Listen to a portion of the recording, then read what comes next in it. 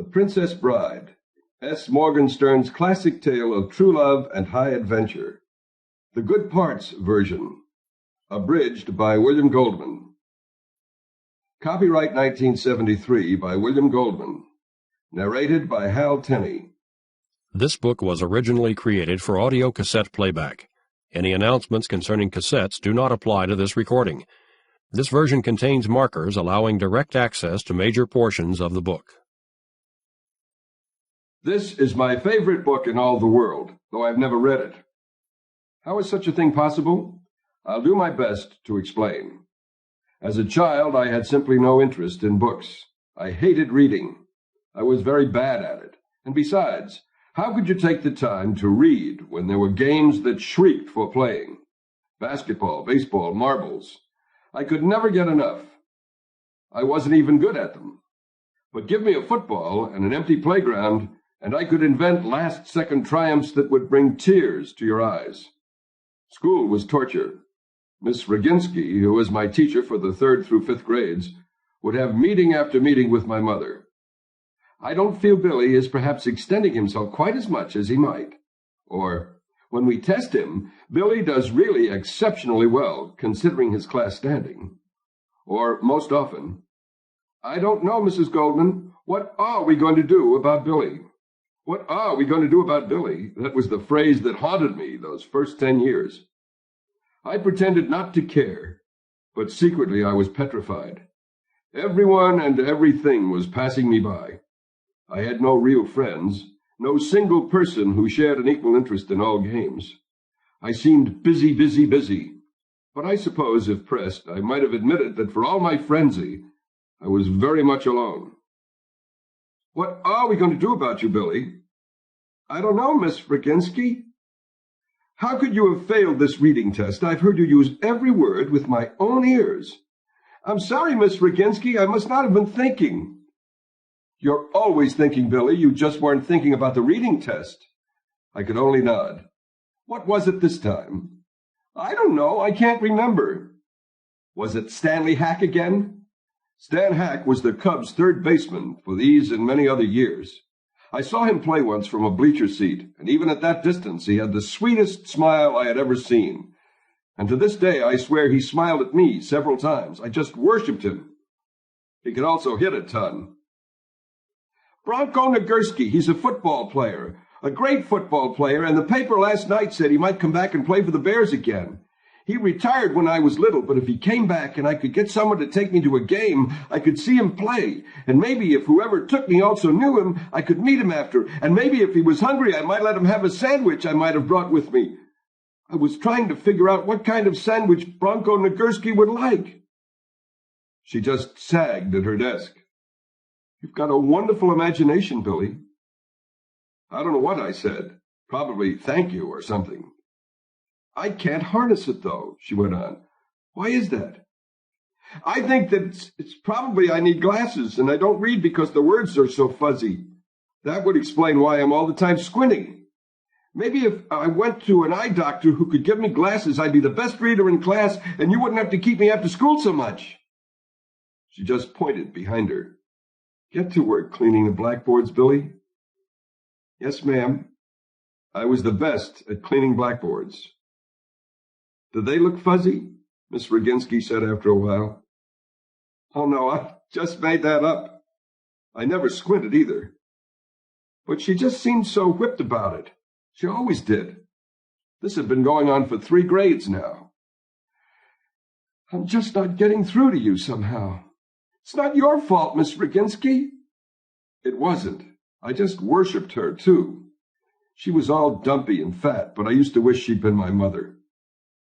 I could never make that really come out right, unless she had been married to my father first, and then they'd gotten divorced, and my father had married my mother, which was okay, because Miss Roginski had to work, so my father got custody of me.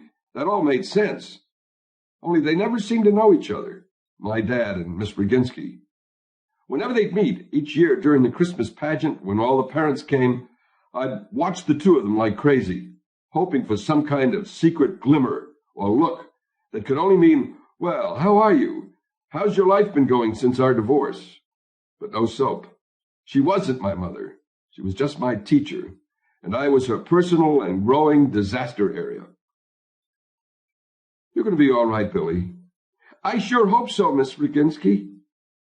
You're a late bloomer, that's all. Winston Churchill was a late bloomer, and so are you. I was about to ask her who he played for, but there was something in her tone that made me know enough not to. And Einstein. Him I also didn't know, or what a late bloomer was, either. But boy, did I ever want to be one. When I was 26, my first novel, The Temple of Gold, was published by Alfred A. Knopf, which is now part of Random House, which is now part of RCA, which is just part of what's wrong with publishing in America today, which is not part of this story. Anyway, before publication, the publicity people at Knopf were talking to me, trying to figure what they could do to justify their salaries. And they asked who did I want to send advance copies to that might be an opinion maker. And I said I didn't know anybody like that. And they said, think, everybody knows somebody. And so I got all excited because the idea just came to me. And I said, okay, send a copy to Miss Roginski, which I figure was logical and terrific because if anybody made my opinions, she did. She's all through Temple of Gold, by the way, only I called her Miss Potulsky. Even then I was creative. Who? This publicity lady said. This old teacher of mine. You send her a copy and I'll sign it and maybe write a little. I was really excited until this publicity guy interrupted with, we were thinking of someone more on the national scene. Very soft, I said. Miss Roginski, you just send her a copy, please, okay? Yes, he said. Yes, by all means. You remember how I didn't ask who Churchill played for because of her tone? I must have hit that same tone, too, just then. Anyway, something must have happened, because he right away wrote her name down, asking was it S-K-I or S-K-Y. With the I told him, already hiking through the years, trying to get the inscription fantastic for her. You know, clever and modest and brilliant and perfect, like that. First name? That brought me back fast. I didn't know her first name. Miss was all I ever called her. I didn't know her address, either. I didn't even know if she was alive or not. I hadn't been back to Chicago in 10 years. I was an only child, both folks gone. Who needed Chicago? Send it to Highland Park Grammar School, I said. And first what I thought I'd write was, for Miss Roginski, a rose from your late bloomer. But then I thought that was too conceited. So I decided, for Miss Roginski, a weed from your late bloomer would be more humble. Too humble, I decided next. And that was it for bright ideas that day. I couldn't think of anything. Then I thought, what if she doesn't even remember me? Hundreds of students over the years, why should she? So finally, in desperation, I put, for Miss Roginski from William Goldman. Billy, you called me, and you said I would be a late bloomer. And this book is for you, and I hope you like it. I was in your class for 3rd, 4th, and 5th grades. Thank you very much. William Goldman. The book came out and got bombed. I stayed in and did the same, adjusting. Not only did it not establish me as the freshest thing since Kit Marlowe, it also didn't get read by anybody. Not true. It got read by any number of people, all of whom I knew. I think it is safe to say, however, no strangers savored it. It was a grinding experience, and I reacted as indicated above. So when Miss Roginski's note came, late, it got sent to Knopf, and they took their time relaying it. I was really ready for a lift. Dear Mr. Goldman, thank you for the book. I have not had time yet to read it, but I am sure it is a fine endeavor. I, of course, remember you. I remember all my students. Yours sincerely, Antonia Roginski. What a crusher. She didn't remember me at all. I sat there holding the note, rocked. People don't remember me, really. It's not any paranoid thing. I just have this habit of slipping through memories. It doesn't bother me all that much, except I guess that's a lie. It does. For some reason, I test very high on forgettability. So when Miss Roginski sent me that note making her just like everyone else, I was glad she'd never gotten married. I'd never liked her anyway. She'd always been a rotten teacher, and it served her right her first name was Antonia. I didn't mean it, I said out loud, right then. I was alone in my one-room job on Manhattan's glamorous West Side and talking to myself. I'm sorry, I went on. You got to believe that, Miss Roginski. What had happened, of course, was that I'd finally seen the postscript. It was on the back of the thank-you note, and what it said was, "Idiot, not even the immortal S. Morgenstern could feel more parental than I." S. Morgenstern, the Princess Bride. She remembered. Flashback. 1941, autumn. I'm a little cranky because my radio won't get the football games. Northwestern is playing Notre Dame. It starts at 1, and by 1:30 I can't get the game. Music, news, soap operas, everything, but not the biggie. I call for my mother. She comes. I tell her my radio's busted. I can't find Northwestern Notre Dame. She says, "You mean the football?" Yes, I say. "It's Friday," she says. "I thought they played on Saturday." Am I an idiot? I lie back, listening to the soaps, and after a little I try finding it again, and my stupid radio will pick up every Chicago station except the one carrying the football game. I really holler now, and again my mother tears in. "I'm going to heave this radio right out the window," I say. It won't get it. I cannot make it get it." "Get what?" she says. "The football game," I say. "How dumb are you? The game! Saturday, and watch your tongue, young man," she says. "I already told you it's Friday." She goes again. Was there ever so ample a dunce? Humiliated, I flick around on my trusty Zenith trying to find the football game. It was so frustrating I was lying there sweating, and my stomach felt crazy, and I was pounding the top of the radio to make it work right. And that was how they discovered I was delirious with pneumonia. Pneumonia today is not what it once was, especially when I had it. 10 days or so in the hospital and then home for the long recuperating period. I guess it was 3 more weeks in bed, a month maybe. No energy, no games even. I just was this lump going through a strength-gathering time, period. Which is how you have to think of me when I came upon the Princess Bride. It was my first night home, drained, still one sick cookie. My father came in, I thought, to say good night. He sat on the end of my bed. "Chapter 1, The Bride," he said. It was then only I kind of looked up and saw he was holding a book. That alone was surprising. My father was next to illiterate in English. He came from Florin, the setting of the Princess Bride, and there he had been no fool. He said once he would have ended up a lawyer, and maybe so. The facts are, when he was 16, he got a shot at coming to America, gambled on the land of opportunity, and lost. There was never much here for him. He was not attractive to look upon, very short, and from an early age bald, and he was ponderous at learning. Once he got a fact, it stayed, but the hours it took to pass into his cranium were not to be believed. His English always stayed ridiculously immigrant-y, and that didn't help him either. He met my mother on the boat over, got married later, and when he thought they could afford it, had me. He worked forever as the number 2 chair in the least successful barber shop in Highland Park, Illinois.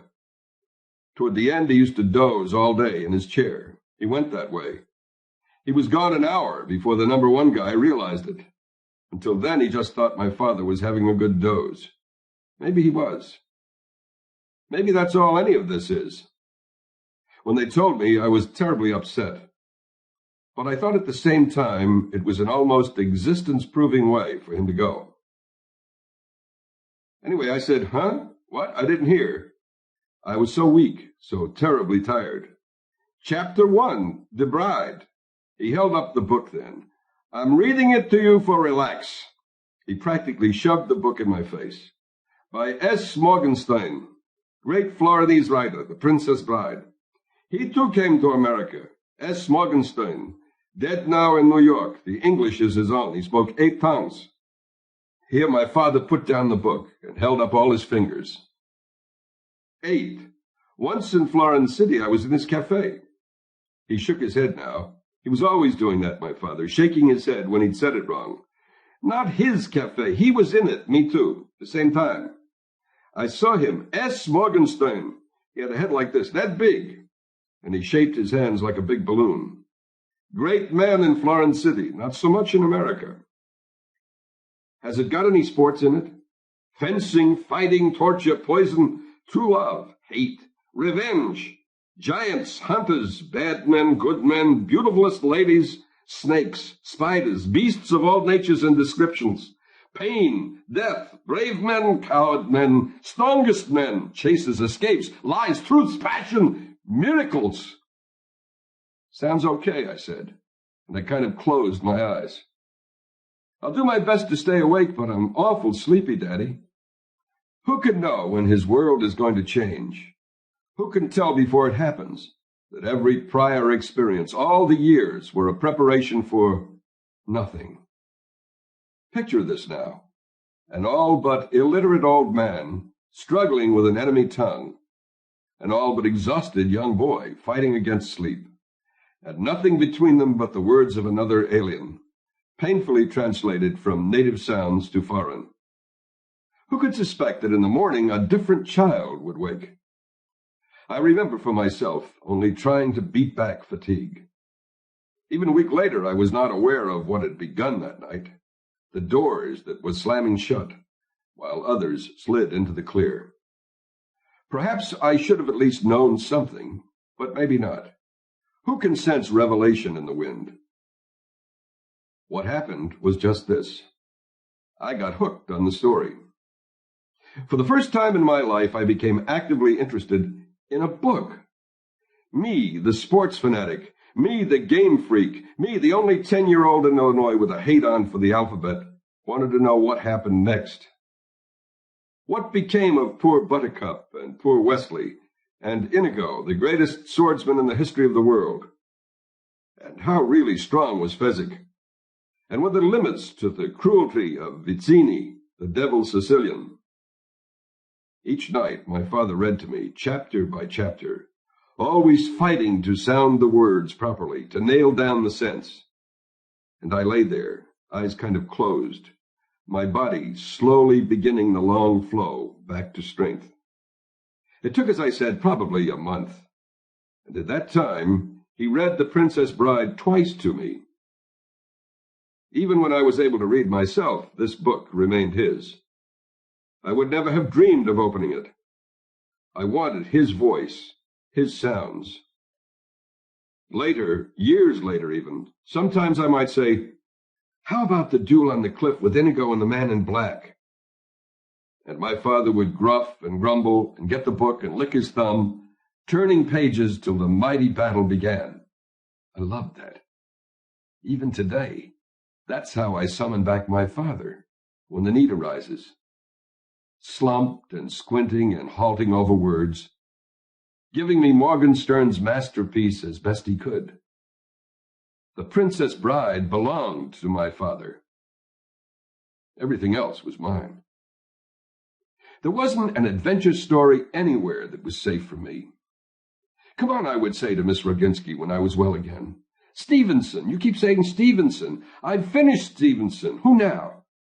And she would say, well, try Scott, see how you like him. So I tried old Sir Walter, and I liked him well enough to butt through a half-dozen books in December. A lot of that was Christmas vacation, when I didn't have to interrupt my reading for anything but now and then a little food. Who else? Who else? Cooper, maybe, she'd say. So off I went into the Deerslayer and all the leather-stocking stuff. And then on my own one day, I stumbled onto Dumas and D'Artagnan, and that got me through most of February, those guys. You have become, before my very eyes, a novelholic, Miss Roginski said. Do you realize you are spending more time now reading than you used to spend on games? Do you know that your arithmetic grades are actually getting worse? I never minded when she knocked me. We were alone in the schoolroom, and I was after her for somebody good to devour. She shook her head. You're certainly blooming, Billy. Before my very eyes. I just don't know into what. I just stood there and waited for her to tell me to read somebody. You're impossible, standing there waiting. She thought a second. All right, try Hugo, the Hunchback of Notre Dame. Hugo, I said, Hunchback, thank you. And I turned, ready to begin my sprint to the library. I heard her words sighed behind me as I moved. This can't last. It just can't last. But it did, and it has. I am as devoted to adventure now as then, and that's never going to stop. That first book of mine I mentioned, The Temple of Gold. Do you know where the title comes from? From the movie Gunga Din, which I've seen 16 times, and I still think is the greatest adventure movie ever made. True story about Gunga Din. When I got discharged from the Army, I made a vow never to go back on an Army post. No big deal, just a simple, lifelong vow. Okay. Now I'm home the day after I get out, and I've got a buddy at Fort Sheridan nearby, and I called to check in, and he says, "Hey, guess what's on post tonight? Gunga Din." "We'll go," I said. "It's tricky," he said. "You're a civilian." Upshot, I got back into uniform the first night I was out and snuck onto an Army post to see that movie. Snuck back, a thief in the night. Heart pounding, the sweats, everything. I'm addicted to action, adventure, call it what you will, in any way, shape, etc. I never missed an Alan Ladd picture, an Errol Flynn picture. I still don't miss John Wayne pictures. My whole life really began with my father reading me the Morgenstern when I was 10. Fact, Butch Cassidy and the Sundance Kid is no question the most popular thing I've ever been connected with. When I die, if the Times gives me an obit, it's going to be because of Butch. Okay. Now, what's the scene everybody talks about? The single moment that stays fresh for you and me and the masses? Answer, the jump off the cliff.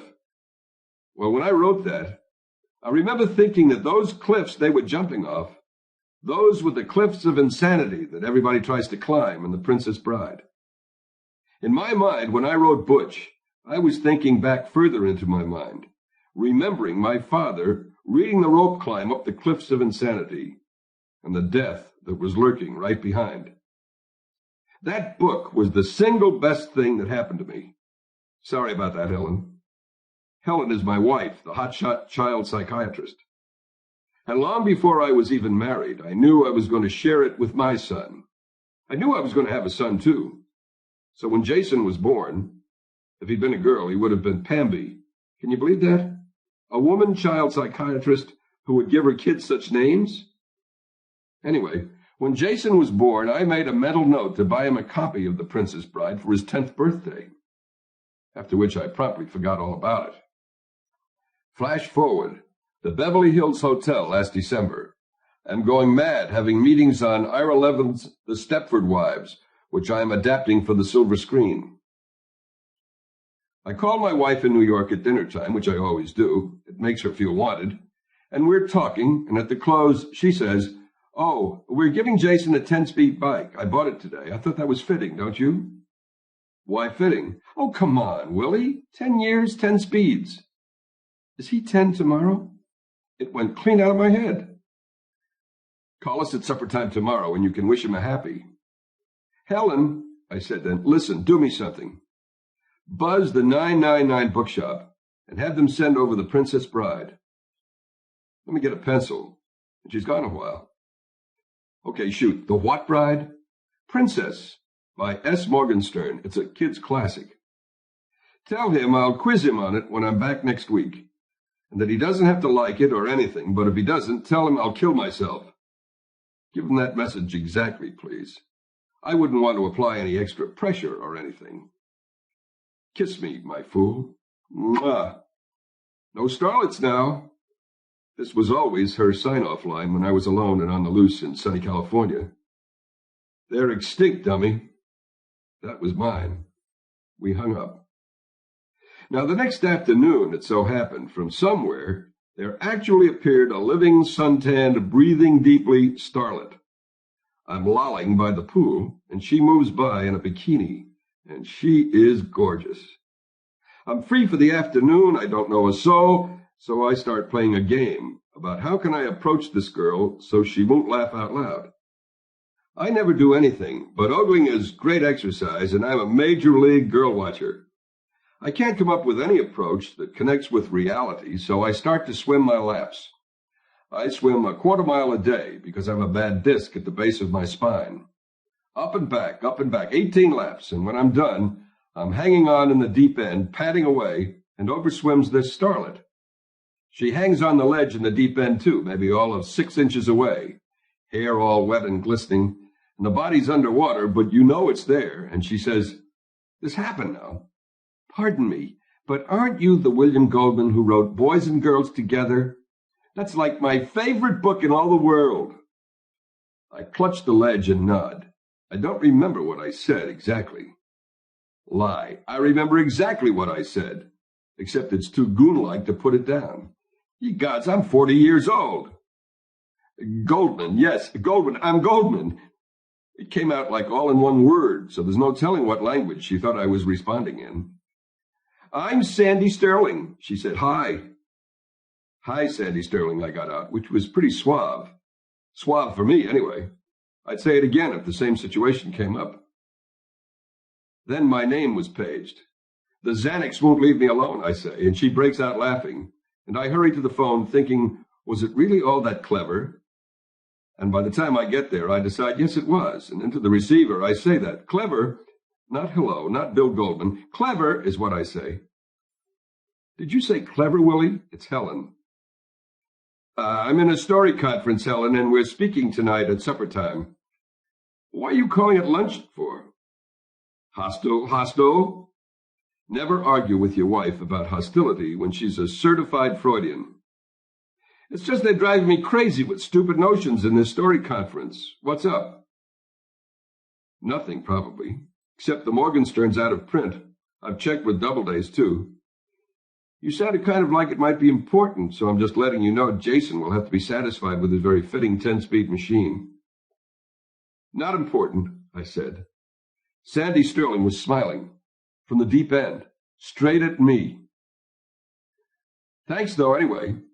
I was about to hang up. Then I said, "Well, as long as you've gone this far, call Argosy on 59th Street. They specialize in out-of-print stuff." "Argosy, 59th. Got it. Talk to you at supper." She hung up.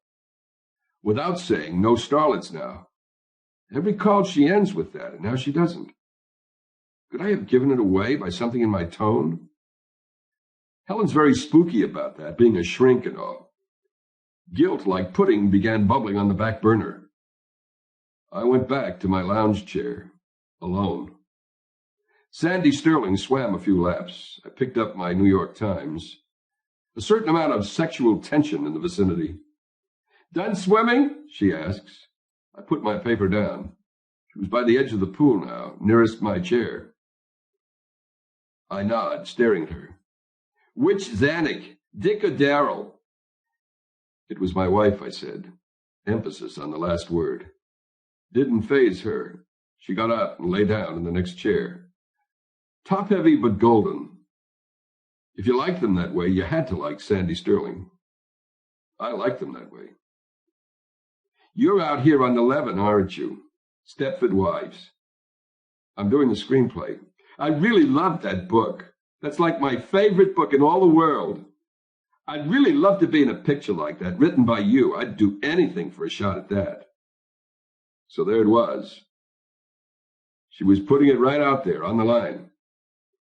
Naturally, I set her straight fast. "Listen," I said, "I don't do things like that. If I did, I would, because you're gorgeous. That goes without saying, and I wish you joy. But life's too complicated without that kind of thing going on." That's what I thought I was going to say. But then I figured, hey, wait a minute. What law is there that says you have to be the token Puritan of the movie business? I've worked with people who keep card files on this kind of thing. True, ask Joyce Haber. "Have you acted a lot in features?" I heard myself asking. Now, you know I was really passionate to know the answer to that one. Nothing that really enlarged my boundaries, you know what I mean? "Mr. Goldman?" I looked up. It was the assistant lifeguard. "For you again." He handed me the phone. "Willie?" Just the sound of my wife's voice sent sheer blind misgivings through each and every part of me. "Yes, Helen." "You sound funny." "What is it, Helen?" "Nothing, but it can't be nothing, or you wouldn't have called me." What's the matter, Willie? Nothing is the matter. I was trying to be logical. You did, after all, place the call. I was merely trying to ascertain why. I can be pretty distant when I put my mind to it. You're hiding something. Nothing drives me crazier than when Helen does that. Because, see, with this horrible psychiatrist background of hers, she only accuses me of hiding things from her when I'm hiding things from her. Helen, I'm in the middle of a story conference now. Just get on with it. So there it was again.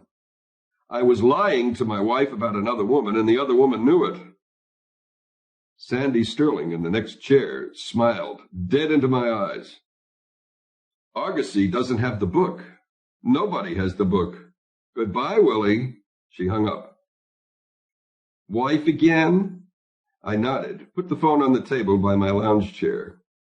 You sure talk to each other a lot. I know, I told her. It's murder trying to get any writing done. I guess she smiled. There was no way I could stop my heart from pounding. Chapter 1, The Bride, my father said. I must have jerked around or something, because she said, huh? I began. Nothing, I said finally. Easy, she said, and she gave me a really sweet smile. She dropped her hand over mine for just a second, very gentle and reassuring. I wondered, was it possible she was understanding too? Gorgeous and understanding? Was that legal? Helen wasn't ever understanding. She was always saying she was. I understand why you're saying that, Willie. But secretly she was ferreting out my neuroses. Well, I guess she was understanding. What she wasn't was sympathetic. And of course she wasn't gorgeous, too. Skinny, yes. Brilliant, yes. I met my wife in graduate school, I said to Sandy Sterling. She was getting her Ph.D. Sandy Sterling was having a little trouble with my train of thought. We were just kids. How old are you? You want my real age or my baseball age? I really laughed then. Gorgeous and understanding and funny? Fencing, fighting, torture, my father said. Love, hate, revenge, giants, beasts of all natures and descriptions, truths, passion, miracles. It was 12:35, and I said, one phone call, okay? Okay. New York City information, I said into the receiver. And when I was through, I said, could you give me the names of some 4th Avenue bookshops, please? There must be 20 of them. 4th Avenue is the used and out-of-print book center of the English-speaking chapter of the civilized world. While the operator looked, I turned to the creature on the next lounge and said, my kid's 10 today. I'd kind of like for him to have this book from me, a present. Won't take a sec. Swing, Sandy Sterling said. I list one bookstore called the 4th Avenue Bookshop, the operator said, and she gave me the number. Can't you give me any of the others? They're all down there in a clump. If you will give me your names, I can help you, the operator said, speaking bell talk. This one will do, I said, and I got the hotel operator to ring through for me. Listen, I'm calling from Los Angeles, I said, and I need The Princess Bride by S. Morgenstern. Nope, sorry, the guy said, and before I could say, well, could you give me the names of the other stores down there, he hung up. Get me that number back, please, I said to the hotel operator. And when the guy was on the line again, I said, this is your Los Angeles correspondent. Don't hang up so fast this time. I ain't got it, mister. I understand that. What I'd like is, since I'm in California, could you give me the names and numbers of some of the other stores down there? They might have it, and there aren't exactly an abundance of New York Yellow Pages drifting around out here. They don't help me, I don't help them. He hung up again. I sat there with the receiver in my hand. What's this special book? Sandy Sterling asked. Not important, I said, and hung up. Then I said, yes, it is, and picked up the receiver again. Eventually got my publishing house in New York, Harcourt Brace Jovanovich, and after a few more eventualities, my editor's secretary read me off the names and numbers of every bookstore in the 4th Avenue area. Hunters, my father was saying now. Bad men, good men, beautifulest ladies. He was camped in my cranium, hunched over, bald and squinting, trying to read, trying to please, trying to keep his son alive and the wolves away. It was 1:10 before I had the list completed and rang off from the secretary. Then I started with the bookstores. Listen, I'm calling from Los Angeles on the Morgenstern book The Princess Bride, and sorry, busy signal. Not for years. Another busy. 1:35. Sandy swimming. Getting a little angry, too. She must have thought I was putting her on. I wasn't, but it sure looked that way. Sorry, had a copy in December. No soap, sorry. This is a recorded announcement. The number you have dialed is not in working order. Please hang up and... Nope. Sandy really upset now, glaring, gathering debris. Who reads Morgenstern today? Sandy, going, gorgeous, gone. Bye, Sandy. Sorry, Sandy. Sorry, we're closing. 1:55 now, 4:55 in New York. Panic in Los Angeles. Busy. No answer. Florinese, I got to think. Somewhere in the back. I sat up in my lounge chair. His accent was thick. I need the English translation. You don't get much call from Morgenstern nowadays. I don't know any more what I got back there. You come in tomorrow, you look around. I'm in California, I said. Meshuggah, he said. It would mean just a great deal to me if you'd look. You're going to hold on while I do it. I'm not going to pay for this call. Take your time, I said. He took 17 minutes. I just hung on, listening. Every so often, I'd hear a footstep or a crash of books or a grunt. Ugh. Finally, well, I got the Florinese like I thought. So close, but not the English, I said. And suddenly he's yelling at me. What are you, crazy? I break my back and he says I haven't got it. Yes, I got it. I got it right in. Believe me, it's going to cost a pretty penny. Great. Really, no kidding. Now listen, here's what you do. Get yourself a cab and tell him to take the books straight up to Park and... Mr. California Meshuggah, you listen now.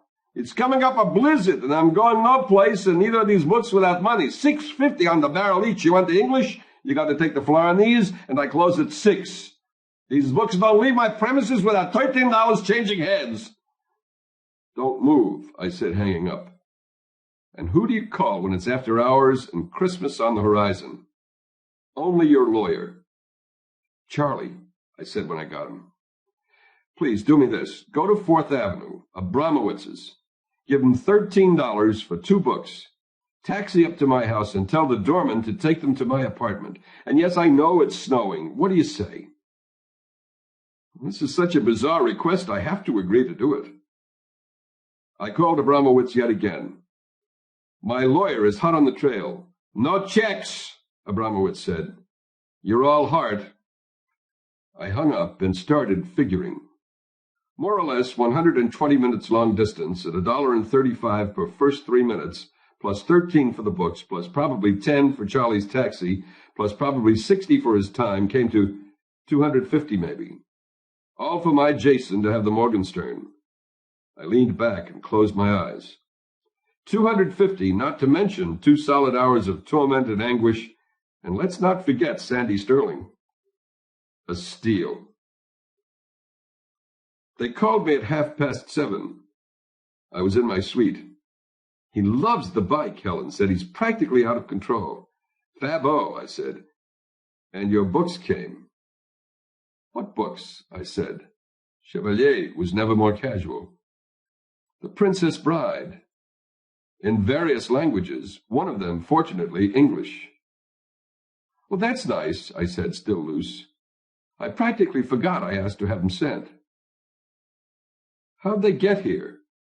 I called my editor's secretary and had her scrounge up a couple copies. Maybe they had them at Harcourt, who knows? They did have copies at Harcourt. Can you buy that? I'll get to why in the next pages, probably. Give me the kid. Hi, he said a second later. Listen, Jason, I told him. We thought about giving you a bike for your birthday, but we decided against it. Boy, are you wrong. I got one already. Jason has inherited his mother's total lack of humor. I don't know, maybe he's funny and I'm not. We just don't laugh much together, is all I can say for sure. My son Jason is this incredible-looking kid. Paint him yellow, he'd mop up for the school sumo team, a blimp, all the time stuffing his face. I watch my weight, and old Helen is only visible full front plus, on top of which she is this leading child shrink in Manhattan, and our kid can roll faster than he can walk. He's expressing himself through food, Helen always says, his anxieties. When he feels ready to cope, he'll slim down. Hey, Jason, Mom tells me this book arrived today, the princess thing. I'd sure like it if maybe you'd give it a read while I'm gone. I loved it when I was a kid, and I'm kind of interested in your reaction. Do I have to love it too? He was his mother's son, all right. Jason, no, just the truth, exactly what you think. I miss you, Big Shot, and I'll talk to you on your birthday. Boy, are you wrong. Today is my birthday. We bantered a bit more, long past when there was much to say. Then I did the same with my spouse and hung up, promising a return by the end of 1 week. It took 2. Conferences dragged, producers got inspirations that had to carefully get shot down. Directors needed their egos soothed. Anyway, I was longer than anticipated in sunny Cal. Finally, though, I was allowed to return to the care and safety of the family. So I quick buzzed to L.A. Airport before anybody's mind changed. I got there early, which I always do when I come back, because I had to load up my pockets with doodads and such for Jason.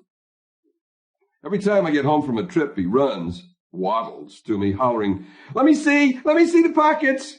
Then he goes through all my pockets, taking out his graft. And once the loot is totaled, he gives me a nice hug. Isn't it awful what we'll do in this world to feel wanted? Let me see the pockets, Jason shouted, moving to me across the foyer. It was a supper-time Thursday, and while he went through his ritual, Helen emerged from the library and kissed my cheek, going, what a dashing-looking fellow I have, which is also ritual. And laden with gifts, Jason kind of hugged me and waddled off to his room. Angelica's just getting dinner on, Helen said. You couldn't have timed it better. Angelica? Helen put her finger to her lips and whispered, it's her 3rd day on, but I think she may be a treasure. I whispered back, what was wrong with the treasure we had when I left? She'd only been with us a week then. She proved a disappointment, Helen said. That was all. Helen is this brilliant lady, junior Phi Beta in college. Every academic honor conceivable, really an intellect of startling breadth and accomplishment, only she can't keep a maid. First, I guess she feels guilty having anybody, since most of the anybodies available nowadays are black or Spanish, and Helen is ultra-super-liberal. Second, she's so efficient, she scares them. She can do everything better than they can, and she knows it, and she knows they know it. Third, once she's got them panicked, she tries to explain, being an analyst, why they shouldn't be frightened. And after a good solid half-hour ego search with Helen, they're really frightened. Anyway, we have had an average of 4 treasures a year for the last few years. We've been running in bad luck, but it'll change, I said, just as reassuringly as I knew how. I used to heckle her about the health problem, but I learned that was not necessarily wise. Dinner was ready a little later, and with an arm around my wife and an arm around my son, I advanced toward the dining room. I felt at that moment safe, secure, all the nice things. Supper was on the table, creamed spinach, mashed potatoes, gravy, and pot roast. Terrific, except I don't like pot roast, since I'm a rare meat man. But creamed spinach I have a lech for, so all in all, a more than edible spread was set across the tablecloth. We sat. Helen served the meat. The rest we passed. My pot roast slice was not terribly moist, but the gravy could compensate. Helen rang. Angelica appeared, maybe 20 or 18, swarthy, slow-moving. Angelica, Helen began, this is Mr. Goldman. I smiled and said hi and waved a fork. She nodded back. Angelica, this is not meant to be construed as criticism, since what happened is all my fault. But in the future, we must both try very hard to remember that Mr. Goldman likes his roast beef rare. This was roast beef, I said. Helen shot me a look. Now, Angelica, there is no problem, and I should have told you more than once about Mr. Goldman's preferences. But next time we have boned rib roast. Let's all do our best to make the middle pink, shall we? Angelica backed into the kitchen. Another treasure down the tubes. Remember now, we all three started this meal happy. 2 of us are left in that state, Helen clearly being distraught. Jason was piling the mashed potatoes on his plate with a practiced and steady motion. I smiled at my kid. Hey, I tried, let's go a little easy, huh, fella? He splattered another fat spoonful onto his plate. Jason, they're just loaded, I said then. I'm really hungry, Dad, he said, not looking at me. Fill up on the meat then, why don't you? I said. Eat all the meat you want. I won't say a word. I'm not eating nothing, Jason said, and he shoved his plate away and folded his arms and stared off into space. If I were a furniture salesperson, Helen said to me, or perhaps a teller in a bank, I could understand. But how can you have spent all these years married to a psychiatrist and talk like that? You're out of the dark ages, Willie. Helen, the boy is overweight. All I suggested was he might leave a few potatoes for the rest of the world and stuff on this lovely prime pot roast your treasurer has whipped up for my triumphant return. Willie, I don't want to shock you, but Jason happens to have not only a very fine mind, but also exceptionally keen eyesight. When he looks at himself in the mirror, I assure you he knows he is not slender. That is because he does not choose at this stage to be slender. He's not that far from dating, Helen. What then? Jason is 10, darling, and not interested at this stage in girls. At this stage, he is interested in rocketry. What difference does a slight case of overweight make to a rocket lover? When he chooses to be slender, I assure you he has both the intelligence and the willpower to become slender. Until that time, please, in my presence, do not frustrate the child. Sandy Sterling in her bikini was dancing behind my eyes. I'm not eating, and that's it, Jason said then. Sweet child, Helen said to the kid in that tone she reserves on this earth only for such moments. Be logical. If you do not eat your potatoes, you will be upset, and I will be upset. Your father clearly is already upset. If you do eat your potatoes, I shall be pleased, you will be pleased, your tummy will be pleased. We can do nothing about your father. You have it in your power to upset all or one, about whom, as I have already said, we can do nothing. Therefore, the conclusion should be clear, but I have faith in your ability to reach it yourself. Do what you will, Jason. He began to stuff it in. You're making a poof out of that kid, I said, only not loud enough for anybody but me and Sandy to hear. Then I took a deep, deep breath, because whenever I come home, there's always trouble, which is because, Helen says, I bring tension with me. I always need inhuman proof that I've been missed, that I'm still needed, loved, etc. All I know is I hate being away, but coming home is the worst. There's never really much chance to go into, well, what's new since I've gone, chit-chat, seeing that Helen and I talk every night anyway. I'll bet you're a whiz on that bike, I said then. Maybe we'll go for a ride this weekend. Jason looked up from his potatoes. I really loved the book, Dad. It was great. I was surprised that he said it, because naturally I was just starting to work my way into that subject matter. But then, as Helen's always saying, Jason ain't no dummy. Well, I'm glad, I said, and was I ever? Jason nodded. Maybe it's even the best I read in all my life. I nibbled away at my spinach. What was your favorite part? Chapter 1, The Bride, Jason said. That really surprised me. Not that Chapter 1 stinks or anything, but there's not that much that goes on compared with the incredible stuff later. Buttercup grows up, mostly is all.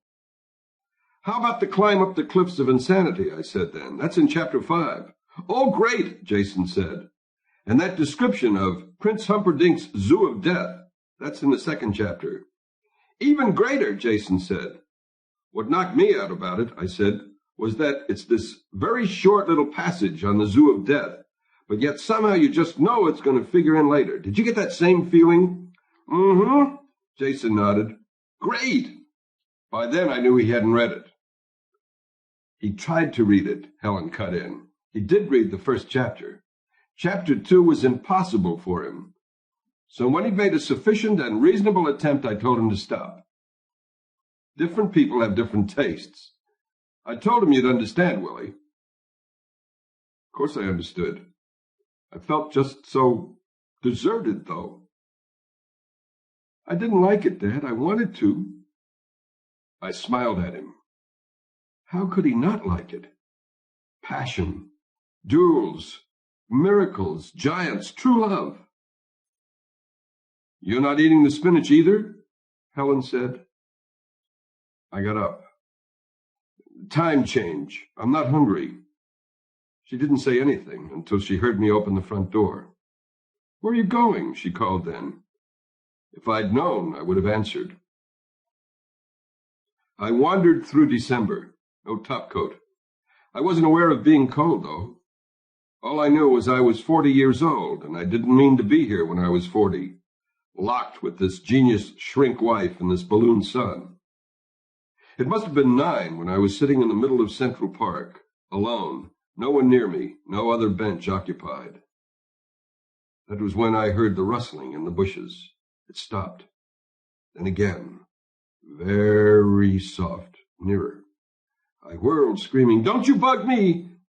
And whatever it was, friend, foe, imagination, fled. I could hear the running, and I realized something. Right then, at that moment, I was dangerous. Then it got cold. I went home. Helen was going over some notes in bed. Ordinarily, she would come out with something about me being a bit elderly for acts of juvenile behavior. But there must have been danger clinging to me still. I could see it in her smart eyes. He did try, she said finally. I never thought he didn't, I answered. Where's the book? The library, I think. I turned, started out. Can I get you anything? I said no. Then I went to the library, closed myself in, hunted out The Princess Bride. It was in pretty good shape, I realized as I checked the binding, which is when I saw it was published by my publishing house, Harcourt Brace Jovanovich. This was before that. They weren't even Harcourt Brace and World yet. Just plain old Harcourt Brace, period. I flicked to the title page, which was funny, since I'd never done that before. It was always my father who'd done the handling. I had to laugh when I saw the real title, because right there it said, The Princess Bride, S. Morgenstern's classic tale of true love and high adventure. You had to admire a guy who called his own new book a classic before it was published, and anyone else had a chance to read it. Maybe he figured if he didn't do it, nobody would. Or maybe he was just trying to give the reviewers a helping hand, I don't know. I skimmed the first chapter, and it was pretty much exactly as I remembered. Then I turned to the second chapter, the one about Prince Humperdinck and the little kind of tantalizing description of the Zoo of Death. And that's when I began to realize the problem. Not that the description wasn't there, it was, and again pretty much as I remembered it. But before you got to it, there were maybe 60 pages of text dealing with Prince Humperdinck's ancestry and how his family got control of Florin, and this wedding and that child begatting this one over here who then married somebody else. And then I skipped to the third chapter, the Courtship. And that was all about the history of Gilder and how that country reached its place in the world. The more I flipped on, the more I knew. Morgenstern wasn't writing any children's book. He was writing a kind of satiric history of his country and the decline of the monarchy in Western civilization. But my father only read me the action stuff, the good parts. He never bothered with the serious side at all. About 2 in the morning, I called Hiram in Martha's Vineyard. Hiram Hayden's been my editor for a dozen years, ever since Soldier in the Rain. And we've been through a lot together, but never any phone calls at 2 a.m. To this day, I know he doesn't understand why I couldn't wait till maybe breakfast. "You're sure you're all right, Bill?" he kept saying. "Hey, Hiram," I began after about 6 rings. "Listen, you guys published a book just after World War I. Do you think it might be a good idea for me to abridge it and we'd republish it now?" "You're sure you're all right, Bill?" "Fine, absolutely. And see, I'd just use the good parts. I'd kind of bridge where there were skips in the narrative and leave the good parts alone. What do you think?" "Bill, it's 2 a.m. up here. Are you still in California?" I acted like I was all shocked and surprised, so he wouldn't think I was a nut. "I'm sorry, Hiram. My God, what an idiot. It's only 11 in Beverly Hills. Do you think you could ask Mr. Yovanovitch, though?" "You mean now?" "Tomorrow or the next day. No big deal. I'll ask him anything, only I'm not quite sure I'm getting an accurate reading on exactly what you want." "You're sure you're all right, Bill?" "I'll be in New York tomorrow. Call you then about the specifics, okay?" "Could you make it a little earlier in the business day, Bill?" I laughed, and we hung up, and I called Zig in California. Evetts Ziegler has been my movie agent for maybe 8 years. He did the Butch Cassidy deal for me, and I woke him up, too. "Hey, Zig, could you get me a postponement on the Stepford Wives? There's this other thing that's come up." "You're contracted to start now. How long a postponement?" "I can't say for sure. I've never done an abridgment before. Just tell me what you think they'd do." "I think if it's a long postponement, they threaten to sue, and you'd end up losing a job." It came out pretty much as he said. They threatened to sue, and I almost lost the job and some money and didn't make any friends in the industry, as those of us in showbiz call movies. But the abridgment got done, and you hold it in your hands. The good parts version. Why did I go through all that? Helen pressured me greatly to think about an answer. She felt it was important, not that she know necessarily, but that I know. "Because you acted crackers, Willie boy," she said. "You had me truly scared." "So why?" I never was worth beans at self-scrutiny. Everything I write is impulse. This feels right, that sounds wrong, like that. I can't analyze, not my own actions anyway. I know I don't expect this to change anybody else's life the way it altered mine. But take the title words, true love and high adventure. I believed in that once. I thought my life was going to follow that path, prayed that it would. Obviously it didn't. But I don't think there's high adventure left anymore. Nobody takes out a sword nowadays and cries, "Hello, my name is Inigo Montoya. You killed my father. Prepare to die." And true love, you can forget about, too. I don't know if I love anything truly any more beyond the porterhouse at Peter Luger's and the cheese enchilada at El Parador's. Sorry about that, Helen. Anyway, here's the good parts version. S. Morgenstern wrote it, and my father read it to me, and now I give it to you. What you do with it will be of more than passing interest to us all. New York City, December 1972. Chapter 1. The Bride. The year that Buttercup was born, the most beautiful woman in the world was a French scullery maid named Annette. Annette worked in Paris for the Duke and Duchess de Guiche, and it did not escape the Duke's notice that someone extraordinary was polishing the pewter. The Duke's notice did not escape the notice of the Duchess either, who was not very beautiful and not very rich, but plenty smart. The Duchess set about studying Annette and shortly found her adversary's tragic flaw. Chocolate. Armed now, the Duchess set to work.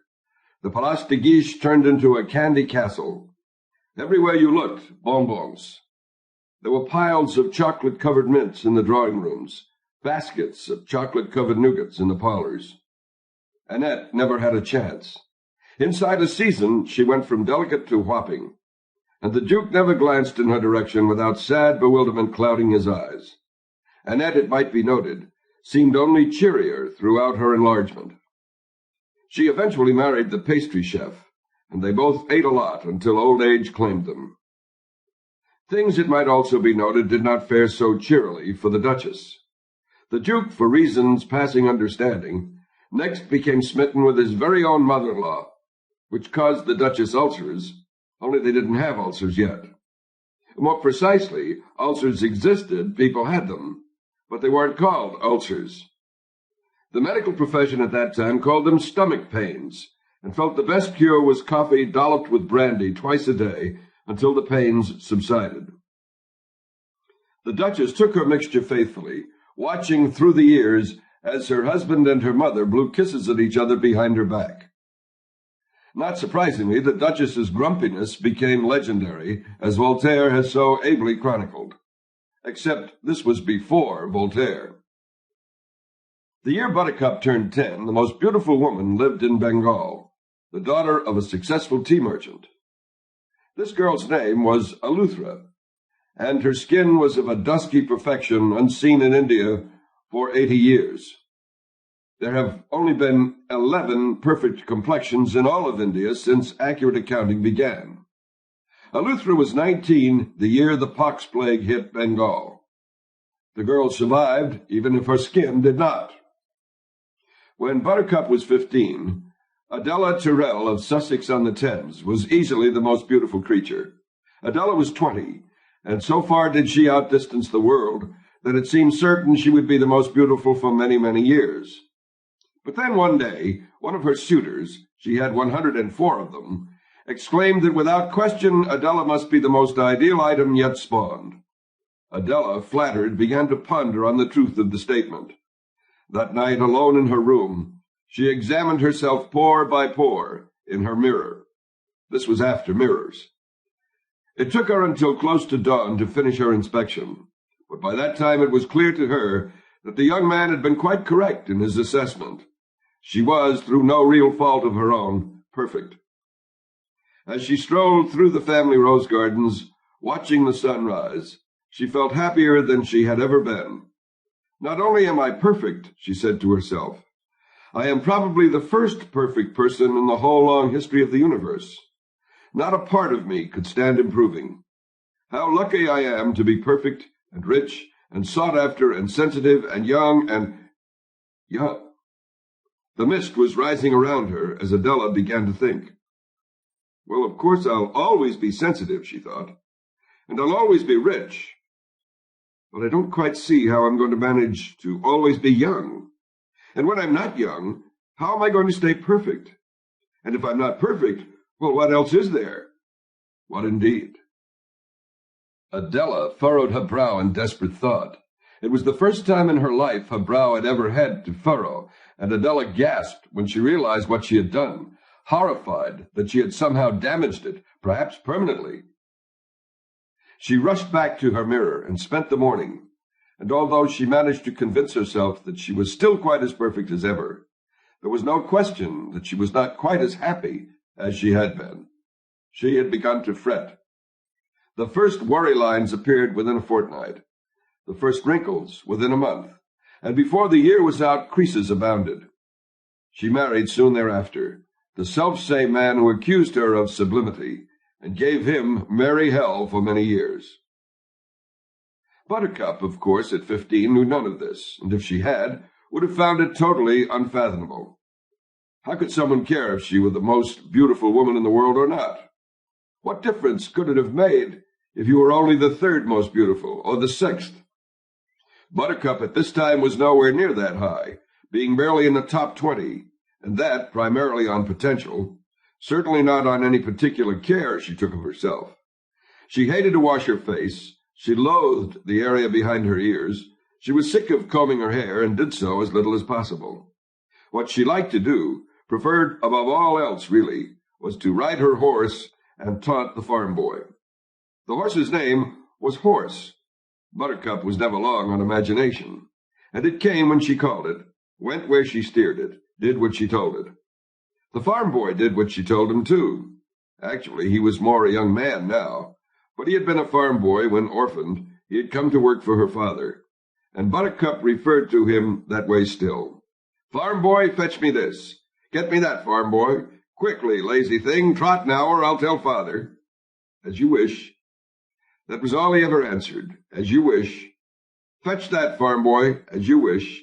"Dry this, farm boy." "As you wish." He lived in a hovel, out near the animals, and according to Buttercup's mother, he kept it clean. He even read when he had candles. "I'll leave the lad an acre in my will," Buttercup's father was fond of saying. They had acres then. "You'll spoil him," Buttercup's mother always answered. "He's slaved for many years. Hard work should be rewarded." Then rather than continue the argument, they had arguments then, too, they would both turn on their daughter. "You didn't bathe," her father said. I did, from Buttercup. "Not with water," her father continued. "You reek like a stallion." "I've been riding all day," Buttercup explained. "You must bathe, Buttercup," her mother joined in. "The boys don't like their girls to smell of stables." "Oh, the boys!" Buttercup fairly exploded. "I do not care about the boys. Horse loves me, and that is quite sufficient, thank you." She said that speech loud, and she said it often. But like it or not, things were beginning to happen. Shortly before her 16th birthday, Buttercup realized that it had now been more than a month since any girl in the village had spoken to her. She had never much been close to girls, so the change was nothing sharp. But at least, before, there were head nods exchanged when she rode through the village or along the cart tracks. But now, for no reason, there was nothing. A quick glance away as she approached, that was all. Buttercup cornered Cornelia one morning at the blacksmith's and asked about the silence. "I should think after what you've done, you'd have the courtesy not to pretend to ask," came from Cornelia. "And what have I done?" What? "You've stolen them." With that, Cornelia fled. But Buttercup understood. She knew who them was. The boys, the village boys. The beef-witted, feather-brained, rattle-skulled, clod-pated, dim-domed, noodle-noggin, sap-headed, lunk-knobbed boys. How could anybody accuse her of stealing them? Why would anybody want them, anyway? What good were they? All they did was pester and vex and annoy. "Can I brush your horse, Buttercup?" "Thank you, but the farm boy does that." "Can I go riding with you, Buttercup?" "Thank you, but I really do enjoy myself alone." "You think you're too good for anybody, don't you, Buttercup?" No, I don't. I just like riding by myself, that's all." But throughout her 16th year, even this kind of talk gave way to stammering and flushing, and at the very best, questions about the weather. "Do you think it's going to rain, Buttercup?" "I don't think so. The sky is blue." "Well, it might rain." "Yes, I suppose it might." "You think you're too good for anybody, don't you, Buttercup?" "No, I just don't think it's going to rain, that's all." At night, more often than not, they would congregate in the dark beyond her window and laugh about her. She ignored them. Usually the laughter would give way to insult. She paid them no mind. If they grew too damaging, the farm boy handled things, emerging silently from his hovel, thrashing a few of them, sending them flying. She never failed to thank him when he did this. "As you wish," was all he ever answered. When she was almost 17, a man in a carriage came to town and watched as she rode for provisions. He was still there on her return, peering out. She paid him no mind, and indeed, by himself he was not important. But he marked a turning point. Other men had gone out of their way to catch sight of her. Other men had even ridden 20 miles for the privilege, as this man had. The importance here is that this was the first rich man who had bothered to do so, the first noble. And it was this man, whose name is lost to antiquity, who mentioned Buttercup to the Count. The land of Florin was set between where Sweden and Germany would eventually settle. This was before Europe. In theory, it was ruled by King Lotharin and his second wife, the Queen. But in fact, the king was barely hanging on, could only rarely tell day from night, and basically spent his time in muttering. He was very old, Every organ in his body had long since betrayed him, and most of his important decisions regarding Florin had a certain arbitrary quality that bothered many of the leading citizens. Prince Humperdinck actually ran things. If there had been a Europe, he would have been the most powerful man in it. Even as it was, nobody within 1,000 miles wanted to mess with him. The Count was Prince Humperdinck's only confidant. His last name was Rugen, but no one needed to use it. He was the only count in the country, the title having been bestowed by the prince as a birthday present some years before, the happening taking place naturally at one of the countess's parties. The countess was considerably younger than her husband. All of her clothes came from Paris. This was after Paris. And she had superb taste. This was after taste, too, but only just. And since it was such a new thing, and since the countess was the only lady in all Florin to possess it, is it any wonder she was the leading hostess of the land? Eventually, her passion for fabric and face paint caused her to settle permanently in Paris, where she ran the only salon of international consequence. For now she busied herself with simply sleeping on silk, eating on gold, and being the single most feared and admired woman in Florinese history. If she had figure faults, her clothes concealed them. If her face was less than divine, it was hard to tell once she got done applying substances. This was before glamour. But if it hadn't been for ladies like the Countess, there would never have been a need for its invention. In sum, the Rugens were couple of the week in Florin, and had been for many years. This is me, William Goldman. All abridging remarks and other comments will be announced, so you'll know. When I said at the start that I'd never read this book, that's true. My father read it to me, and I just quick-skimmed along, crossing out whole sections when I did the abridging, leaving everything just as it was in the original Morgenstern. This chapter is totally intact. My intrusion here is because of the way Morgenstern uses parentheses. The copy editor at Harcourt kept filling the margins of the galley proofs with questions. How can it be before Europe but after Paris? And how is it possible this happens before glamour when glamour is an ancient concept?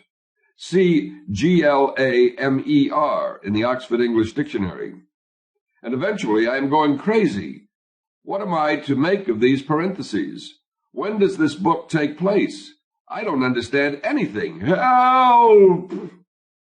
Denise, the copy editor, has done all my books since Boys and Girls Together, and she had never been as emotional in the margins with me before. I couldn't help her. Either Morgenstern meant them seriously or he didn't, or maybe he meant some of them seriously and some others he didn't, but he never said which were the seriously ones.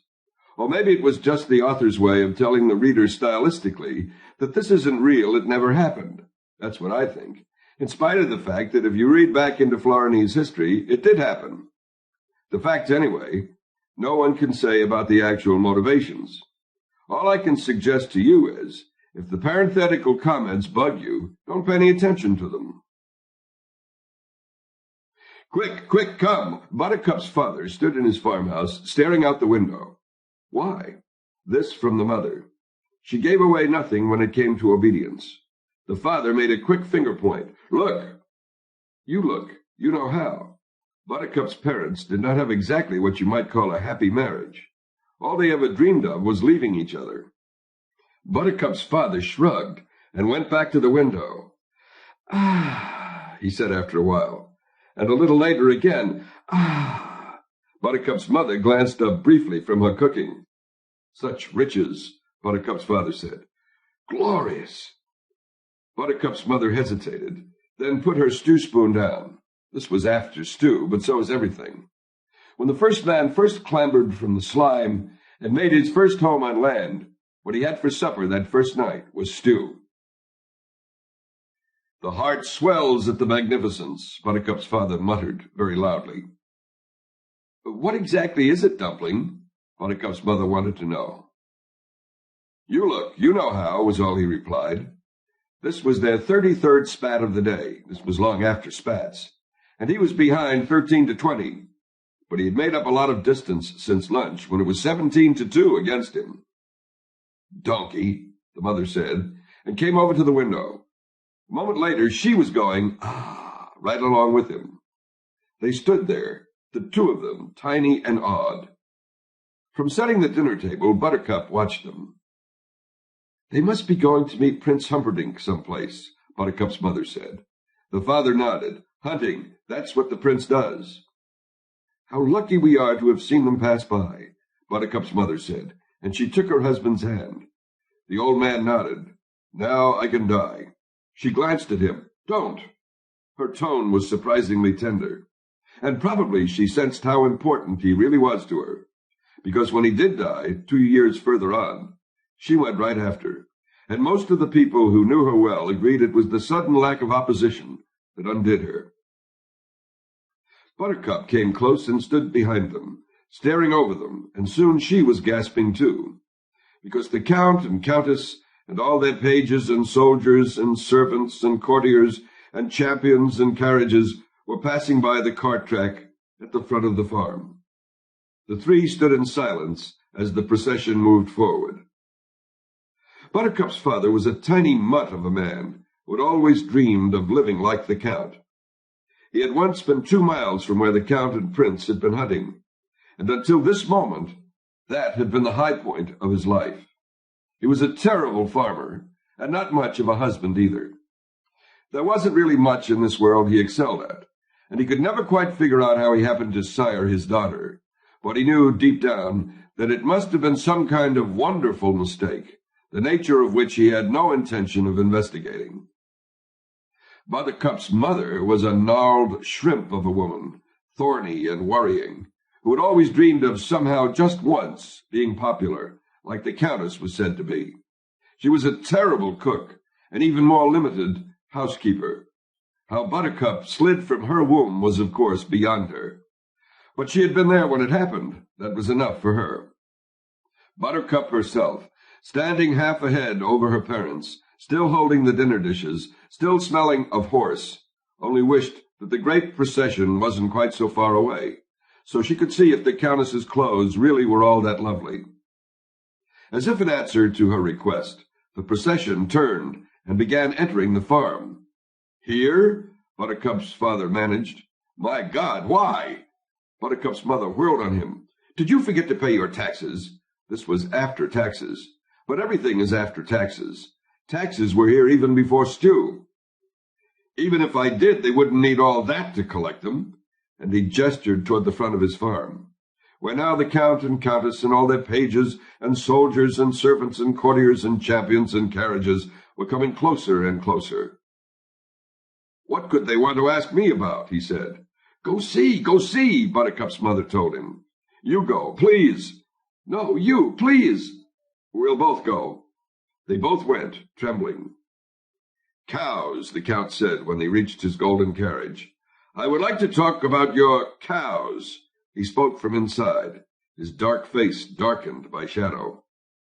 "My cows," Buttercup's father said. "Yes, you see, I'm thinking of starting a little dairy of my own. And since your cows are known throughout the land as being Florence's finest, I thought I might pry your secrets from you."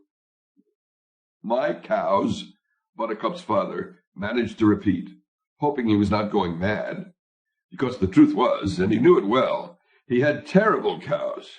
For years, nothing but complaints from the people in the village. If anyone else had had milk to sell, he would have been out of business in a minute. Now, granted, things had improved since the farm boy had come to slave for him. No question, the farm boy had certain skills, and the complaints were quite non-existent now. But that didn't make his the finest cows in Floren. Still, you didn't argue with the Count. Buttercup's father turned to his wife. "What would you say my secret is, my dear?" he asked.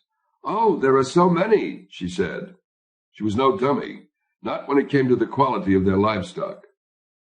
"You two are childless, are you?" the Count asked them. "No, sir," the mother answered. "Then let me see her," the Count went on. "Perhaps she will be quicker with her answers than her parents." "Buttercup," the father called, turning. "Come out, please." "How did you know we had a daughter?" Buttercup's mother wondered. "A guess. I assumed it had to be one or the other. Some days I'm luckier than—" He simply stopped talking then, because Buttercup moved into view, hurrying from the house to her parents. The Count left the carriage. Gracefully he moved to the ground and stood very still. He was a big man, with black hair and black eyes and great shoulders and a black cape and gloves. "Curtsy, dear," Buttercup's mother whispered. Buttercup did her best, and the Count could not stop looking at her. Understand now, she was barely rated in the top 20. Her hair was uncombed, unclean. Her age was just 17, so there was still in occasional places the remains of baby fat. Nothing had been done to the child. Nothing was really there but potential. But the Count still could not rip his eyes away. "The Count would like to know the secrets behind our cow's greatness. Is that not correct, sir?" Buttercup's father said. The Count only nodded, staring. Even Buttercup's mother noted a certain tension in the air. "Ask the farm boy, he tends them," Buttercup said. "And is that the farm boy?" came a new voice from inside the carriage. Then the Countess's face was framed in the carriage doorway. Her lips were painted a perfect red, her green eyes lined in black. All the colors of the world were muted in her gown. Buttercup wanted to shield her eyes from the brilliance. Buttercup's father glanced back toward the lone figure peering around the corner of the house. "It is. Bring him to me. He is not dressed properly for such an occasion." "I've seen bare chests before," the Countess replied. Then she called out, "You!" and pointed at the farm boy. "Come here." Her fingers snapped on here. The farm boy did as he was told, and when he was close, the Countess left the carriage. When he was a few paces behind Buttercup, he stopped, head properly bowed. He was ashamed of his attire, worn boots and torn blue jeans. Blue jeans were invented considerably before most people suppose, and his hands were tight together in almost a gesture of supplication. "Have you a name, farm boy?" "Wesley, Countess." "Well, Wesley, perhaps you can help us with our problem." She crossed to him. The fabric of her gown grazed his skin. "We are all of us here passionately interested in the subject of cows. We are practically reaching the point of frenzy, such is our curiosity. Why do you suppose, Wesley, that the cows of this particular farm are the finest in all Florin? What do you do to them?" "I just feed them, Countess." "Well, then there it is. The mystery is solved, the secret. We can all rest. Clearly, the magic is in Wesley's feeding." "Show me how you do it, would you, Wesley?" "Feed the cows for you, Countess." "Bright lad." "When?" "Now will be soon enough." And she held out her arm to him. "Lead me, Wesley." Wesley had no choice but to take her arm, gently. "It's behind the house, madam. It's terribly muddy back there. Your gown will be ruined."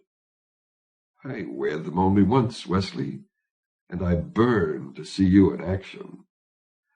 So off they went to the cowshed.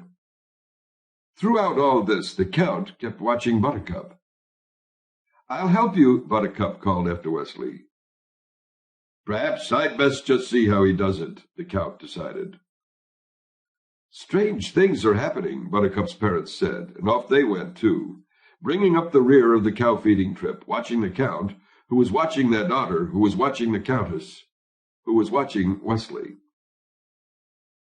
"I couldn't see what he did that was so special," Buttercup's father said. "He just fed them." This was after dinner now, and the family was alone again. "They must like him personally. I had a cat once that only bloomed when I fed him. Maybe it's the same kind of thing." Buttercup's mother scraped the stew leavings into a bowl. "Here," she said to her daughter, "Wesley's waiting by the back door. Take him his dinner." Buttercup carried the bowl, opened the back door. "Take it," she said. He nodded, accepted, started off to his tree stump to eat. "I didn't excuse you, farm boy," Buttercup began. He stopped, turned back to her. "I don't like what you're doing with Horse. What you're not doing with Horse is more to the point. I want him cleaned tonight. I want his hoofs varnished tonight. I want his tail plaited and his ears massaged this very evening. I want his stables spotless. Now. I want him glistening, and if it takes you all night, it takes you all night." "As you wish." She slammed the door and let him eat in darkness. "I thought horse had been looking very well, actually," her father said. Buttercup said nothing. "You yourself said so yesterday," her mother reminded her. "I must be overtired," Buttercup managed, the excitement and all. "Rest, then," her mother cautioned. "Terrible things can happen when you're overtired. I was overtired the night your father proposed. 34 to 22 and pulling away." Buttercup went to her room. She lay on her bed. She closed her eyes. And the Countess was staring at Wesley. Buttercup got up from bed. She took off her clothes. She washed a little. She got into her nightgown. She slipped between the sheets, snuggled down, closed her eyes. The Countess was still staring at Wesley. Buttercup threw back the sheets, opened her door. She went to the sink by the stove and poured herself a cup of water. She drank it down. She poured another cup and rolled its coolness across her forehead. The feverish feeling was still there. How feverish! She felt fine. She was 17 and not even a cavity. She dumped the water firmly into the sink, turned, marched back to her room, shut the door tight, went back to bed. She closed her eyes. The Countess would not stop staring at Wesley. Why? Why in the world would the woman in all the history of Florin, who was in all ways perfect, be interested in the farm boy? Buttercup rolled around in bed, and there simply was no other way of explaining that look. She was interested. Buttercup shut her eyes tight and studied the memory of the Countess. Clearly, something about the farm boy interested her. Facts were facts. But what? The farm boy had eyes like the sea before a storm. But who cared about eyes? And he had pale blonde hair, if you like that sort of thing. And he was broad enough in the shoulders, but not all that much broader than the Count. And certainly he was muscular, but anybody would be muscular who slaved all day. And his skin was perfect and tan. But that came again from slaving, in the sun all day. Who wouldn't be tan? And he wasn't that much taller than the Count either, although his stomach was flatter. But that was because the farm boy was younger. Buttercup sat up in bed. It must be his teeth. The farm boy did have good teeth. Give credit where credit was due. White and perfect, particularly set against the suntanned face. Could it have been anything else? Buttercup concentrated. The girls in the village followed the farm boy around a lot whenever he was making deliveries, but they were idiots. They followed anything. And he always ignored them, because if he'd ever opened his mouth, they would have realized that was all he had, just good teeth. He was, after all, exceptionally stupid. It was really very strange that a woman as beautiful and slender and willowy and graceful, a creature as perfectly packaged, as supremely dressed as the Countess, should be hung up on teeth that way. Buttercup shrugged. People were surprisingly complicated. But now she had it all diagnosed, deduced, clear. She closed her eyes and snuggled down and got all nice and comfortable. And people don't look at other people the way the Countess looked at the farm boy because of their teeth. Oh, Buttercup gasped. Oh, dear. Now the farm boy was staring back at the Countess. He was feeding the cows, and his muscles were rippling the way they always did under his tanned skin. And Buttercup was standing there watching as the farm boy looked for the first time deep into the Countess's eyes. Buttercup jumped out of bed and began to pace her room. How could he? Oh, it was all right if he looked at her, but he wasn't looking at her. He was looking at her. She's so old, Buttercup muttered, starting to storm a bit now. The Countess would never see 30 again, and that was fact. And her dress looked ridiculous out in the cowshed, and that was fact, too. Buttercup fell onto her bed and clutched her pillow across her breasts. The dress was ridiculous before it ever got to the cowshed. The Countess looked rotten the minute she left the carriage, with her too big painted mouth and her little piggy painted eyes and her powdered skin and... Flailing and thrashing, Buttercup wept and tossed and paced and wept some more.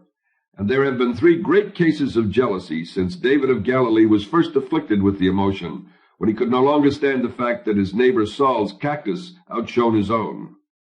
Originally, jealousy pertained solely to plants, other people's cactus or ginkgos, or later, when there was grass, which is why even to this day we say that someone is green with jealousy. Buttercup's case rated a close fourth on the all-time list. It was a very long and very green night. She was outside his hovel before dawn. Inside, she could hear him already awake. She knocked. He appeared, stood in the doorway. Behind him, she could see a tiny candle, open books. He waited. She looked at him. Then she looked away. He was too beautiful. "I love you," Buttercup said.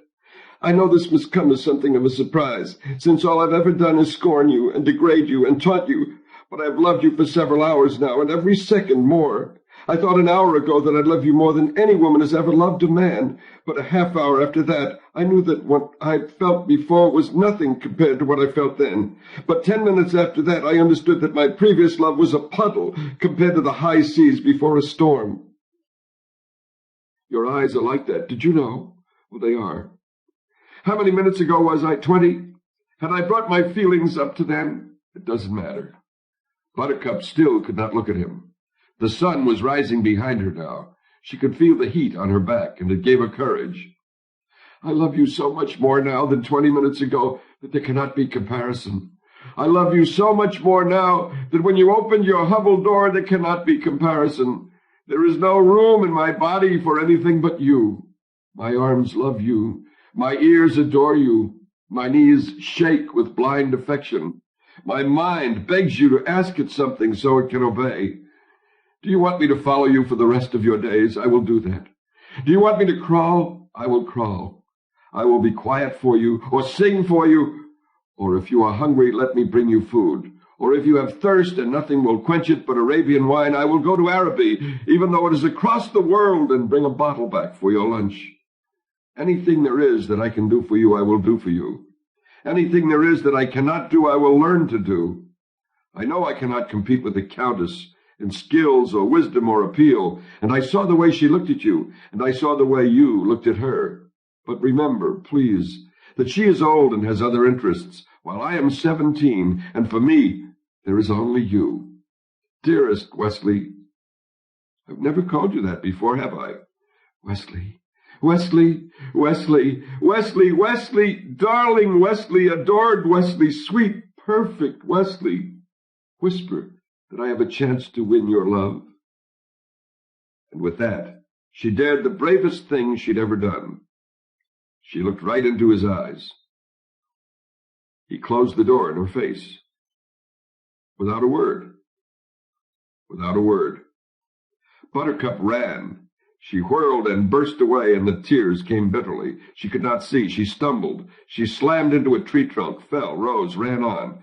Her shoulder throbbed from where the tree trunk hit her, and the pain was strong, but not enough to ease her shattered heart. Back to her room she fled, back to her pillow. Safe behind the locked door, she drenched the world with tears. Not even one word. He hadn't the decency for that. "Sorry," he could have said. Would it have ruined him to say, "Sorry"? "Too late," he could have said. Why couldn't he at least have said something? Buttercup thought very hard about that for a moment. And suddenly she had the answer. He didn't talk, because the minute he opened his mouth, that was it. Sure, he was handsome, but dumb. The minute he had exercised his tongue, it would have been all over. "Duh!" That's what he would have said. That was the kind of thing Wesley came out with when he was feeling really sharp. "Duh, thanks, Buttercup." Buttercup dried her tears and began to smile. She took a deep breath, heaved a sigh. It was all part of growing up. You got these little quick passions. You blinked and they were gone. You forgave faults, found perfection, fell madly, and the next day the sun came up and it was over. Chalk it up to experience, old girl, and get on with the morning. Buttercup stood, made her bed, changed her clothes, combed her hair, smiled, and burst out again in a fit of weeping, because there was a limit to just how much you could lie to yourself. Wesley wasn't stupid. Oh, she could pretend he was. She could laugh about his difficulties with the language. She could chide herself for her silly infatuation with a dullard. The truth was simply this. He had a head on his shoulders, with a brain inside every bit as good as his teeth. There was a reason he hadn't spoken, and it had nothing to do with gray cells working. He hadn't spoken because really there was nothing for him to say. He didn't love her back, and that was that. The tears that kept Buttercup company the remainder of the day were not at all like those that had blinded her into the tree trunk. Those were noisy and hot. They pulsed. These were silent and steady, and all they did was remind her that she wasn't good enough. She was 17, and every male she'd ever known had crumbled at her feet, and it meant nothing. The one time it mattered, she wasn't good enough. All she knew really was riding. And how was that to interest a man when that man had been looked at by the Countess? It was dusk when she heard footsteps outside her door. Then a knock. Buttercup dried her eyes. Another knock. "Whoever is that?" Buttercup yawned finally. "Wesley." Buttercup lounged across the bed. "Wesley," she said. "Do I know any Oh, farm boy! It's you! How droll!" She went to her door, unlocked it, and said in her fanciest tone, "I'm ever so glad you stopped by. I've been feeling just ever so slummy about the little joke I played on you this morning. Of course you know I wasn't for a moment serious, or at least I thought you knew. But then just when you started closing the door, I thought for one dreary instant that perhaps I'd done my little jest a bit too convincingly. And poor dear thing, you might have thought I meant what I said, when of course we both know the total impossibility of that ever happening. I've come to say goodbye." Buttercup's heart bucked, but she still held to Fancy. "You're going to sleep, you mean, and you've come to say good night? How thoughtful of you, farm boy, showing me that you forgive me for my little morning's tease. I certainly appreciate your thoughtfulness," and he cut her off. "I'm leaving." Leaving? The floor began to ripple. She held to the doorframe. "Now?" "Yes." "Because of what I said this morning?" "Yes." "I frightened you away, didn't I? I could kill my tongue." She shook her head and shook her head. "Well, it's done. You've made your decision. Just remember this. I won't take you back when she's done with you. I don't care if you beg." He just looked at her. Buttercup hurried on. "Just because you're beautiful and perfect, it's made you conceited. You think people can't get tired of you? Well, you're wrong. They can, and she will. Besides, you're too poor. I'm going to America to seek my fortune." This was just after America, but long after fortunes. "A ship sails soon from London. There is great opportunity in America. I'm going to take advantage of it. I've been training myself in my hovel. I've taught myself not to need sleep, a few hours only. I'll take a 10-hour-a-day job, and then I'll take another 10-hour-a-day job, and I'll save every penny from both, except what I need to eat to keep strong. And when I have enough, I'll buy a farm and build a house and make a bed big enough for two." "You're just crazy if you think she's going to be happy in some run-down farmhouse in America, not with what she spends on clothes." "Stop talking about the Countess. As a special favor before you drive me mad." Buttercup looked at him. "Don't you understand anything that's going on?" Buttercup shook her head. Wesley shook his, too. "You never have been the brightest, I guess." "Do you love me, Wesley? Is that it?" He couldn't believe it. "Do I love you? My God, if your love were a grain of sand, mine would be a universe of beaches. If your love were—" "I don't understand that first one yet," Buttercup interrupted. She was starting to get very excited now. "Let me get this straight. Are you saying my love is the size of a grain of sand and yours is this other thing? Images just confuse me so. Is this universal business of yours bigger than my sand? Help me, Wesley. I have the feeling we're on the verge of something just terribly important." "I have stayed these years in my hovel because of you. I have taught myself languages because of you. I have made my body strong because I thought you might be pleased by a strong body. I have lived my life with only the prayer that some sudden dawn you might glance in my direction. I have not known a moment in years when the sight of you did not send my heart careening against my rib cage. I have not known a night when your visage did not accompany me to sleep. There has not been a morning when you did not flutter behind my waking eyelids. Is any of this getting through to you, Buttercup, or do you want me to go on for a while? Never stop. There has not been... If you're teasing me, Wesley, I'm just going to kill you. How can you even dream I might be teasing? Well, you haven't once said you love me. That's all you need? Easy. I love you. Okay? Want it louder? I love you. Spell it out, should I? I-L-O-V-E-Y-O-U. Want it backward? You love I. You are teasing now, aren't you? A little, maybe. I've been saying it so long to you just wouldn't listen. Every time you said, farm boy, do this, you thought I was answering, as you wish. But that's only because you were hearing wrong. I love you was what it was, but you never heard, and you never heard. I hear you now, and I promise you this. I will never love anyone else, only Wesley, until I die. He nodded, took a step away. I'll send for you soon, believe me. Would my Wesley ever lie? He took another step. I'm late. I must go. I hate it, but I must. The ship sails soon, and London is far. I understand. He reached out with his right hand. Buttercup found it very hard to breathe. Goodbye. She managed to raise her right hand to his. They shook. Goodbye, he said again. She made a little nod. He took a third step, not turning. She watched him. He turned, and the words ripped out of her. Without one kiss, they fell into each other's arms. There have been 5 great kisses since 1642 B.C., when Saul and Delilah Corn's inadvertent discovery swept across Western civilization.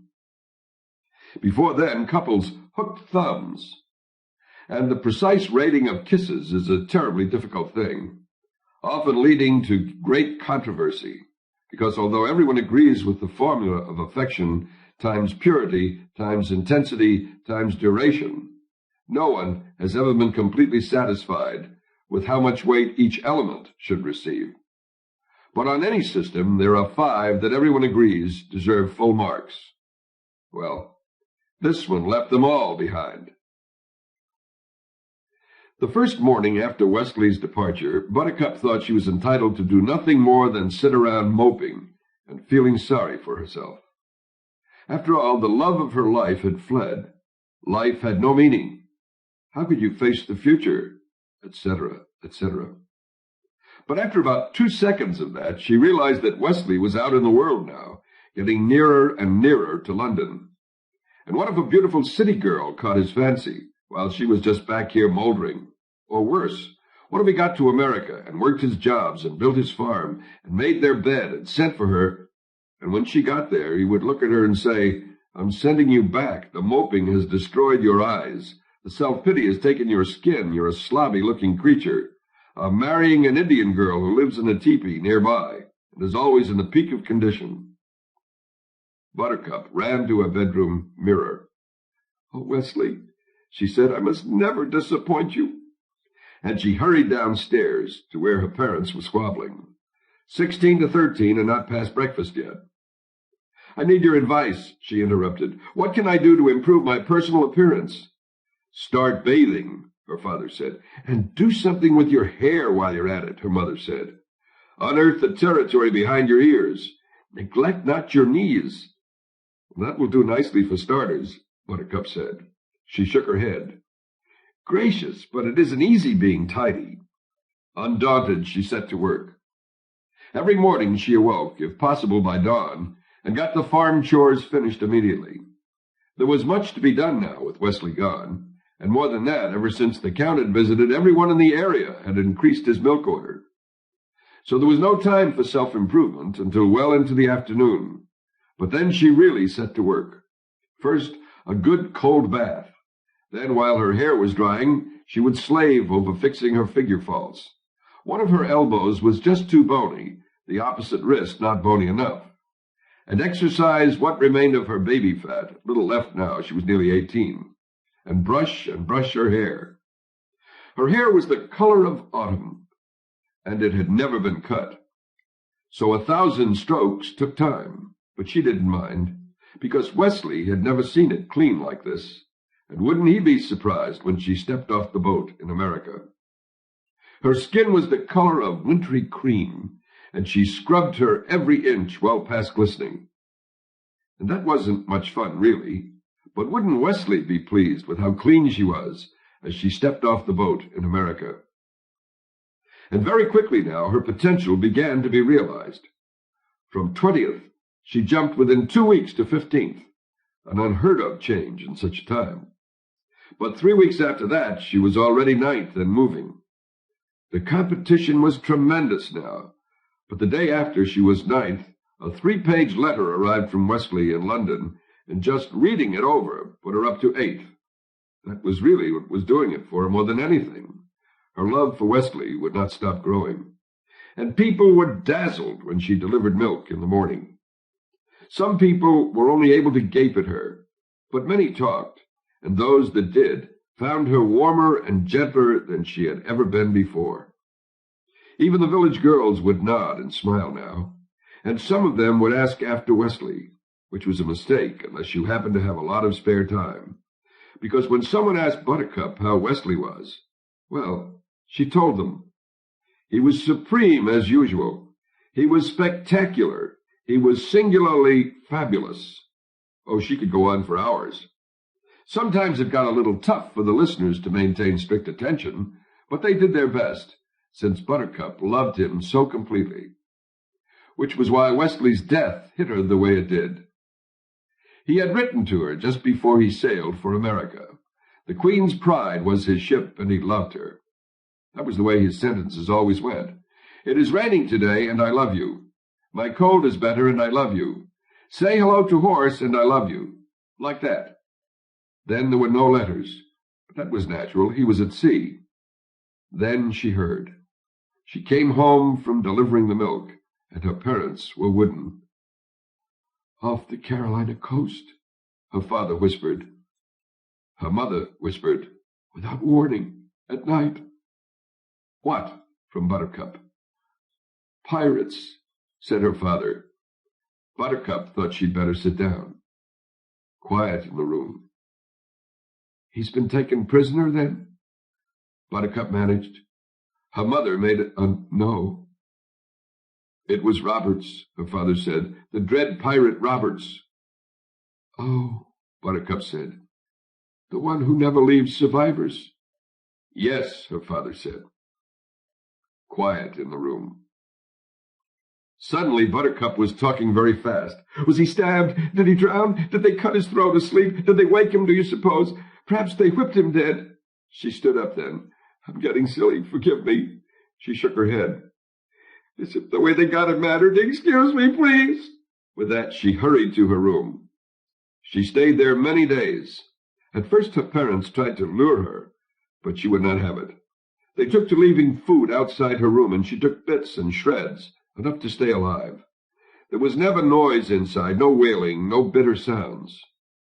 And when she at last came out, her eyes were dry. Her parents stared up from their silent breakfast at her. They both started to rise, but she put a hand out, stopped them. I can care for myself, please.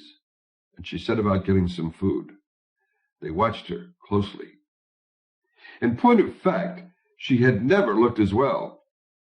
She had entered her room as just an impossibly lovely girl. The woman who emerged was a trifle thinner, a great deal wiser, an ocean sadder. This one understood the nature of pain, and beneath the glory of her features there was character and a sure knowledge of suffering. She was 18. She was the most beautiful woman in 100 years. She didn't seem to care. You're all right? Her mother asked. Buttercup sipped her cocoa. Fine, she said. You're sure? Her father wondered. Yes, Buttercup replied. There was a very long pause. but I must never love again. She never did. Chapter 2. The Groom. This is my first major excision. Chapter 1, The Bride, is almost in its entirety about the bride. Chapter 2, The Groom, only picks up Prince Humperdinck in the last few pages. This chapter is where my son Jason stopped reading. There is simply no way of blaming him, for what Morgenstern has done is open this chapter with 66 pages of Florinese history. More accurately, it is the history of the Florinese crown. Dreary? Not to be believed. Why would a master of narrative stop his narrative dead before it has much chance to begin generating? No known answer. All I can guess is that for Morgenstern, the real narrative was not Buttercup and the remarkable things she endures, but rather the history of the monarchy and other such stuff. When this version comes out, I expect every Florinese scholar alive to slaughter me. Columbia University has not only the leading Florinese experts in America, but also direct ties to the New York Times Book Review. I can't help that, and I only hope they understand my intentions here are in no way meant to be destructive of Morgenstern's vision. Prince Humperdinck was shaped like a barrel. His chest was a great barrel chest, his thighs mighty barrel thighs. He was not tall, but he weighed close to 250 pounds, brick hard. He walked like a crab, side to side, and probably, if he had wanted to be a ballet dancer, he would have been doomed to a miserable life of endless frustration. But he didn't want to be a ballet dancer. He wasn't in that much of a hurry to be king, either. Even war, at which he excelled, took second place in his affections. Everything took second place in his affections. Hunting was his love. He made it a practice never to let a day go by without killing something. It didn't much matter what. When he first grew dedicated, he killed only big things, elephants or pythons. But then, as his skills increased, he began to enjoy the suffering of little beasts, too. He could happily spend an afternoon tracking a flying squirrel across forests or a rainbow trout down rivers. Once he was determined, once he had focused on an object, the prince was relentless. He never tired, never wavered, neither ate nor slept. It was death chess, and he was international Grand Master. In the beginning, he traversed the world for opposition, but travel consumed time, ships and horses being what they were, and the time away from Florin was worrying. There always had to be a male heir to the throne, and as long as his father was alive, there was no problem. But someday his father would die, and then the prince would be the king, and he would have to select a queen to supply an heir for the day of his own death. So, to avoid the problem of absence, Prince Humperdinck built the Zoo of Death. He designed it himself with Count Rugen's help, and he sent his hirelings across the world to stock it for him. It was kept brimming with things that he could hunt, and it really wasn't like any other animal sanctuary anywhere. In the first place, there were never any visitors, only the albino keeper to make sure the beasts were properly fed, and that there was never any sickness or weakness inside. The other thing about the zoo was that it was underground. The prince picked the spot himself in the quietest, remotest corner of the castle grounds. And he decreed that there were to be 5 levels, all with the proper needs for his individual enemies. On the first level, he put enemies of speed, wild dogs, cheetahs, hummingbirds. On the second level belonged the enemies of strength, anacondas and rhinos and crocodiles of over 20 feet. The third level was for poisoners, spitting cobras, jumping spiders, death bats galore. The fourth level was the kingdom of the most dangerous, the enemies of fear, the shrieking tarantula, the only spider capable of sound, the blood eagle, the only bird that thrived on human flesh, plus, in its own black pool, the sucking squid. Even the albino shivered during feeding time on the fourth level. The fifth level was empty. The prince constructed it in the hopes of someday finding something worthy, something as dangerous and fierce and powerful as he was. Unlikely, still he was an eternal optimist, so he kept the great cage of the fifth level always in readiness. And there was really more than enough that was lethal on the other 4 levels to keep a man happy. The prince would sometimes choose his prey by luck. He had a great wheel with a spinner, and on the outside of the wheel was a picture of every animal in the zoo, and he would twirl the spinner at breakfast, and wherever it stopped, the albino would ready that breed. Sometimes he would choose by mood. I feel quick today, fetch me a cheetah. Or I feel strong today, release a rhino. And whatever he requested, of course, was done. He was ringing down the curtain on an orangutan when the business of the king's health made its ultimate intrusion. It was mid-afternoon, and the prince had been grappling with the giant beast since morning. And finally, after all these hours, the hairy thing was weakening. Again and again the monkey tried to bite, a sure sign of failure of strength in the arms. The prince warded off the attempted bites with ease, and the ape was heaving at the chest now, desperate for air. The prince made a crab-like step sidewise, then another, then darted forward, spun the great beast into his arms, began applying pressure to the spine. This was all taking place in the ape pit, where the prince had his pleasure with any simians. From up above now, Count Rugen's voice interrupted. "There is news," the count said. From battle, the prince replied, "Cannot it wait?" "For how long?" asked the count. Crack! The orangutan fell like a rag doll. "Now what is all this?" the prince replied, stepping past the dead beast, mounting the ladder out of the pit. "Your father has had his annual physical," the count said. "I have the report." "And?" "Your father is dying." "Drat," said the prince. "That means I shall have to get married." Chapter 3. The Courtship. 4 of them met in the great council room of the castle. Prince Humperdinck, his confidant, Count Rugen, his father, aging King Lothran, and Queen Bella, his evil stepmother. Queen Bella was shaped like a gumdrop and colored like a raspberry. She was easily the most beloved person in the kingdom, and had been married to the king long before he began mumbling. Prince Humperdinck was but a child then, and since the only stepmothers he knew were the evil ones from stories, he always called Bella that, or E.S. for short. "All right," the prince began when they were all assembled. "Who do I marry? Let's pick a bride and get it done." Aging King Lothran said, "I've been thinking it's really getting to be about time for Humperdinck to pick a bride." He didn't actually so much say that as mumble it.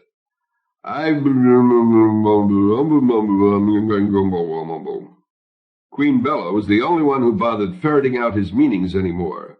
"You couldn't be righter, dear," she said, and she patted his royal robes. "What did he say?"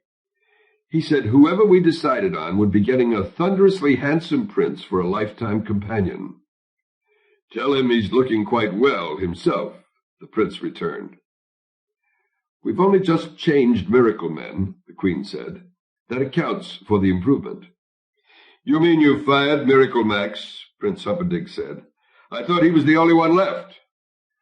"No, we found another one up in the mountains, and he's quite extraordinary. Old, of course, but then who wants a young Miracle Man?" "Tell him I've changed Miracle Man," King Lothran said. It came out, "Tell him." "What did he say?" the prince wondered. "He said a man of your importance couldn't marry just any princess." "True, true," Prince Humperdinck said. He sighed deeply. "I suppose that means Norina." "That would certainly be a perfect match politically," Count Rugen allowed.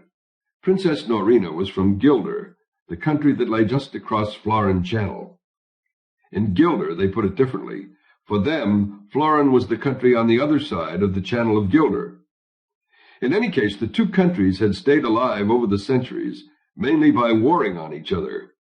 There had been the Olive War, the tuna fish discrepancy, which almost bankrupted both nations, the Roman Rift, which did send them both into insolvency, only to be followed by the discord of the Emeralds, in which they both got rich again, chiefly by banding together for a brief period and robbing everybody within sailing distance.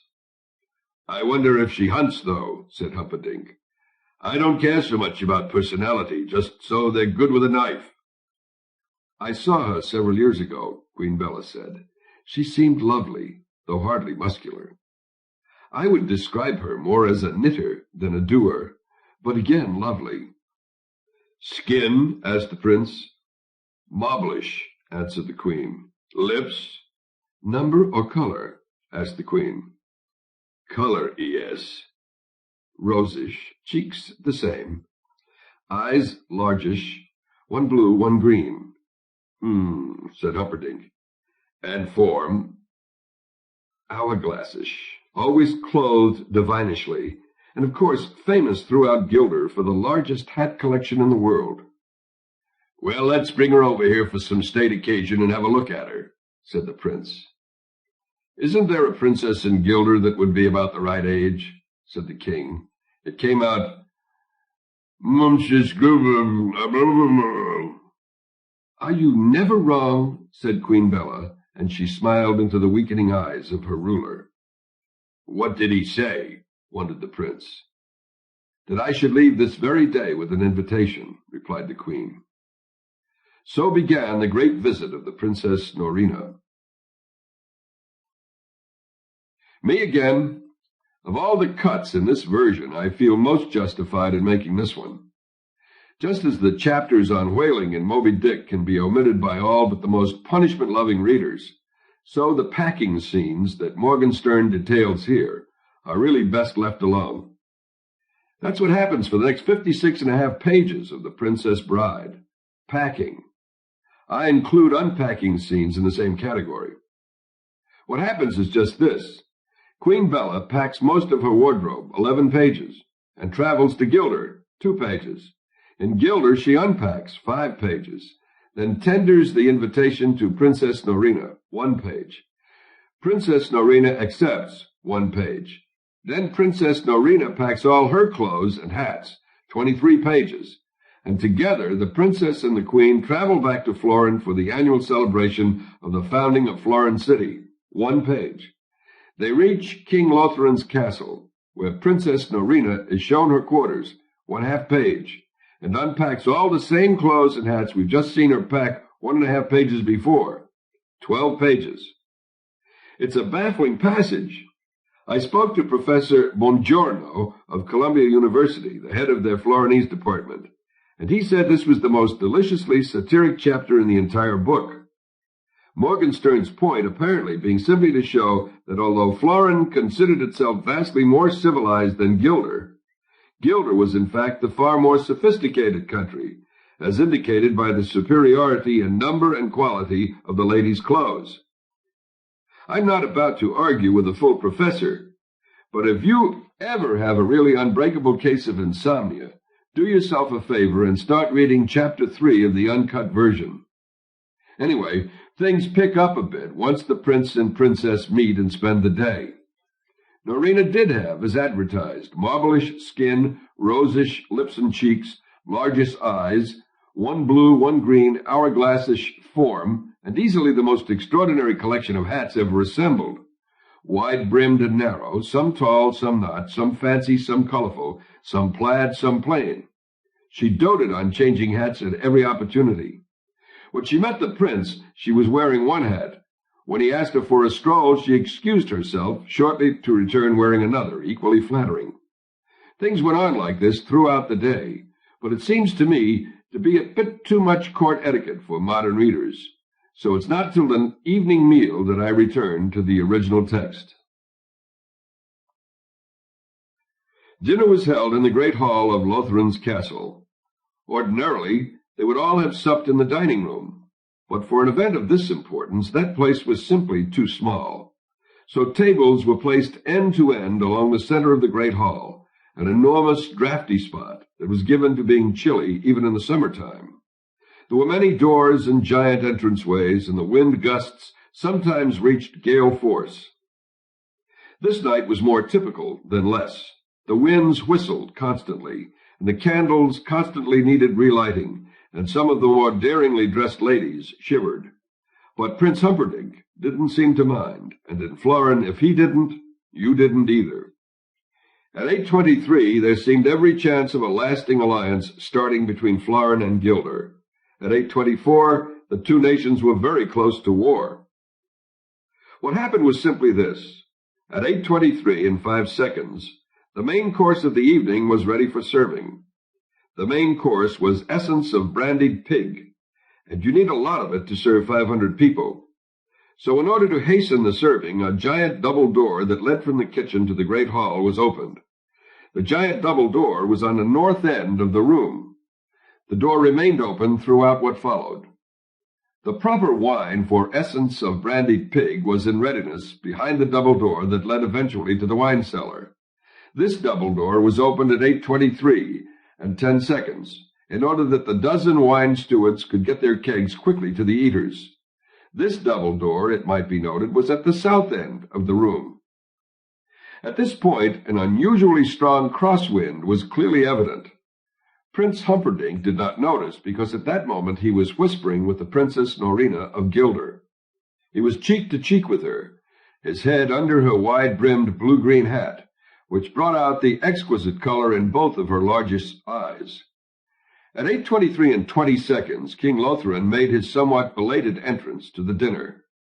He was always belated now, had been for years, and in the past people had been known to starve before he got there. But of late, meals just began without him, which was fine with him, since his new miracle man had taken him off meals anyway. The king entered through the king's door, a huge hinged thing that only he was allowed to use. It took several servants in excellent condition to work it. It should be reported that the king's door was always in the east side of any room, since the king was, of all people, closest to the sun. What happened then has been variously described as a norther or sou'wester, depending on where you were seated in the room when it struck. But all hands agree on one thing. At 8:23 and 25 seconds, it was pretty gusty in the great hall. Most of the candles lost their flames and toppled, which was only important because a few of them fell, still burning, into the small kerosene cups that were placed here and there across the banquet table, so that the essence of brandied pig could be properly flaming when served. Servants rushed in from all over to put out the flames, and they did a good enough job, considering that everything in the room was flying this way, that way, fans and scarves and hats, particularly the hat of Princess Norina. It flew off to the wall behind her, where she quickly retrieved it and put it properly on. That was at 8:23 and 50 seconds. It was too late. At 8:23:55, Prince Humperdinck rose roaring, the veins in his thick neck etched like hemp. There were still flames in some places, and their redness reddened his already blood-filled face.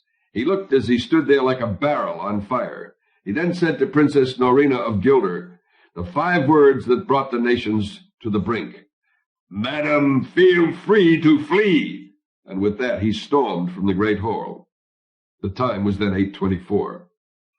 Prince Humperdinck made his angry way to the balcony above the great hall and stared down at the chaos. The fires were still in places flaming red. Guests were pouring out through the doors, and Princess Norina, hatted and faint, was being carried by her servants far from view. Queen Bella finally caught up with the prince, who stormed along the balcony, clearly not yet in control. "I do wish you hadn't been quite so blunt," Queen Bella said. The prince whirled on her. "I'm not marrying any bald princess, and that's that." "No one would know," Queen Bella explained. "She has hats even for sleeping." "I would know," cried the prince. "Did you see the candlelight reflecting off her skull?"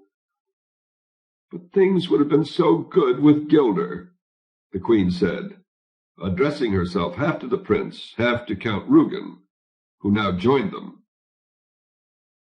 "Forget about Gilder. I'll conquer it sometime. I've been wanting to ever since I was a kid anyway." He approached the queen. "People snicker behind your back when you've got a bald wife, and I can do without that, thank you. You'll just have to find someone else." "Who?" "Find me somebody. She should just look nice, that's all." That Norina has no hair, King Lothran said, puffing up to the others. Thank you for pointing that out, dear, said Queen Bella. I don't think Humperdinck will like that, said the king. Dumble. Then Count Rugen stepped forward. You want someone who looks nice, but what if she's a commoner? The commoner the better, Prince Humperdinck replied, pacing again. What if she can't hunt? The count went on. I don't care if she can't spell, the prince said. Suddenly he stopped and faced them all. I'll tell you what I want, he began then.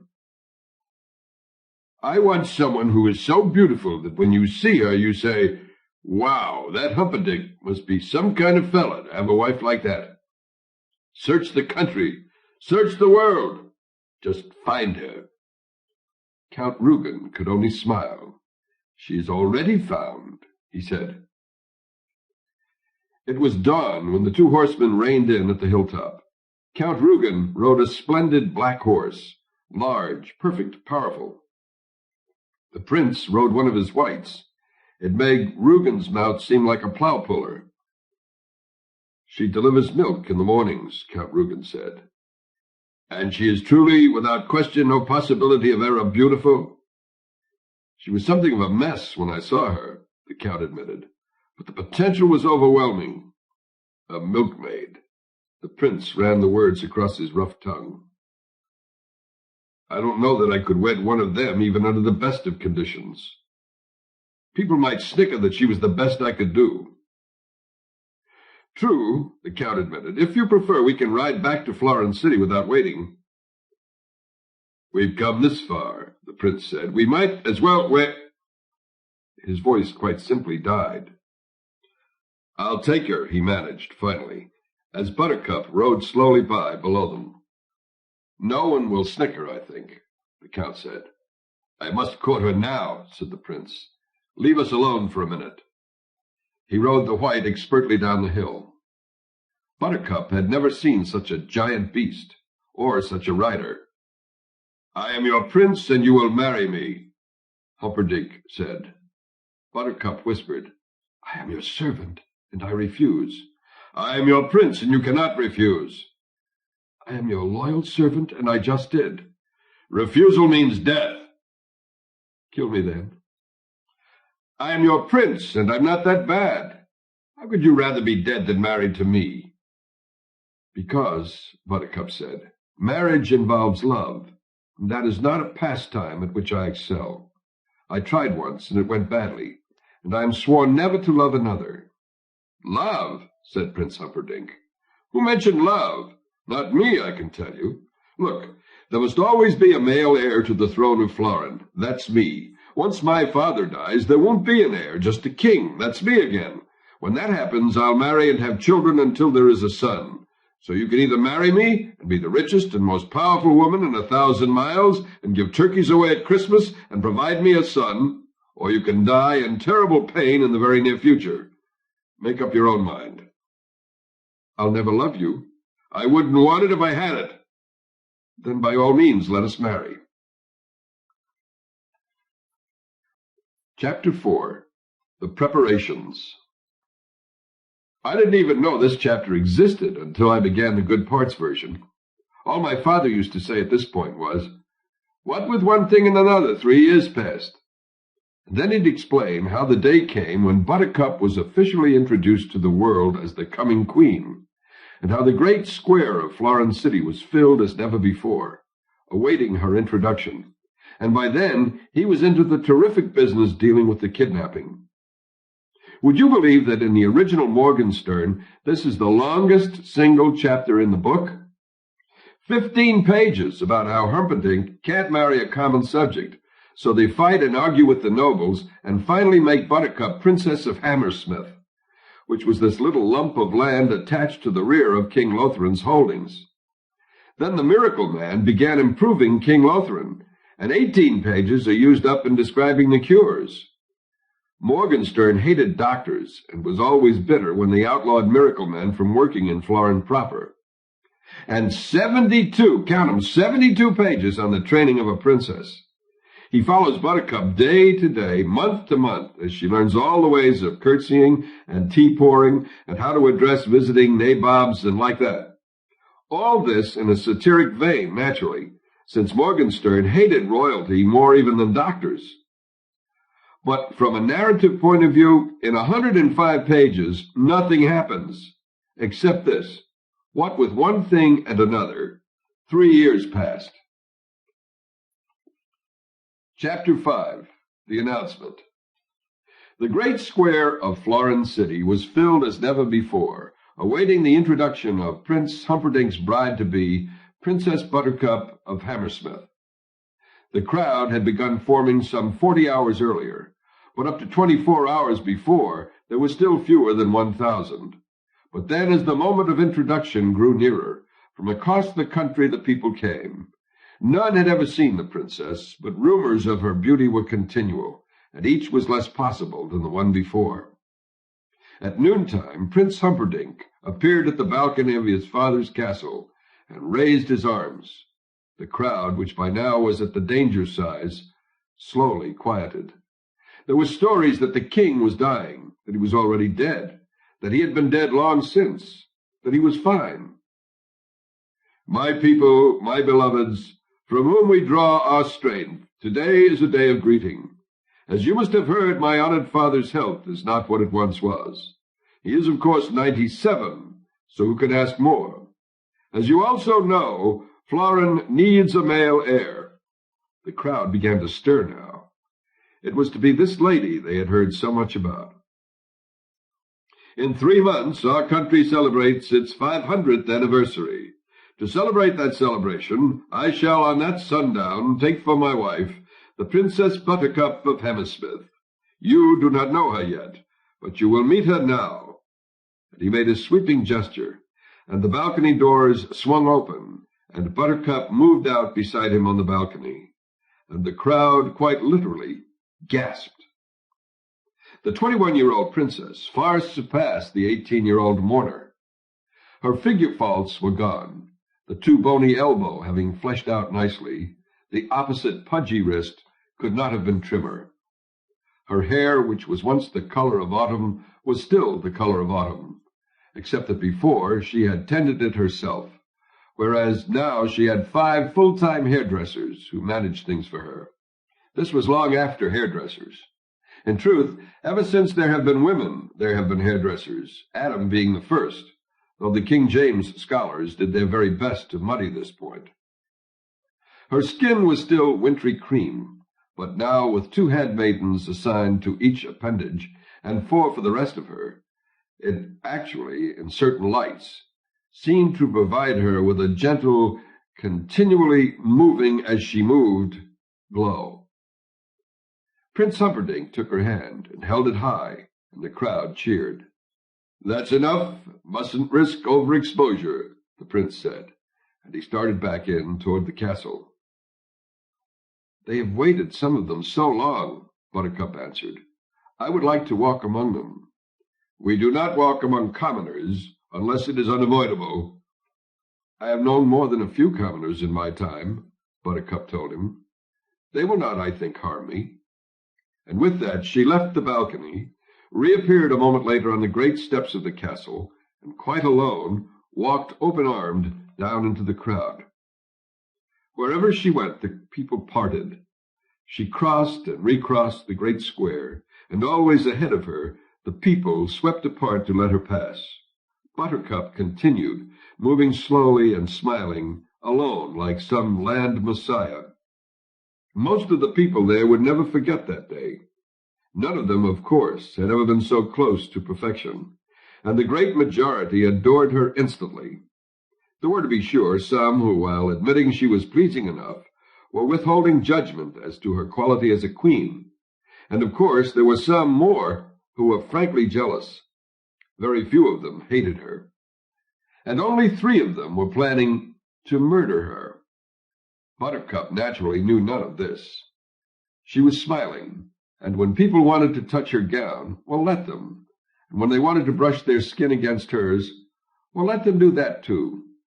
She had studied hard to do things royally, and she wanted very much to succeed.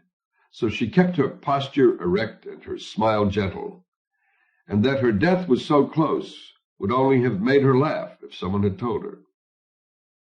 But in the farthest corner of the great square, in the highest building in the land, deep in the deepest shadow, the man in black stood waiting. His boots were black and leather, his pants were black, and his shirt, his mask was black, blacker than raven, but blackest of all were his flashing eyes, flashing and cruel and deadly. Buttercup was more than a little weary after her triumph. The touching of the crowds had exhausted her, so she rested a bit, and then, toward mid-afternoon, she changed into her riding clothes and went to fetch horse. This was the one aspect of her life that had not changed in the years preceding. She still loved to ride, and every afternoon, weather permitting or not, she rode alone for several hours in the wild land beyond the castle. She did her best thinking then. Not that her best thinking ever expanded horizons. Still, she told herself she was not a dummy either. So as long as she kept her thoughts to herself, well, where was the harm? As she rode through woods and streams and heather, her brain was awhirl. The walk through the crowds had moved her, and in a way most strange. For even though she had done nothing for 3 years now but train to be a princess and a queen, today was the first day she actually understood that it was all soon to be a reality. And I just don't like Humperdinck, she thought. It's not that I hate him or anything. I just never see him. He's always off someplace or playing in the zoo of death. To Buttercup's way of thinking, there were two main problems. One, was it wrong to marry without like? And two, if it was it too late to do anything about it? The answers, to her way of thinking as she rode along, were one, no, and two, yes. It wasn't wrong to marry someone you didn't like, it just wasn't right either. If the whole world did it, that wouldn't be so great, what with everybody kind of grunting at everybody else as the years went by. But of course not everybody did it, so forget about that. The answer to two was even easier. She had given her word she would marry. That would have to be enough. True, he had told her quite honestly that if she said no, he would have to have her disposed of in order to keep respect for the crown at its proper level. Still, she could have, had she so chosen, said no. Everyone had told her, since she became a princess in training, that she was very likely the most beautiful woman in the world. Now she was going to be the richest and most powerful as well. Don't expect too much from life, Buttercup told herself as she rode along. Learn to be satisfied with what you have. Dusk was closing in when Buttercup crested the hill. She was perhaps half an hour from the castle, and her daily ride was 3/4 done. Suddenly she reined horse, for standing in the dimness beyond was the strangest trio she had ever seen. The man in front was dark, Sicilian perhaps, with the gentlest face, almost angelic. He had one leg too short, and the makings of a humpback, but he moved forward toward her with surprising speed and nimbleness. The other two remained rooted. The second, also dark, probably Spanish, was as erect and slender as the blade of steel that was attached to his side. The third man, mustachioed, perhaps a Turk, was easily the biggest human being she had ever seen. A word, the Sicilian said, raising his arms. His smile was more angelic than his face. Buttercup halted. Speak. We are but the poor circus performers, the Sicilian explained. It is dark, and we are lost. We were told there was a village nearby that might enjoy our skills. You were misinformed, Buttercup told him. There is no one, not for many miles. Then there will be no one to hear you scream, the Sicilian said, and he jumped with frightening agility toward her face. That was all that Buttercup remembered. Perhaps she did scream. But if she did, it was more from terror than anything else, because certainly there was no pain. His hands expertly touched places on her neck, and unconsciousness came. She awoke to the lapping of water. She was wrapped in a blanket, and the giant Turk was putting her in the bottom of a boat. For a moment she was about to talk, but then when they began talking, she thought it better to listen. And after she had listened for a moment, it got harder and harder to hear because of the terrible pounding of her heart. "I think you should kill her now," the Turk said. "The less you think, the happier I'll be," the Sicilian answered. There was the sound of ripping cloth. "What is that?" the Spaniard asked. "The same as I attached to her saddle," the Sicilian replied. "Fabric, from the uniform of an officer of Gilder." "I still think," the Turk began. "She must be found dead on the Gilder frontier, or we will not be paid the remainder of our fee. Is that clear enough for you?" "I just feel better when I know what's going on, that's all," the Turk mumbled. "People are always thinking I'm so stupid because I'm big and strong and sometimes drool a little when I get excited." "The reason people think you're so stupid," the Sicilian said, "is because you are so stupid. It has nothing to do with your drooling." There came the sound of a flapping of sail. "Watch your heads," the Spaniard cautioned, and then the boat was moving. "The people of Florin will not take her death well, I shouldn't think. She has become beloved." "There will be war," the Sicilian agreed. "We have been paid to start it. It's a fine line of work to be expert in. If we do this perfectly, there will be a continual demand for our services." "Well, I don't like it all that much," the Spaniard said. "Frankly, I wish you had refused." "The offer was too high." "I don't like killing a girl," the Spaniard said.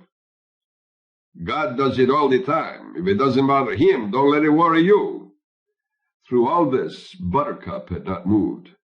The Spaniard said, "Let's just tell her we're taking her away for ransom."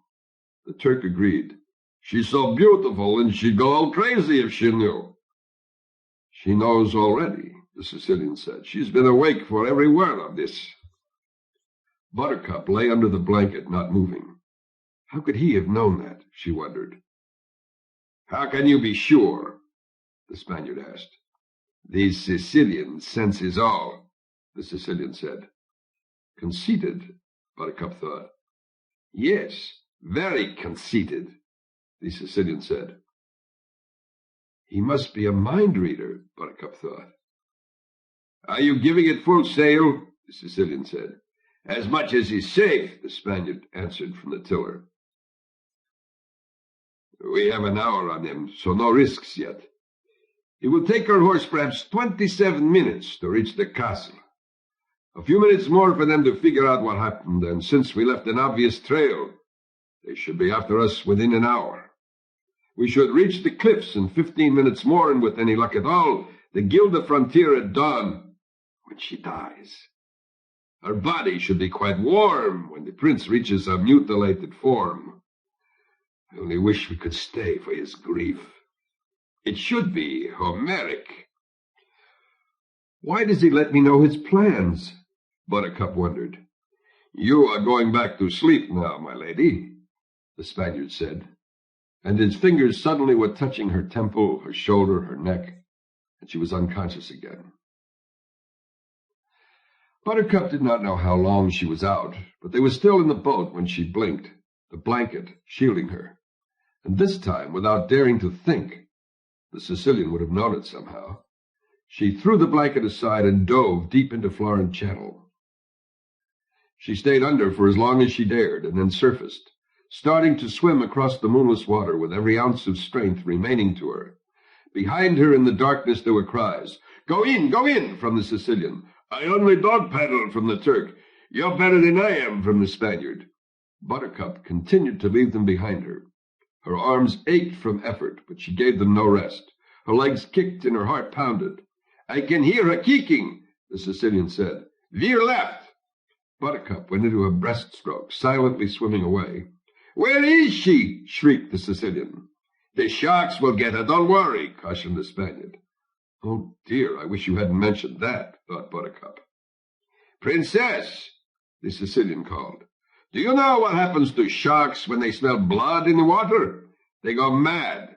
There is no controlling their wildness. They rip and they shred and chew and devour, and I'm in a boat, Princess, and there isn't any blood in the water now, so we're both quite safe. But there is a knife in my hand, my lady, and if you don't come back, I'll cut my arms and I'll cut my legs, and I'll catch the blood in a cup, and I'll fling it as far as I can, and sharks can smell blood in the water for miles, and you won't be beautiful for long. Buttercup hesitated, silently treading water. Around her now, although it was surely her imagination, she seemed to be hearing the swish of giant tails. Come back, and come back now. There will be no other warning. Buttercup thought, if I come back, they'll kill me anyway, so what's the difference? The difference is... There he goes doing that again, thought Buttercup. He really is a mind reader. If you come back now, the Sicilian went on, I give you my word as a gentleman and assassin that you will die totally without pain. I assure you, you will get no such promise from the sharks. The fish sounds in the night were closer now. Buttercup began to tremble with fear. She was terribly ashamed of herself, but there it was. She only wished she could see for a minute if there really were sharks, and if he really would cut himself. The Sicilian winced out loud. He just cut his arm, lady, the Turk called out. He's catching the blood in a cup now. There must be a half-inch of blood on the bottom. The Sicilian winced again. He's got his leg this time, the Turk went on. The cup's getting full. I don't believe them, Buttercup thought. There are no sharks in the water, and there is no blood in his cup. My arm is back to throw, the Sicilian said. Call out your location or not, the choice is yours. I'm not making a peep, Buttercup decided. Farewell, from the Sicilian. There was the splashing sound of liquid landing on liquid. Then there came a pause. Then the sharks went mad.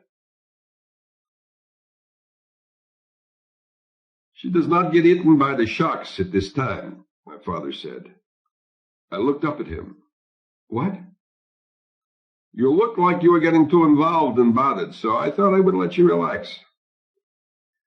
Oh, for Pete's sake, I said. You'd think I was a baby or something. What kind of stuff is that? I really sounded put out, but I'll tell you the truth. I was getting a little too involved, and I was glad he told me. I mean, when you're a kid, you don't think. Well, since the book's called The Princess Bride, and since we're barely into it, obviously the author's not about to make shark kibble of his leading lady. You get hooked on things when you're a youngster, so to any youngsters reading, I'll simply repeat my father's words, since they work to soothe me. She does not get eaten by the sharks at this time. Then the sharks went mad. All around her, Buttercup could hear them beeping and screaming and thrashing their mighty tails. Nothing can save me, Buttercup realized. I'm a dead cookie. Fortunately for all concerned, save the sharks, it was around this time that the moon came out. There she is, shouted the Sicilian. And like lightning, the Spaniard turned the boat, and as the boat drew close, the Turk reached out a giant arm, and then she was back in the safety of her murderers, while all around them the sharks bumped each other in wild frustration. Keep her warm, the Spaniard said from the tiller, tossing his cloak to the Turk. Don't catch cold, the Turk said, wrapping Buttercup into the cloak's folds. It doesn't seem to matter all that much, she answered, seeing you're killing me at dawn. He'll do the actual work, the Turk said, indicating the Sicilian, who was wrapping cloth around his cuts. We'll just hold you. Hold your stupid tongue, the Sicilian commanded. The Turk immediately hushed. I don't think he's so stupid, Buttercup said. And I don't think you're so smart, either, with all your throwing blood in the water.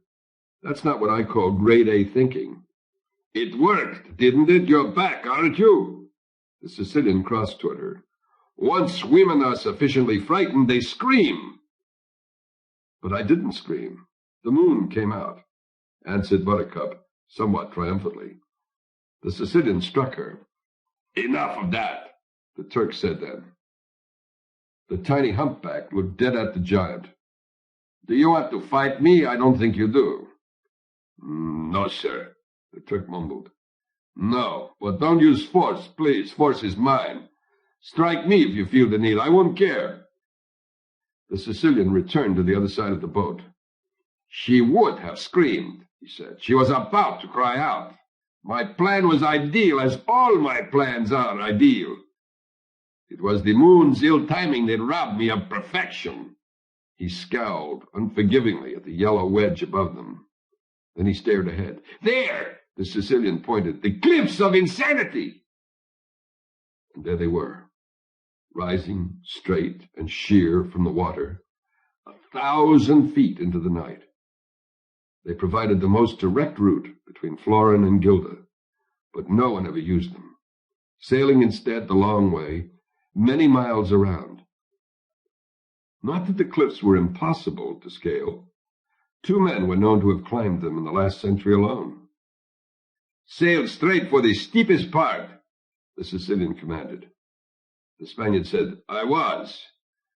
Buttercup did not understand. Going up the cliffs could hardly be done, she thought, and no one had ever mentioned secret passages through them. Yet here they were, sailing closer and closer to the mighty rocks, now surely less than a quarter-mile away. For the first time, the Sicilian allowed himself a smile. "All is well. I was afraid your little jaunt in the water was going to cost me too much time. I had allowed an hour of safety. There must still be 50 minutes of it left. We are miles ahead of anybody, and safe, safe, safe." "No one could be following us yet?" the Spaniard asked. "No one," the Sicilian assured him. "It would be inconceivable." "Absolutely inconceivable?" "Absolutely, totally, and in all other ways inconceivable," the Sicilian reassured him. "Why do you ask?" "No reason," the Spaniard replied. "It's only that I just happened to look back, and something's there." They all whirled. Something was indeed there. Less than a mile behind them, across the moonlight, was another sailing boat, small, painted what looked like black, with a giant sail that billowed black in the night, and a single man at the tiller, a man in black. The Spaniard looked at the Sicilian. "It must just be some local fisherman out for a pleasure cruise alone at night through shark-infested waters." "There is probably a more logical explanation," the Sicilian said. "But since no one in Gilder could know yet what we've done, and no one in Florin could have gotten here so quickly, he is definitely not, however much it may look like it, following us. It is coincidence and nothing more." "He's gaining on us," the Turk said.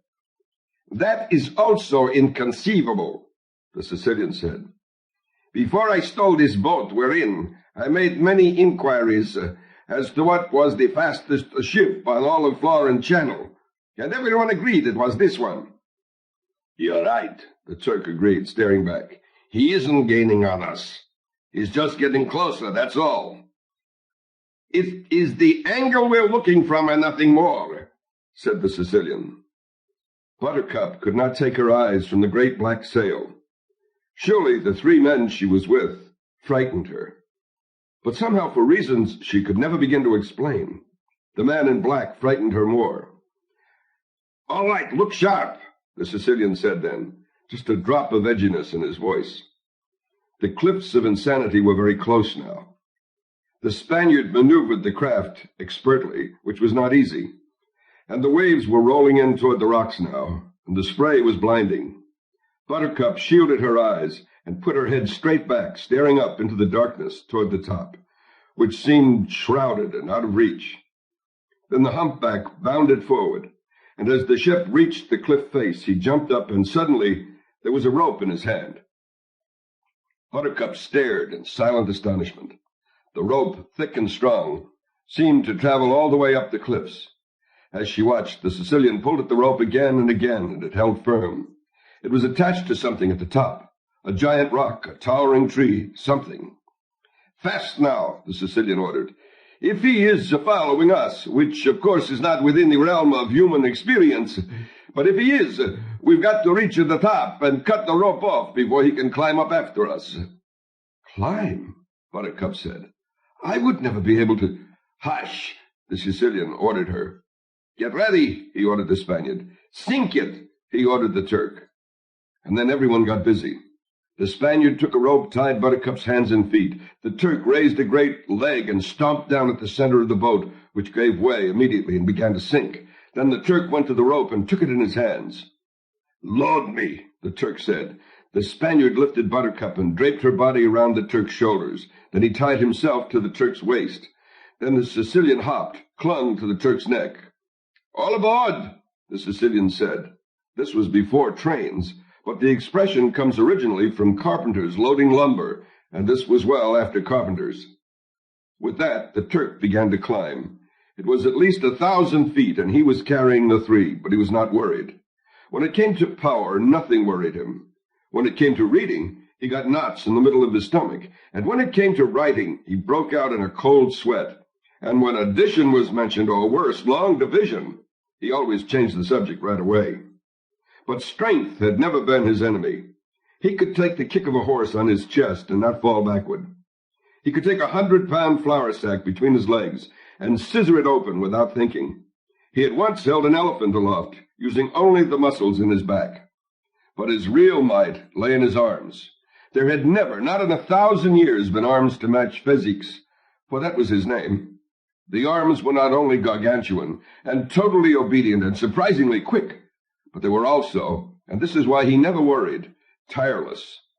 If you gave him an axe and told him to chop down a forest, his legs might give out from having to support so much weight for so long, or the axe might shatter from the punishment of killing so many trees. But Fezzique's arms would be as fresh tomorrow as today. And so even with the Sicilian on his neck, and the princess around his shoulders, and the Spaniard at his waist, Fezzique did not feel in the least bit put upon. He was actually quite happy, because it was only when he was requested to use his might that he felt he wasn't a bother to everybody. Up he climbed, arm over arm, 200 feet now above the water, 800 feet now to go. More than any of them, the Sicilian was afraid of heights. All of his nightmares, and they were never far from him when he slept, dealt with falling. So this terrifying ascension was most difficult for him, perched as he was on the neck of the giant. Or should have been most difficult. But he would not allow it. From the beginning, when as a child he realized his humped body would never conquer worlds, he relied on his mind. He trained it, fought it, brought it to heel. So now, 300 feet in the night and rising higher, while he should have been trembling, he was not. Instead, he was thinking of the man in black. There was no way anyone could have been quick enough to follow him, and yet from some devil's world that billowing black sail had appeared. How? How? The Sicilian flogged his mind to find an answer, but he found only failure. In wild frustration, he took a deep breath, and in spite of his terrible fears, he looked back down toward the dark water. The man in black was still there, sailing like lightning toward the cliffs. He could not have been more than a quarter-mile from them now. "Faster!" the Sicilian commanded. "I'm sorry," the Turk answered meekly. "I thought I was going faster." "Lazy, lazy," spurred the Sicilian. "I'll never improve," the Turk answered, but his arms began to move faster than before. "I cannot see too well because your feet are locked around my face," he went on. "So could you tell me, please, if we're halfway yet?" "A little over, I should think," said the Spaniard from his position around the giant's waist. "You're doing wonderfully, Fezzique." "Thank you," said the giant. "And he's closing on the cliffs," added the Spaniard. No one had to ask who he was. 600 feet now. The arms continued to pull, over and over. 620 feet, 650, now faster than ever, 700. "He's left his boat behind," the Spaniard said. "He's jumped onto our rope. He's starting up after us."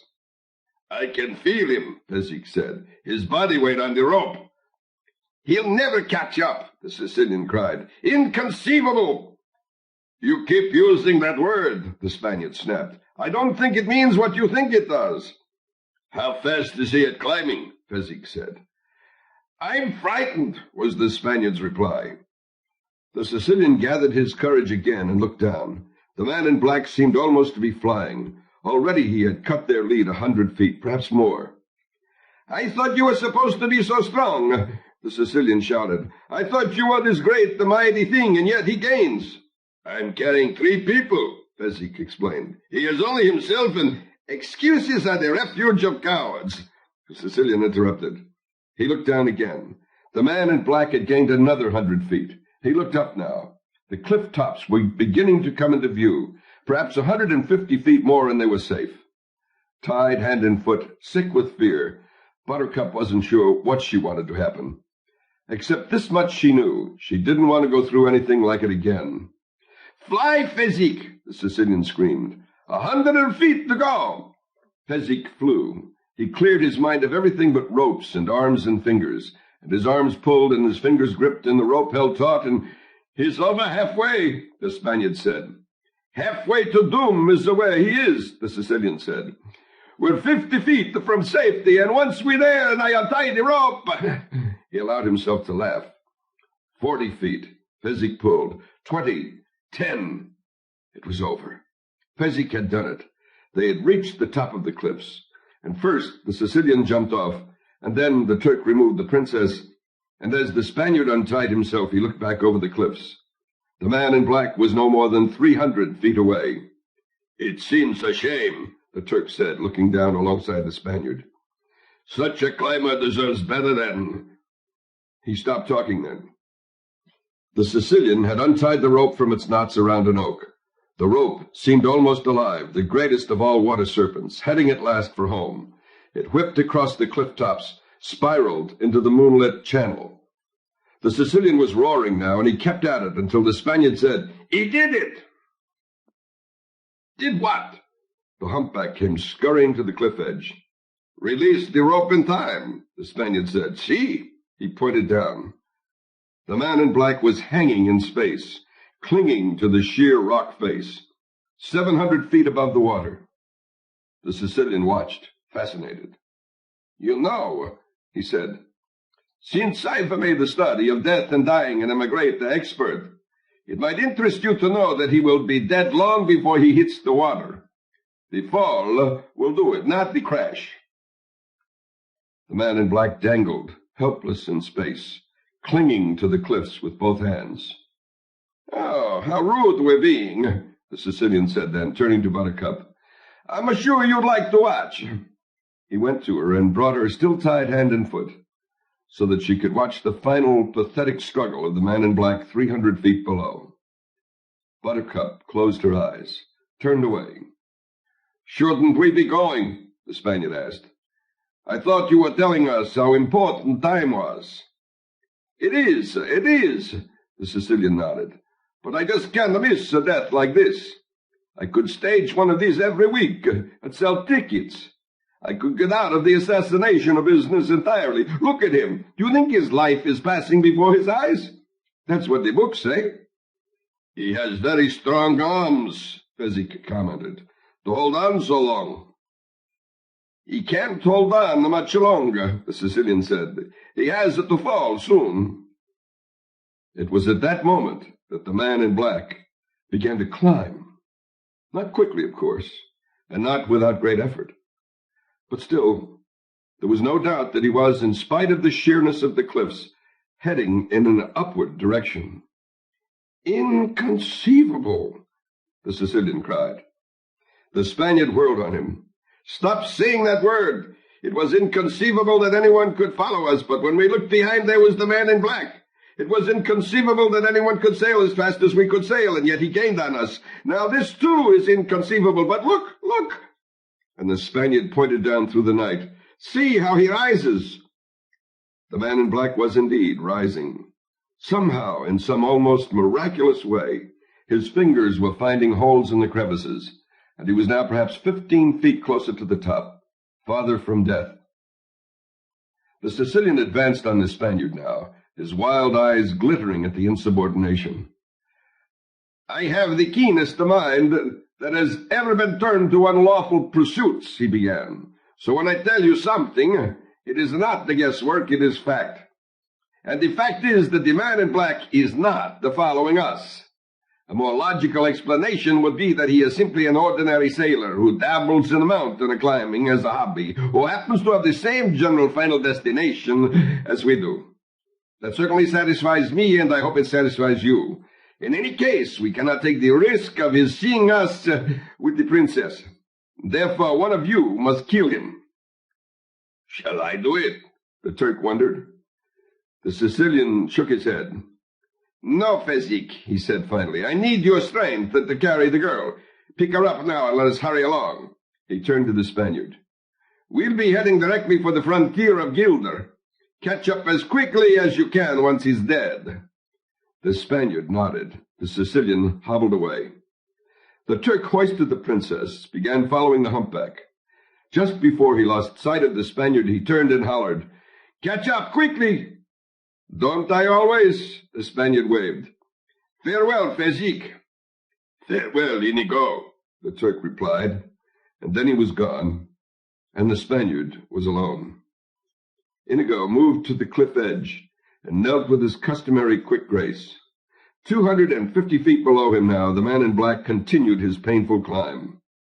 Inigo lay flat, staring down, trying to pierce the moonlight and find the climber's secret. For a long while, Inigo did not move. He was a good learner, but not a particularly fast one, so he had to study.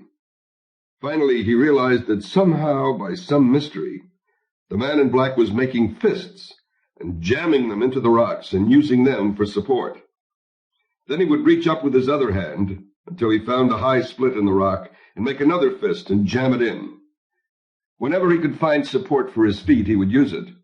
But mostly it was the jammed fists that made the climbing possible. Inigo marveled. What a truly extraordinary adventurer this man in black must be. He was close enough now for Inigo to realize that the man was masked, a black hood covering all but his features.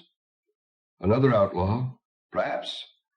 Then why should they have to fight, and for what? Inigo shook his head. It was a shame that such a fellow must die. But he had his orders, so there it was. Sometimes he did not like the Sicilian's commands, but what could he do? Without the brains of the Sicilian, he, Inigo, would never be able to command jobs of this caliber. The Sicilian was a master planner. Inigo was a creature of the moment. The Sicilian said, kill him, so why waste sympathy on the man in black? Someday someone would kill Inigo, and the world would not stop to mourn. He stood now, quickly jumping to his feet, his blade-thin body ready for action. Only the man in black was still many feet away. There was nothing to do but wait for him. Inigo hated waiting. So to make the time more pleasant, he pulled from the scabbard his great, his only love, the six-fingered sword. How it danced in the moonlight! How glorious and true! Inigo brought it to his lips, and with all the fervor in his great Spanish heart, kissed the metal. Inigo. In the mountains of central Spain, set high in the hills above Toledo, was the village of Arbella. It was very small, and the air was always clear. That was all you could say that was good about Arbella. Terrific air. You could see for miles. But there was no work. The dogs overran the streets, and there was never enough food. The air, clear enough, was also too hot in daylight, freezing at night. As to Inigo's personal life, he was always just a trifle hungry. He had no brothers or sisters, and his mother had died in childbirth. He was fantastically happy because of his father. Domingo Montoya was funny-looking and crotchety and impatient and absent-minded and never smiled. Inigo loved him, totally. Don't ask why. There really wasn't any one reason you could put your finger on. Oh, probably Domingo loved him back, but love is many things, none of them logical. Domingo Montoya made swords. If you wanted a fabulous sword, did you go to Domingo Montoya? If you wanted a great, balanced piece of work, did you go to the mountains behind Toledo? If you wanted a masterpiece, a sword for the ages, Was it Arabella that your footsteps led you to? Nope. You went to Madrid, because Madrid was where lived the famous Este. And if you had the money, and he had the time, you got your weapon. Este was fat and jovial, and one of the richest and most honored men in the city. And he should have been. He made wonderful swords, and noblemen bragged to each other when they owned an original Este. But sometimes, not often, mind you, maybe once a year, maybe less, a request would come in for a weapon that was more than even Este could make. When that happened, did Este say, "Alas, I am sorry, I cannot do it"? Nope. What he said was, "Of course, I'd be delighted. 50% down payment, please, the rest before delivery. Come back in a year, thank you very much." The next day, he would set out for the hills behind Toledo. "So, Domingo," Este would call out when he reached Inigo's father's hut. "So, Este," Domingo Montoya would return from the hut doorway. Then the two men would embrace, and Inigo would come running up, and Este would rumple his hair, and then Inigo would make tea while the two men talked. "I need you," Este would always begin. Domingo would grunt. "This very week I have accepted a commission to make a sword for a member of the Italian nobility. It is to be jewel-encrusted at the handle, and the jewels are to spell out the name of his present mistress, and—" "No!" That single word, and that alone. But it was enough. When Domingo Montoya said no, it meant nothing else but. Inigo, busy with the tea, knew what would happen now. Este would use his charm. "No." Este would use his wealth. "No." His wit, his wonderful gift for persuasion. "No." He would beg, entreat, promise, pledge. "No." Insults, threats. "No." Finally, genuine tears. "No." "More tea, Este?" "Perhaps another cup, thank you." Then big. "Why won't you?"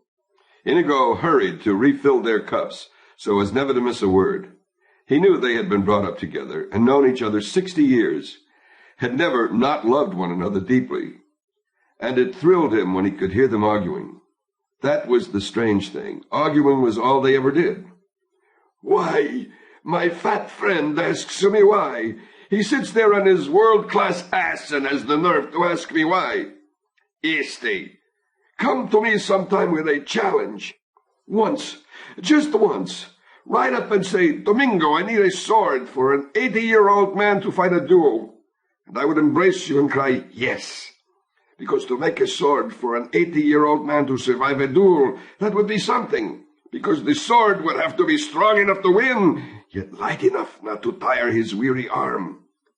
I would have to use my all to perhaps find an unknown metal, strong but very light, or devise a different formula for a known one.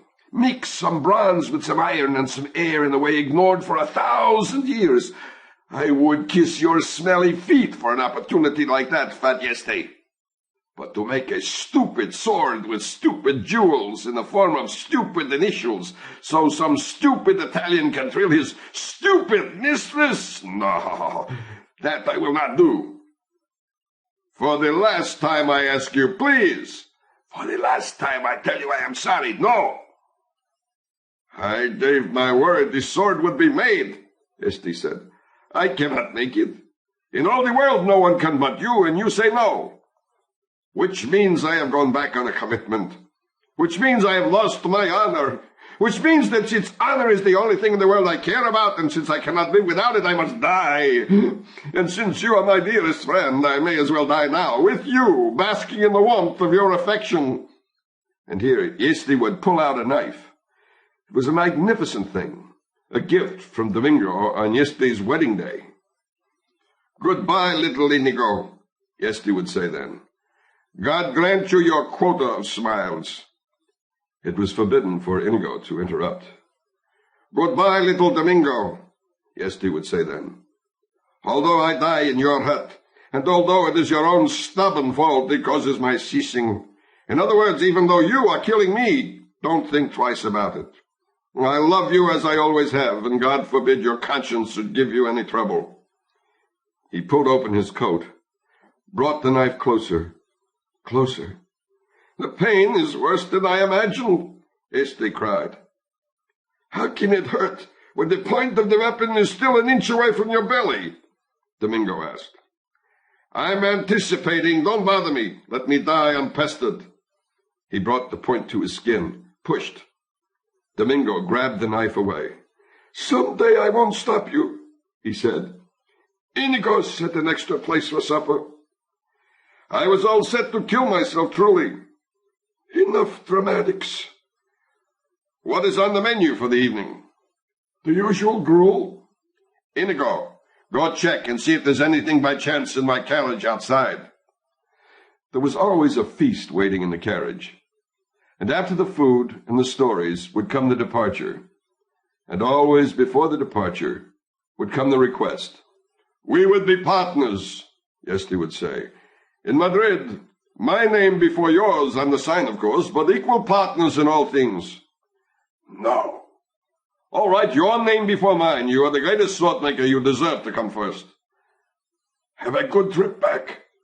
Why won't you? Because, my friend Este, you are very famous and very rich, and so you should be, because you make wonderful weapons. But you must also make them for any fool who happens along. I am poor, and no one knows me in all the world except you and Inigo. But I do not have to suffer fools. You are an artist, Este said. No, not yet. A craftsman only. But I dream to be an artist. I pray that someday, if I work with enough care, if I am very, very lucky, I will make a weapon that is a work of art. Call me an artist then, and I will answer. Este entered his carriage. Domingo approached the window, whispered, I remind you only of this. When you get this jeweled, initialed sword, claim it as your own. Tell no one of my involvement. Your secret is safe with me. Embraces and waves. The carriage would leave. And that was the way of life before the six-fingered sword. Inigo remembered exactly the moment it began. He was making lunch for them. His father always, from the time he was 6, let him do the cooking. When a heavy knocking came on the hut door. Inside there, a voice boomed. Be quick about it. Inigo's father opened the door. Your servant, he said. You are a sword maker, came the booming voice. Of distinction. I have heard that this is true. If only it were, Domingo replied. But I have no great skills. Mostly I do repair work. Perhaps if you had a dagger blade that was dulling, I might be able to please you. But anything more is beyond me. Inigo crept up behind his father and peeked out.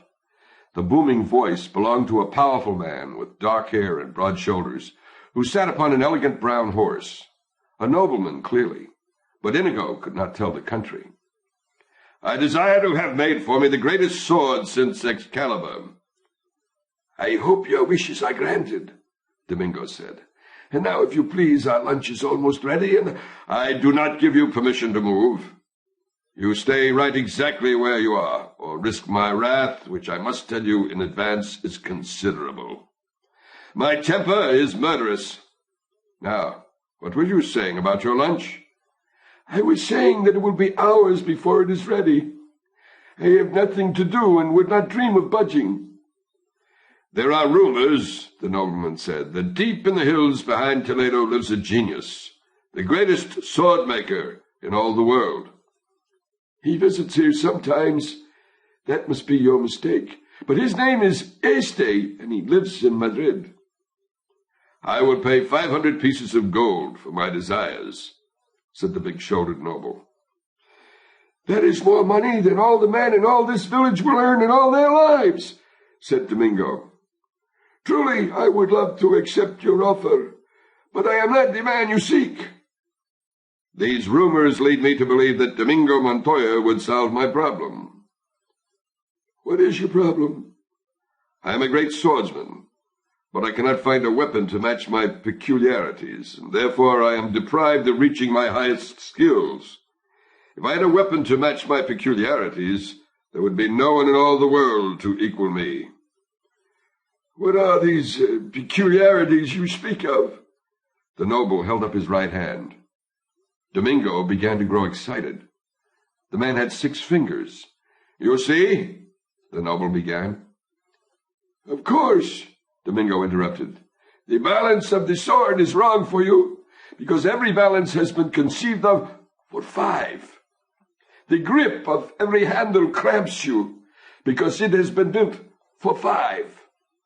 For an ordinary swordsman it would not matter, but a great swordsman, a master, would have eventual discomfort. And the greatest swordsman in the world must always be at ease. The grip of his weapon must be as natural as the blink of his eye, and cause him no more thought.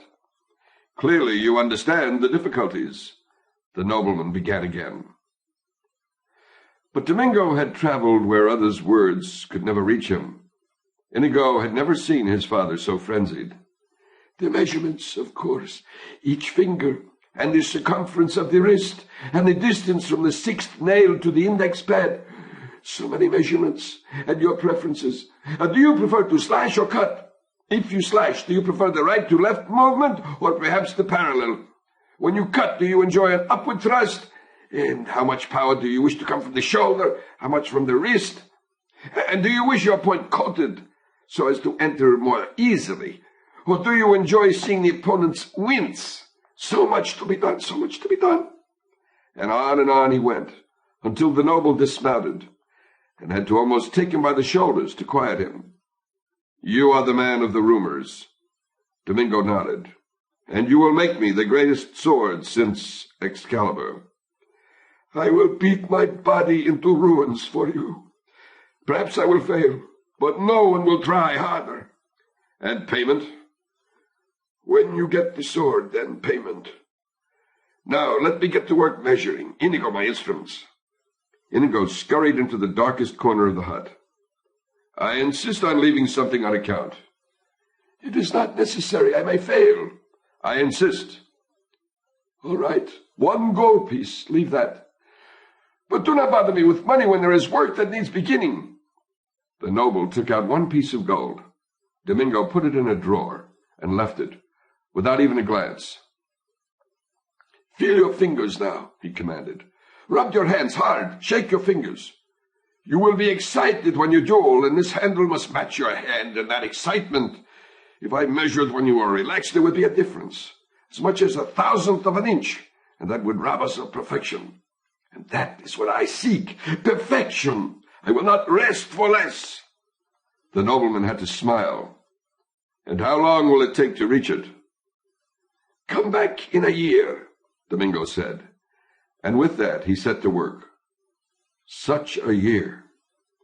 Domingo slept only when he dropped from exhaustion. He ate only when Inigo would force him to. He studied, fretted, complained. He never should have taken the job. It was impossible. The next day he would be flying. He never should have taken the job. It was too simple to be worth his labors. Joy to despair, day to day, hour to hour.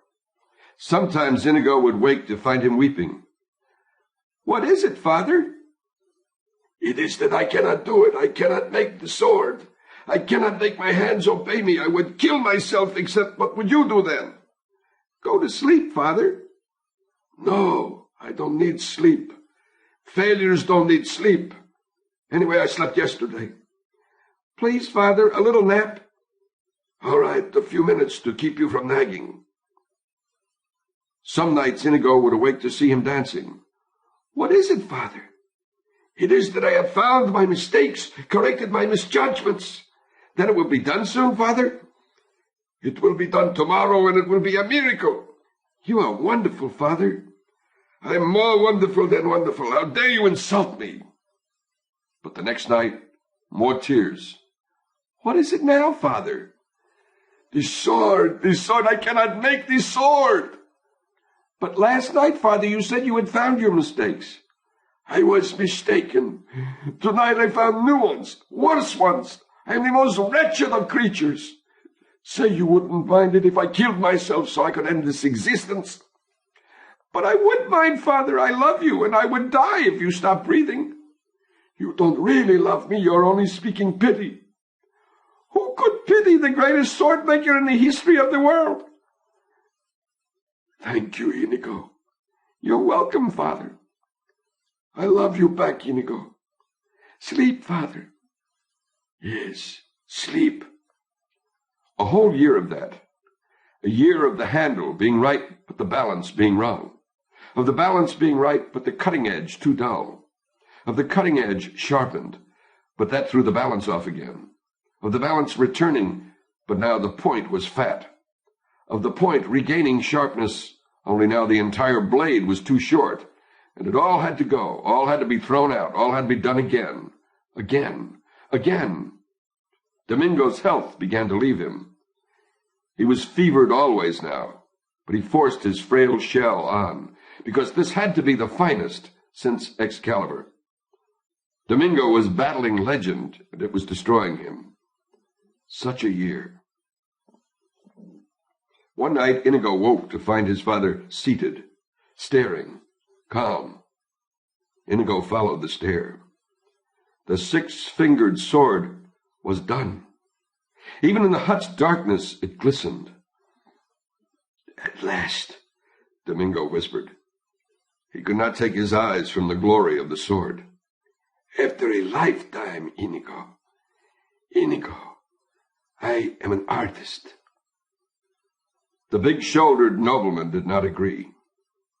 When he returned to purchase the sword, he merely looked at it a moment. Not worth waiting for, he said. Inigo stood in the corner of the hut, watching, holding his breath. You are disappointed? Domingo could scarcely get the words spoken. I'm not saying it's trash, you understand, the nobleman went on. But it's certainly not worth 500 pieces of gold. I'll give you 10. It's probably worth that. Wrong, Domingo cried. It is not worth 10. It is not worth even 1. Here! And he threw open the drawer, where the 1 gold piece had lain untouched the year. The gold is yours, all of it. You have lost nothing. He took back the sword and turned away. I'll take the sword, the nobleman said. I didn't say I wouldn't take it. I only said I would pay what it was worth. Domingo whirled back, eyes bright. You quibbled, you haggled. Art was involved, and you saw only money. Beauty was here for the taking, and you saw only your fat purse. You have lost nothing. There is no more reason for your remaining here. Please go. The sword, the noble said.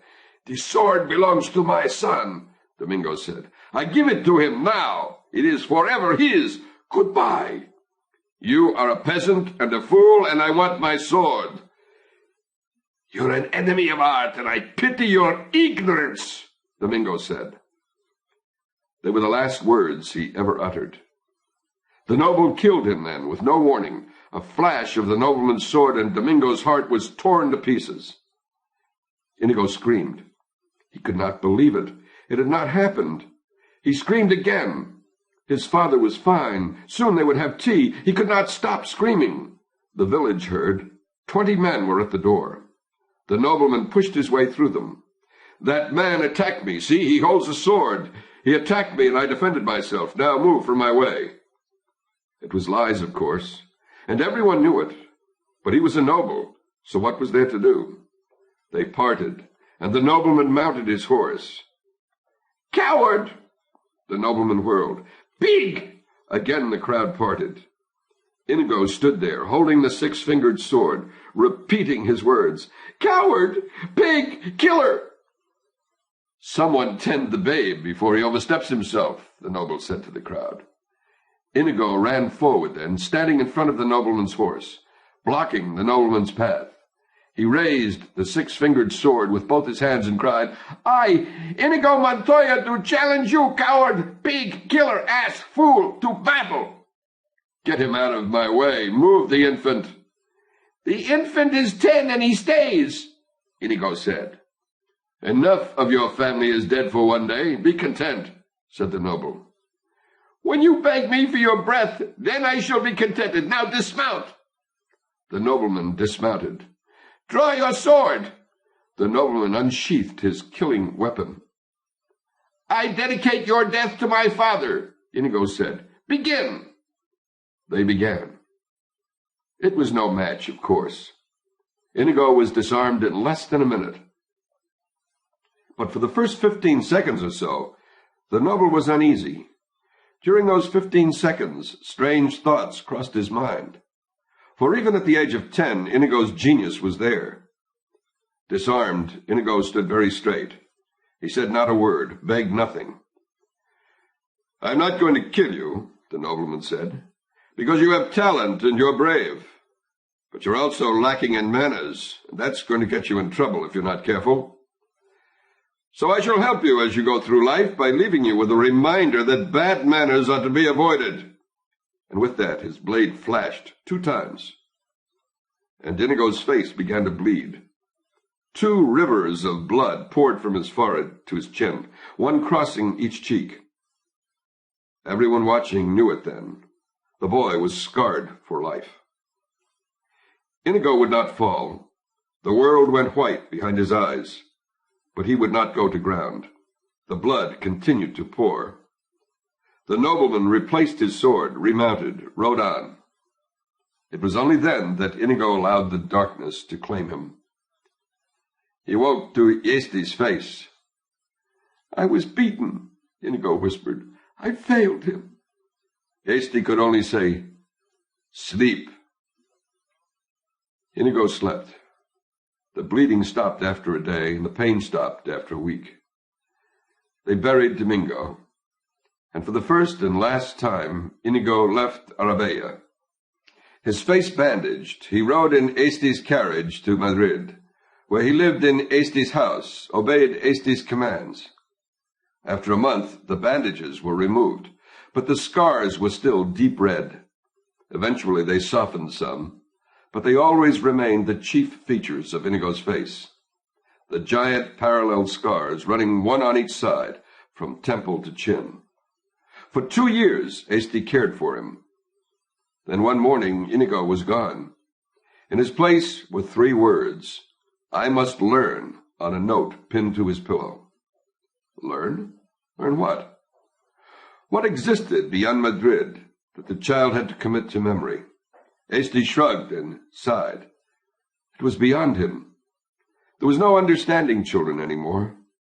Everything was changing too fast, and the young were different. Beyond him. Beyond him. Life was beyond him. The world was beyond him. You name it, it was beyond him. He was a fat man who made swords, that much he knew. So he made more swords, and he grew fatter, and the years went by. As his figure spread, so did his fame. From all across the world they came, begging him for weapons. So he doubled his prices because he didn't want to work too hard anymore. He was getting old. But when he doubled his prices, when the news spread from duke to prince to king, they only wanted him the more desperately. Now the wait was 2 years for a sword, and the lineup of royalty was unending, and Esti was growing tired. So he doubled his prices again. And when that didn't stop them, he decided to triple his already doubled and redoubled prices. And besides that, all work had to be paid for in jewels in advance, and the wait was up to 3 years. But nothing would stop them. They had to have swords by Esti or nothing, and even though the work on the finest was nowhere what it once was, Domingo, after all, no longer could save him. The silly rich men didn't notice. All they wanted was his weapons, and they fell over each other with jewels for him. Esti grew very rich and very heavy. Every part of his body sagged. He had the only fat thumbs in Madrid. Dressing took an hour, breakfast the same. Everything went slowly. But he could still make swords, and people still craved them. "I'm sorry," he said to the young Spaniard who entered his shop one particular morning. "The wait is up to 4 years, and even I am embarrassed to mention the price. Have your weapon made by another." "I have my weapon," the Spaniard said, and he threw the 6-fingered sword across Esti's workbench. Such embraces! Never leave again, Hasty said. I eat too much when I'm lonely. I cannot stay, Inigo told him. I'm only here to ask you one question. As you know, I have spent the last 10 years learning. Now I have come for you to tell me if I'm ready. Ready? For what? What in the world have you been learning? This sword. Madness, said Hasty. You have spent 10 entire years just learning to fence? No, not just learning to fence, Inigo answered. I did many other things as well. Tell me. Well, Inigo began.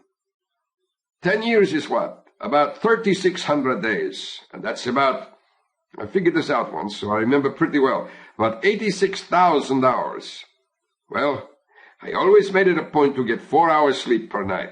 That's 14,000 hours right there, leaving me perhaps 72,000 hours to account for. You slept. I'm with you. What else? Well, I squeezed rocks. I'm sorry. My hearing sometimes fails me. It sounded like you said you squeezed rocks. To make my wrist strong so I could control the sword. Rocks like apples, that size. I would squeeze them in each hand for perhaps 2 hours a day.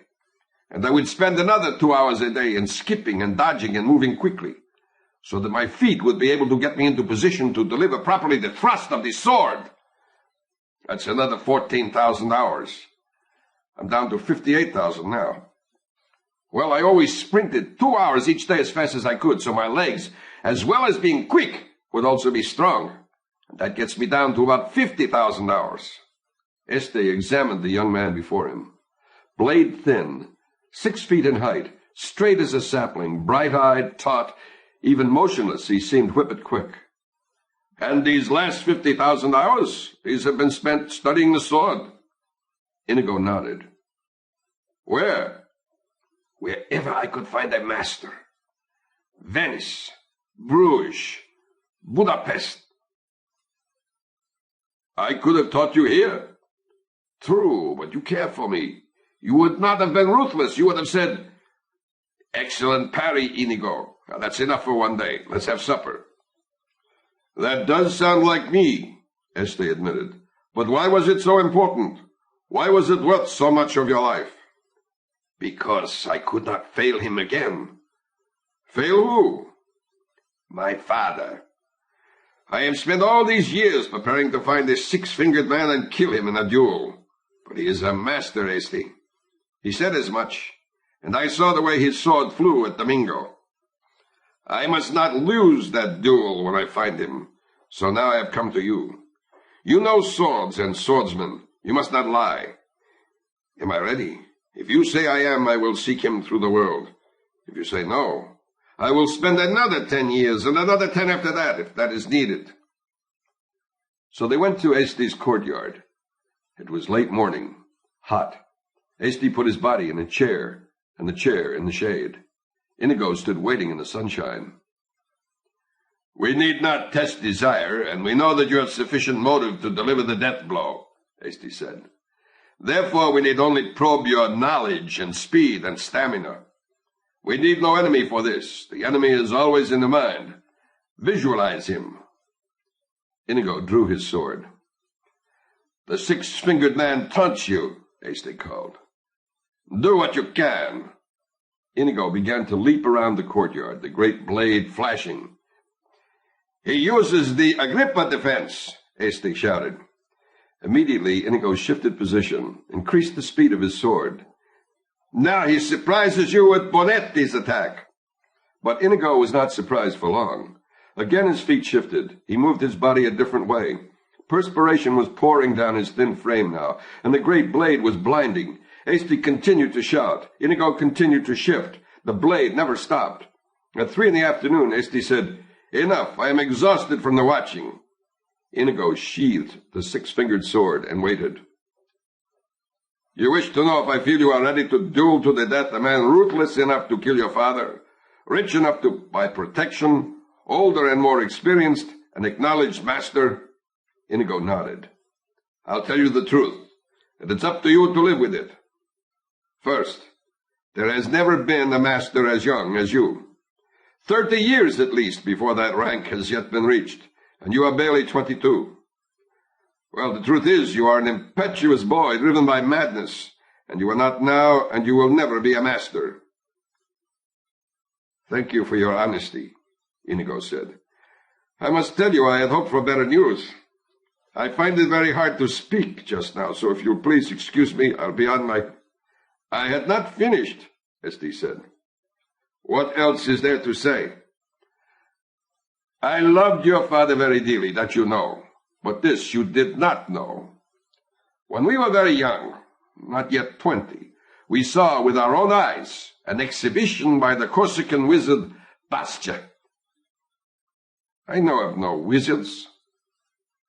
It is the rank beyond master in swordsmanship, Este said. Bastia was the last man so designated. Long before your birth, he died at sea. There have been no wizards since, and you would never in this world have beaten him, but I tell you this, he would never in this world have beaten you. Inigo stood silent for a long time. I am ready, then. I would not enjoy being the six-fingered man, was all Este replied. The next morning, Inigo began the track down.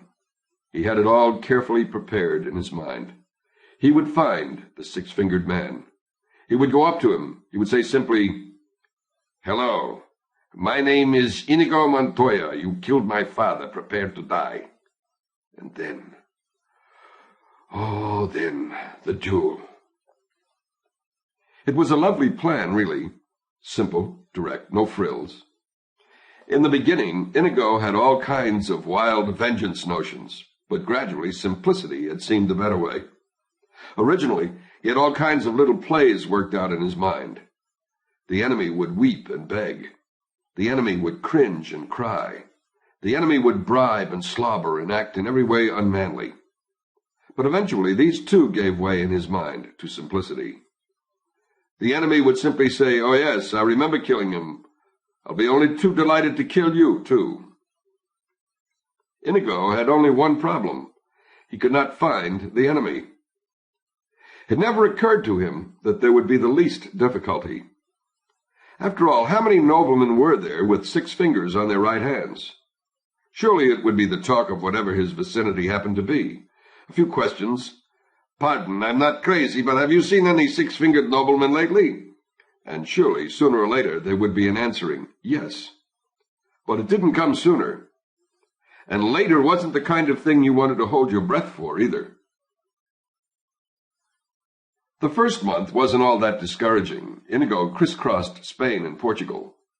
The second month he moved to France and spent the rest of the year there. The year following that was his Italian year, and then came Germany and the whole of Switzerland. It was only after 5 solid years of failure that he began to worry. By then he had seen all of the Balkans and most of Scandinavia, and had visited the Florinese and the natives of Gilder, and into Mother Russia, and down step by step around the entire Mediterranean. By then he knew what had happened. 10 years learning was 10 years too long. Too much had been allowed to happen. The 6-fingered man was probably crusading in Asia, or getting rich in America, or a hermit in the East Indies, or dead? Inigo, at the age of 27, began having a few extra glasses of wine at night to help him get to sleep. At 28, he was having a few extra glasses to help him digest his lunch. At 29, the wine was essential to wake him in the morning. His world was collapsing around him. Not only was he living in daily failure, something almost as dreadful was beginning to happen. Fencing was beginning to bore him. He was simply too good. He would make his living during his travels by finding the local champion wherever he happened to be. And they would duel, and Inigo would disarm him and accept whatever they happened to bet. And with his winnings he would pay for his food and his lodging and his wine. But the local champions were nothing. Even in the big cities, the local experts were nothing. Even in the capital cities, the local masters were nothing. There was no competition, nothing to help him keep an edge. His life began to seem pointless, his quest pointless. Everything without reason. At 30, he gave up the ghost.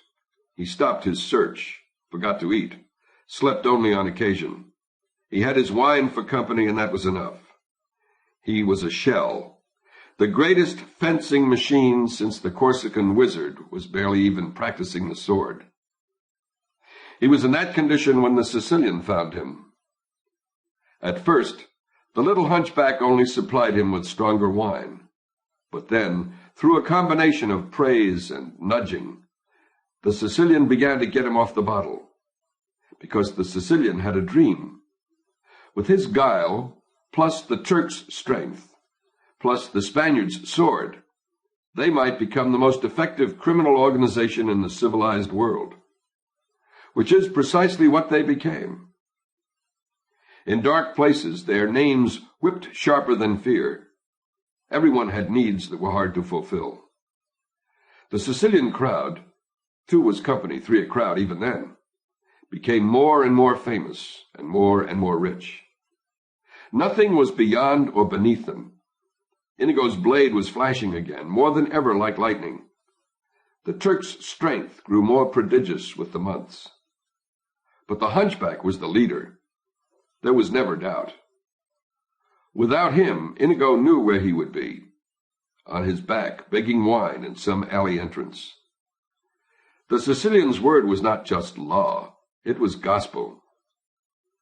So when he said, "Kill the man in black," all other possibilities ceased to exist. The man in black had to die. Inigo paced the cliff edge, fingers snapping. 50 feet below him now, the man in black still climbed. Inigo's impatience was beginning to bubble beyond control. He stared down at the slow progress. Find a crevice, jam in the hand. Find another crevice, jam in the other hand. 48 feet to go. Inigo slapped his sword handle, and his finger snapping began to grow faster. He examined the hooded climber, half hoping he would be 6-fingered. But no. This one had the proper accompaniment of digits. 47 feet to go now. Now 46.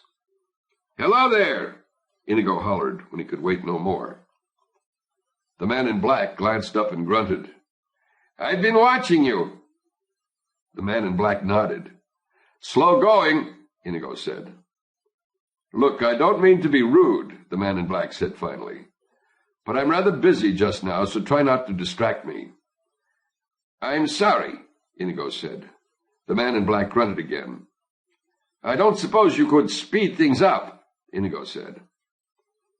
"If you want to speed things up so much," the man in black said, clearly quite angry now, "you could lower a rope or a tree branch or find some other helpful thing to do." "I could do that," Inigo agreed. "But I don't think you would accept my help, since I'm only waiting up here so that I can kill you." "That does put a damper on our relationship," the man in black said then. "I'm afraid you'll just have to wait." 43 feet left. 41. "I could give you my word as a Spaniard," Inigo said. "No good," the man in black replied. "I've known too many Spaniards." "I'm going crazy up here," Inigo said. "Any time you want to change places, I'd be too happy to accept." 39 feet, and resting. The man in black just hung in space, feet dangling. The entire weight of his body, supported by the strength of his hand, jammed into the crevice. "Come along now," Inigo pleaded. "It's been a bit of a climb," the man in black explained, "and I'm weary. I'll be fine in a quarter hour or so." Another quarter hour. Inconceivable. "Look, we've got a big piece of extra rope up here we didn't need when we made our original climb. I'll just drop it down to you, and you grab hold and I'll pull and—" "No good," the man in black repeated. "You might pull. But then again, you also just might let go, which, since you're in a hurry to kill me, would certainly do the job quickly." "But you would never have known I was going to kill you if I hadn't been the one to tell you. Doesn't that let you know I can be trusted?"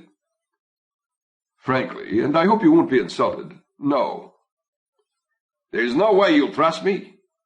Nothing comes to mind. Suddenly, Inigo raised his right hand high. I swear on the soul of Domingo Montoya you will reach the top alive. The man in black was silent for a long time. Then he looked up. I do not know this Domingo of yours, but something in your tone says I must believe you. Throw me the rope. Inigo quickly tied it around a rock, dropped it over. The man in black grabbed hold, hung suspended, alone in space. Inigo pulled. In a moment the man in black was beside him. Thank you, the man in black said, and he sank down on the rock. Inigo sat alongside him.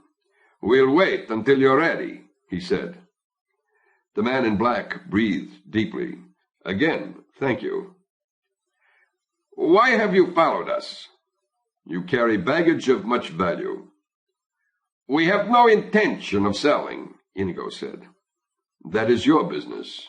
And yours? The man in black made no reply. Inigo stood and walked away, surveying the terrain over which they would battle.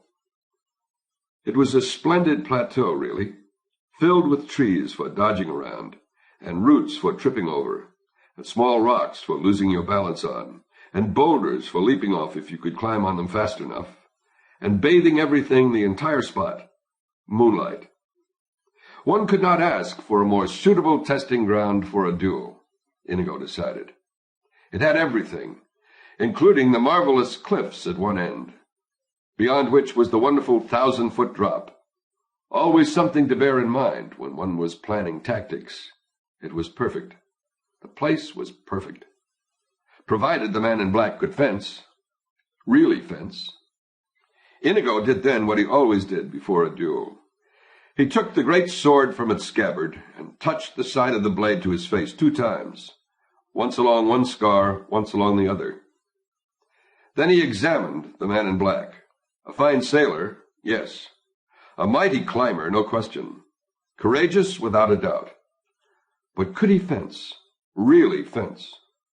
Please, Inigo thought. It has been so long since I have been tested. Let this man test me. Let him be a glorious swordsman. Let him be both quick and fast, smart and strong. Give him a matchless mind for tactics, a background the equal of mine. Please, please, it's been so long.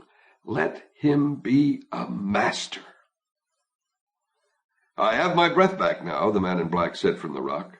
Thank you for allowing me my rest. We'd best get on with it then, Inigo replied. The man in black stood. You seem a decent fellow, Inigo said. I hate to kill you. You seem a decent fellow, answered the man in black. I hate to die. But one of us must, Inigo said. Begin. And so saying, he took the 6-fingered sword and put it into his left hand. He had begun all his duels left-handed lately.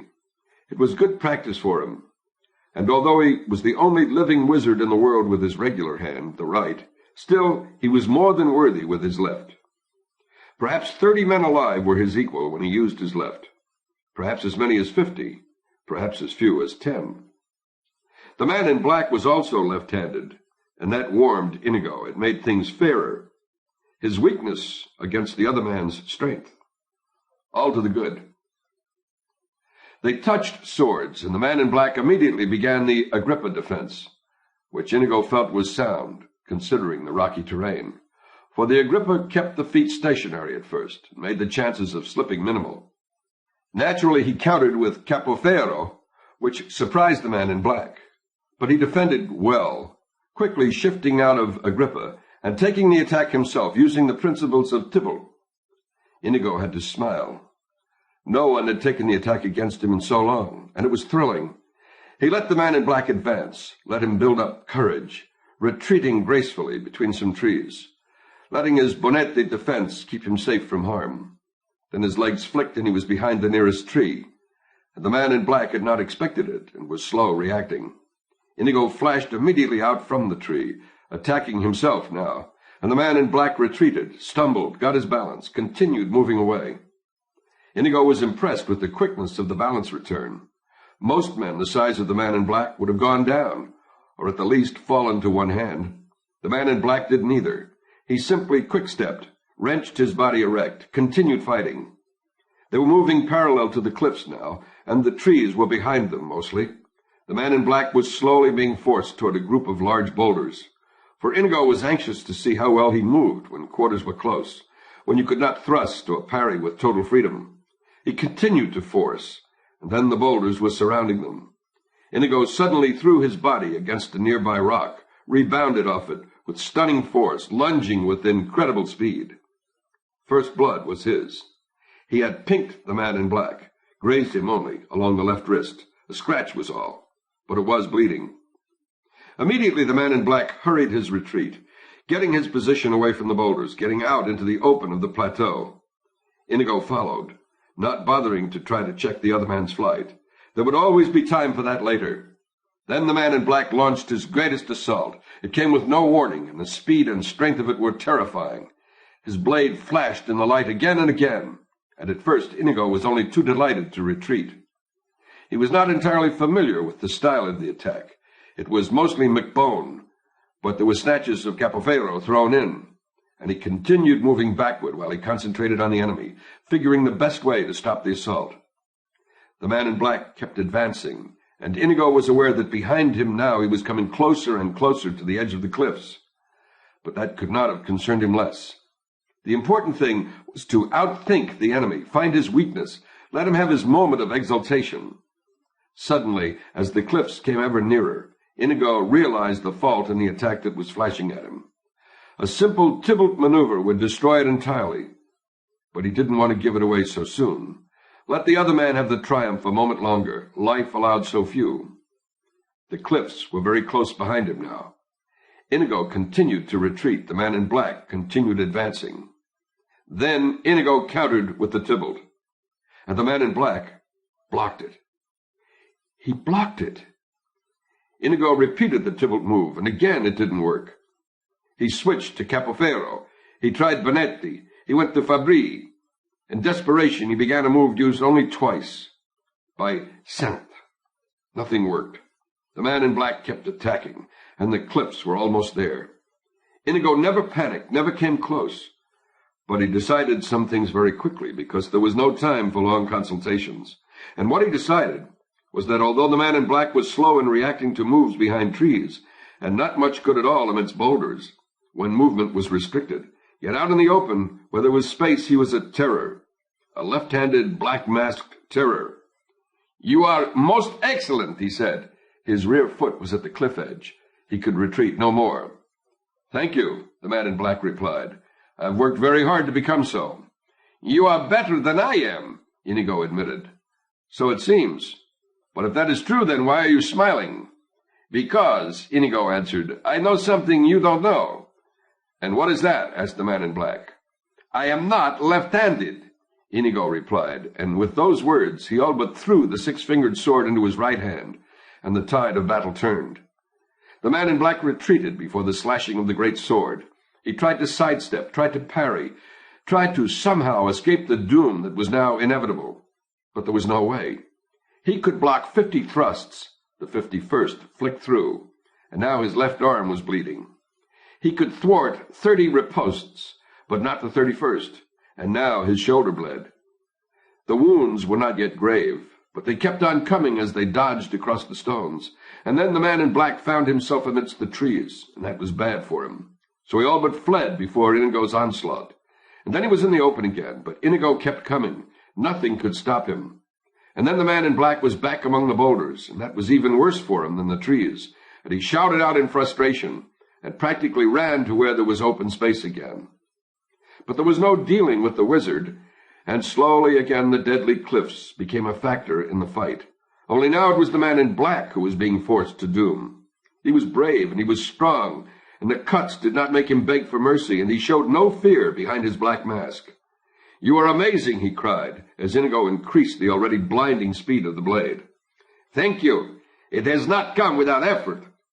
The death moment was at hand now. Again and again Inigo thrust forward, and again the man in black managed to ward off the attacks. But each time it was harder, and the strength in Inigo's wrists was endless. and he only thrust the more fiercely, and soon the man in black grew weak. "You cannot tell it," he said then, "because I wear a cap and a mask, but I am smiling now." "Why?" "Because I'm not left-handed either," said the man in black, and he too switched hands, and now the battle was finally joined, and Inigo began to retreat. "Who are you?" he screamed. "No one of import, another lover of the blade." "I must know." "Get used to disappointment." They flashed along the open plateau now, and the blades were both invisible, but oh, the earth trembled, and oh, the skies shook, and Inigo was losing. He tried to make for the trees, but the man in black would have none of it. He tried retreating to the boulders, but that was denied him too. And in the open, unthinkable as it was, the man in black was superior. Not much, but in a multitude of tiny ways. He was of a slightly higher quality, a hair quicker, a fraction stronger, a speck faster. Not really much at all, but it was enough.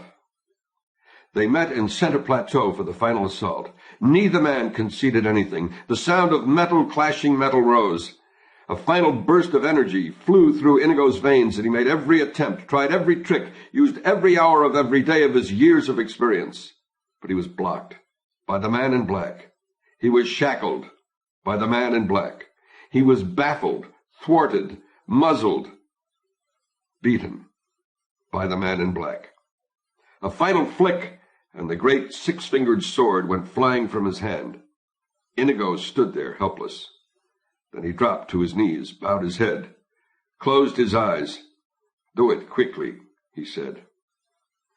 "May my hands fall from my wrists before I kill an artist like yourself," said the man in black. "I would as soon destroy Da Vinci. However," and here he clubbed Inigo's head with the butt of his sword, "since I can't have you following me either, please understand that I hold you in the highest respect." He struck one more time, and the Spaniard fell unconscious. The man in black quickly tied Inigo's hands around a tree and left him there, for the moment, sleeping and helpless. Then he sheathed his sword, picked up the Sicilian's trail, and raced into the night.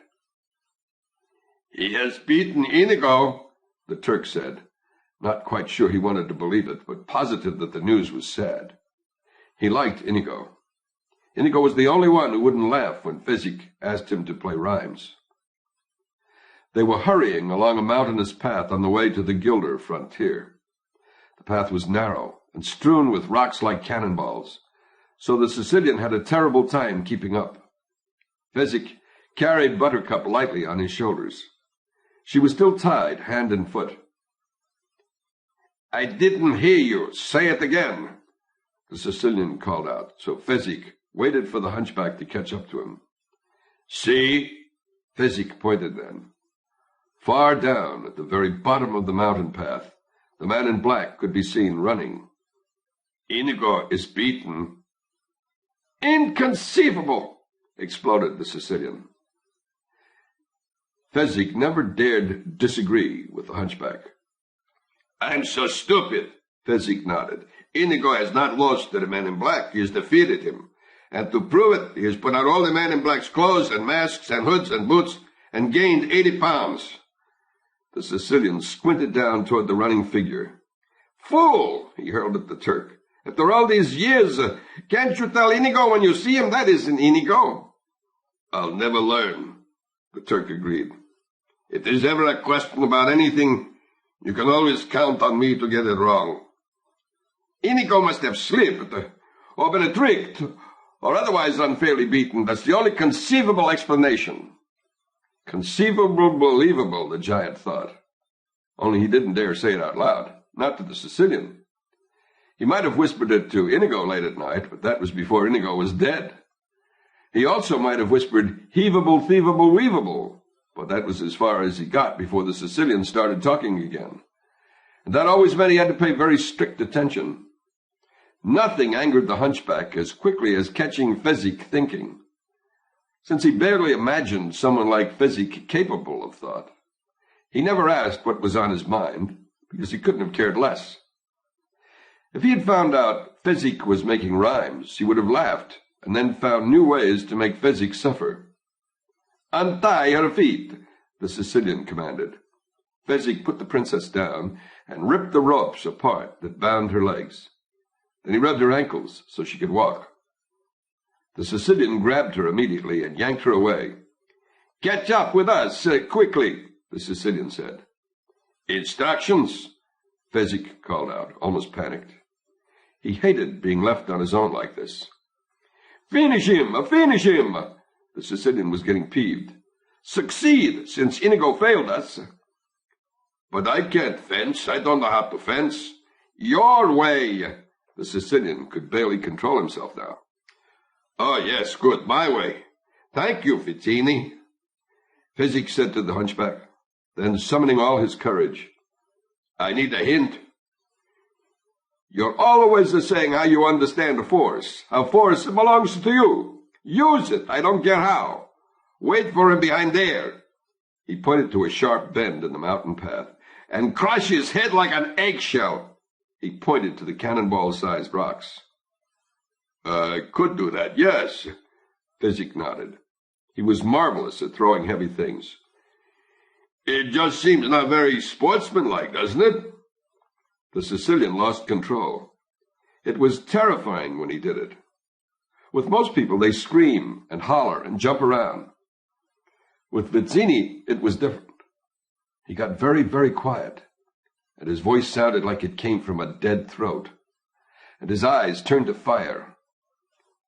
"I tell you this, and I tell it once. Stop the man in the black. Stop him for good and all.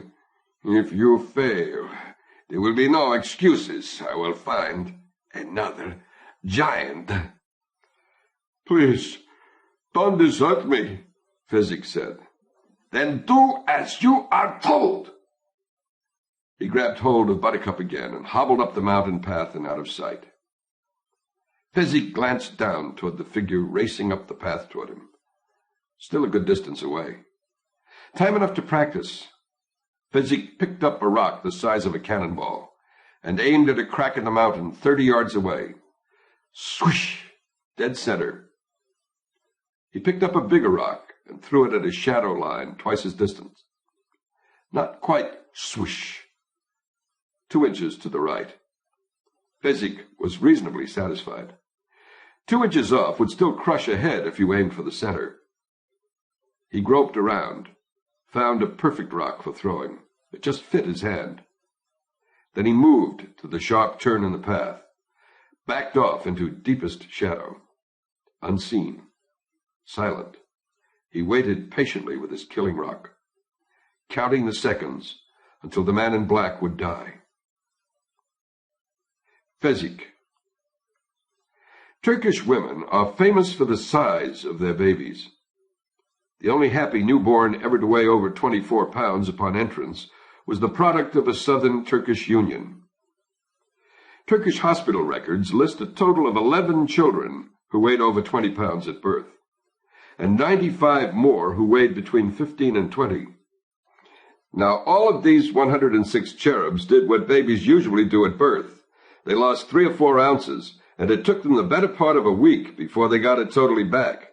More accurately, 105 of them lost weight just after they were born. Not Fezzik. His first afternoon, he gained 1 pound. Since he weighed but 15, and since his mother gave birth 2 weeks early, the doctors weren't unduly concerned. "It's because you came 2 weeks too soon," they explained to Fezzik's mother. "That explains it." Actually, of course, it didn't explain anything. But whenever doctors are confused about something, which is really more frequently than any of us would do well to think about, they always snatch at something in the vicinity of the case and add, "That explains it." If Fezzik's mother had come late, they would have said, "Well, you came late, that explains it." Or, "Well, it was raining during delivery, this added weight is simply moisture, that explains it." A healthy baby doubles his birth weight in about 6 months, and triples it in a year. When Fezzik was a year old, he weighed 85 pounds. He wasn't fat, understand.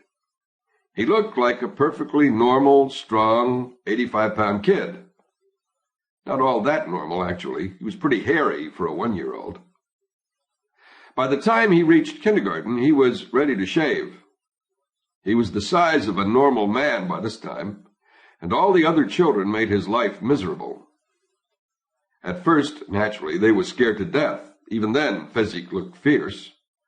But once they found out he was chicken, well, they weren't about to let an opportunity like that get away. "Bully, bully," they taunted Fezzik during morning yogurt break.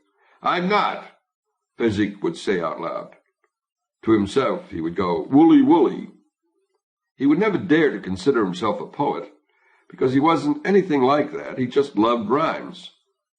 Anything you said out loud, he rhymed it inside. Sometimes the rhymes made sense, sometimes they didn't. Fezzik never cared much about sense. All that ever mattered was the sound. "Coward, coward, I'm not." "Then fight," one of them would say, and would swing all he had and hit Fezzik in the stomach, confident that all Fezzik would do was go, "Oof," and stand there, because he never hit back, no matter what you did to him. "Oof." Another swing. Another. A good stiff punch to the kidneys, maybe a kick in the knee. It would go on like that until Fezzik would burst into tears and run away. One day at home, Fezzik's father called. "Come here." Fezzik, as always, obeyed. "Dry your tears," his mother said. 2 children had beaten him very badly just before. He did what he could to stop crying. "Fezzik, this can't go on," his mother said. "They must stop picking on you." "Kicking on you." "I don't mind so much," Fezzik said. "Well, you should mind," his father said. He was a carpenter with big hands. "Come on outside. I'm going to teach you how to fight." "Please, I don't want." "Obey your father." They trooped out to the backyard. "Make a fist," his father said. Fezzik did his best. His father looked at his mother, then at the heavens. "He can't even make a fist," his father said. "He's trying. He's only 6. Don't be so hard on him." Fezzik's father cared for his son greatly, and he tried to keep his voice soft, so Fezzik wouldn't burst out crying. But it wasn't easy. "Honey," Fezzik's father said, "look, when you make a fist, you don't put your thumb inside your fingers. You keep your thumb outside your fingers. Because if you keep your thumb inside your fingers and you hit somebody, what will happen is you'll break your thumb, and that isn't good, because the whole object when you hit somebody is to hurt the other guy, not yourself." "Bert, I don't want to hurt anybody, Daddy." "I don't want you to hurt anybody, Fezzik. But if you know how to take care of yourself, and they know you know, they won't bother you anymore." "Father, I don't mind so much." "Well, we do," his mother said. "They shouldn't pick on you, Fezzik, just because you need a shave." "Back to the fist," his father said. "Have we learned how?" Fezzik made a fist again, this time with the thumb outside. "He's a natural learner," his mother said. She cared for him as greatly as his father did. "Now hit me," Fezzik's father said. "No, I don't want to do that." "Hit your father, Fezzik." "Maybe he doesn't know how to hit," Fezzik's father said. "Maybe not." Fezzik's mother shook her head sadly. "Watch, honey," Fezzik's father said. "See? Simple. You just make a fist like you already know, and then pull back your arm a little and aim for where you want to land and let go." "Show your father what a natural learner you are," Fezzik's mother said. "Make a punch. Hit him a good one." Fezzik made a punch toward his father's arm. Fezzik's father stared at the heavens again in frustration. "He came close to your arm," Fezzik's mother said quickly, before her son's face could cloud. "That was very good for a start, Fezzik. Tell him what a good start he made," she said to her husband. "It was in the right general direction," Fezzik's father managed. "If only I'd been standing 1 yard farther west, it would have been perfect." "I'm very tired," Fezzik said. "When you learn so much so fast, you get so tired. I do anyway. Please, may I be excused?" "Not yet," Fezzik's mother said. "Honey, please hit me. Really hit me. Try. You're a smart boy. Hit me a good one," Fezzik's father begged. "Tomorrow, Daddy, I promise." Tears began to form. Crying's not going to work, Fezzik, his father exploded. It's not going to work on me, and it's not going to work on your mother. You're going to do what I say, and what I say is you're going to hit me, and if it takes all night, we're going to stand right here, and if it takes all week, we're going to stand right here, and if it splat! This was before emergency wards, and that was too bad, at least for Fezzik's father, because there was no place to take him after Fezzik's punch landed, except to his own bed, where he remained with his eyes shut for a day and a half, except for when the milkman came to fix his broken jaw. This was not before doctors, but in Turkey they hadn't gotten around to claiming the bone business yet. Milkmen still were in charge of bones, the logic being that since milk was so good for bones, who would know more about broken bones than a milkman? When Fezzik's father was able to open his eyes as much as he wanted, they had a family talk, the three of them. "You're very strong, Fezzik," his father said. Actually, that is not strictly true. What his father meant was, "You're very strong, Fezzik." What came out was more like this. Ever since the milkman had wired his jaws together, all he could manage was the letter Z. But he had a very expressive face, and his wife understood him perfectly. "He says, 'You're very strong, Fezzik.'" "I thought I was," Fezzik answered. "Last year I hit a tree once when I was very mad. I knocked it down. It was a small tree, but still I figured that had to mean something." "He says he's giving up being a carpenter, Fezzik." "Oh, no," Fezzik said. "You'll be all well soon, Daddy. The milkman practically promised me."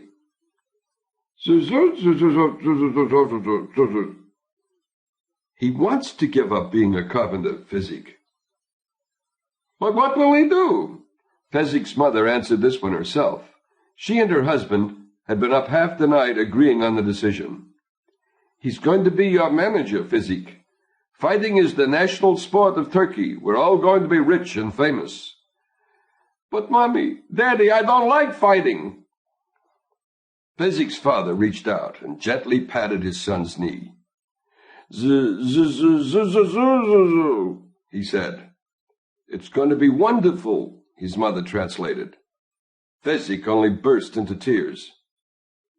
They had his first professional match in the village of Sandiki on a steaming hot Sunday.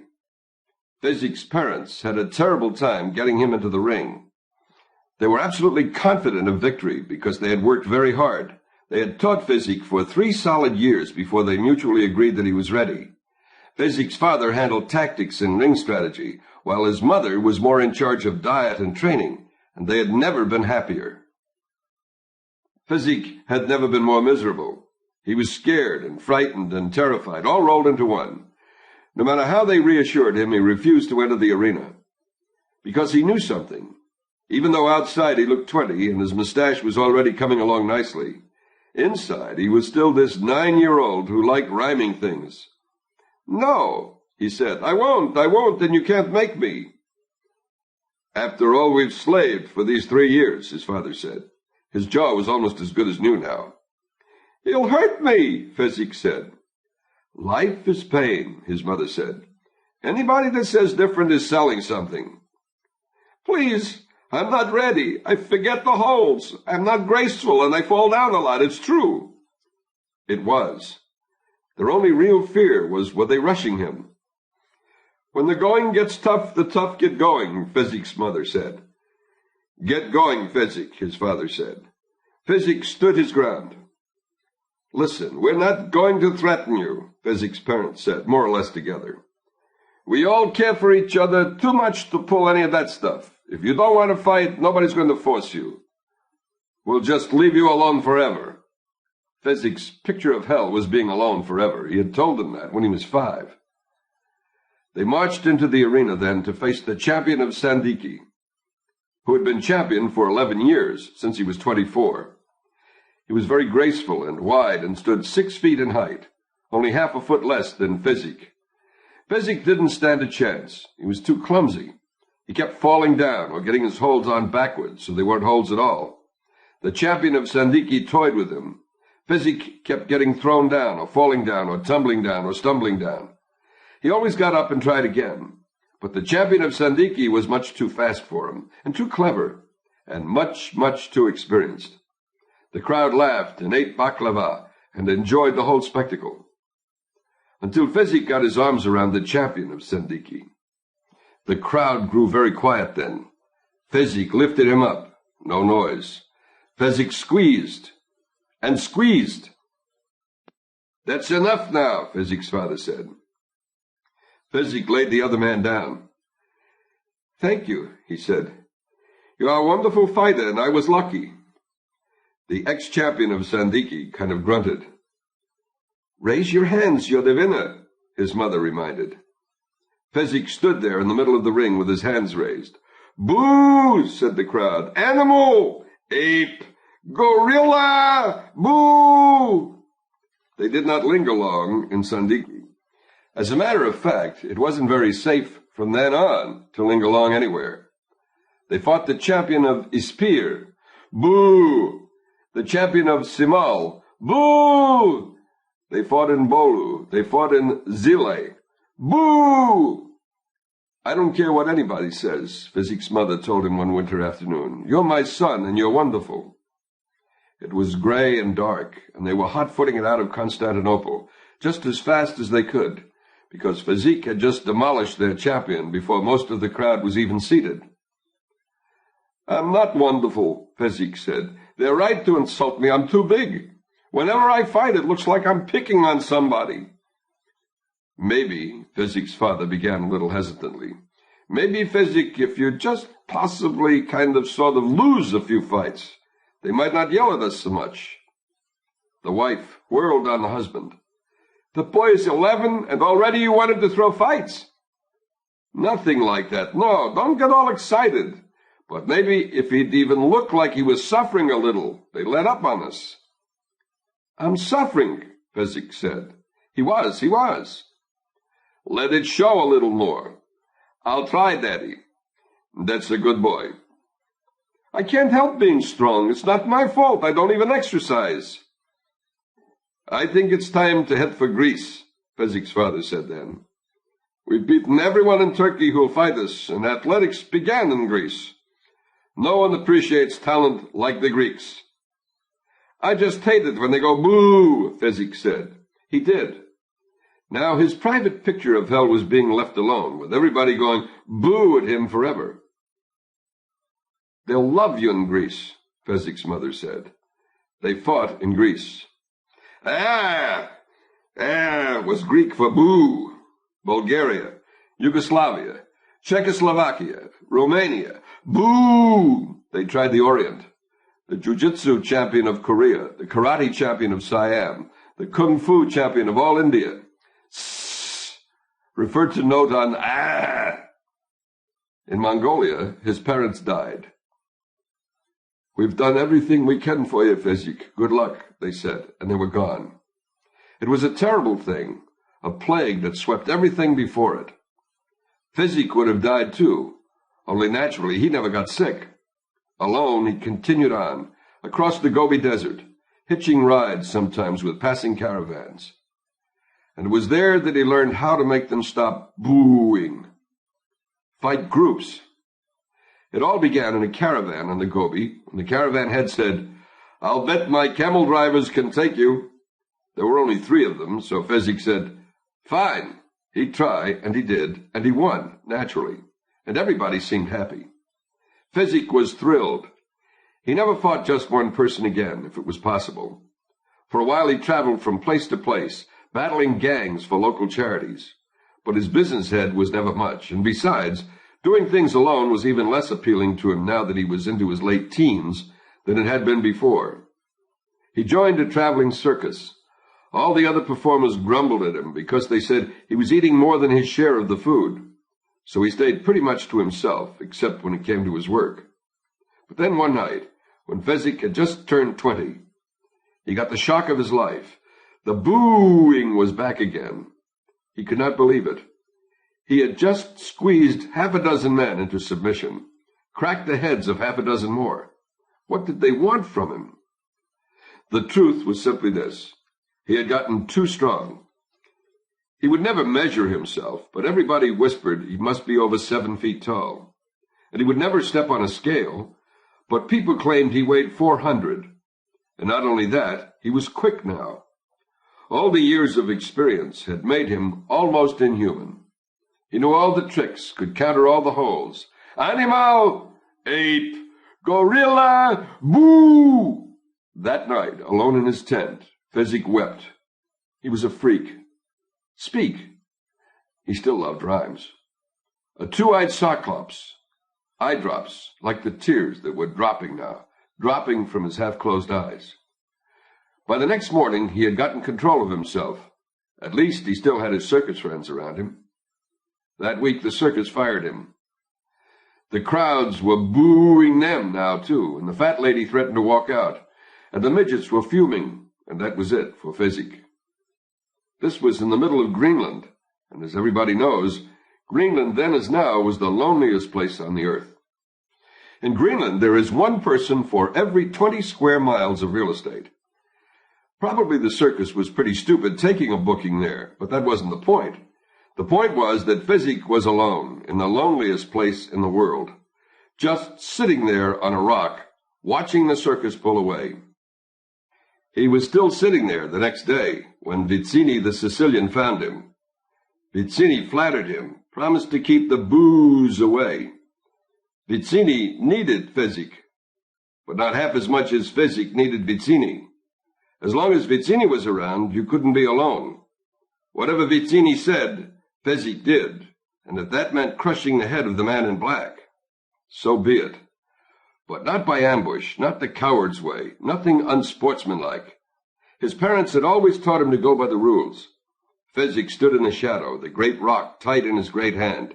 He could hear the footsteps of the man in black coming nearer, nearer.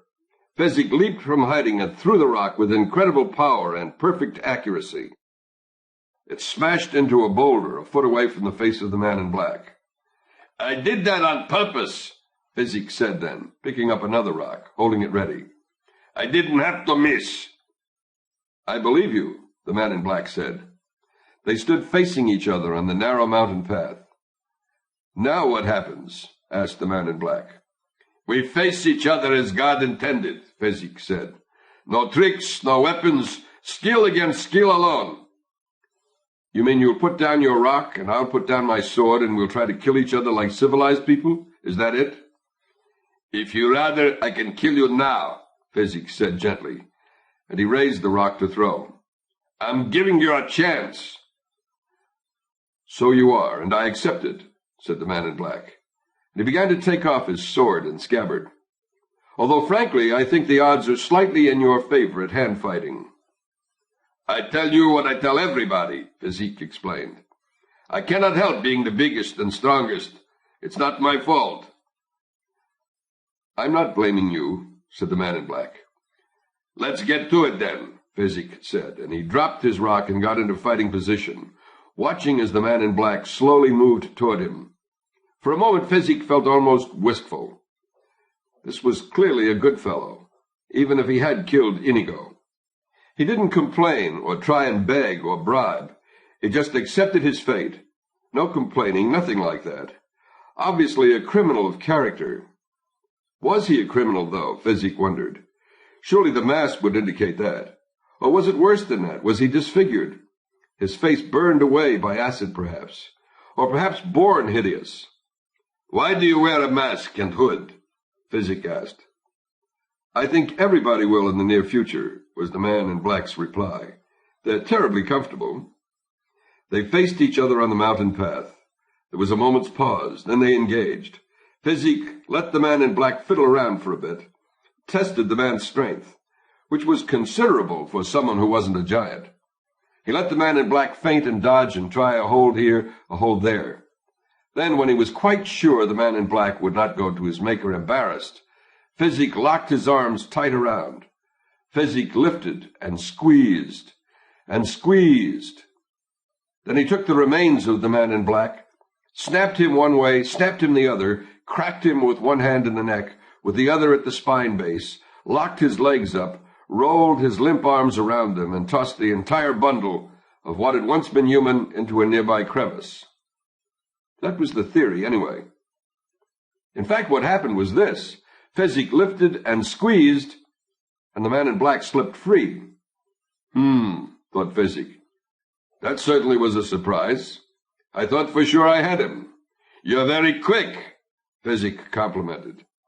And a good thing, too, said the man in black. Then they engaged again. This time, Fezzik did not give the man in black a chance to fiddle. He just grabbed him, swung him around his head, once, twice, smashed his skull against the nearest boulder, pounded him, pummeled him, gave him a final squeeze for good measure, and tossed the remains of what once had been alive into a nearby crevice. Those were his intentions, anyway. In actuality, he never even got through the grabbing part with much success, because no sooner had Fezzik's great hands reached out than the man in black dropped and spun and twisted and was loose and free and still quite alive. I don't understand a thing that's happening, Fezzik thought. Could I be losing my strength? Could there be a mountain disease that takes your strength? There was a desert disease that took my parents' strength. That must be it. I must have caught a plague. But if it is it, why isn't he weak? No, I must still be strong. It has to be something else. Now, what could it be? Suddenly, he knew. He had not fought against one man in so long he had all but forgotten how. He had been fighting groups and gangs and bunches for so many years that the idea of having but a single opponent was slow in making itself known to him, because you fought them entirely differently.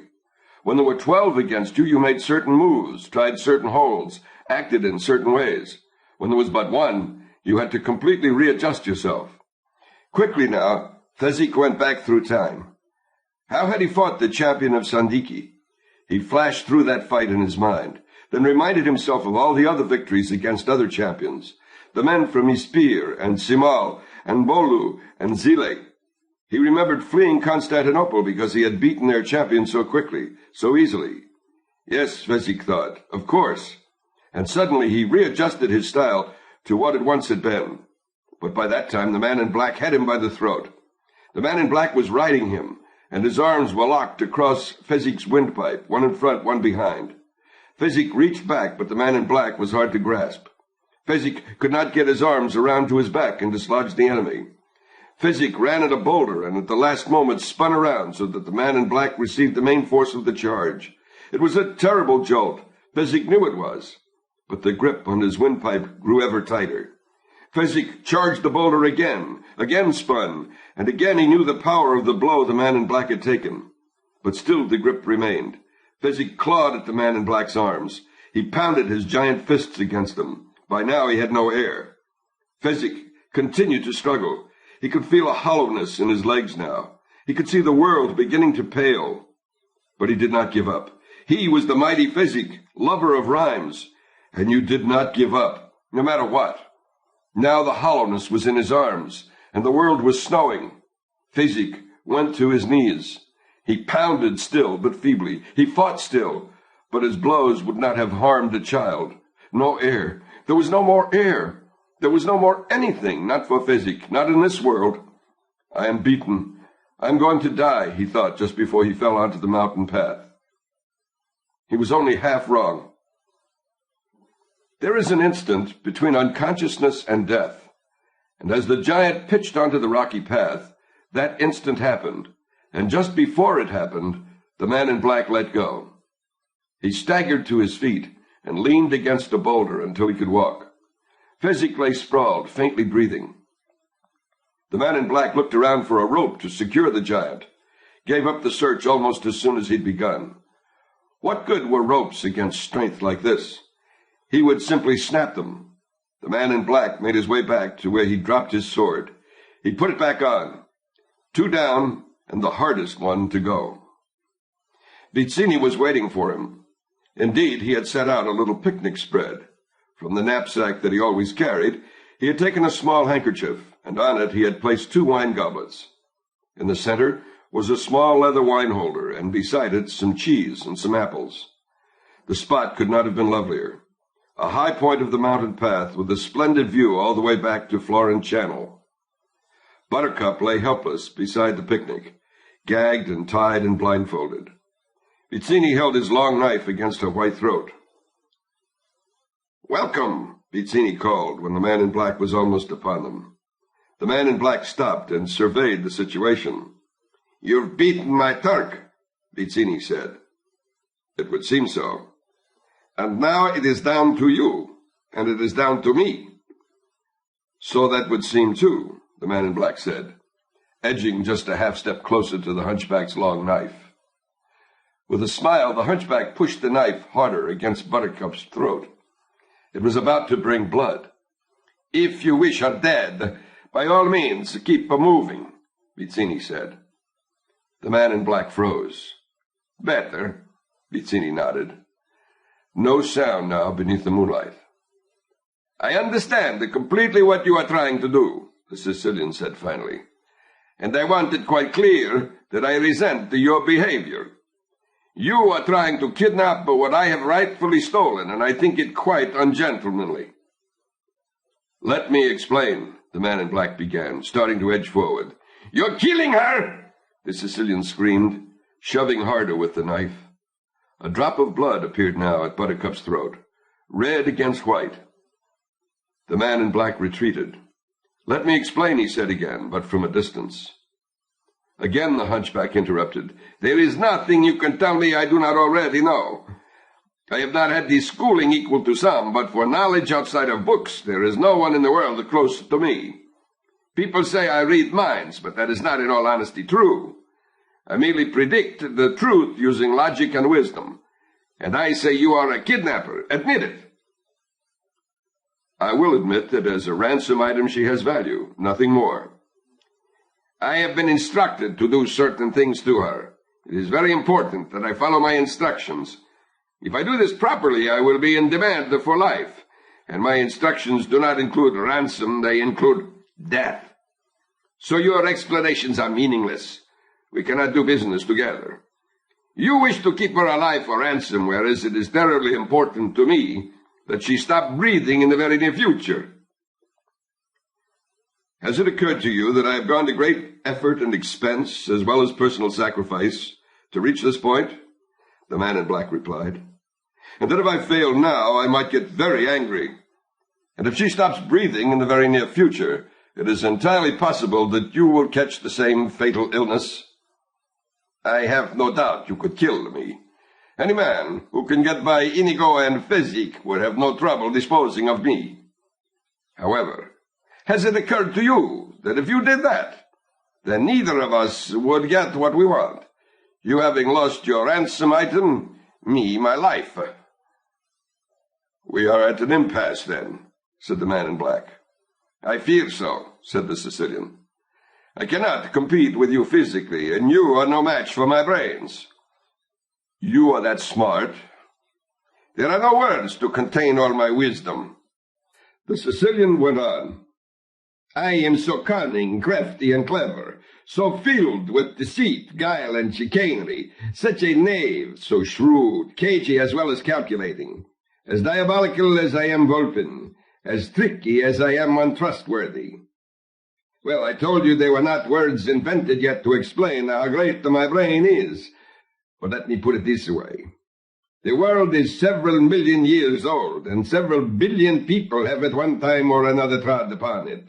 But I, Vizzini the Sicilian, am speaking with pure candor and modesty, the slickest, sleekest, slyest, and wiliest fellow who has yet come down the pike."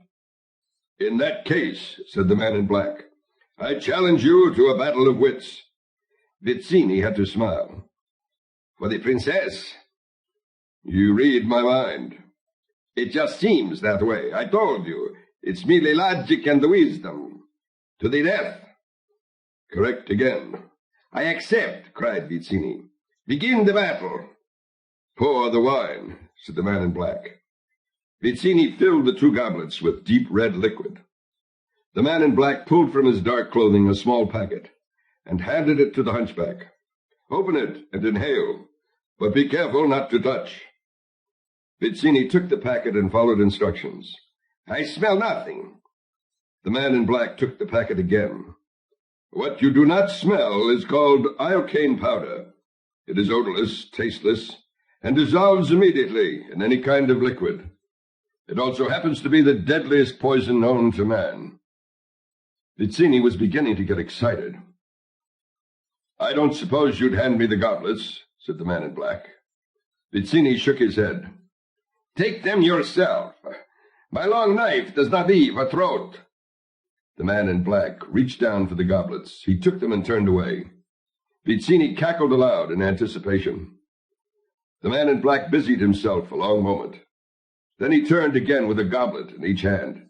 Very carefully, he put the goblet in his right hand in front of Vizzini, and put the goblet in his left hand across the kerchief from the hunchback. He sat down in front of the left-hand goblet and dropped the empty iocane packet by the cheese.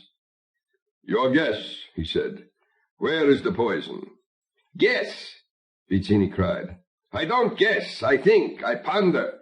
I deduce. Then I decide. But I never guess." "The battle of wits has begun," said the man in black. "It ends when you decide and we drink the wine and find out who is right and who is dead. We both drink, need I add, and swallow, naturally, at precisely the same time." "It's all so simple," said the hunchback. "All I have to do is deduce from what I know of you, the way your mind works. Are you the kind of a man who would put the poison into his own glass or into the glass of his enemy?" "You're stalling," said the man in black. "I'm relishing is what I'm doing," answered the Sicilian. "No one has challenged my mind in years, and I love it. By the way, may I smell both goblets?" "Be my guest. Just be sure you put them down the same way you found them." The Sicilian sniffed his own glass. Then he reached across the kerchief for the goblet of the man in black and sniffed that. "As you said, odorless." "As I also said, you're stalling." The Sicilian smiled and stared at the wine goblets.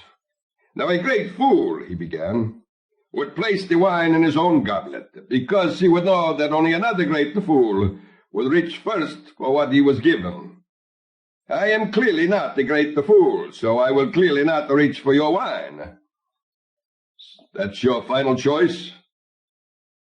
"No, because you knew I was not a great fool, so you would know that I would never fall for such a trick. You would count on it, so I will clearly not reach for mine either." "Keep going," said the man in black. "I intend to." The Sicilian reflected a moment. "We have now decided the poison cup is most likely in front of you. But the poison is powder made from iocane, and iocane comes only from Australia. And Australia, as everyone knows, is peopled with criminals. And the criminals are used to having people not trust them, as I don't trust you, which means I can clearly not choose the wine in front of you." The man in black was starting to get nervous. "But again, you must have suspected I knew the origins of iocane, so you would have known I knew about the criminals and criminal behavior, and therefore I can clearly not choose the wine in front of me." "Truly, you have a dizzying intellect," whispered the man in black. "You have beaten my Turk, which means you are exceptionally strong, and exceptionally strong men are convinced that they are too powerful ever to die, too powerful even for iocane poison, so you could have put it in your cup, trusting on your strength to save you. Thus I can clearly not choose the wine in front of you."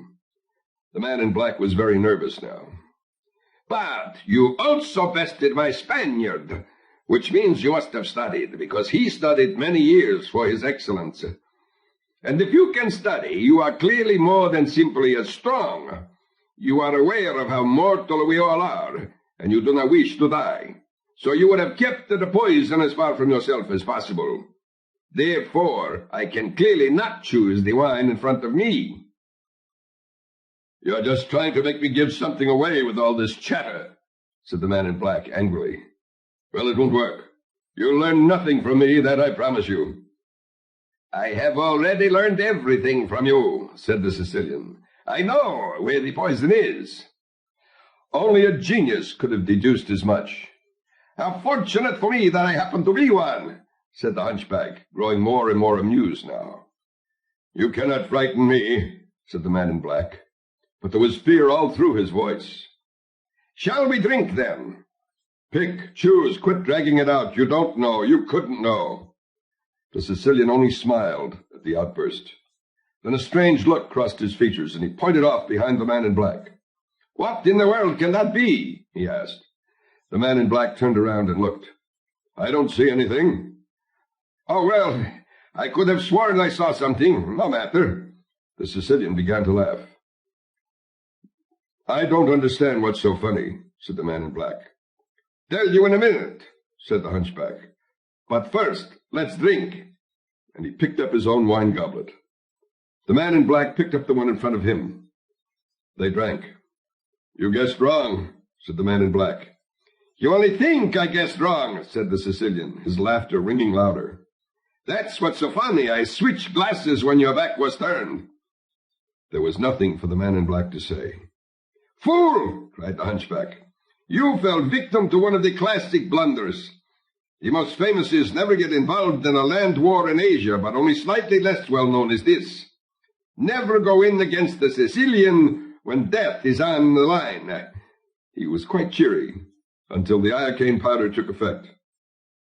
The man in black stepped quickly over the corpse, then roughly ripped the blindfold from the princess's eyes. I heard everything that happened, Buttercup began, and then she said, oh, because she had never been next to a dead man before. You killed him, she whispered finally. I let him die laughing, said the man in black. Pray I do as much for you. He lifted her, slashed her bonds away, put her on her feet, and started to pull her along.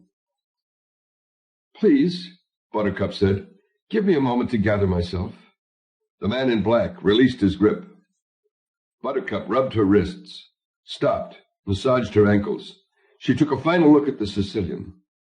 To think, she murmured, all that time it was your cup that was poisoned. They were both poisoned, said the man in black. I've spent the past 2 years building up immunity to iocane powder. Buttercup looked up at him. He was terrifying to her, masked and hooded and dangerous. His voice was strained, rough. Who are you? She asked. I am no one to be trifled with, replied the man in black. That is all you ever need to know. And with that he yanked her upright. You've had your moment. Again he pulled her after him, and this time she could do nothing but follow. They moved along the mountain path.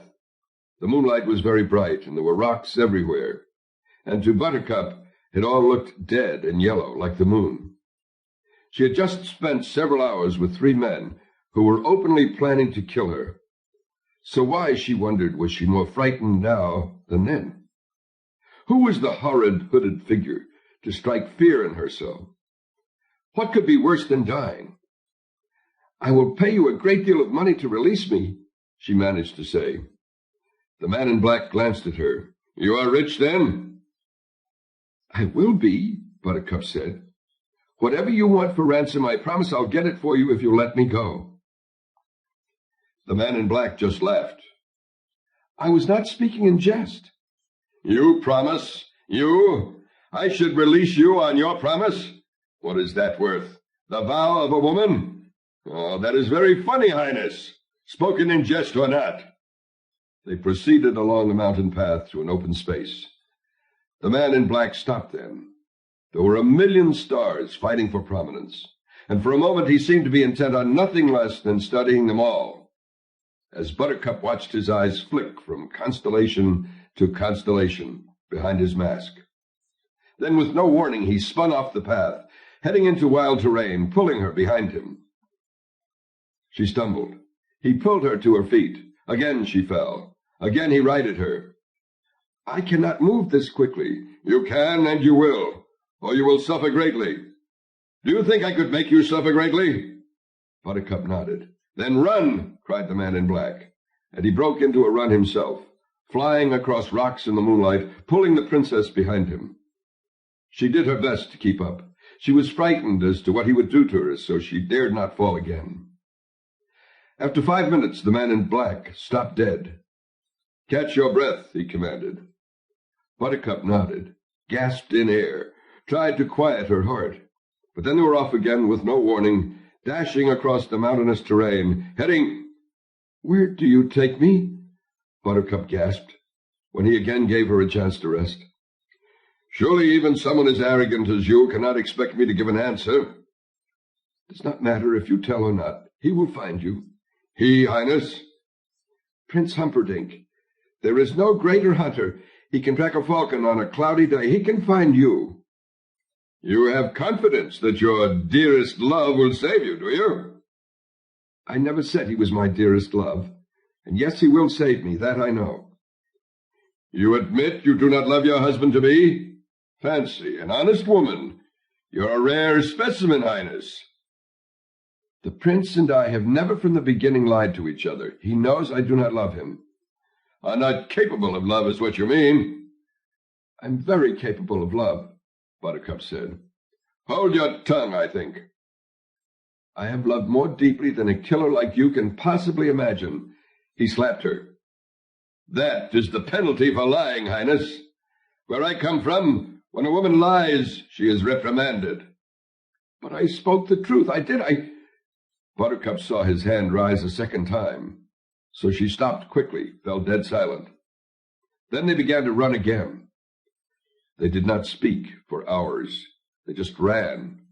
And then, as if he could guess when she was spent, he would stop, release her hand. She would try to catch her breath for the next dash she was sure would come. Without a sound, he would grab her, and off they would go. It was close to dawn when they first saw the Armada. They were running along the edge of a towering ravine. They seemed almost to be at the top of the world. When they stopped, Buttercup sank down to rest. The man in black stood silently over her. Your love comes, not alone, he said then. Buttercup did not understand. The man in black pointed back the way they had come. Buttercup stared, and as she did, the waters of Florin Channel seemed as filled with light as the sky was filled with stars. He must have ordered every ship in Florin after you, the man in black said. Such a sight I have never seen. He stared at all the lanterns on all the ships as they moved. You can never escape him, Buttercup said. If you release me, I promise that you will come to no harm. You are much too generous. I could never accept such an offer. I offered you your life. That was generous enough. Highness, said the man in black, and his hands were suddenly at her throat. If there is talk of life to be done, let me do it. You would not kill me. You did not steal me from murderers to murder me yourself. Wise as well as loving, said the man in black. He jerked her to her feet, and they ran along the edge of the great ravine. It was hundreds of feet deep and filled with rocks and trees and lifting shadows. Abruptly, the man in black stopped, stared back at the Armada. To be honest, he said, I had not expected quite so many. You can never predict, my prince. That is why he is the greatest hunter. I wonder, said the man in black. Will he stay in one group, or will he divide? Some to search the coastline, some to follow your path on land. What do you think? I only know he will find me. And if you have not given me my freedom first, he will not treat you gently. Surely he must have discussed things with you, the thrill of the hunt. What has he done in the past with many ships? We do not discuss hunting, that I can assure you. Not hunting, not love. What do you talk about? We do not see all that much of each other. Tender couple. Buttercup could feel the upset coming. We are always very honest with each other. Not everyone can say as much. May I please tell you something, Highness? You are very cold. I'm not. Very cold and very young. And if you live, I think you'll turn to hoarfrost.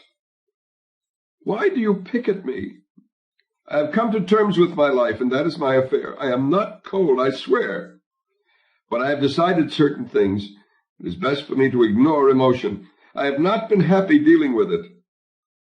Her heart was a secret garden, and the walls were very high.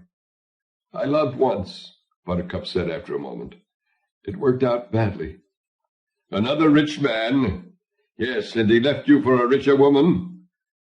No, poor, and it killed him. Were you sorry? Did you feel pain? Admit that you felt nothing. Do not mock my grief. I died that day. The Armada began to fire signal cannons. The explosions echoed through the mountains. The man in black stared as the ships began to change formation. And while he was watching the ships, Buttercup shoved him with all her strength remaining. For a moment, the man in black teetered at the ravine edge. His arms spun like windmills, fighting for balance. They swung and gripped the air, and then he began his slide. Down went the man in black, stumbling and torn and reaching out to stop his descent. But the ravine was too steep, and nothing could be done. Down, down, rolling over rocks, spinning, out of all control. Buttercup stared at what she had done. Finally, he rested far below her, silent and without motion. "You can die, too, for all I care," she said, and then she turned away. Words followed her, whispered from far, weak and warm and familiar. "As you wish." Dawn in the mountains. Buttercup turned back to the source of the sound and stared down as, in first light, the man in black struggled to remove his mask. "Oh, my sweet Wesley," Buttercup said, "what have I done to you now?" From the bottom of the ravine there came only silence. Buttercup hesitated not a moment. Down she went after him, keeping her feet as best she could, and as she began, she thought she heard him crying out to her over and over, but she could not make sense of his words, because inside her now there was the thunder of walls crumbling, and that was noise enough. Besides, her balance quickly was gone, and the ravine had her. She fell fast, and she fell hard. But what did that matter, since she would have gladly dropped 1,000 feet onto a bed of nails if Wesley had been waiting at the bottom. Down, down, tossed and spinning, crashing, torn, out of all control, she rolled and twisted and plunged, cartwheeling toward what was left of her beloved. From his position at the point of the Armada, Prince Humperdinck stared up at the cliffs of insanity. This was just like any other hunt. He made himself think away the quarry. It did not matter if you were after an antelope or a bride-to-be. The procedures held. You gathered evidence, then you acted. You studied, then you performed. If you studied too little, the chances were strong that your actions would also be too late. You had to take time, and so, frozen in thought, he continued to stare up the sheer face of the cliffs. Obviously, someone had recently climbed them. There were foot scratchings all the way up a straight line, which meant most certainly a rope. An arm-over-arm climb up a 1,000-foot rope with occasional foot kicks for balance. To make such a climb required both strength and planning. So the prince made those marks in his brain. My enemy is strong. My enemy is not impulsive. Now his eyes reached a point perhaps 300 feet from the top. Here it began to get interesting.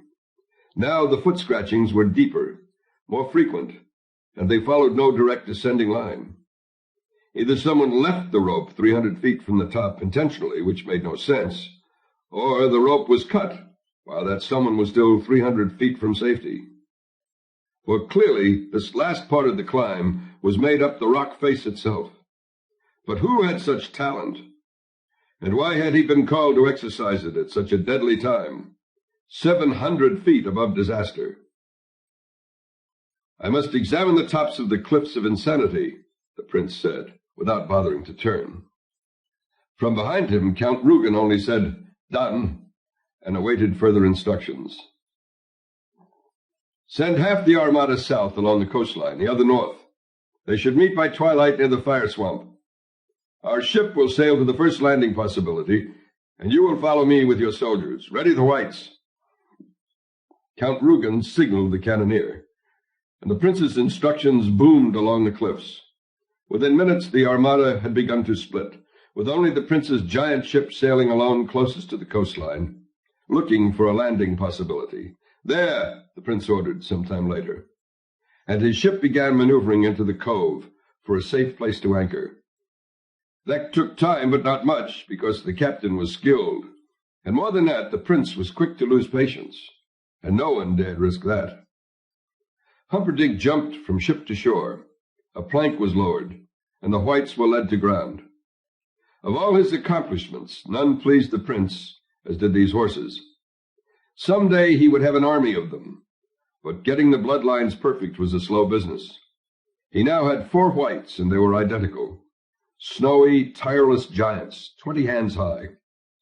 On flat land, nothing could catch them, and even on hills and rocky terrain there was nothing short of Araby close to their equal. The prince, when rushed, rode all 4, bareback, the only way he ever rode, riding 1, leading 3, changing beasts in mid-stride, so that no single animal had to bear his bulk to the tiring point. Now he mounted and was gone. It took him considerably less than an hour to reach the edge of the cliffs of insanity. He dismounted, went to his knees, commenced his study of the terrain. There had been a rope tied around a giant oak. The bark at the base was broken and scraped. So probably whoever first reached the top untied the rope, and whoever was on the rope at that moment was 300 feet from the peak, and somehow survived the climb. A great jumble of footprints caused him trouble. It was hard to ascertain what had gone on. Perhaps a conference, because 2 sets of footprints seemed to lead off, while one remained pacing the cliff edge. Then there were 2 on the cliff edge. Humperdinck examined the prints until he was certain of 2 things. 1, a fencing match had taken place. 2, the combatants were both masters. The stride length, the quickness of the foot feints, all clearly revealed to his unfailing eye, made him reassess his second conclusion. They were at least masters, probably better. Then he closed his eyes and concentrated on smelling out the blood. Surely in a match of such ferocity, blood must have been spilled. Now it was a matter of giving his entire body over to his sense of smell. The prince had worked at this for many years, ever since a wounded tigress had surprised him from a tree limb while he was tracking her. He had let his eyes follow the blood hunt then, and it had almost killed him. Now he trusted only his olfactories. If there was blood within 100 yards, he would find it. He opened his eyes, moved without hesitation toward a group of large boulders, until he found the blood drops. There were few of them, and they were dry, but less than 3 hours old. Humperdinck smiled. When you had the whites under you, 3 hours was a finger snap. He retraced the duel then, for it confused him. It seemed to range from cliff edge and back, then return to the cliff edge, and sometimes the left foot seemed to be leading, sometimes the right, which made no logical sense at all. Clearly, swordsmen were changing hands, but why would a master do that, unless his good arm was wounded to the point of uselessness? And that clearly had not happened, because a wound of that depth would have left blood spores, and there was simply not enough blood in the area to indicate that. Strange, strange. Humperdinck continued his wanderings. Stranger still, the battle could not have ended in death. He knelt by the outline of a body. Clearly, a man had lain unconscious here, but again, no blood. There was a mighty duel, Prince Humperdinck said, directing his comment toward Count Rugen, who had finally caught up, together with a contingent of 100 mounted men-at-arms. My guess would be, and for a moment the prince paused, following footsteps, would be that whoever fell here ran off there, and he pointed one way, and that whoever was the victor ran off along the mountain path in almost precisely the opposite direction. It is also my opinion that the victor was following the path taken by the princess. Shall we follow them both? The count asked. I think not, Prince Humperdinck replied. Whoever is gone is of minimal importance, since whoever has the princess is the whoever we're after. And because we don't know the nature of the trap we might be being led into, we need all the arms we have in one band. Clearly this has been planned by countrymen of Gilder, and nothing must ever be put past them. You think this is a trap, then? The Count asked. I always think everything is a trap until proven otherwise, the Prince answered, which is why I'm still alive. And with that, he was back aboard a white and galloping. When he reached the mountain path where the hand fight happened, the Prince did not even bother dismounting. Everything that could be seen was quite visible from horseback. Someone has beaten a giant, he said when the Count was close enough. The giant has run away, do you see? The Count, of course, saw nothing but rock and mountain path. I would not think to doubt you. And look there, cried the Prince, because now he saw for the first time in the rubble of the mountain path the footsteps of a woman. The princess is alive! And again the whites were thundering across the mountain. When the Count caught up with him again, the Prince was kneeling over the still body of a hunchback. The Count dismounted. Smell this, the Prince said, and he handed up a goblet. Nothing, the Count said. No odor at all. Iocane, the Prince replied. I would bet my life on it. I know of nothing else that kills so silently. He stood up then. The princess was still alive. Her footprints followed the path. He shouted at the 100 mounted men. There will be great suffering in Gilder if she dies. On foot now, he ran along the mountain path, following the footsteps that he alone could see. And when those footsteps left the path for wilder terrain, he followed still. Strung out behind him, the Count and all the soldiers did their best to keep up. Men stumbled, horses fell, even the Count tripped from time to time. Prince Humperdinck never even broke stride. He ran steadily, mechanically, his barrel legs pumping like a metronome. It was 2 hours after dawn when he reached the steep ravine. Odd, he said to the Count, who was tiring badly. The Count continued only to breathe deeply. 2 bodies fell to the bottom, and they did not come back up. That is odd, the Count managed. No, that isn't what's odd, the Prince corrected. Clearly the kidnapper did not come back up because the climb was too steep, and our cannons must have let him know that they were closely pursued. His decision, which I applaud, was to make better time running along the ravine floor. The Count waited for the Prince to continue. It's just odd that a man who is a master fencer, a defeater of giants, an expert in the use of iocane powder, would not know what this ravine opens into. And what is that? Asked the Count. The fire swamp, said Prince Humperdinck. Then we have him, said the Count. Precisely so. It was a well-documented trait of his to smile only just before the kill. His smile was very much in evidence now. Wesley, indeed, had not the least idea that he was racing dead into the fire swamp. He knew only, once Buttercup was down at the ravine bottom beside him, that to climb out would take, as Prince Humperdinck had assumed, too much time. Wesley noted only that the ravine bottom was flat rock, and heading in the general direction he wanted to follow. So he and Buttercup fled along, both of them very much aware that gigantic forces were following them, and undoubtedly cutting into their lead. The ravine grew increasingly sheer as they went along, and Wesley soon realized that whereas once he probably could have helped her through the climb, now there was simply no way of doing so. He'd made his choice, and there was no changing possible.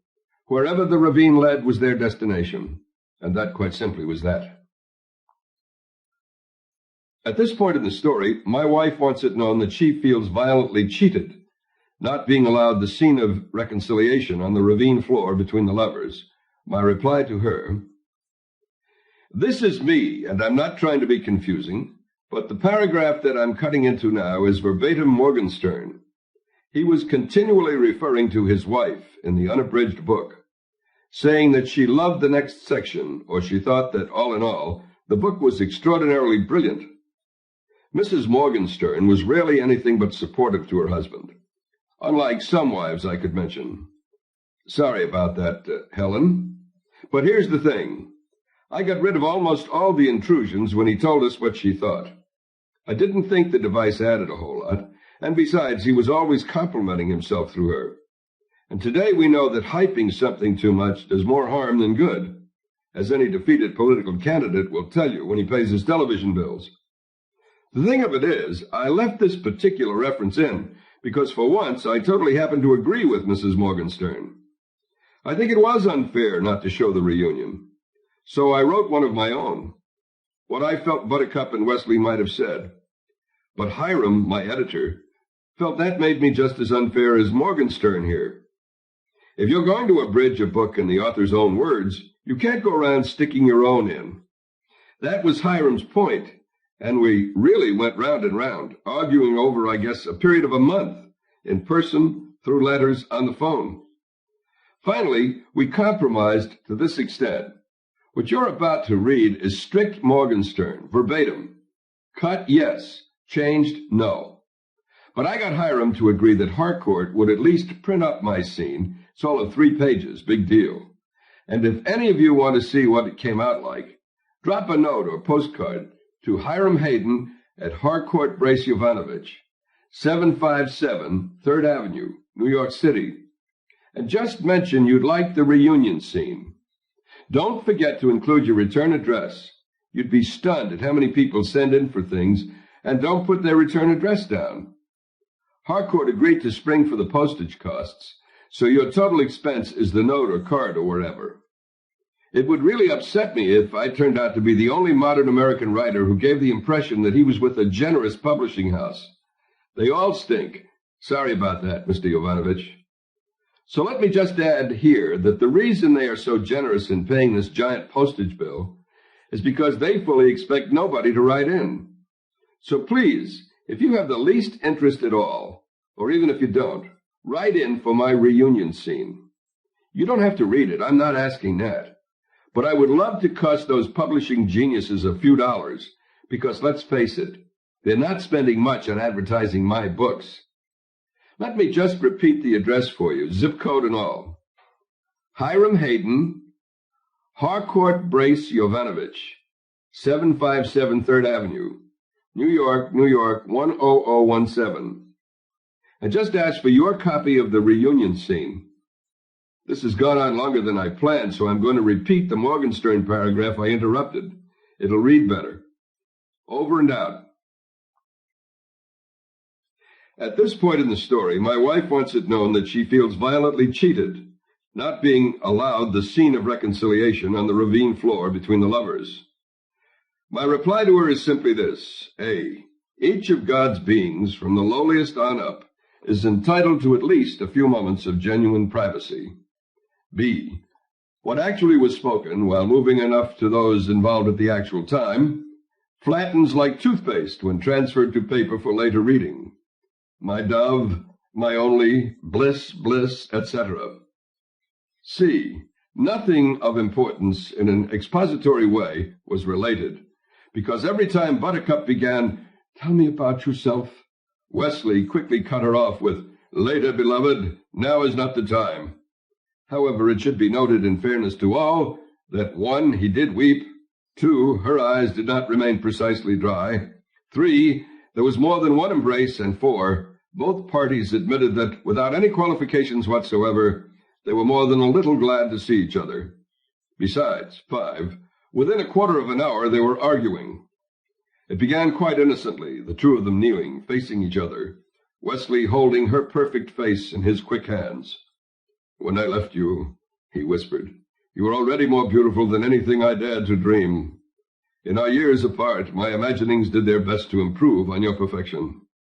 At night, your face was forever behind my eyes, and now I see that that vision who kept me company in my loneliness was a hag compared to the beauty now before me."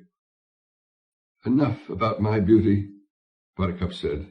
"Everybody always talks about how beautiful I am. I've got a mind, Wesley. Talk about that." "Throughout eternity I shall do that very thing," he told her. "But now we haven't time." He made it to his feet. The ravine fall had shaken and battered him, but all his bones survived the trip uncracked. He helped her to her feet. "Wesley," Buttercup said then, "just before I started down after you, while I was still up there, I could hear you saying something, but the words were indistinct." "I've forgotten whatever it was." "Terrible liar." He smiled at her and kissed her cheek.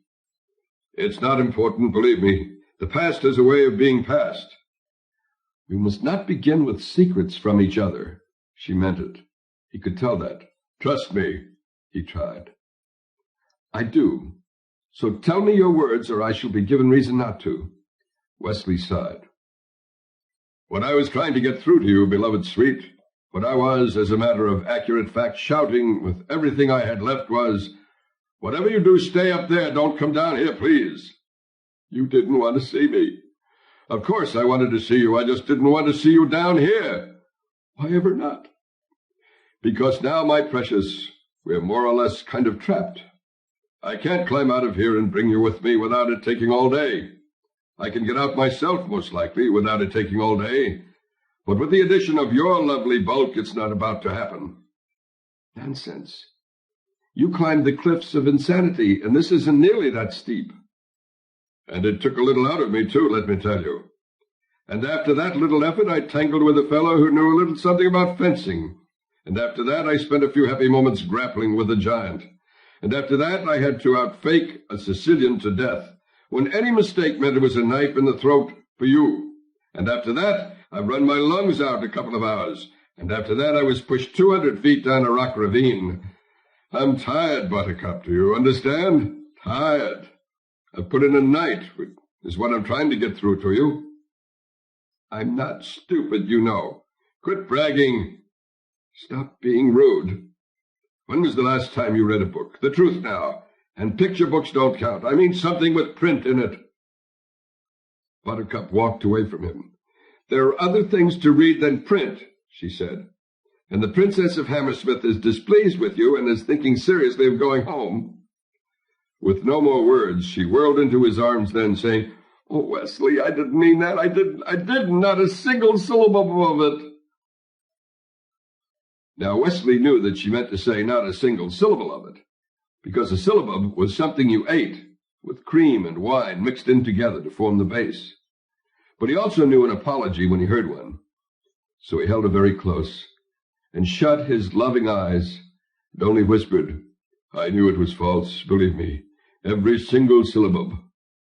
And that out of the way, they started running as fast as they could along the flat rock floor of the ravine. Wesley, naturally enough, was considerably ahead of Buttercup with the realization that they were heading into the fire swamp. Whether it was a touch of sulfur riding a breeze or a flick of yellow flame far ahead in the daylight, he could not say for sure. But once he realized what was about to happen, he began as casually as possible to find a way to avoid it. A quick glance up the sheer ravine sides ruled out any possibility of his getting Buttercup past the climb. He dropped to the ground, as he had been doing every few minutes, to test the speed of their trackers. Now he guessed them to be less than half an hour behind, and gaining. He rose and ran with her, faster, neither of them spending breath in conversation. It was only a matter of time before she understood what they were about to be into, so he decided to beat back her panic in any way possible. I think we can slow down a bit now, he told her, slowing down a bit. They're still well behind. Buttercup took a deep breath of relief. Wesley made a show of checking their surroundings. Then he gave her his best smile. With any luck at all, he said, we should soon be safely in the fire swamp.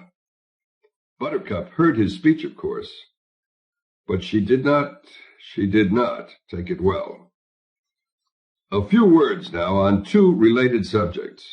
One, fire swamps in general, and two, the Florin-Gilder fire swamp in particular. 1. Fire swamps are, of course, entirely misnamed. As to why this has happened, no one knows, though probably the colorful quality of the two words together is enough. Simply, there are swamps which contain a large percentage of sulfur and other gas bubbles that burst continually into flame.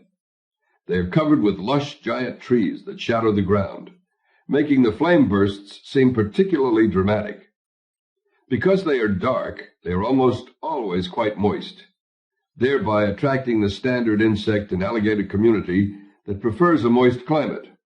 In other words, a fire swamp is just a swamp, period. The rest is embroidery. 2. The Florin-Gilder fire swamp did and does have some particular odd characteristics. A, the existence of snow sand, and B, the presence of the ROUS, about which a bit more later. Snow sand is usually, again incorrectly, identified with lightning sand. Nothing could be less accurate. Lightning sand is moist and basically destroys by drowning. Snow sand is as powdery as anything short of talcum and destroys by suffocation. Most particularly, though, the Florin-Gilder fire swamp was used to frighten children. There was not a child in either country that at one time or another was not, when misbehaving very badly, threatened with abandonment in the fire swamp. Do that one more time, you're going to the fire swamp. Is as common as clean your plate. People are starving in China. And so as children grew, so did the danger of the fire swamp in their enlarging imaginations. No one, of course, ever actually went into the fire swamp, although every year or so a diseased ROUS might wander out to die, and its discovery would only add to the myth and the horror. The largest known fire swamp is, of course, within a day's drive of Perth. It is impenetrable and over 25 miles square. The one between Florin and Gilder was barely a third that size. No one had been able to discover if it was impenetrable or not. Buttercup stared at the fire swamp. As a child, she had once spent an entire nightmared year convinced that she was going to die there. Now she could not move another step. The giant trees blackened the ground ahead of her. From every part came the sudden flames. "You cannot ask it of me," she said. "I must. I once dreamed I would die here." "So did I. So did we all. Were you 8 that year?" "I was." 8, 6, I can't remember. Wesley took her hand. She could not move. "Must we?" Wesley nodded. "Why?" "Now is not the time." He pulled her gently. She still could not move. Wesley took her in his arms. "Child, sweet child, I have a knife, I have my sword. I did not come across the world to lose you now." Buttercup was searching somewhere for a sufficiency of courage. Evidently she found it in his eyes. At any rate, hand in hand, they moved into the shadows of the fire swamp. Prince Humperdinck just stared. He sat astride a white, studying the footsteps down on the floor of the ravine. There was simply no other conclusion. The kidnapper had dragged his princess into it. Count Rugen sat alongside. "Did they actually go in?"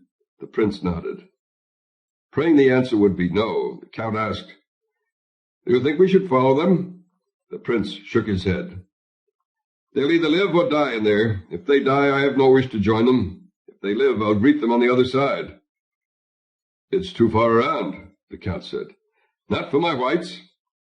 "We'll follow as best we can," the count said. He stared again at the fire swamp. "He must be very desperate, or very frightened, or very stupid, or very brave." "Very all 4, I should think," the prince replied. Wesley led the way. Buttercup stayed just behind, and they made from the outset very good time. The main thing, she realized, was to forget your childhood dreams, for the fire swamp was bad, but it wasn't that bad. The odor of the escaping gases, which at first seemed almost totally punishing, soon diminished through familiarity. The sudden bursts of flame were easily avoided, because just before they struck there was a deep kind of popping sound, clearly coming from the vicinity where the flames would then appear. Wesley carried his sword in his right hand, his long knife in his left, waiting for the first ROUS, but none appeared. He had cut a very long piece of strong vine and coiled it over one shoulder, and was busy working on it as they moved. "What we'll do once I've got this properly done is," he told her, moving steadily on beneath the giant trees, "we'll attach ourselves to each other, so that way, no matter what the darkness, we'll be close. Actually, I think that's more precaution than necessary, because to tell you the truth, I'm almost disappointed. This place is bad, all right, but it's not that bad. Don't you agree?" Buttercup wanted to, totally, and she would have, too. Only by then the snow sand had her. Wesley turned only in time to see her disappear. Buttercup had simply let her attention wander for a moment. The ground seemed solid enough, and she had no idea what snow sand looked like anyway. But once her front foot began to sink in, she could not pull back, and even before she could scream, she was gone. It was like falling through a cloud. The sand was the finest in the world, and there was no bulk to it whatsoever, and at first no unpleasantness. She was just falling, gently, through this soft, powdery mass, falling farther and farther from anything resembling life. But she could not allow herself to panic. Wesley had instructed her on how to behave if this happened, and she followed his words now. She spread her arms and spread her fingers and forced herself into the position resembling that of a dead man's float in swimming. All this because Wesley had told her to, because the more she could spread herself, the slower she would sink. And the slower she sank, the quicker he could dive down after her and catch her. Buttercup's ears were now caked with snow sand all the way in, and her nose was filled with snow sand, both nostrils, and she knew if she opened her eyes, 1,000,000 tiny fine bits of snow sand would seep behind her eyelids, and now she was beginning to panic badly. How long had she been falling? Hours, it seemed, and she was having pain in holding her breath. "You must hold it till I find you," he had said. "You must go into a dead man's float, and you must close your eyes and hold your breath, and I'll come get you, and we'll both have a wonderful story for our grandchildren." Buttercup continued to sink. The weight of the sand began to brutalize her shoulders. The small of her back began to ache. It was agony keeping her arms outstretched, and her fingers spread when it was all so useless. The snow sand was heavier and heavier on her now, as she sank always down. And was it bottomless, as they thought when they were children? Did you just sink forever, until the sand ate away at you, and then did your poor bones continue the trip forever down? No, surely there had to somewhere be a resting place. A resting place, Buttercup thought. What a wonderful thing. I'm so tired, and I want to rest. And Wesley, come save me, she screamed, or started to, because in order to scream you had to open your mouth. So all she really got out was the first sound of the first word. Whoa! After that, the snow sand was down into her throat, and she was done. Wesley had made a terrific start. Before she had even entirely disappeared, he had dropped his sword and long knife, and had gotten the vine coil from his shoulder.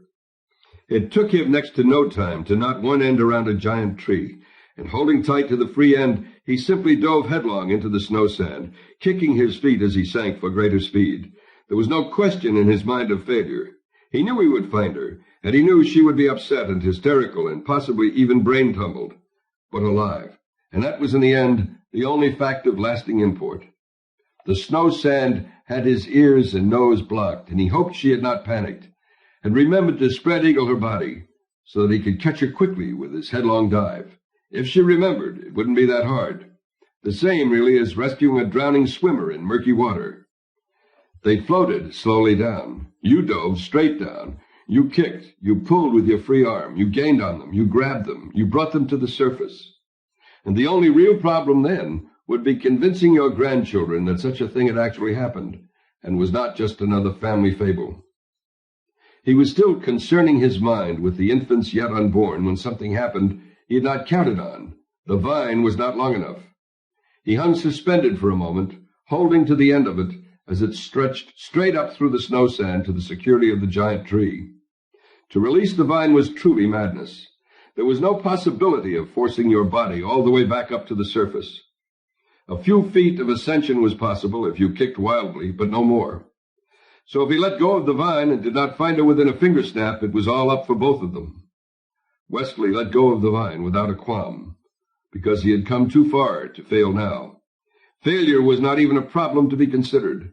Down he sank then, and within a finger snap he had his hand around her wrist. Wesley screamed then himself, in horror and surprise, and the snow sand gouged at his throat, for what he had grabbed was a skeleton wrist, bone only, no flesh left at all. That happened in snow sand. Once the skeleton was picked clean, it would begin often to float, like seaweed in a quiet tide, shifting this way and that, sometimes surfacing, more often just journeying through the snow sand for eternity. Wesley threw the wrist away and reached out blindly with both hands now, scrabbling wildly to touch some part of her, because failure was not a problem. Failure is not a problem, he told himself. It is not a problem to be considered, so forget failure. Just keep busy and find her. And he found her. Her foot, more precisely. And he pulled it to him. And then his arm was around her perfect waist. And he began to kick with any strength left, needing now to rise the few yards to the end of the vine. The idea that it might be difficult finding a single vine strand in a small sea of snow sand never bothered him. Failure was not a problem. He would simply have to kick, and when he had kicked hard enough, he would rise. And when he had risen enough, he would reach out for the vine. And when he reached out, it would be there. And when it was there, he would tie her to it. And with his last breath, he would pull them both up to life, which is exactly what happened. She remained unconscious for a very long time. Wesley busied himself as best he could, cleansing the snow sand from ears and nose and mouth, and most delicate of all, from beneath the lids of her eyes. The length of her quietness disturbed him vaguely. It was almost as if she knew she had died and was afraid to find out for a fact that it was true. He held her in his arms, rocked her slowly. Eventually, she was blinking. For a time, she looked around and around. "We lived, then?" she managed, finally. "We're a hearty breed." "What a wonderful surprise." "No need," he was going to say, "no need for worry." But her panic struck too quickly. It was a normal enough reaction, and he did not try to block it, but rather held her firmly and let the hysteria run its course. She shuddered for a time, as if she fully intended to fly apart, but that was the worst. From there, it was but a few minutes to quiet sobbing. Then she was Buttercup again. Wesley stood, buckled on his sword, replaced his long knife. "Come," he said, "we have far to go." "Not until you tell me," she replied. "Why must we endure this?" "Now is not the time." Wesley held out his hand. "It is the time." She stayed where she was, on the ground. Wesley sighed. She meant it. "All right," he said finally. "I'll explain, but we must keep moving." Buttercup waited. "We must get through the fire swamp," Wesley began, "for one good and simple reason." Once he had started talking, Buttercup stood, following close behind him as he went on. "I'd always intended getting to the far side. I had not, I must admit, expected to go through. Around was my intention, but the ravine forced me to change." "The good and simple reason," Buttercup prompted. "On the far end of the fire swamp is the mouth of Giant Eel Bay, and anchored far out in the deepest waters of that bay is the great ship Revenge. The Revenge is the sole property of the dread pirate Roberts." "The man who killed you?" Buttercup said. "That man? The one who broke my heart? The dread pirate Roberts took your life. That was the story I was told." "Quite correct," Wesley said. "And that ship is our destination." "You know the dread pirate Roberts? You are friendly with such a man?" "It's a little more than that," Wesley said. "I don't expect you to quite grasp this all at once. Just believe it's true. You see, I am the dread pirate Roberts." "I fail to see how that is possible, since he has been marauding for 20 years, and you only left me 3 years ago." "I myself am often surprised at life's little quirks," Wesley admitted. "Did he in fact capture you when you were sailing for the Carolinas?" "He did. His ship Revenge captured the ship I was on, the Queen's Pride, and we were all to be put to death." "But Roberts did not kill you?" "Clearly." "Why?" "I cannot say for sure, but I think it is because I asked him please not to. The pleas, I suspect, aroused his interest. I didn't beg or offer bribery, as the others were doing. At any rate, he held off with his sword long enough to ask, 'Why should I make an exception of you?' And I explained my mission, how I had to get to America, to get money to reunite me with the most beautiful woman ever reared by man, namely you." "I doubt that she is as beautiful as you imagine," he said, and he raised his sword again. "Hair the color of autumn," I said, "and skin like wintry cream. Wintry cream, eh? He said. He was interested now, at least a bit. So I went on describing the rest of you, and at the end I knew I had him convinced of the truth of my affection for you. I'll tell you, Wesley, he said then, I feel genuinely sorry about this, but if I make an exception in your case, news will get out that the dread pirate Roberts has gone soft, and that will mark the beginning of my downfall. For once they stop fearing you, piracy becomes nothing but work, work, work all the time, and I am far too old for such a life.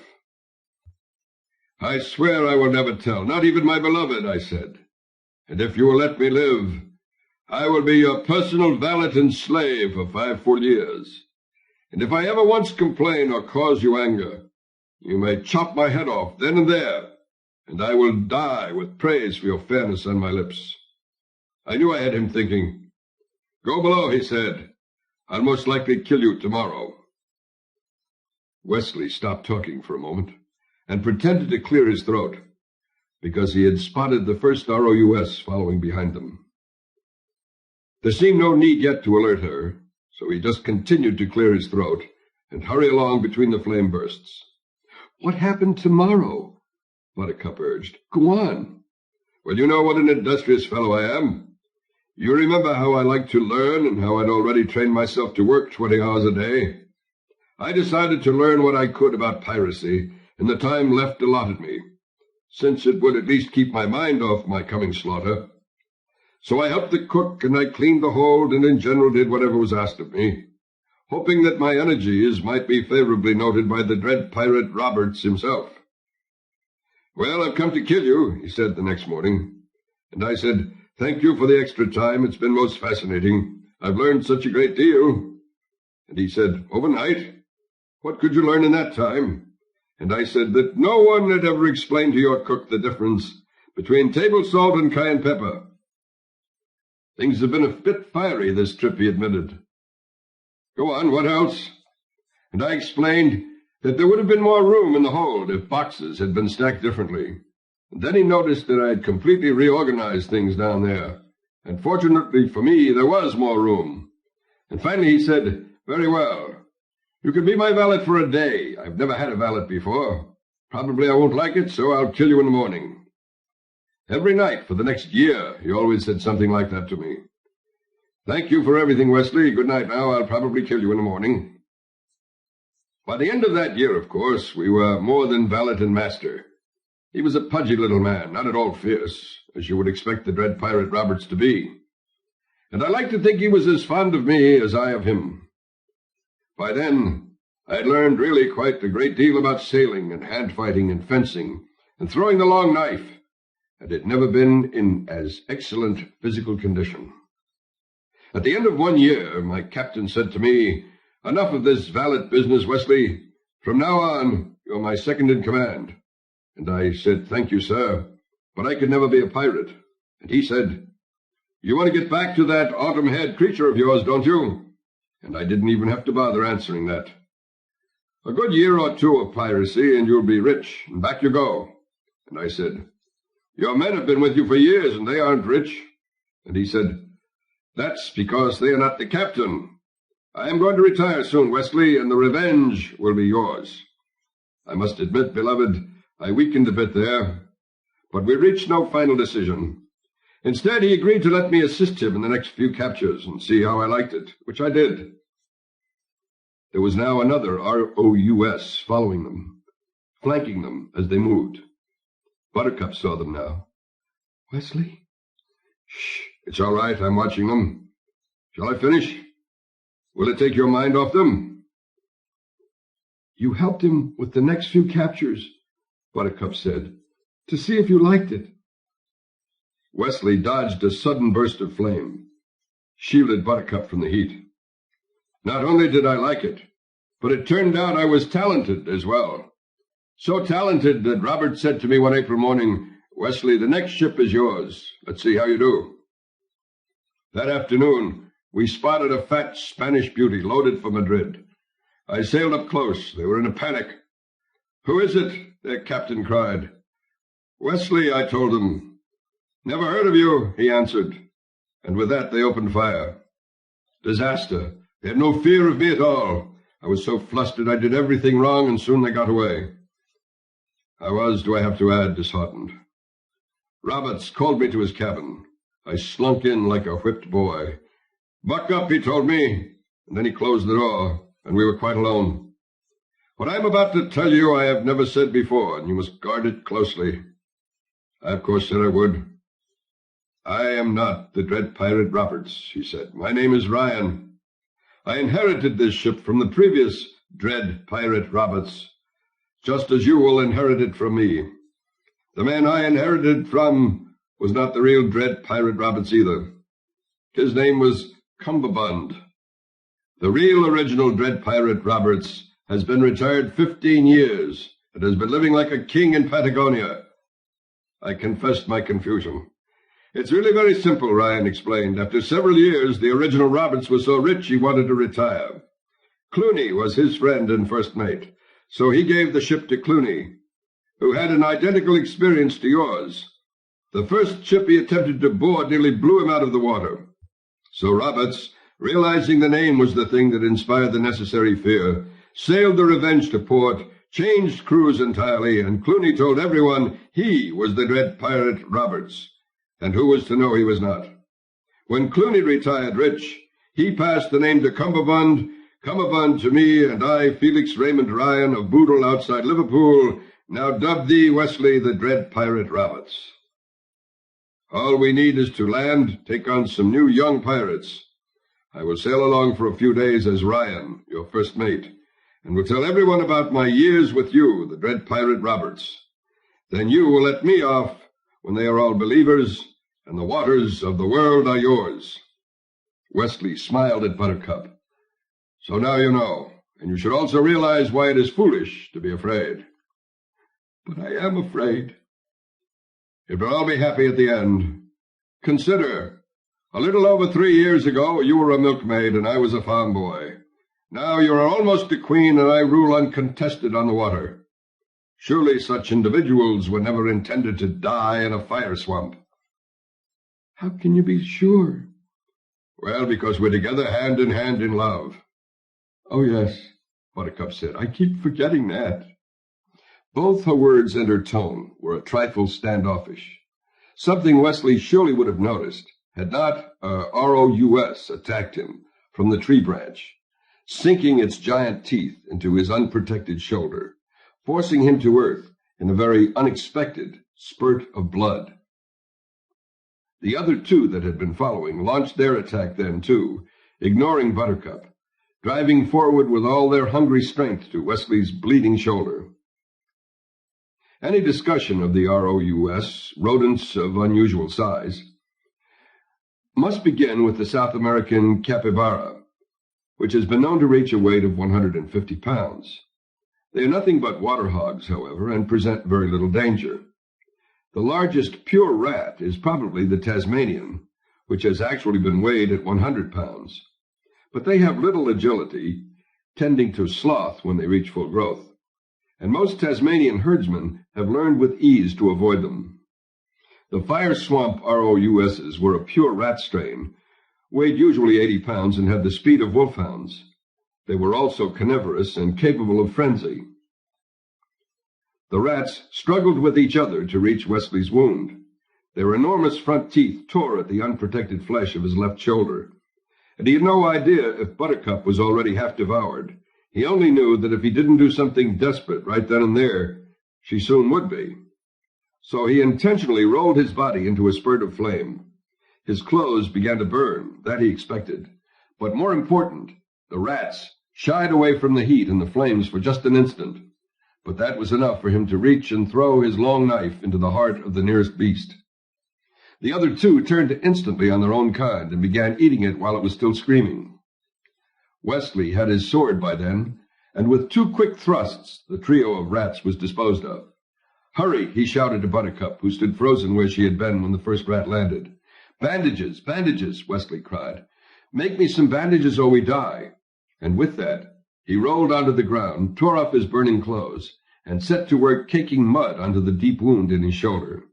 "They're like sharks, blood creatures. It's blood they thrive on. He smeared more and more mud into his wound. "We must stop my bleeding, and we must cover the wound so they do not smell it. If they don't smell the blood, we'll survive. If they do, we're for it, so help me. Please." Buttercup ripped her clothes into patches and ties, and they worked at the wound, caking the blood with mud from the floor of the fire swamp, then bandaging and rebandaging over it. "We'll know soon enough," Wesley said, because 2 more rats were watching them. Wesley stood, sword in hand. "If they charge, they smell it," he whispered. The giant rats stood watching. "Come," Wesley whispered. 2 more giant rats joined the first pair. Without warning, Wesley's sword flashed, and the nearest rat was bleeding. The other 3 contented themselves with that for a while. Wesley took Buttercup's hand, and again they started to move. "How bad are you?" "I'm in something close to agony, but we can talk about that later. Hurry now." They hurried. They had been in the fire swamp for 1 hour, and it turned out to be the easiest one they had of the 6 it took to cross it. But they crossed it, alive and together, hand very much in hand. It was nearly dusk when they at last saw the great ship Revenge, far out in the deepest part of the bay. Wesley, still within the confines of the fire swamp, sank, beaten, to his knees. For between him and his ship were more than a few inconveniences. From the north sailed in half the great armada. From the south now the other half. 100 mounted horsemen, armored and armed. In front of them the Count, and out alone in front of all the 4 whites, with the prince astride the leader. Wesley stood. "We took too long in crossing. The fault is mine." "I accept your surrender," the prince said. Wesley held Buttercup's hand. "No one is surrendering," he said. "You're acting silly now," the prince replied. "I credit you with bravery. Don't make yourself a fool." "What is so foolish about winning?" Wesley wanted to know. "It's my opinion that in order to capture us, you will have to come into the fire swamp. We have spent many hours here now. We know where the snow sand waits. I doubt that you or your men will be any too anxious to follow us in here, and by morning we will have slipped away." "I doubt that somehow," said the prince, and he gestured out to sea. Half the armada had begun to give chase to the great ship Revenge, and the Revenge alone was sailing as it had to do away. "Surrender," the prince said. "It will not happen." "Surrender," the prince shouted. "Death first," Wesley roared. "Will you promise not to hurt him?" Buttercup whispered.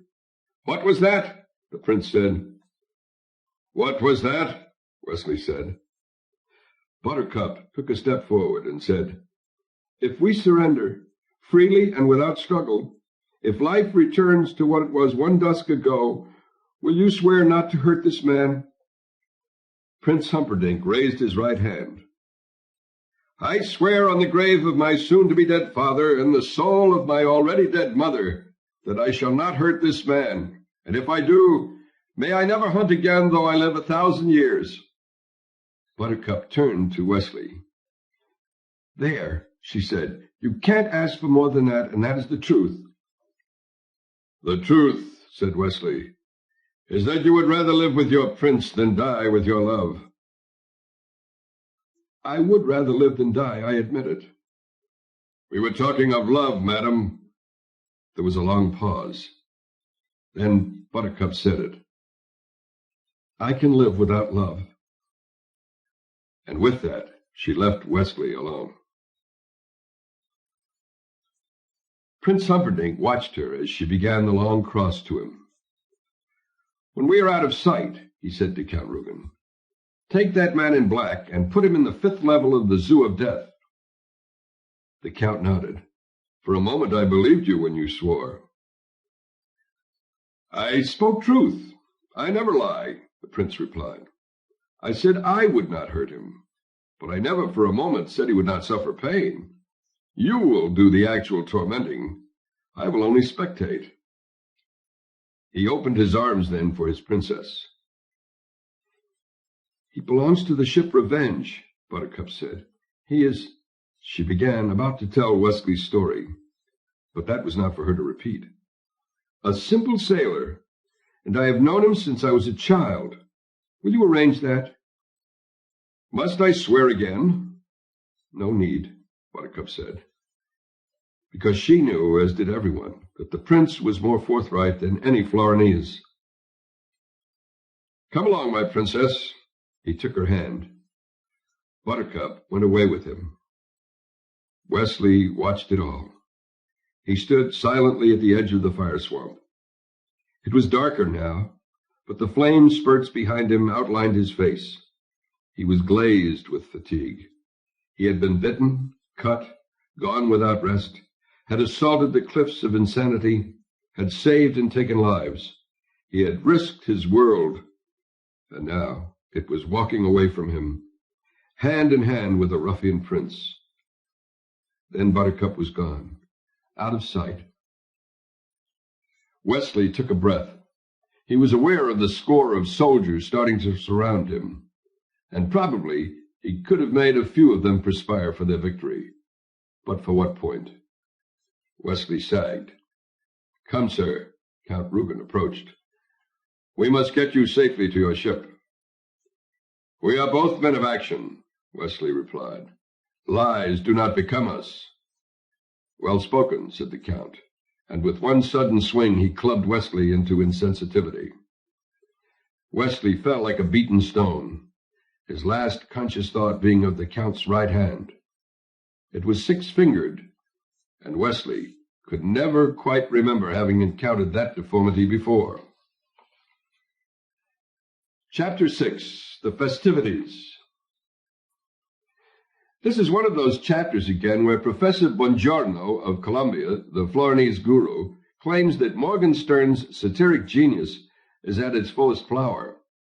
That's the way this guy talks, fullest flower, delicious drolleries, on and on.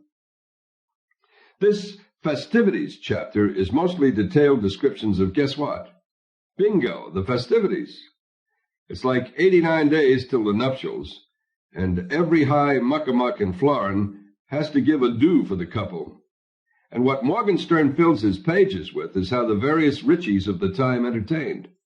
What kind of parties, what kind of food, who did the decorations, how did the seating arrangements get settled, all that kind of thing. The only interesting part, but is not worth going through 44 pages for, is that Prince Humperdinck gets more and more interested in Mannerly toward Buttercup, cutting down even a little on his hunting activities. And more important, because of the foiling of the kidnapping attempt, three things happen. One, everyone is pretty well convinced that the plot was engineered by Gilder, so relations between the countries are more than a little strained. Two, Buttercup is just adored by everybody, because the rumors are all over that she acted very brave, and even came through the fire swamp alive. And three, Prince Humperdinck is at last in his own land a hero. He was never popular, what with his hunting fetish, and leaving the country to kind of rot once his old man got senile. But the way he foiled the kidnapping made everybody realize that this was some brave fella, and they were lucky to have him next in line to lead them. Anyhow, these 44 pages cover just about the first month of party giving, and it's not till the end of that, for my money, things get going again. Buttercup is in bed, pooped. It's late, the end of another long party. And as she waits for sleep, she wonders what sea Wesley is riding on, and the giant and the Spaniard, whatever happened to them? So eventually, in three quick flashbacks, Morgenstern returns to what I think is the story. When Inigo regained consciousness, it was still night on the cliffs of Insanity. Far below, the waters of Florin Channel pounded. Inigo stirred, blinked, tried to rub his eyes, couldn't. His arms were tied together around a tree. Inigo blinked again, banishing cobwebs. He had gone to his knees to the man in black, ready for death. Clearly, the victor had other notions. Inigo looked around as best he could, and there it was, the six-fingered sword, glittering in the moonlight like lost magic. Inigo stretched his right leg as far as it would go and managed to touch the handle. Then it was simply a matter of inching the weapon close enough to be graspable by one hand. And then it was an even simpler task to slash his bindings. He was dizzy when he stood, and he rubbed his head behind his ear, where the man in black had struck him. A lump, sizable to be sure, but not a major problem. The major problem was what to do now. Vizzini had strict instructions for occasions such as this, when a plan went wrong. Go back to the beginning. Back to the beginning, and wait for Vizzini. Then regroup, replan, start again. Inigo had even made a little rhyme out of it for Fezzik, so the giant would not have problems remembering what to do in time of trouble. Fool, fool, back to the beginning is the rule. Inigo knew precisely where the beginning was. They had gotten the job in Florence City itself, the thieves' quarter. Vizzini had made the arrangements alone, as he always did. He had met with their employer, had accepted the job, had planned it, all in the thieves' quarter. So the thieves' quarter was clearly the place to go. Only Inigo hated it there. Everybody was so dangerous, big, mean, and muscular. And so what if he was the greatest fencer in the world? Who'd know it to look at him? He looked like a skinny Spanish guy it might be fun to rob.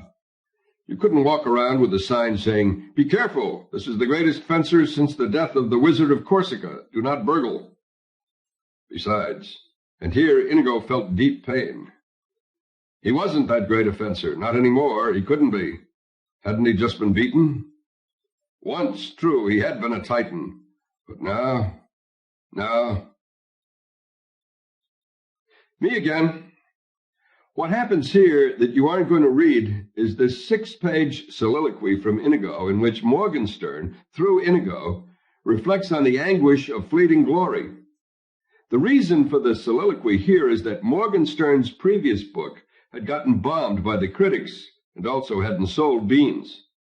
Aside, did you know that Robert Browning's first book of poems didn't sell one copy? True. Even his mother didn't buy it at a local bookstore. Have you ever heard anything more humiliating? How would you like to have been Browning, and it's your first book, and you have these secret hopes that now you'll be somebody, established, important, and you give it a week before you ask the publisher how things are going, because you don't want to seem pushy or anything, and then maybe you drop by, and it was probably all very English and understated in those days, and you're Browning, and you chit-chat around a bit before you drop the biggie. Well, by the way, any notions yet on how my poems might be doing? And then his editor, who has been dreading this moment, probably says, "Well, you know how it is with poetry these days. Nothing's taking off like it used to. It requires a bit of time for the word to get around." Then finally somebody had to say it. "None, Bob. Sorry, Bob. No, we haven't yet had one authenticated sale. We thought for a bit that Hatchard's had a potential buy down by Piccadilly, but it didn't quite work out. Sorry, Bob.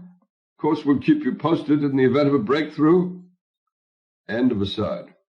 Anyway, Inigo finishes his speech to the cliffs and spends the next few hours finding a fisherman who sails him back to Florence City. The thieves' quarter was worse than he remembered. Always before, Fezzik had been with him, and they made rhymes, and Fezzik was enough to keep any thief away. Inigo moved, panicked, up the dark streets, desperately afraid. Why this giant fear? What was he afraid of? He sat on a filthy stoop and pondered. Around him there were cries in the night, and from the alehouses vulgar laughter. He was afraid, he realized then, because as he sat there gripping the 6-fingered sword for confidence, he was suddenly back to what he had been before Vizzini had found him. A failure. A man without point, with no attachment to tomorrow. Inigo had not touched brandy in years. Now he felt his fingers fumbling for money. Now he heard his footsteps running toward the nearest alehouse. Now he saw his money on the counter. Now he felt the brandy bottle in his hands. Back to the stoop he ran. He opened the bottle. He smelled the rough brandy. He took a sip. He coughed. He took a swallow. He coughed again. He gulped it down and coughed and gulped some more, and half began a smile. His fears were starting to leave him. After all, why should he have ever been afraid? He was Inigo Montoya. The bottle was half gone now. Son of the great Domingo Montoya. So what was there in the world worth fearing? Now all the brandy was gone. How dare fear approach a wizard such as Inigo Montoya? Well, never again. Into the second bottle. Never, never, never, never again. He sat alone and confident and strong. His life was straight and fine. He had money enough for brandy, and if you had that, you had the world. The stoop was wretched and bleak. Inigo slumped there, quite contented, clutching the bottle in his once trembling hands. Existence was really very simple when you did what you were told, and nothing could be simpler or better than what he had in store. All he had to do was wait and drink until Vizzini came. Fezzik had no idea how long he was unconscious. He only knew as he staggered to his feet on the mountain path that his throat was very sore where the man in black had strangled him. What to do? The plans had all gone wrong. Fezzik closed his eyes, trying to think. There was a proper place to go when plans went wrong, but he couldn't quite remember it. Inigo had even made a rhyme up for him, so he wouldn't forget. And now, even with that, he was so stupid he had forgotten. What was it? Was it, stupid, stupid, go and wait for Vizzini with Cupid? That rhymed, but where was the Cupid? Dummy, dummy, go out now and fill your tummy. That rhymed too, but what kind of instructions were those? What to do, what to do? Dunce, dunce, use your brains and do it right for once? No help. Nothing was any help. He never had done anything right, not in his whole life, until Vizzini came, and without another thought, Fezzik ran off into the night after the Sicilian. Vizzini was napping when he got there. He had been drinking wine and dozed off. Fezzik dropped to his knees and put his hands in prayer position. Vizzini, I'm sorry, he began. Vizzini napped on. Fezzik shook him gently. Vizzini did not wake. Not so gently this time. Nothing. Oh, I see you're dead, Fezzik said. He stood up. He's dead, Vizzini is, he said softly. And then, with not a bit of help from his brain, a great scream of panic burst from his throat into the night. Inigo! He whirled back down the mountain path, because if Inigo was alive, it would be all right. It wouldn't be the same. No, it could never be that without Vizzini to order them and insult them as only he could. But at least there would be time for poetry. And when Fezzik reached the cliffs of insanity, he said, Inigo, Inigo, here I am, to the rocks. And I'm here, Inigo, it's your Fezzik, to the trees. And Inigo, Inigo, answer me, please, all over, until there was no other conclusion to draw, but that just as there was now no Vizzini, so there was also no Inigo, and that was hard. It was, in point of fact, too hard for Fezzik. So he began to run, crying out, Be with you in a minute, Inigo, and right behind you, Inigo.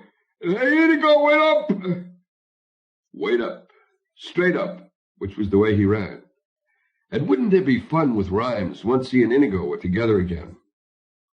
But after an hour or so of shouting, his throat gave out, because he had, after all, been strangled almost to death in the very recent past.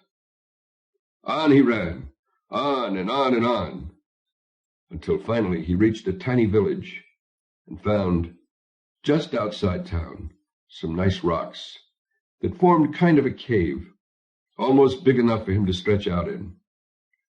He sat with his back against a rock and his hands around his knees and his throat hurting until the village boys found him. They held their breath and crept as close as they dared. Fezzik hoped they would go away, so he froze, pretending to be off with Inigo. And Inigo would say, Barrel, and Fezzik, right quick, would come back, Cattle. And maybe they would sing a little something until Inigo said, Serenade, and you couldn't stump Fezzik with one that easy because of centigrade. And then Inigo would make a word about the weather, and Fezzik would rhyme it. And that was how it went until the village boys stopped being afraid of him. Fezzik could tell that because they were creeping very close to him now. and all of a sudden yelling their lungs out and making crazy faces. He didn't really blame them. He looked like the kind of person you did that to. Mocked. His clothes were torn and his throat was gone, and his eyes were wild, and he probably would have yelled too if he'd been their age. It was only when they found him funny that he found it, though he did not know the word, degrading. No more yelling. Just laughter now. Laughter, Fezzik thought. Then he thought giraffe-ter, because that's all he was to them. Some huge, funny thing that couldn't make much noise. Laughter. Giraffe-ter, from now to hereafter. Fezzik huddled up in his cave and tried looking on the bright side.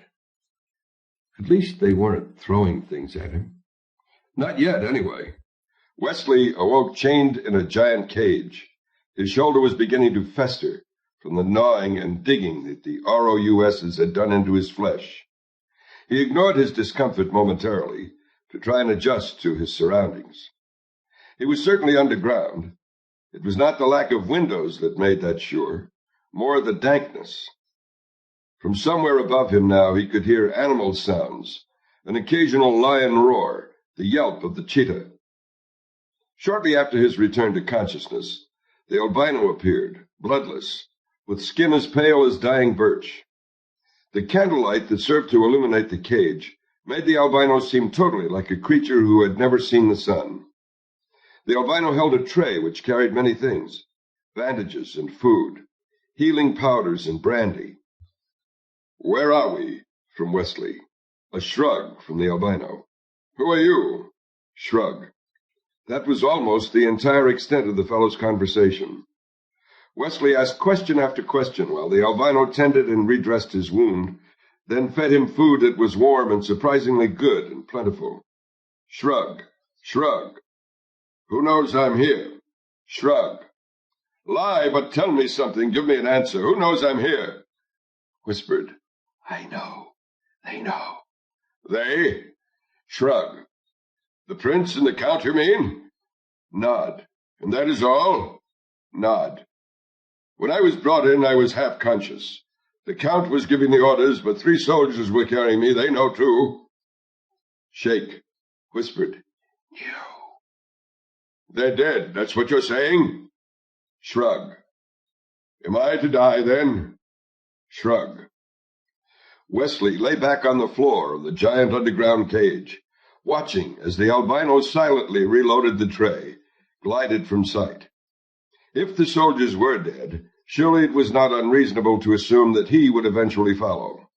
But if they wanted his erasure, surely it was also not unreasonable to assume that they had not the least intention of doing it immediately. Else why tend his wounds? Why return his strength with good warm food?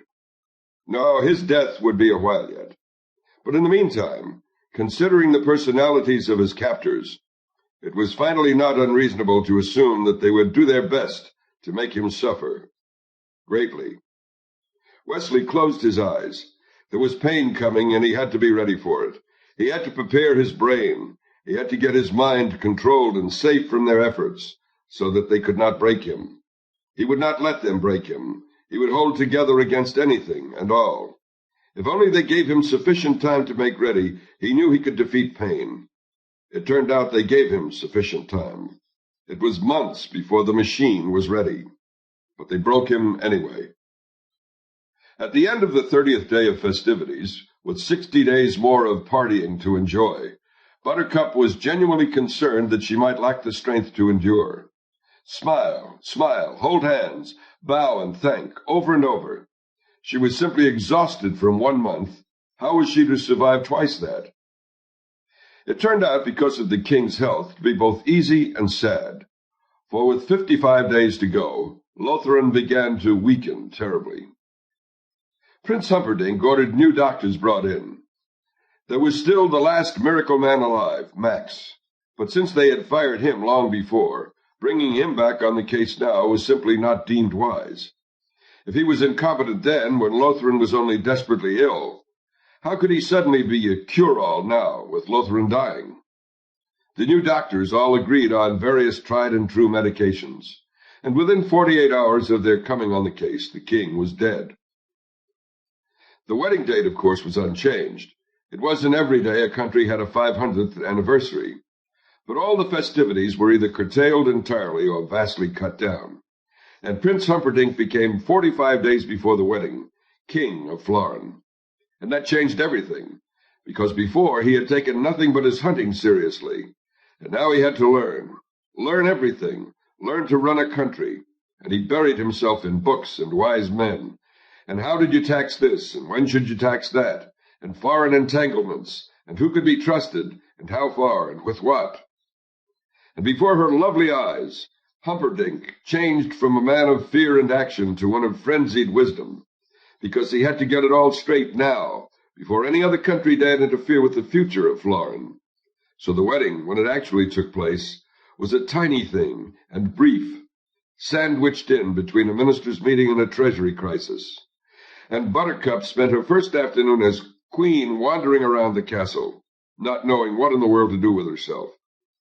It wasn't until King Humperdinck walked out on the balcony with her to greet the gigantic throng that had spent the day in patient waiting, that she realized it had happened. She was the queen. Her life, for whatever it was worth, belonged now to the people. They stood together on the castle balcony, accepting the cheers, the cries, the endless, thunderous hip-hips, until Buttercup said, "Please, may I walk once more among them?" And the king said with a nod that she might, and down she went again, as on the day of the wedding announcement, radiant and alone. And again the people swept apart to let her pass, weeping and cheering and bowing, and then one person booed. On the balcony, watching it all, Humperdinck reacted instantly, gesturing soldiers into the area where the sound had come from, dispatching more troops quickly down to surround the queen, and like clockwork, Buttercup was safe, the boor apprehended and led away. "Hold a moment," Buttercup said, still shaken by the unexpectedness of what had happened. The soldier who held the boor stopped. "Bring her to me," Buttercup said. And in a moment the boor was right there, eye to eye. It was an ancient woman, withered and bent, and Buttercup thought of all the faces that had gone by in her lifetime. But this was one she could not remember. "Have we met?" the queen asked. The old one shook her head. "Then why? Why on this day? Why do you insult the queen?" "Because you are not worthy of cheers," the old woman said, and suddenly she was yelling. "You had love in your hands, and you gave it up for gold." She turned to the crowd. "It is true what I tell you. There was love alongside her in the fire swamp, and she dropped it from her fingers like garbage, and that is what she is, the queen of garbage." "I had given my word to the prince," Buttercup began, but the old woman would not be quieted. "Ask her how she got through the fire swamp. Ask her if she did it alone. She threw love away to be the queen of grime, the queen of muck. I am old and life means nothing to me, so I am the only person in all this crowd to dare to tell truth. And truth says, bow to the queen of feculence if you want to, but not I. Cheer the queen of slime and ordure if you want to, but not I. Rave over the beauty of the queen of cesspools, but not I, not I." She was advancing on Buttercup now. "Take her away," Buttercup ordered. But the soldiers could not stop her, and the old woman kept coming, her voice getting louder and louder and louder and louder and louder and louder, and Buttercup woke up screaming. She was in her bed, alone, safe. The wedding was still 60 days away. But her nightmares had begun. The next night she dreamed of giving birth to their first child and...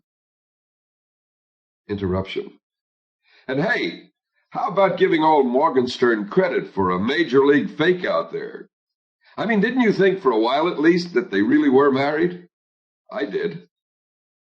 It's one of my biggest memories of my father reading. I had pneumonia, remember? But I was a little better now and madly caught up in the book. And one thing you know when you're 10 is that no matter what, there's going to be a happy ending. They can sweat all they want to scare you, the authors. But back of it all, you just have no doubt that in the long run, justice is going to win out. And Wesley and Buttercup, well, they had their troubles, sure. But they were going to get married and live happily ever after. I would have bet the family fortune if I'd found a sucker big enough to take me on. Well, when my father got through with that sentence where the wedding was sandwiched between the minister's meeting and the treasury whatever, I said, "You read that wrong. My father's this little bald barber, remember that too? And kind of illiterate. Well, you just don't challenge a guy who has trouble reading and say he's read something incorrectly, because that's really threatening." "I'm doing the reading," he said. "I know that, but you got it wrong. She didn't marry that rotten Humperdinck. She marries Wesley." "It says right here," my father began, a little huffy, and he starts going over it again. "You must have skipped a page then, something. Get it right, huh?" By now he was more than a tiny bit upset. "I skipped nothing. I read the words. The words are there. I read them. Good night." And off he went. "Hey, please, no," I called after him. But he's stubborn. And next thing, my mother was in, saying, "Your father says his throat is too sore. I told him not to read so much." And she tucked and fluffed me, and no matter how I battled, it was over. No more story till the next day. I spent that whole night thinking Buttercup married Humperdinck. It just rocked me. How can I explain it? But the world didn't work that way. Good got attracted to good. Evil you flushed down the john, and that was that. But their marriage, I couldn't make it jibe. God, did I work at it. First, I thought that probably Buttercup had this fantastic effect on Humperdinck and turned him into a kind of Wesley. Or maybe Wesley and Humperdinck turned out to be long-lost brothers, and Humperdinck was so happy to get his brother back, he said, "Look, Wesley, I didn't realize who you were when I married her, so what I'll do is I'll divorce her and you marry her, and that way we'll all be happy." To this day, I don't think I was ever more creative. But it didn't take. Something was wrong, and I couldn't lose it. Suddenly there was this discontent gnawing away until it had a place big enough to settle in. Then it curled up and stayed there, and it's still inside me lurking as I write this now. The next night, when my father went back to reading and the marriage turned out to have been Buttercup's dream, I screamed, "I knew it! All along I knew it!" And my father said, "So you're happy now? It's all right now. We can please continue?" And I said, "Go," and he did. But I wasn't happy. Oh, my ears were happy, I guess. My story sense was happy, my heart too. But in my, I suppose you have to call it soul, there was that damn discontent shaking its dark head. All this was never explained to me till I was in my teens, and there was this great woman who lived in my hometown, Edith Neisser, dead now, and she wrote terrific books about how we screw up our children. Brothers and Sisters was one of her books. The Eldest Child was another, published by Harper. Edith doesn't need the plug, seeing, like I said, as she's no longer with us. But if there are any amongst you who are worried that maybe you're not being perfect parents, pick up one of Edith's books while there's still time. I know her 'cause her kid Ed got his haircuts from my pop. And she was this writer, and by my teens I knew secretly that was the life for me, too. Except I couldn't tell anybody. It was too embarrassing. Barbers' sons, if they hustled, maybe got to be IBM salesmen, but writers? No way. Don't ask me how, but eventually Edith discovered my ambition, and from then on, sometimes we would talk. And I remember once we were having iced tea on the Neisser porch and talking, and just outside the porch was their badminton court. And I was watching some kids play badminton, and Ed had just shellacked me.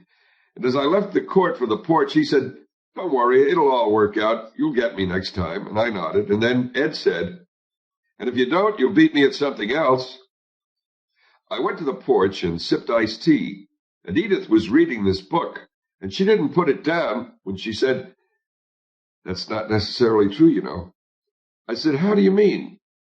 And that's when she put her book down. and looked at me and said it. Life isn't fair, Bill. We tell our children that it is, but it's a terrible thing to do. It's not only a lie, it's a cruel lie. Life is not fair, and it never has been, and it's never going to be. Would you believe that for me, right then, it was like one of those comic books where the light bulb goes on over Mandrake the magician's head? It isn't, I said, so loud I really startled her. You're right, it's not fair. I was so happy, if I'd known how to dance, I'd have started dancing. Isn't that great? Isn't it just terrific? I think along about here, Edith must have thought I was well on my way toward being bonkers. But it meant so much to me to have it set and out and free and flying. That was the discontent I endured the night my father stopped reading.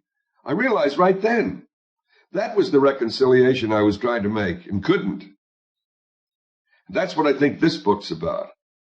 All those Columbia experts can spiel all they want about the delicious satire.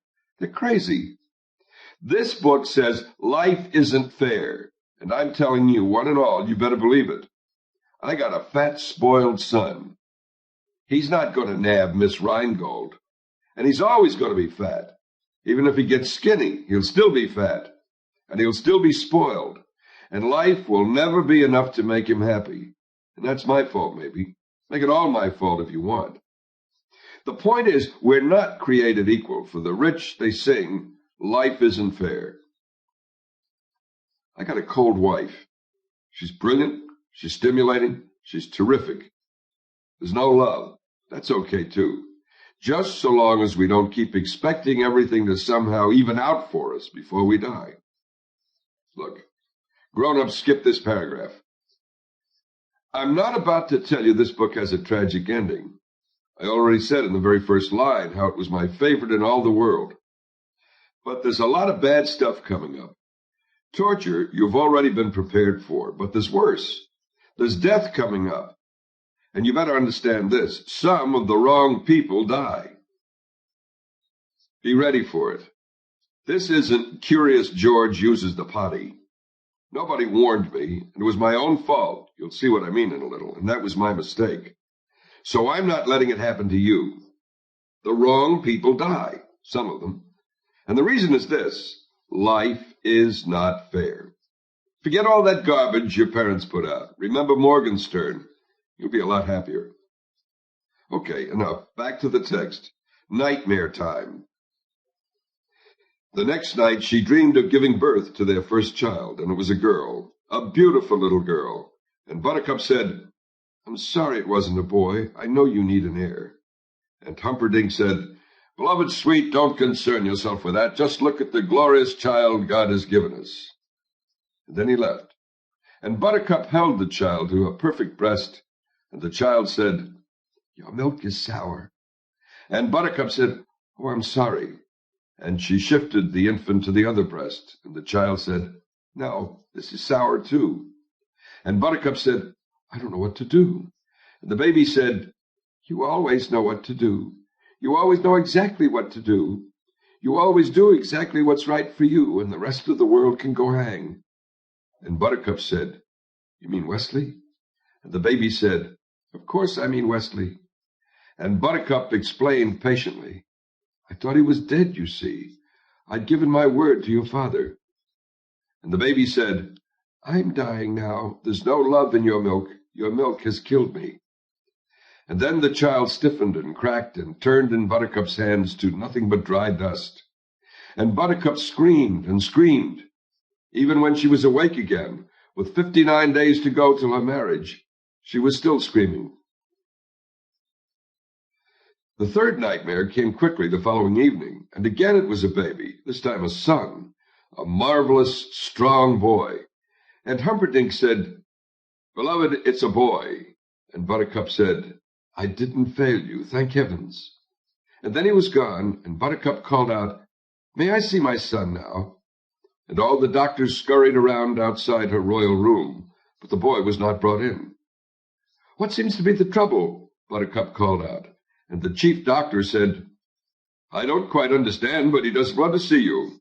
And Buttercup said, Tell him I am his mother, and I am the queen, and I command his presence." And then he was there, just as handsome a baby boy as anyone could wish for. "Close it," Buttercup said, and the doctors closed the door. The baby stood in the corner as far from her bed as he could. "Come here, darling," Buttercup said. "Why, are you going to kill me too?" "I'm your mother, and I love you. Now come here. I've never killed anybody." "You killed Wesley. Did you see his face in the fire swamp when you walked away and left him? That's what I call killing." "When you're older, you'll understand things. Now, I'm not going to tell you again. Come here." "Murderer!" the baby shouted. "Murderer!" But by then she was out of bed, and she had him in her arms and was saying, "Stop that. Stop it this instant. I love you." And he said, "Your love is poison. It kills." And he died in her arms, and she started to cry. Even when she was awake again, with 58 days to go till her marriage, she was still crying. The next night she simply refused to go to sleep. Instead, she walked and read and did needlework and drank cup after cup of steaming tea from the Indies. She felt sick with weariness, of course, but such was her fear of what she might dream that she preferred any waking discomfort to whatever sleep might have to offer. And at dawn, her mother was pregnant. No more than pregnant. Her mother was having a baby.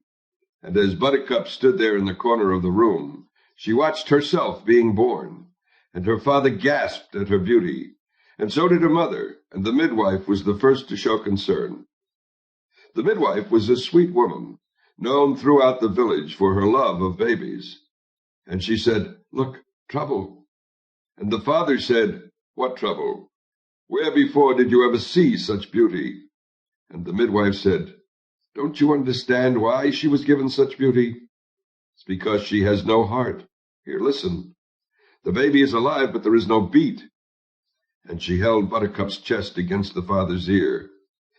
And the father could only nod and say, "We must find a miracle man to place a heart inside." But the midwife said, "That would be wrong, I think. I've heard before of creatures like this, the heartless ones. And as they grow bigger, they get more and more beautiful. And behind them is nothing but broken bodies and shattered souls. And these without hearts are anguish bringers. And my advice would be, since you're both still young, to have another child, a different child, and be rid of this one now. But of course, the final decision is up to you." And the father said to the mother, "Well?" And the mother said, "Since the midwife is the kindest person in the village, she must know a monster when she sees one. Let's get to it." So Buttercup's father and Buttercup's mother put their hands to the baby's throat, and the baby began to gasp. Even when Buttercup was awake again at dawn, with 57 days to go till her marriage, she could not stop gasping. From then on, the nightmares became simply too frightening. When there were 50 days to go, Buttercup knocked one night on the door to Prince Humperdinck's chambers. She entered when he bid her to. "I see trouble," he said. "You look very ill." And so she did. Beautiful, of course, still that, but in no way well. Buttercup did not see quite how to begin. He ushered her into a chair. He got her water. She sipped at it, staring dead ahead. He put the glass to one side. "At your convenience, Princess," he said. "It comes to this," Buttercup began. "In the fire swamp, I made the worst mistake in all the world. I love Wesley. I always have. It seems I always will. I did not know this when you came to me. Please believe what I am about to say.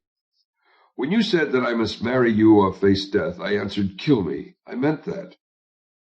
I mean this now, too. If you say I must marry you in 50 days, I will be dead by morning." The prince was literally stunned. After a long moment, he knelt by Buttercup's chair, and in his gentlest voice started to speak. "I admit that when we first became engaged, there was to be no love involved.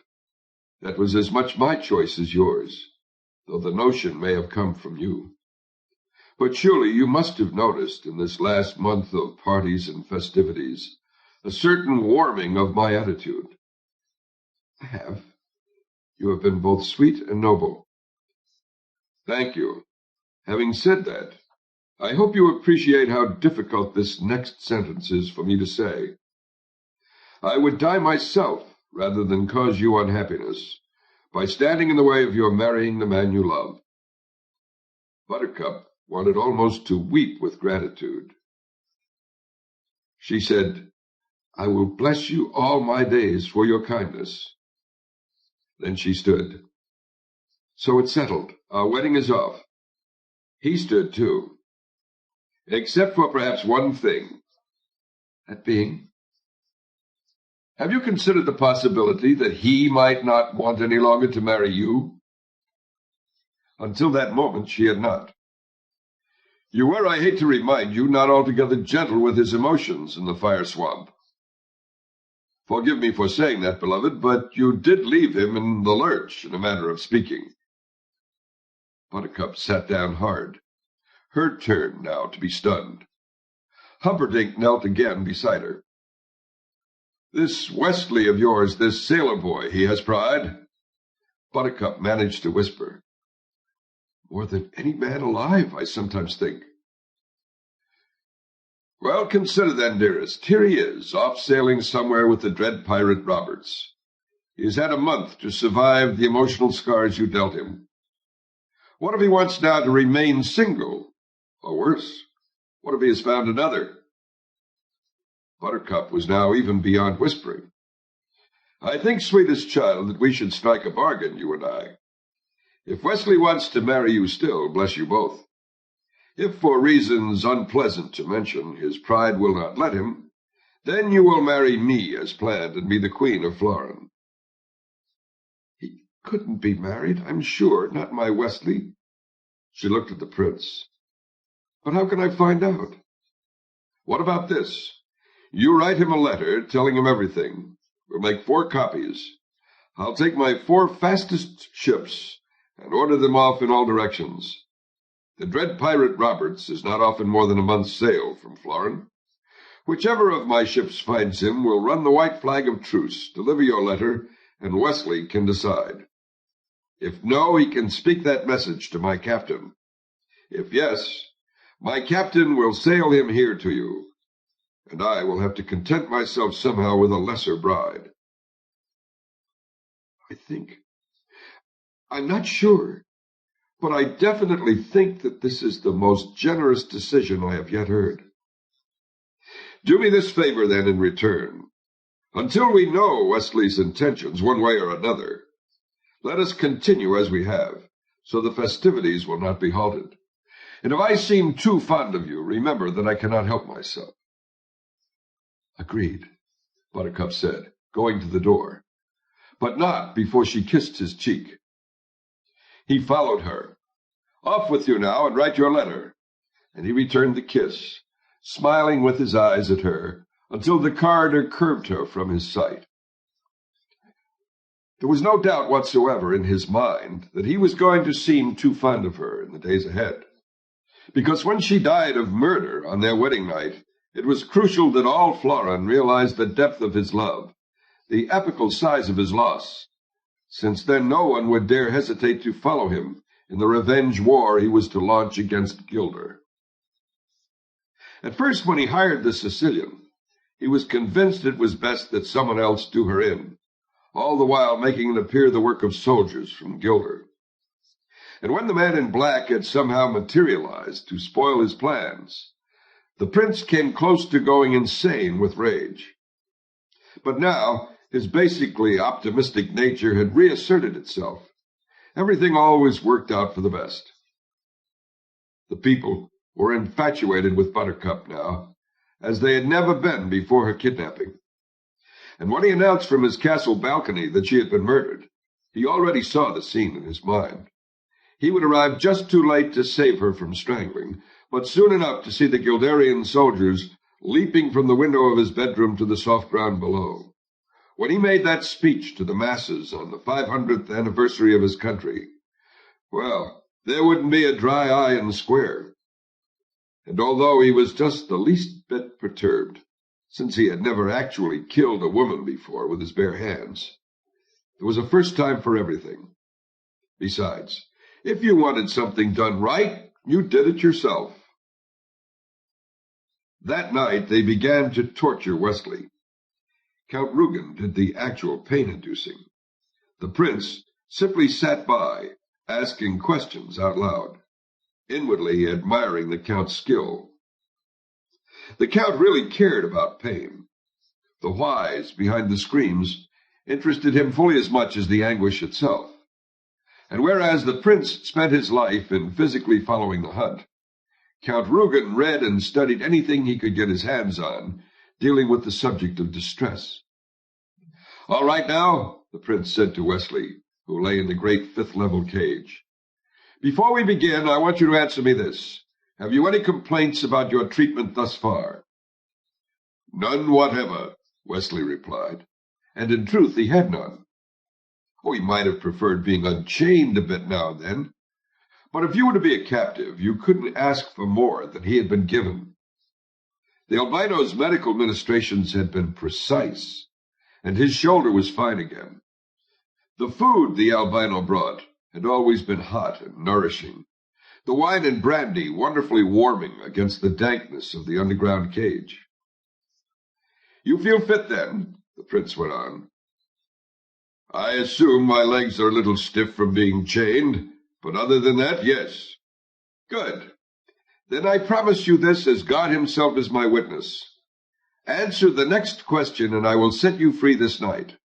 But you must answer it honestly, fully, withholding nothing. If you lie, I will know, and then I'll loose the count on you." "I have nothing to hide," Wesley said. "Ask away." "Who hired you to kidnap the princess?" "It was someone from Gilder. We found fabric indicating as much on the princess's horse. Tell me that man's name and you are free. Speak." "No one hired me," Wesley said. "I was working strictly freelance, and I didn't kidnap her. I saved her from others who were doing that very thing." "You seem a reasonable fellow, and my princess claims to have known you many years, so I'll give you, on her account, one last and final chance. The name of the man in Gilder who hired you. Tell me or face torture." "No one hired me, I swear." The count set fire to Wesley's hands. Nothing permanent or disabling.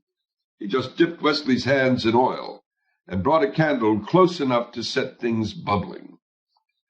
When Wesley had screamed, "No one, no one, no one in my life," a sufficient number of times, the count dipped Wesley's hands in water, and he and the prince left via the underground entrance, leaving the medication to the albino, who was always nearby during the torturing times, but never visible enough to be distracting.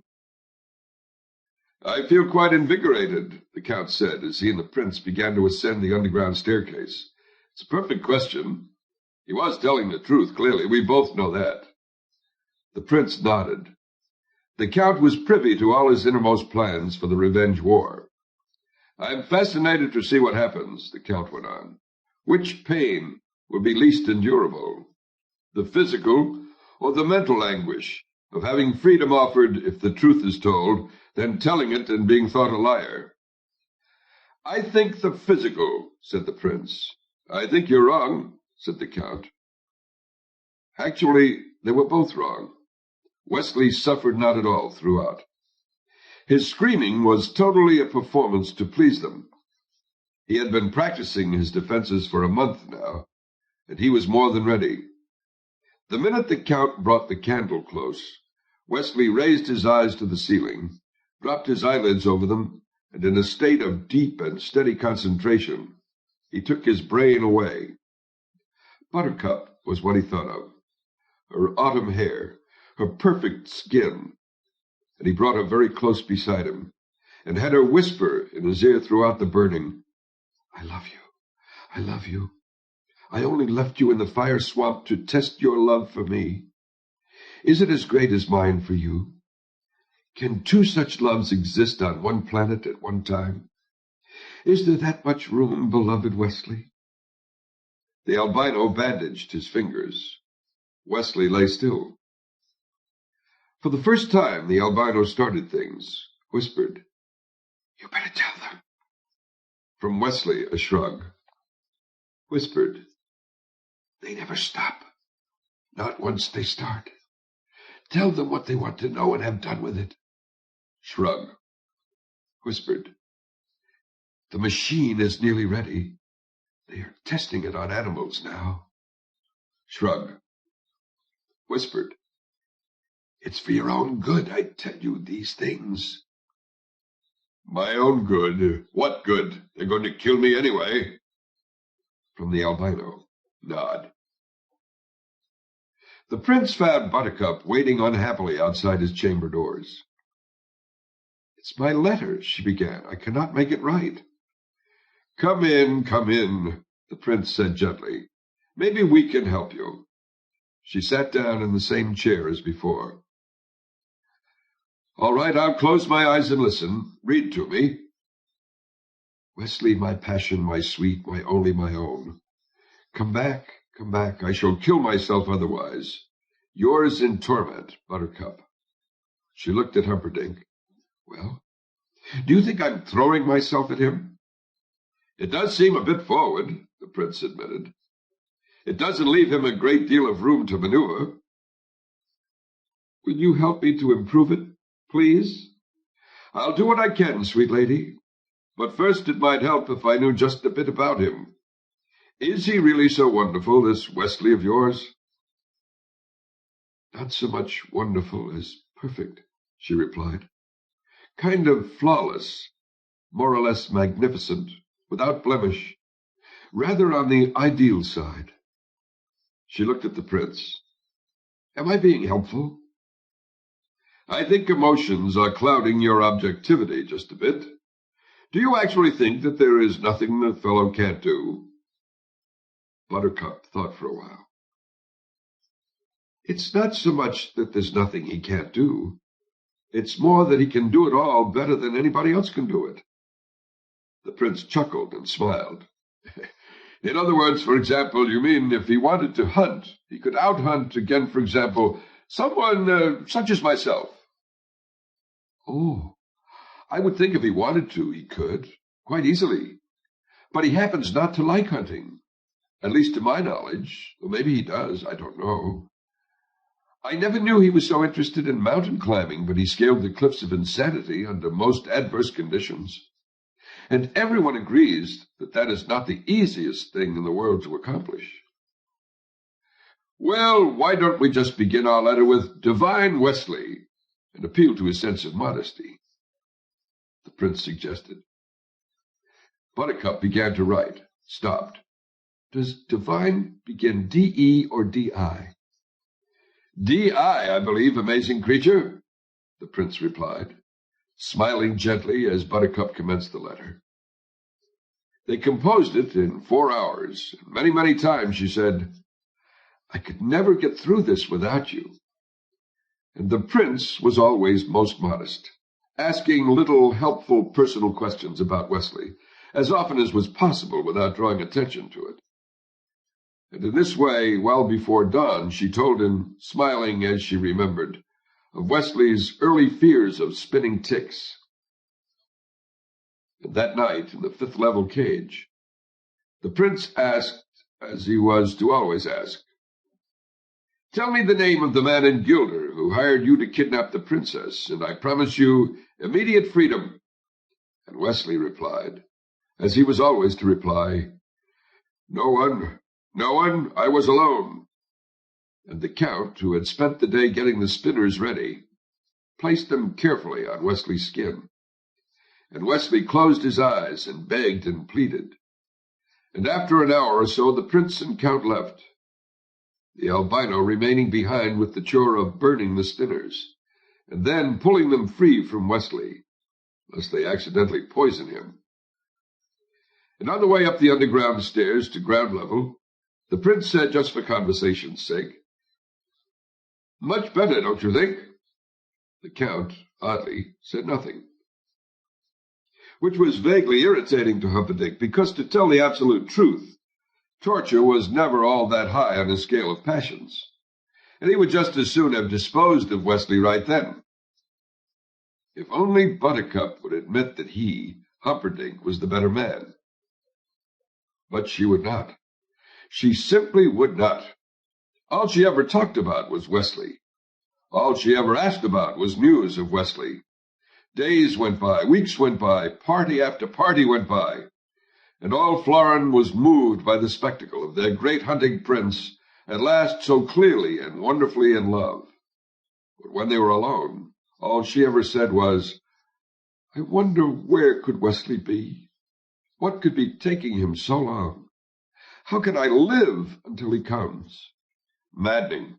So each night, the Count's discomforts, which made Wesley writhe and twist, were really sort of all right.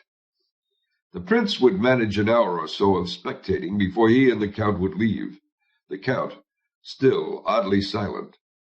And down below, tending the wounds, the albino would whisper, "Tell them, please. They will only add to your suffering." Wesley could barely suppress his smile. He had felt no pain, not once, none. He had closed his eyes and taken his brain away. That was the secret. If you could take your brain away from the present and send it to where it could contemplate skin like wintry cream, well, let them enjoy themselves. His revenge time would come. Wesley was living now most of all for Buttercup. But there was no denying that there was one more thing he wanted, too. His time. Prince Humperdinck simply had no time. There seemed to be not one decision in all of Florin that one way or another didn't eventually come heavily to rest upon his shoulders. Not only was he getting married, his country was having its 500th anniversary. Not only was he noodling around in his mind the best ways to get a war going, he also had to constantly have affection shining from his eyes. Every detail had to be met, and met correctly. His father was just no help at all, refusing either to expire or stop mumbling. You thought his father was dead, but that was in the fake-out, don't forget. Morgenstern was just edging into the nightmare sequence, so don't be confused. And start making sense. Queen Bella simply hovered around him, translating here and there, and it was with a shock that Prince Humperdinck realized, just 12 days before his wedding day, that he had neglected to set in motion the crucial Gilder section of his plan. So he called Yellen to the castle late one night. Yellen was chief of all enforcement in Florence City, a job he had inherited from his father. The albino keeper at the zoo was Yellen's first cousin, and together they formed the only pair of non-nobles the prince could come close to trusting. "Your Highness," Yellen said.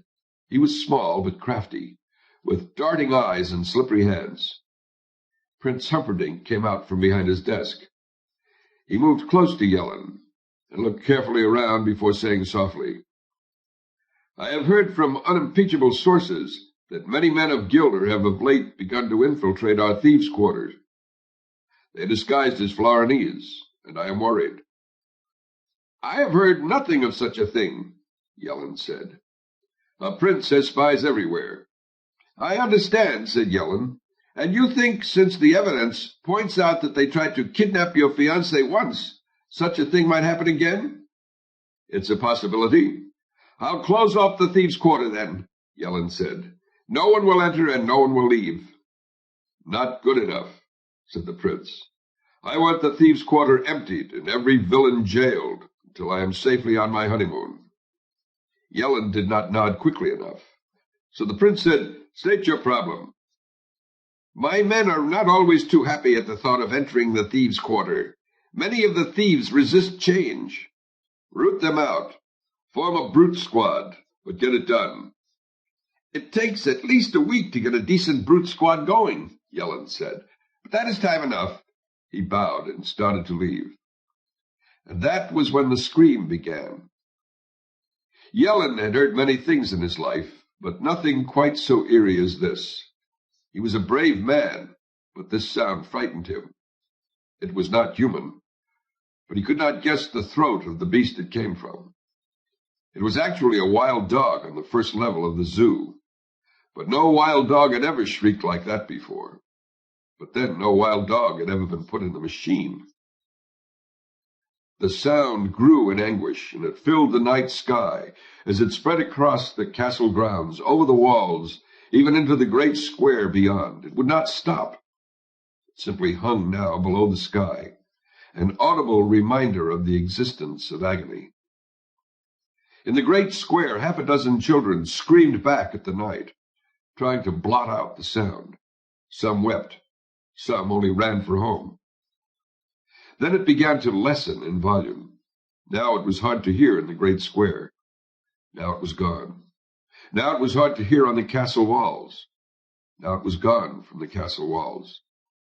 It shrunk across the grounds toward the first level of the Zoo of Death, where Count Rugen sat fiddling with some knobs. The wild dog died.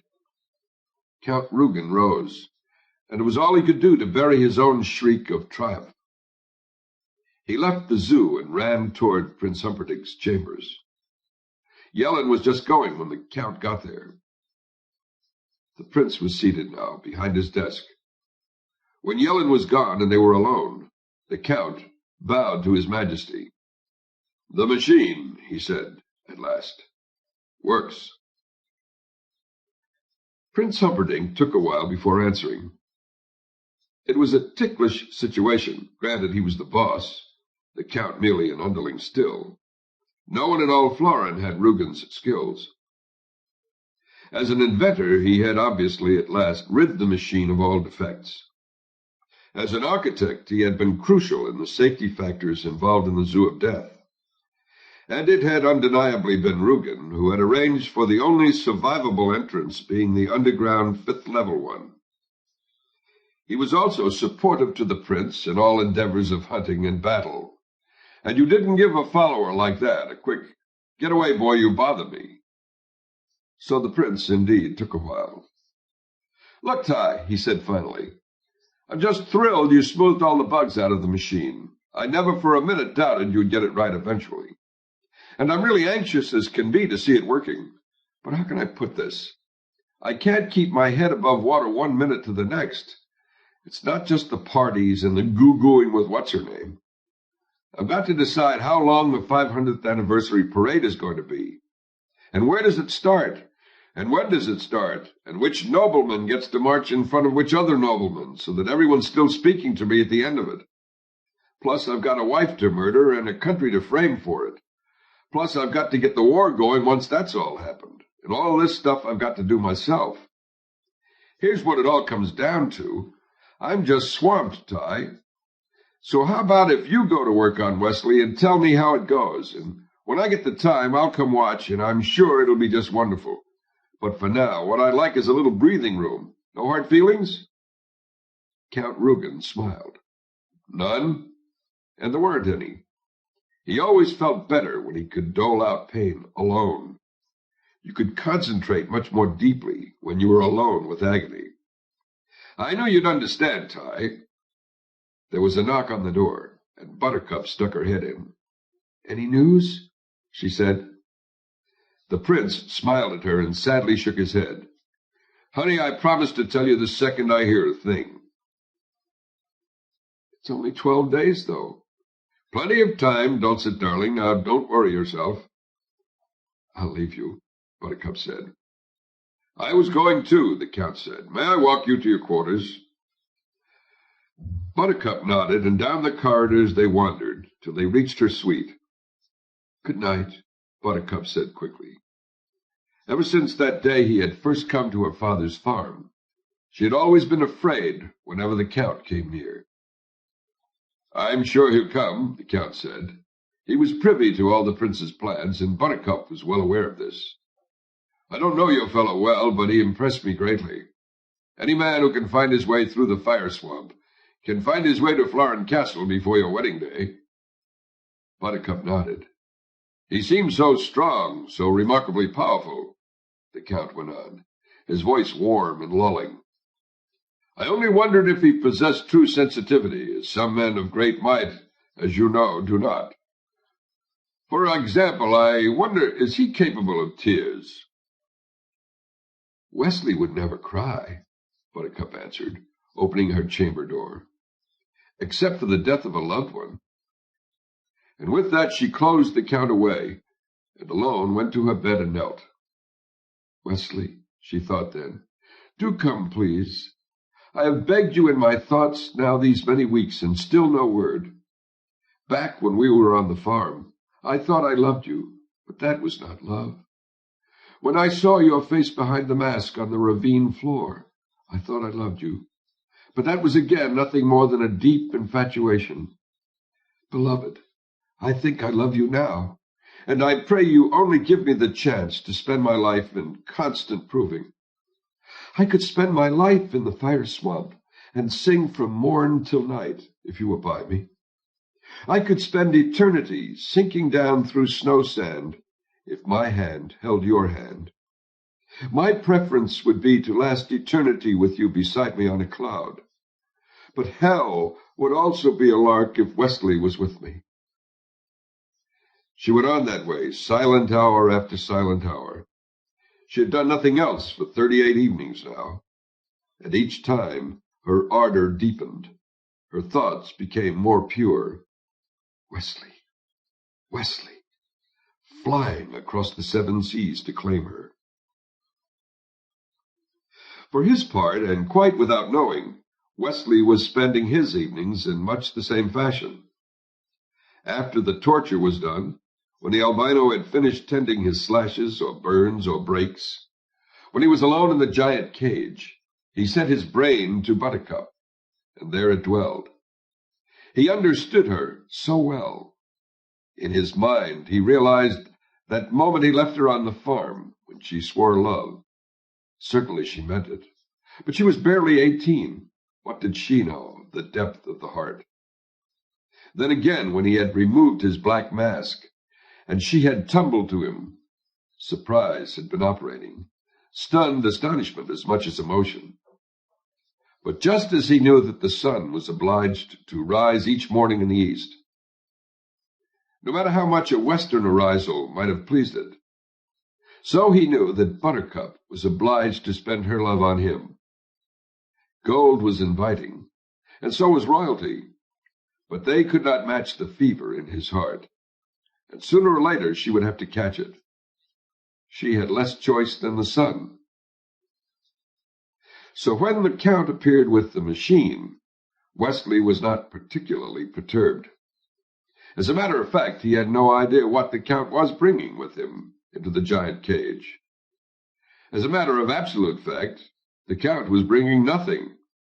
It was the albino who was doing the actual work, making trip after trip with thing after thing. That was what it really looked like to Wesley. Things. Little soft-rimmed cups of various sizes, and a wheel, most likely, and another object that could turn out to be either a lever or a stick. It was hard to tell. Good evening to you, the Count began. He had never, to Wesley's memory, shown such excitement. Wesley made a very weak nod in return. Actually, he felt about as well as ever, but it didn't do to let that kind of news get around. Feeling a bit under the weather? The Count asked. Wesley made another feeble nod. The albino scurried in and out, bringing more things, wire-like extensions, stringy and endless. That will be all, the Count said finally. Nod, gone. This is the machine, the Count said when they were alone. I've spent 11 years constructing it. As you can tell, I'm rather excited and proud. Wesley managed an affirmative blink. I'll be putting it together for a while, and with that he got busy. Wesley watched the construction with a good deal of interest, and logically enough, curiosity. You heard that scream a bit earlier on this evening? Another affirmative blink. That was a wild dog. This machine caused the sound. It was a very complex job the Count was doing, but the 6 fingers on his right hand never for a moment seemed in doubt as to just what to do. I'm very interested in pain, the Count said, as I'm sure you've gathered these past months. In an intellectual way, actually. I've written, of course, for the more learned journals on the subject, articles mostly. At the present, I'm engaged in writing a book. My book. The book, I hope. The definitive work on pain, at least as we know it now. Wesley found the whole thing fascinating. He made a little groan. I think pain is the most underrated emotion available to us, the Count said. The serpent, to my interpretation, was pain. Pain has been with us always, and it always irritates me when people say, as important as life and death, because the proper phrase, to my mind, should be as important as pain and death. The Count fell silent for a time. Then, as he began and completed a series of complex adjustments. One of my theories, he said somewhat later, is that pain involves anticipation. Nothing original, I admit, but I'm going to demonstrate to you what I mean. I will not, underline not, use the machine on you this evening. Well, I could. It's ready and tested. But instead I will simply erect it and leave it beside you, for you to stare at the next 24 hours, wondering just what it is and how it works.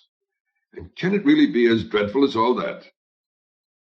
He tightened some things here, loosened some more over there, tugged and patted and shaped. The machine looked so silly, Wesley was tempted to giggle. Instead, he groaned again. I'll leave you to your imagination, then, the Count said, and he looked at Wesley. But I want you to know one thing before tomorrow night happens to you, and I mean it. You are the strongest, the most brilliant and brave, the most altogether worthy creature it has ever been my privilege to meet, and I feel almost sad that for the purposes of my book and future pain scholars, I must destroy you. Thank you. Wesley breathed softly. The Count went to the cage door and said over his shoulder, And you can stop all your performing about how weak and beaten you are. You haven't fooled me for a month. You're practically as strong now as on the day you entered the fire swamp. I know your secret, if that's any consolation to you. Secret? Hushed, strained. You've been taking your brain away, the Count cried. You haven't felt the least discomfort in all these months. You raise your eyes and drop your eyelids, and then you're off. Probably with, I don't know, her most likely. Good night now. Try and sleep. I doubt you'll be able to. Anticipation, remember? With a wave, he mounted the underground stairs. Wesley could feel the sudden pressure of his heart. Soon the albino came, knelt by Wesley's ear, whispered, I've been watching you all these days. You deserve better than what's coming. I'm needed. No one else feeds the beasts as I do. I'm safe. They won't hurt me. I'll kill you if you'd like. That would foil them. I've got some good poison. I beg you. I've seen the machine. I was there when the wild dog screamed. Please let me kill you. You thank me, I swear. I must live, whispered. But... Interruption. They will not reach me. I am all right. I am fine. I am alive, and I will stay that way. He said the words loud, and he said them with passion. But for the first time in a long time, there was terror. Well, could you sleep? The Count asked the next night upon his arrival in the cage. Quite honestly, no, Wesley replied in his normal voice. I'm glad you're being honest with me. I'll be honest with you. No more charades between us, the Count said, putting down a number of notebooks and quill pens and ink bottles. I must carefully track your reactions, he explained. In the name of science. The Count nodded. If my experiments are valid, my name will last beyond my body. It's immortality I'm after, to be quite honest. He adjusted a few knobs on the machine. I suppose you're naturally curious as to how this works. I have spent the night pondering, and I know no more than when I started. It appears to be a great conglomeration of soft-rimmed cups of infinitely varied sizes, together with a wheel and a dial and a lever, and what it does is beyond me. Also glue, added the Count, pointing to a small tub of thick stuff, to keep the cups attached. And with that he set to work, taking cup after cup, touching the soft rims with glue, and setting them against Wesley's skin. Eventually I'll have to put one on your tongue, too, the Count said, but I'll save that for last in case you have any questions. This certainly isn't the easiest thing to get set up, is it? I'll be able to fix that in later models, the Count said. At least those are my present plans. And he kept right on putting cup after cup on Wesley's skin, until every inch of exposed surface was covered. So much for the outside, the Count said then. This next is a bit more difficult. Try not to move. I'm chained hand, head, and foot, Wesley said. How much movement do you think I'm capable of? Are you really as brave as you sound? Or are you a little frightened? The truth, please. This is for posterity, remember? I'm a little frightened, Wesley replied. The Count jotted that down, along with the time. Then he got down to the fine work, and soon there were tiny, tiny soft-rimmed cups on the insides of Wesley's nostrils, against his eardrums, under his eyelids, above and below his tongue. And before the Count arose, Wesley was covered inside and out with the things. Now all I do, the Count said very loudly, hoping Wesley could hear, is get the wheel going to its fastest spin, so that I have more than enough power to operate. And the dial can be set from 1 to 20, and this being the first time, I will set it at the lowest setting, which is 1. Then all I need do is push the lever forward, and we should, if I haven't gummed it up, be in full operation. But Wesley, as the lever moved, took his brain away, and when the machine began, Wesley was stroking her autumn-colored hair and touching her skin of wintry cream, and then his world exploded because the cups were everywhere. And before they had punished his body but left his brain, only not the machine. The machine reached everywhere.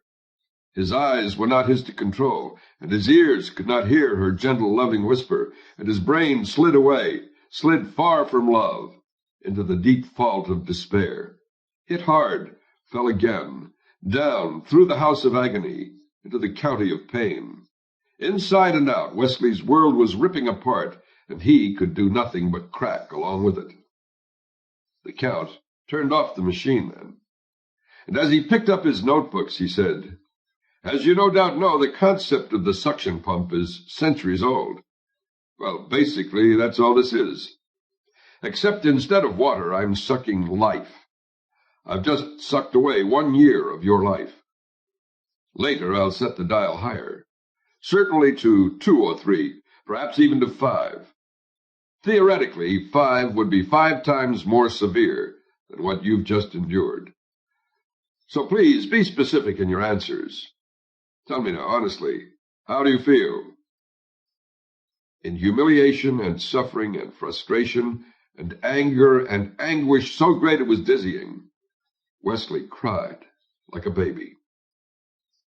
Interesting, said the Count, and carefully noted it down. It took Yellen a week to get his enforcers together in sufficient number, together with an adequate brute squad.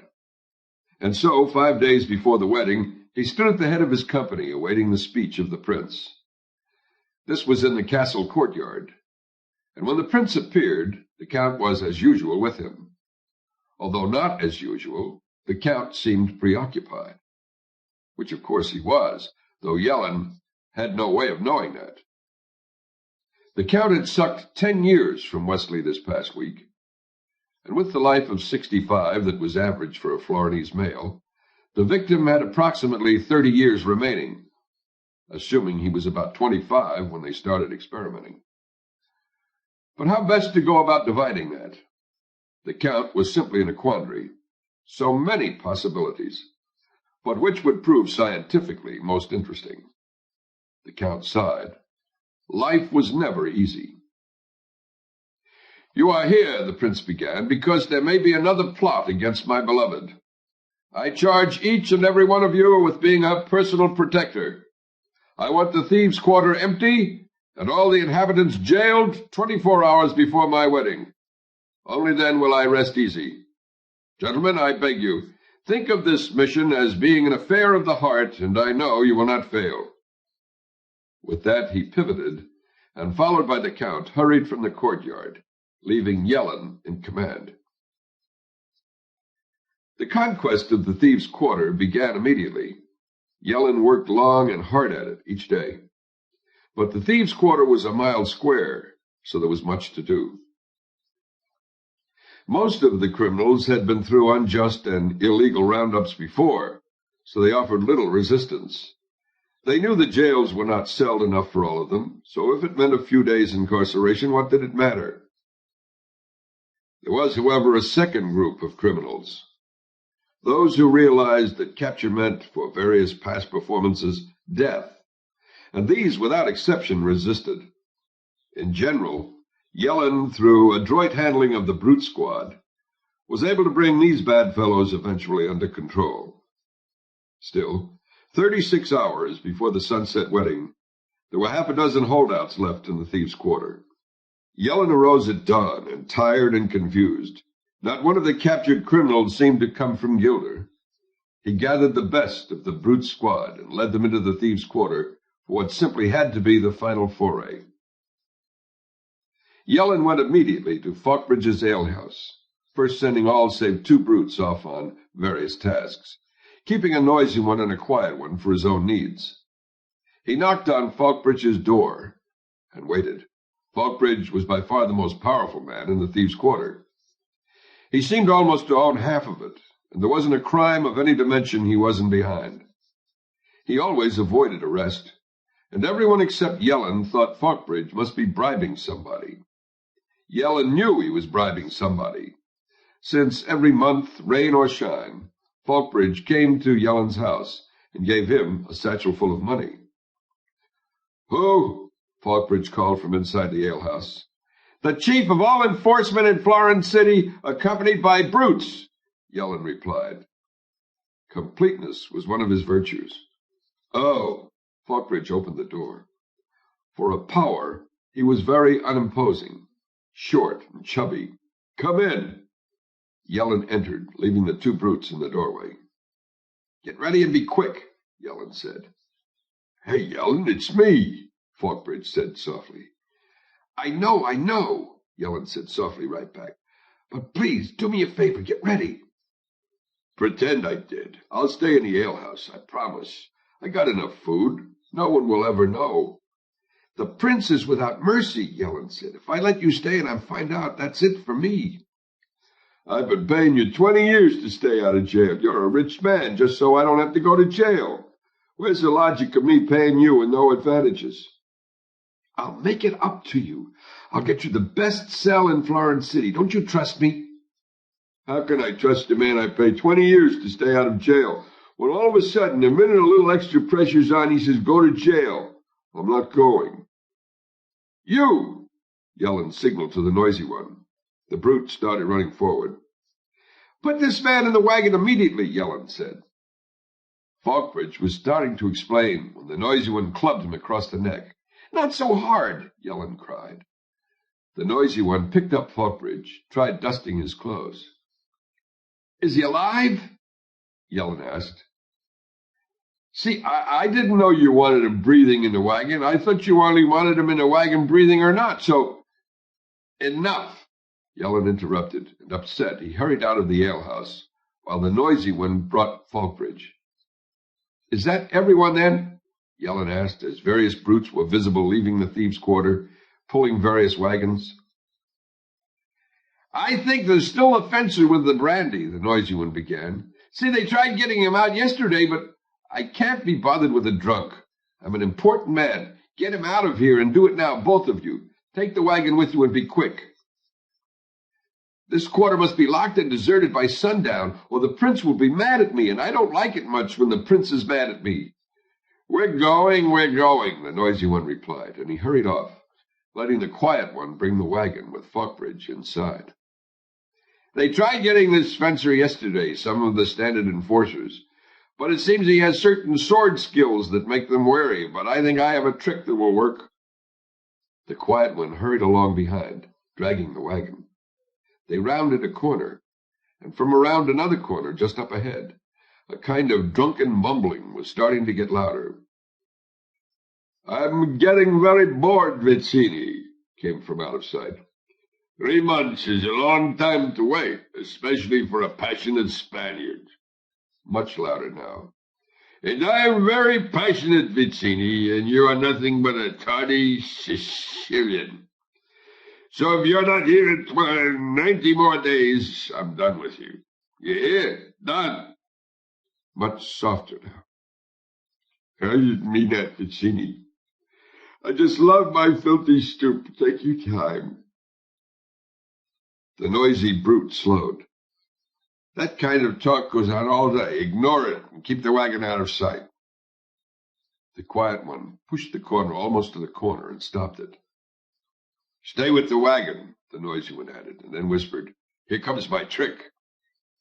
With that, he walked alone around the corner and stared ahead at the skinny fellow sitting clutching the brandy bottle on the stoop.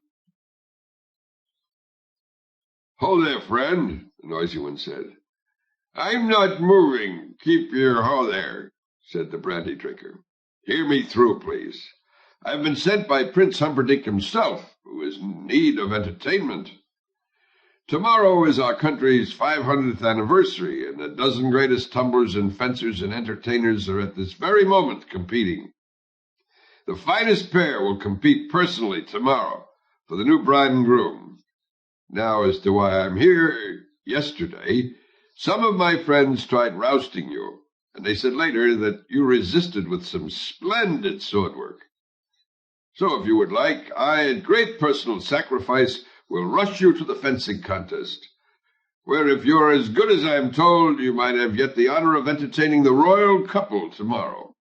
Do you think you could win such a competition?" "Breezy." "Then hurry while there's still time to enter." The Spaniard managed to stand. He unsheathed his sword and flashed it a few times across the morning. The noisy one took a few quick steps backward and said, "No time to waste. Come along now." Then the drunk started yelling, "I am waiting for Vizzini." "Meanie." "I'm not mean. I'm just following the rule." "Cruel." "Not cruel, not mean. Can't you understand I'm—" And here his voice trailed off for a moment as he squinted, and quietly he said, "Fezzik?" From behind the noisy one, the quiet one said, "Oh, Sezzik." Inigo took a step from his stoop, trying desperately to make his eyes focus through the brandy. "Sezzik? Is that a joke you made?" The quiet one said, "Blade." Inigo gave a cry and started staggering forward. "Fezzik, it's you." "True." And he reached out, grabbed Inigo just before he stumbled, brought him back to an upright position. "Hold him just like that," the noisy brute said. And he moved in quickly, right arm raised, as he had done to Falkbridge. Splat! Fezzik dumped the noisy brute into the wagon beside Falkbridge, covered them both with a soiled blanket, then hurried back to Inigo, whom he had left leaning propped against a building. "It's just so good to see you," Fezzik said then. "Oh, it is, but—" Inigo's voice was winding steadily down now. "I'm too weak for surprises," were the last sounds he got out before he fainted, from fatigue and brandy and no food and bad sleep and lots of other things, none of them nutritious. Fezzik hoisted him up with one arm, took the wagon in the other, and hurried back to Falkbridge's house. He carried Inigo inside, placed him upstairs on Falkbridge's feather bed, then hurried away to the entrance of the thieves' quarter, dragging the wagon behind him. He made very sure that the dirty blanket covered both the victims, and outside the entrance the brute squad held a boot count of those they had removed. The total came out right, and by 11 in the morning the great walled thieves' quarter was officially empty and padlocked. Released from active duty, Fezzik followed the wall around to a quiet place and waited. He was alone. Walls were never any problem for him, not so long as his arms worked, and he quickly scaled this one and hurried back through the quiet streets to Falkbridge's house. He made some tea, carried it upstairs, force-fed Inigo. Within a few moments, Inigo was blinking under his own power. "It's just so good to see you," Fezzik said then. "Oh, it is, Inigo agreed. "And I'm sorry for fainting. But I have done nothing for 90 days but wait for Vizzini and drink brandy. And a surprise like seeing you, well, that was just too much for me on an empty stomach. But I'm fine now." "Good," Fezzik said. "Vizzini is dead." "He is, eh? Dead, you say? It's—" And then he fainted again. Fezzik began berating himself. "Oh, you stupid. If that's the right way and the wrong way, trust you to find the dumb way. Fool, back to the beginning was the rule." Fezzik really felt idiotic then, because after months of forgetting, now that he didn't need to remember any more, he remembered. He hurried downstairs and made some tea, and brought some crackers and honey, and fed Inigo again. When Inigo blinked, Fezzik said, "Rest." "Thank you, my friend. No more fainting." And he closed his eyes and slept for an hour. Fezzik busied himself in Falkbridge's kitchen. He really didn't know how to prepare a proper meal, but he could heat, and he could cool, and he could sniff the good meat from the rotted. So it wasn't too great a task to finally end up with something that once looked like roast beef, and another thing that could have been a potato. The unexpected smell of hot food brought Inigo around, and he lay in bed, eating every bite Fezzik fed him. "I never realized I was in such terrible condition," Inigo said, chewing away. "Shh, you'll be fine now," Fezzik said, cutting another piece of meat, putting it into Inigo's mouth. Inigo chewed it carefully down. "First, you appearing so suddenly, and then on top of that, the business of Vizzini. It was too much for me." "It would have been too much for anybody. Just rest." Fezzik began to cut another piece of meat. "I feel such a baby, so helpless," Inigo said, taking the next bite, chewing away. "You'll be as strong as ever by sundown," Fezzik promised, getting the next piece of meat ready. "The six-fingered man is named Count Rugen, and he's here right now in Florence City." "Interesting." Inigo managed this time before he fainted again. Fezzik stood over the still figure. "Well, it is so good to see you," he said. "It's been such a long time, and I've just got so much news." Inigo only lay there. Fezzik hurried to Falkbridge's tub and plugged it up, and after a lot of work he got it filled with steaming water, and then he dunked Inigo in, holding him down with one hand, holding Inigo's mouth shut with the other. And when the brandy began to sweat from the Spaniard's body, Fezzik emptied the tub and filled it again, with icy water this time, and back he plunged Inigo. And when that water began to warm a bit back, he filled the tub with steaming stuff, and back went Inigo. And now the brandy was really oozing from his pores.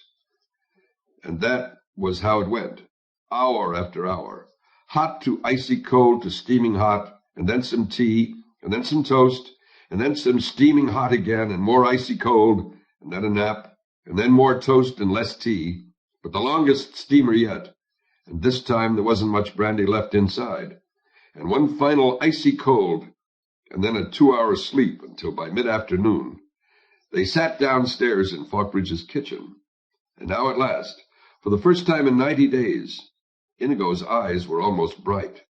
His hands did shake, but not all that noticeably, And perhaps the Inigo of before the brandy would have bested this fellow now in 60 minutes of solid fencing. But not too many other masters in the world would have survived for 5. Tell me briefly now, while I've been here with the brandy, you have been where? Well, I spent some time in a fishing village, then I wandered a bit, and then a few weeks ago I found myself in Gilder, and the talk there was of the coming wedding, and perhaps a coming war, and I remembered Buttercup when I carried her up the cliffs of insanity. She's so pretty and soft, and I had never been so near perfume before that. I thought it might be nice to see our wedding celebrations. So I came here, but my money was gone. And then they were forming a brute squad and needed giants, and I went to apply, and they beat me with clubs to see if I was strong enough. And when the clubs broke, they decided I was. I've been a brute first class all this past week. It's very good pay. Inigo nodded. All right again, and this time please be brief from the beginning. The man in black, did he get by you? Yes, fairly too. Strength against strength. I was too slow and out of practice. Then it was he that killed Vizzini. That is my belief. Did he use his sword or his strength? Fezzik tried to remember. There weren't any sword wounds, and Vizzini didn't seem broken. There were just 2 goblets, and Vizzini dead. Poison is my guess. Why would Vizzini take poison? Fezzik hadn't the least idea. But he was definitely dead. Fezzik was positive. Inigo began to pace the kitchen, his movements quick and sharp, the way his movements were before. All right. Vizzini is dead, enough of that. Tell me briefly where the 6-fingered Rugen is, so I may kill him. That may not be so easy, Inigo, because the Count is with the Prince, and the Prince is in his castle, and he's pledged not to leave it till after his wedding, for he fears another sneak attack from Gilder. And all the entrances but the main one are sealed for safety, and the main doors are guarded by 20 men. Inigo said, pacing faster now. If you fought 5 and I fenced 5, that would mean 10 gone, which would be bad because that would also mean 10 left, and they would kill us.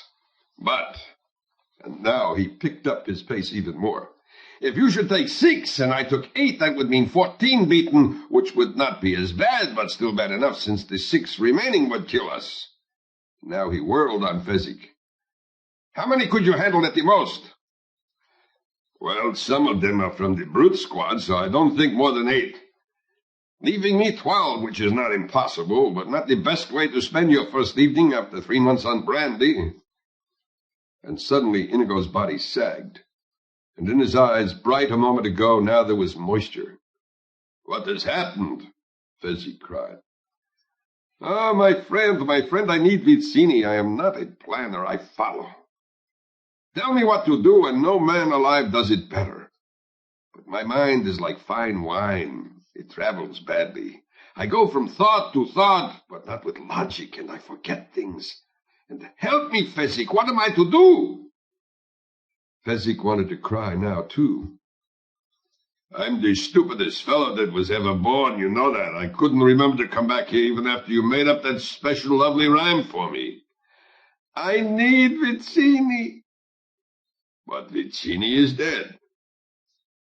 And then Inigo was up again, blazing about the kitchen, and for the first time his fingers were snapping with excitement.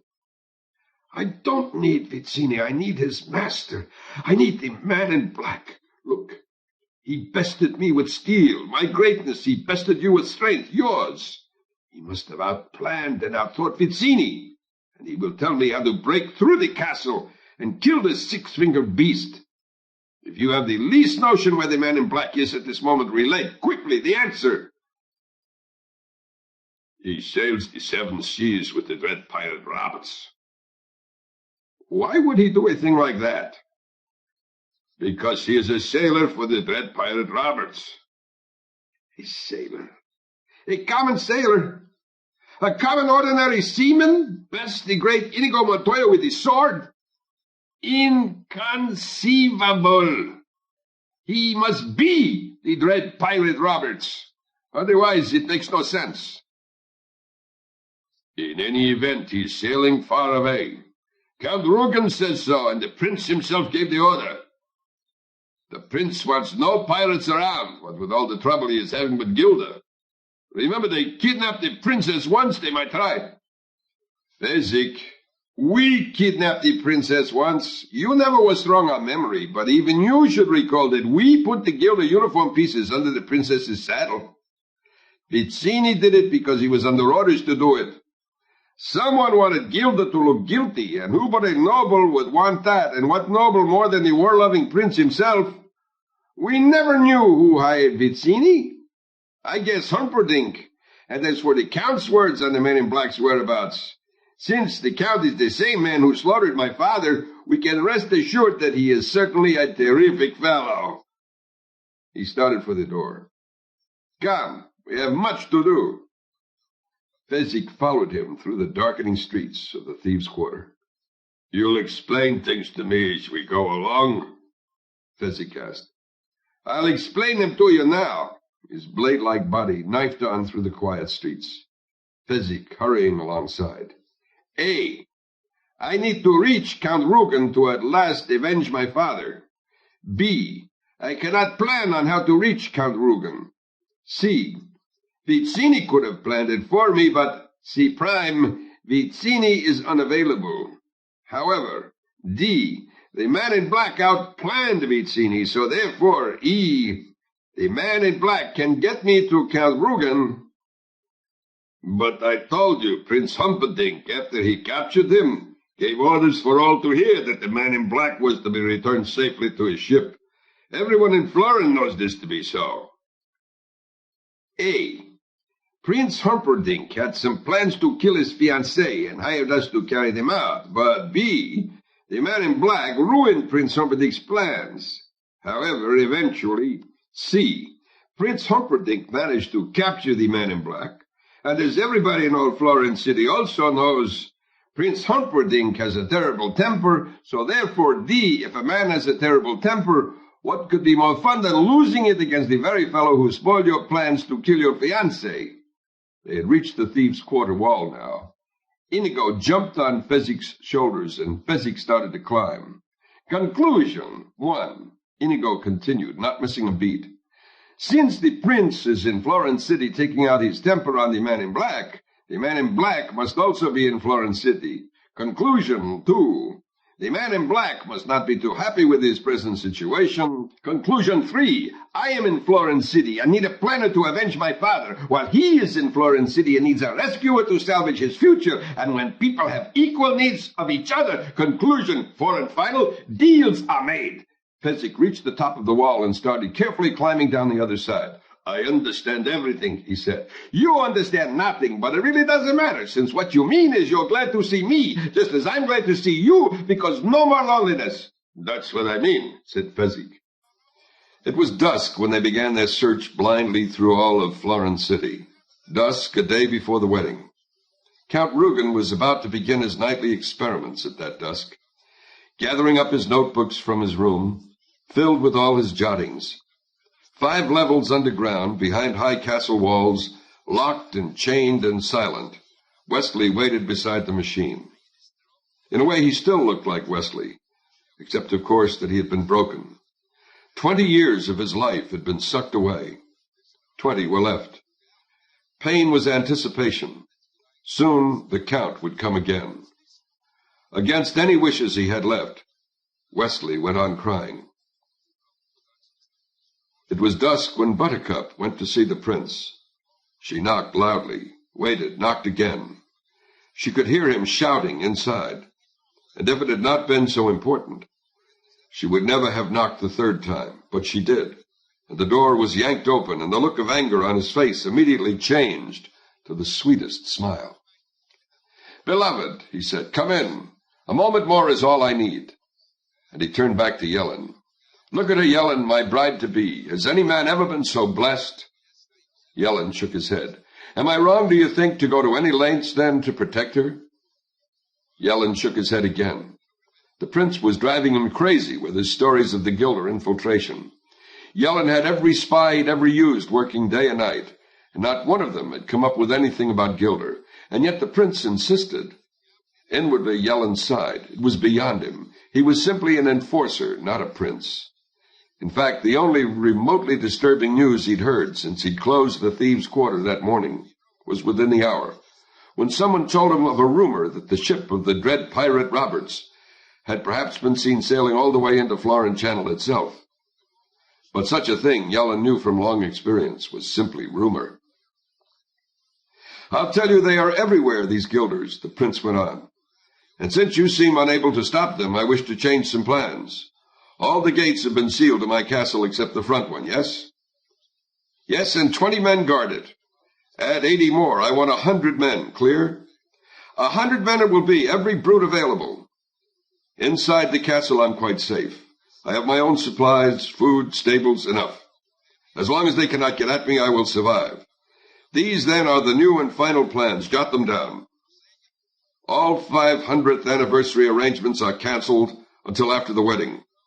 The wedding is tomorrow sunset. My bride and I will ride my whites to Florin Channel, surrounded by all your enforcers. There we will board a ship and begin our long-awaited honeymoon, surrounded by every ship in the Florin Armada." "Every ship but 4, Buttercup corrected.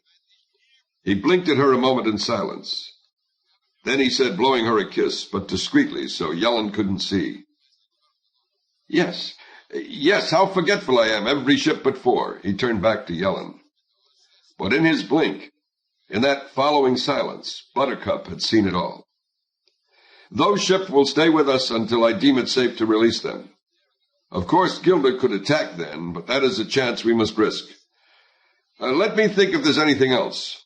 The prince loved giving orders, especially the kind he knew would never need carrying out. Also, Yellen was a slow jotter, and that only added to the fun. "Excused," the prince said finally. With a bow, Yellen was gone. "The 4 ships were never sent," Buttercup said, when they were alone. "Don't bother lying to me any more." "Whatever was done for your own good, Sweet Pudding." "Somehow I do not think so." "You're nervous, I'm nervous. We're getting married tomorrow. We've got a right to be." "You couldn't be more wrong, you know. I'm very calm." And in truth, she did seem that way. "Doesn't matter whether you sent the ships or not. Wesley will come to me. There is a God, I know that. And there is love, I know that too, so Wesley will save me." "You're a silly girl. Now go to your room." "Yes, I am a silly girl. And yes, again, I will go to my room. And you are a coward with a heart filled with nothing but fear." The prince had to laugh. "The greatest hunter in the world, and you say I am a coward?" I do indeed. I'm getting much smarter as I age. I say you are a coward, and you are. I think you hunt only to reassure yourself that you are not what you are, the weakest thing to ever walk the earth. He will come for me, and then we will be gone, and you will be helpless for all your hunting, because Wesley and I are joined by the bond of love, and you cannot track that, not with 1,000 bloodhounds, and you cannot break it, not with 1,000 swords." Humperdinck screamed toward her then, ripping at her autumn hair, yanking her from her feet and down the long curving corridor to her room, where he tore that door open and threw her inside and locked her there and started running for the underground entrance to the Zoo of Death. My father stopped reading. "Go on," I said. "Lost my place," he said, and I waited there, still weak with pneumonia and wet with fear, until he started reading again. "Inigo allowed Fezzik to open the door." "Hey," I said, "hold it, that's not right, you skipped." And then I caught my tongue, because we just had that scene when I got upset about Buttercup marrying Humperdinck when I'd accused him of skipping. And I didn't want any repeat of that. "Daddy," I said, "I don't mean anything, but wasn't the prince sort of running toward the zoo? And then the next thing you said was about Inigo, and shouldn't there be a page or like that in between?" My father started to close the book. "I'm not fighting. Please, don't close it." "It is not for that," he said. And then he looked at me for a long time. "Billy," he said. He almost never called me that. I loved it when he did. Anybody else, I hated it. But when the barber did it, I don't know, I just melted. Billy, do you trust me? What is that? Of course I do. Billy, you got pneumonia. You're taking this book very serious. I know, because we already fought once about it. I'm not fighting anymore. Listen to me. I never lied to you yet, did I? Okay, trust me. I don't want to read you the rest of this chapter, and I want you to say it's all right. Why? What happens in the rest of this chapter? If I tell you, I could accomplish the same by reading. Just say okay. I can't say that until I know what happens. But tell me what happens, and I'll tell you if it's okay, and I promise if I don't want to hear it, you can skip on to Inigo. You won't do me this favor. I'll sneak out of bed when you're asleep. I don't care where you hide the book, I'll find it, and I'll read the rest of the chapter myself. So you might as well tell me. Billy, please. I gotcha. You might as well admit it. My father sighed, this terrible sound. I knew I had him beaten then. Wesley dies, my father said. I said, what do you mean, Wesley dies? You mean dies? My father nodded. Prince Humperdinck kills him. He's only faking, though, right? My father shook his head, closed the book all the way. Oh, shit, I said, and I started to cry. I'm sorry, my father said. I'll leave you alone. And he left me. Who gets Humperdinck? I screamed after him. He stopped in the hall. I don't understand. Who kills Prince Humperdinck? At the end, somebody's got to get him. Is it Fezzik? Who? Nobody kills him. He lives. You mean he wins, Daddy? Jesus, what did you read me this thing for? And I buried my head in my pillow, and I never cried like that again, not once to this day. I could feel almost my heart emptying into my pillow. I guess the most amazing thing about crying, though, is that when you're in it, you think it'll go on forever, but it never really lasts half what you think. Not in terms of real time. In terms of real emotions, it's worse than you think, but not by the clock. When my father came back, it couldn't have been even an hour later. So, he said, shall we go on tonight or not? Shoot, I told him. Eyes dry, no catching throat, nothing. Fire when ready. With Inigo? Let's hear the murder, I said. I knew I wasn't about to bawl again. Like buttercups, my heart was now a secret garden, and the walls were very high. Humperdinck screamed toward her then, ripping at her autumn hair, yanking her from her feet and down the long curving corridor to her room, where he tore that door open and threw her inside, and locked her there, and started running for the underground entrance to the Zoo of Death. And down he plunged, giant stride after giant stride, and when he threw the door of the fifth-level cage open, even Count Rugen was startled at the purity of whatever the emotion was that was reflected in the prince's eyes. The prince moved to Wesley. "She loves you," the prince cried. "She loves you still, and you love her, so think of that. Think of this, too. In all this world, you might have been happy, genuinely happy. Not one couple in a century has that chance, not really, no matter what the storybooks say. But you could have had it. And so I would think no one will ever suffer a loss as great as you." And with that, he grabbed the dial and pushed it all the way forward. And the count cried, "Not to 20!" But by then it was too late. The death scream had started. It was much worse than the scream of the wild dog. In the first place, the dial for the wild dog had only been set at 6, whereas this was more than triple that. And so, naturally enough, it was more than 3 times as long, and more than 3 times as loud. But none of this really was why it was worse. It was the scream from a human throat that made the difference. In her chamber, Buttercup heard it, and it frightened her, but she had not the least idea what it was. By the main door of the castle, Yellen heard it, and it also frightened him, though he couldn't imagine what it was either. All the 100 brutes and fighters flanked by the main door heard it too, and to a man they were bothered by it. And they talked it over for quite a while, but none of them had any sound notions as to what it might have been. The great square was filled with common people, excited about the coming wedding and anniversary, and they all heard it too, and no one even made the pretense of not being scared. But again, none of them knew at all what it might have been. The death scream rose higher in the night. All the streets leading into the square were also filled with citizens, all trying to crowd into the square, and they heard it. But once they admitted they were petrified, they gave up trying to guess what it might have been. Inigo knew immediately. In the tiny alley that he and Fezzik were trying to force their way through, he stopped, remembering. The alley led to the streets that led to the square, and the alley was jammed too. "I don't like that sound," Fezzik said, his skin for the moment cold. Inigo grabbed the giant, and the words began pouring out. "Fezzik, Fezzik, that is the sound of ultimate suffering. I know that sound. That was the sound in my heart when Count Rugen slaughtered my father and I saw him fall. The man in black makes it now." "You think that's him?" "Who else has cause for ultimate suffering this celebration night?" And with that, he started to follow the sound. But the crowds were in his way, and he was strong, but he was thin, and he cried, "Fezzik, Fezzik, we must track that sound. We must trace it to its source, and I cannot move, so you must lead me. Fly, Fezzik, this is Inigo begging you, make a path, please." Well, Fezzik had rarely had anyone beg him for anything, least of all Inigo. And when something like that happened, you did what you could.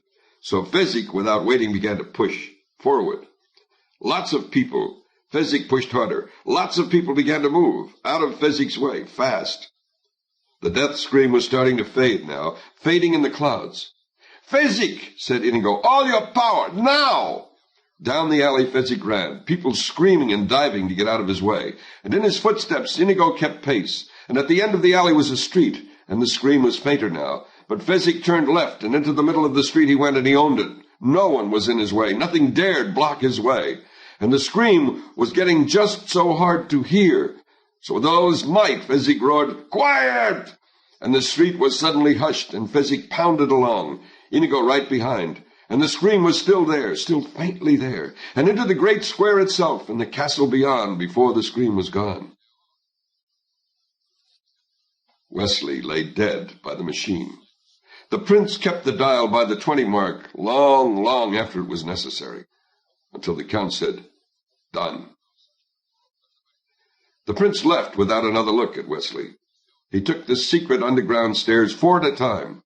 "She actually called me a coward," he said, and then he was gone from sight. Count Rugen started taking notes. Then he threw his quill pen down. He tested Wesley briefly, then he shook his head. Death was not of any intellectual interest to him at all. When you were dead, you couldn't react to pain. The count said, "Dispose of the body," because even though he couldn't see the albino, he knew the albino was there. It was really a shame, he realized, as he mounted the stairs after the prince. You just didn't come across victims like Wesley every day of the year. When they were gone, the albino came out, pulled the cups from the corpse, decided to burn the body on the garbage pyre back behind the castle, which meant a wheelbarrow. He hurried up the underground stairs, came out the secret entrance, moved quickly to the main tool shed. All the wheelbarrows were buried back at the rear wall, behind the hoes and rakes and hedge trimmers. The albino made a hissing sound of displeasure and began to pick his way past all the other equipment. This kind of thing always seemed to happen to him when he was in a hurry. The albino hissed again, extra work all the time. Wouldn't you just know it? He finally got the barrow out and was just passing the false and deadly supposed main entrance to the zoo, when, "I'm having the devil's own trouble tracking that scream," was spoken to him. The albino whirled to find that there in the castle grounds, a blade-thin stranger with a sword in his hand. The sword suddenly flicked its way to the albino's throat. "Where is the man in black?" the swordsman said then. He had a giant scar slanting down each cheek and seemed like no one to trifle with. Whispered, "I know no man in black." "Did the scream come from that place?" The fellow indicated the main entrance. Nod. "And the throat it came from. I need this man, so be quick." Whispered, "Wesley." Inigo reasoned. "A sailor brought here by Rugen?" Nod. "And I reach him where?" The albino hesitated, then pointed to the deadly entrance. Whispered, "He is on the bottom level, 5 levels down." Then I have no more need for you. Quiet him a while, Fezzik." From behind him, the albino was aware of a giant shadow moving. Funny, he thought, the last thing he remembered. I thought that was a tree. Inigo was on fire now. There was no stopping him. Fezzik hesitated by the main door. "Why would he tell the truth?" "He's a zookeeper, threatened with death. Why should he lie?" "That doesn't follow." "I don't care," Inigo said sharply. And in fact he didn't. He knew in his heart the man in black was down there. There was no other reason for Fezzik to find him, for Fezzik to know of Rugen, for everything to be coming together after so many years of waiting. If there was a God, and there was a man in black waiting, Inigo knew that. He knew it. And of course he was absolutely right. But again, of course, there were many things he did not know. That the man in black was dead, for one. That the entrance they were taking was the wrong one. For another, a false one, set up to foil those like himself who did not belong. There were spitting cobras down there, though what would actually come at him would be worse. These things he did not know either. But his father had to be revenged, and the man in black would figure out how. That was enough for Inigo. And so, with an urgency that would soon turn to deep regret, he and Fezzik approached the Zoo of Death. Chapter 7. The Wedding. Inigo allowed Fezzik to open the door, not because he wished to hide behind the giant's strength, but rather because the giant's strength was crucial to their entering. Someone would have to force the thick door from its hinges, and that was right up Fezzik's alley. "It's open," Fezzik said, simply turning the knob, peering inside. "Open?" Inigo hesitated. "Close it, then. There must be something wrong. Why would something as valuable as the prince's private zoo be left unlocked?" "It smells of animals, something awful in there," Fezzik said. "Did I get a whiff?" "Let me think," Inigo said. "I'll figure it out." And he tried to do his best, but it made no sense. You didn't leave diamonds lying around on the breakfast table, and you kept the Zoo of Death shut and bolted. So there had to be a reason. It was just a matter of exercising your brain power, and the answer would be there. The answer to why the door happened to be unlocked was really this. It was always unlocked. And the reason for that was really this: safety. No one who had entered via the front door had ever survived to exit again. The idea basically belonged to Count Rugen, who helped the prince architect the place. The prince selected the location, the farthest corner of the castle grounds, away from everything, so the roars wouldn't bother the servants. But the count designed the entrance. The real entrance was by a giant tree, where a root lifted and revealed a staircase, and down you went until you arrived at the 5th level. The false entrance, called the real entrance, took you down the levels the ordinary way, 1st to 2nd, 2nd to 3rd, or actually 2nd to death. "Yes," Inigo said finally. "You figured it out." The reason the door was unlocked is simply this. The albino would have locked it. He would have never been so stupid as not to, but Fezzik, my friend, we got to him before he got to it. Clearly, once he was done with his wheelbarrowing, he would have begun locking and bolting. It's quite all right. You can stop worrying. Let's go. "I just feel so safe with you," Fezzik said, and he pulled the door open a second time. As he did it, he noticed that not only was the door unlocked, it didn't even have a place for a lock. And he wondered should he mention that to Inigo, but decided against it, because Inigo would have to wait and figure some more, and they had done enough of that already. Because although he said he felt safe with Inigo, in truth he was very frightened. He had heard odd things about this place, and lions didn't bother him, and who cared about gorillas? They were nothing. It was the creepers that made him squeamish, and the slitherers, and the stingers, and the everything. Fezzik decided to be truthful and honest. Spiders and snakes and bugs and bats and you name it, he just wasn't very fond of any of them. "Still smells of animals," he said. And he held the door open for Inigo, and together, stride for stride, they entered the Zoo of Death, the great door shutting silently behind them. Quite a bizarre place, Inigo said, moving past several large cages in which were cheetahs and hummingbirds and other swift things. At the end of the hall was another door with a sign above it saying, "To level 2. They opened that door and saw a flight of stairs leading very steeply down. "Careful," Inigo said. "Just stay close to me and watch your balance." They started down toward the second level. "If I tell you something, will you promise not to laugh at me or mock me or be mean to me?" Fezzik asked. "My word," Inigo nodded. "I'm just scared to pieces," Fezzik said. "Be sure it ceases," Inigo said right back. "Oh, that's a wonderful rhyme." "Some other time," Inigo said, making another, feeling quite bright about the whole thing, sensing the pleasure and having Fezzik visibly relax as they descended. So he smiled and clapped Fezzik on his great shoulder for the good fellow he was. But deep, deep inside, Inigo's stomach was knotting. He was absolutely appalled and astonished that a man of unlimited strength and power would be scared to pieces. Until Fezzik spoke, Inigo was positive that he was the only one who was genuinely scared to pieces. And the fact that they both were did not bode well if panic time came. Someone would have to keep his wits, and he had assumed automatically that since Fezzik had so few, he would find retaining them not at all difficult. No good, Inigo realized. Well, he would simply have to do his best to avoid panic situations, and that was that. The staircase was straight and very long, but eventually they reached the end of it. Another door. Fezzik gave it a push. It opened. Another corridor lined with cages, big ones though, and inside great baying hippos and a 20-foot alligator thrashing angrily in shallow water.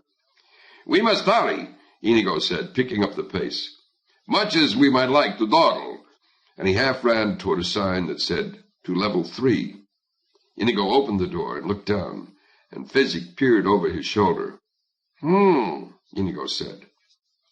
This staircase was different. It was not nearly as steep, and it curved halfway, so that whatever was near the bottom of it was quite out of sight as they stood at the top preparing to go down. There were strange candles burning high on the walls, out of reach. The shadows they made were very long and very thin. "Well, I'm certainly glad I wasn't brought up here," Inigo said, trying for a joke. "Fear," Fezzik said, the rhyme out before he could stop it. Inigo exploded. "Really, if you can't maintain control, I'm going to send you right back up, and you can just wait there all by yourself." "Don't leave me. Don't make me leave you, please. I meant to say beer. I don't know how the F got in there." "I'm really losing patience with you. Come along," Inigo said, and he started down the curving stairs, Fezzik following. And as the door closed behind them, two things happened. One, the door quite clearly locked. Two, out went the candles on the high walls. "Don't be frightened," Inigo screamed. I'm not, Fezzik screamed right back. And then above his heartbeat he managed, "What are we going to do?" "Simple," said Inigo after a while. "Are you frightened too?" asked Fezzik in the darkness. "Not remotely," Inigo said with great care. "And before I meant to say easy. I don't know how this got in there. Look, we can't go back, and we certainly don't want to stay here. So we just must keep on going as we're before these little things happened. Down. Down is our direction, Fezzik. But I can tell you're a bit edgy about all this, so out of the goodness of my heart, I will let you walk down not behind me and not in front of me, but right next to me on the same step, stride for stride, and you put an arm around my shoulder, because that will probably make you feel better, and I, so as not to make you feel foolish, will put an arm around your shoulder, and thus safe, protected together, we will descend. Will you draw your sword with your free hand? I already have. Will you make a fist with yours? It's clenched. Then let's look on the bright side. We're having an adventure, Fezzik, and most people live and die without being as lucky as we are. They moved down one step, then another, then two, then three, as they got the hang of it. Why do you think they locked the door behind us? Fezzik asked as they moved. To add spice to our trip, I suspect, replied Inigo. It was certainly one of his weaker answers, but the best he could come up with. Here's where the turn starts, said Fezzik, and they slowed, making the sharp turn without stumbling, continuing on down. And they took away the candles for the same reason? Spice? Most likely. Don't squeeze me quite so hard. Don't you squeeze me quite so hard. By then, they knew they were for it. There has been for many years a running battle among jungle zoologists as to just which of the giant snakes is the biggest. The anaconda men are forever trumpeting the Orinoco specimen that weighed well over 500 pounds, while the python people never fail to reply by pointing out that the African rock found outside Zambezi measured 34 feet 7 inches. The argument, of course, is silly, because biggest is a vague word, having no value whatever in arguments if one is serious. But any serious snake enthusiast would admit, whatever his schooling, that the Arabian Gostini, though shorter than the python and lighter than the anaconda, was quicker and more ravenous than either. And this specimen of Prince Humperdinck's was not only remarkable for its speed and agility, it was also kept in a permanent state just verging on the outskirts of starvation. So the first coil came like lightning as it dropped from above them, and pinioned their hands so the fist and sword were useless, and the second coil imprisoned their arms. And, "Do something!" Inigo cried. "I can't. I'm caught. You do something." "Fight it, Fezzik." "It's too strong for me." "Nothing is too strong for you." The third coil was done now, around the upper shoulders, and the fourth coil, the final coil, involved the throat. And Inigo whispered in terror, because he could hear the beast's breathing now, could actually feel its breath. "Fight it! I'm... Fezzik trembled with fear and whispered, "Forgive me, Inigo." "Oh, Fezzik! Fezzik!" "What?" "I had such rhymes for you." "What rhymes?" Silence. The fourth coil was finished. "Inigo, what rhymes?" Silence. Snake breath. "Inigo, I want to know the rhymes before I die. Inigo, I really want to know. Inigo, tell me the rhymes," Fezzik said. And by now he was very frustrated. And more than that, he was spectacularly angry. And one arm came clear of one coil. And that made it a bit less of a chore to fight free of the second coil. And that meant he could take that arm and bring it to the aid of the other arm. And now he was yelling it out. "You're not going anywhere until I know those rhymes." And the sound of his own voice was really very impressive, deep and resonant.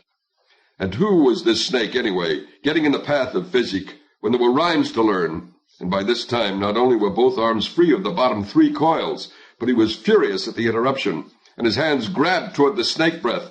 And he didn't know if snakes had necks or not, but whatever it was that you called the part that was under its mouth, that was the part he had between his great hands, and he gave it a smash against the wall, and the snake hissed and spit, but the fourth coil was looser. So Fezzik smashed it again, and a third time. And then he brought his hands back a bit for leverage, and he began to whip the beast against the walls, like a native washerwoman beating a skirt against rocks. And when the snake was dead, Inigo said, "Actually, I had no specific rhymes in mind. I just had to do something to get you into action." Fezzik was panting terribly from his labor. "You lied to me, is what you're saying. My only friend in all my life turns out to be a liar."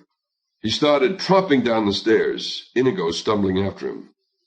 Fezzik reached the door at the bottom and threw it open and slammed it, with Inigo just managing to slip inside before the door crashed shut. It locked immediately. At the end of this corridor, the "To Level 4" sign was clearly visible, and Fezzik hurried toward it. Inigo pursued him, hurrying past the poisoners, the spitting cobras and gaboon vipers, and perhaps most quickly lethal of all, the lovely tropical stonefish from the ocean outside India. "I apologize," Inigo said. "One lie in all these years. It's not such a terrible average when you consider it saved our lives."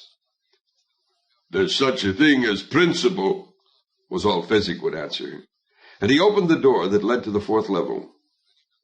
"My father made me promise never to lie, and not once in my life Have I even been tempted?" And he started down the stairs. "Stop," Inigo said. "At least examine where we're going." It was a straight staircase, but completely dark. The opening at the far end was invisible. "It can't be as bad as where we've been," Physic snapped, and down he went. In a way, he was right. For Inigo, bats were never the ultimate nightmare. Oh, he was afraid of them, like everybody else, and he would run and scream if they came near.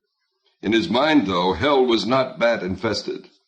But Physic was a Turkish boy, and people claim the fruit bat from Indonesia is the biggest in the world. Try telling that to a Turk sometime. Try telling that to anyone who has heard his mother scream, "Here come the king bats," followed by the poisonous fluttering of wings. "Here come the king bats," Physic screamed, and he was quite literally, as he stood halfway down the dark steps, paralyzed with fear. And behind him now, doing his best to fight the darkness, came Inigo. And he had never heard that tone before, not from Physic. And Inigo didn't want bats in his hair either, but it wasn't worth that kind of fright. So he started to say, "What's so terrible about king bats?" But what was all he had time for, before Physic cried, "Ladies, ladies!" And that was all Inigo needed to know. And he yelled, "Down, Physic!" And Physic still couldn't move. So Inigo felt for him in the darkness as the fluttering grew louder. And with all his strength he slammed the giant on the shoulder, hollering, "Down!" And this time Physic went to his knees obediently. But that wasn't enough, not nearly. So Inigo slammed him again, crying, "Flat, flat, all the way down!" Until Physic lay on the black stairs shaking, and Inigo knelt above him, the great six-fingered sword flying into his hands. And this was it. This was a test to see how far down the 90 days of brandy had taken him. How much of the great Inigo Montoya remained. For yes, he had studied fencing. True, he had spent half his life and more learning the Agrippa attack and the Bonetti defense, and of course he had studied his Tybalt. But he'd also, one desperate time, spent a summer with the only Scot who ever understood swords, the crippled Macpherson. And it was Macpherson who scoffed at everything Inigo knew. It was Macpherson who said, Tybalt is fine if you fight in a ballroom. But what if you meet your enemy on terrain that is tilted and you are below him? And for a week, Inigo studied all the moves from below. And then Macpherson put him on a hill in the upper position. And when those moves were mastered, Macpherson kept right on, for he was a cripple. His legs stopped at the knee. And so he had a special feel for adversity. "And what if your enemy blinds you?" Macpherson once said. "He throws acid in your eyes, and now he drives in for the kill. What do you do? Tell me that, Spaniard. Survive that, Spaniard." And now, waiting for the charge of the king bats, Inigo flung his mind back toward the Macpherson moves. And you had to depend on your ears. You found his heart from his sounds. And now as he waited, above him, Inigo could feel the king bats massing, while below him, Physic trembled like a kitten in cold water. "Be still," Inigo commanded. And that was the last sound he made, because he needed his ears now. And he tilted his head toward the flutter, the great sword firm in his right hand, the deadly point circling slowly in the air. Inigo had never seen a king bat, knew nothing of them. How fast were they? How did they come at you? At what angle? And how many made each charge? The flutter was dead above him now, 10 feet perhaps more. And could bats see in the night? Did they have that weapon too? "Come on!" Inigo was about to say, but there was no need, because with a rush of wings he had expected, and a high, long shriek he had not, the first king bat swooped down at him. Inigo waited. The flutter was off to the left, and that was wrong, because he knew where he was, and so did the beasts. So that meant they must have been preparing something for him, a cut, a sudden turn. And with all control left to his brain, he kept his sword just as it was, circling slowly, not following the sound until the fluttering stopped, and the king bat veered in silence toward Inigo's face. The six-fingered sword drove through like butter. The death sound of the king bat was close to human, only a bit higher pitched and shorter, and Inigo was only briefly interested, because now there was a double flutter. They were coming at him from two sides, and one right, one left, and Macpherson told him always move from strength to weakness. So Inigo stabbed first to the right, then drove left, and 2 more almost human sounds came and went. The sword was heavy now. 3 dead beasts changed the balance, and Inigo wanted to clear the weapon. But now another flutter, a single one, and no veering this time, straight and deadly for his face, and he ducked and was lucky. The sword moved up and into the heart of the lethal thing, and now there were 4 skewered on the sword of legend. And Inigo knew he was not about to lose this fight. And from his throat came the words, "I am Inigo Montoya, and still the wizard. Come for me." And when he heard 3 of them fluttering, he wished he had been just a little bit more modest. But it was too late for that. So he needed surprise, and he took it, shifting position against the beasts, standing straight, taking their dives long before they expected it.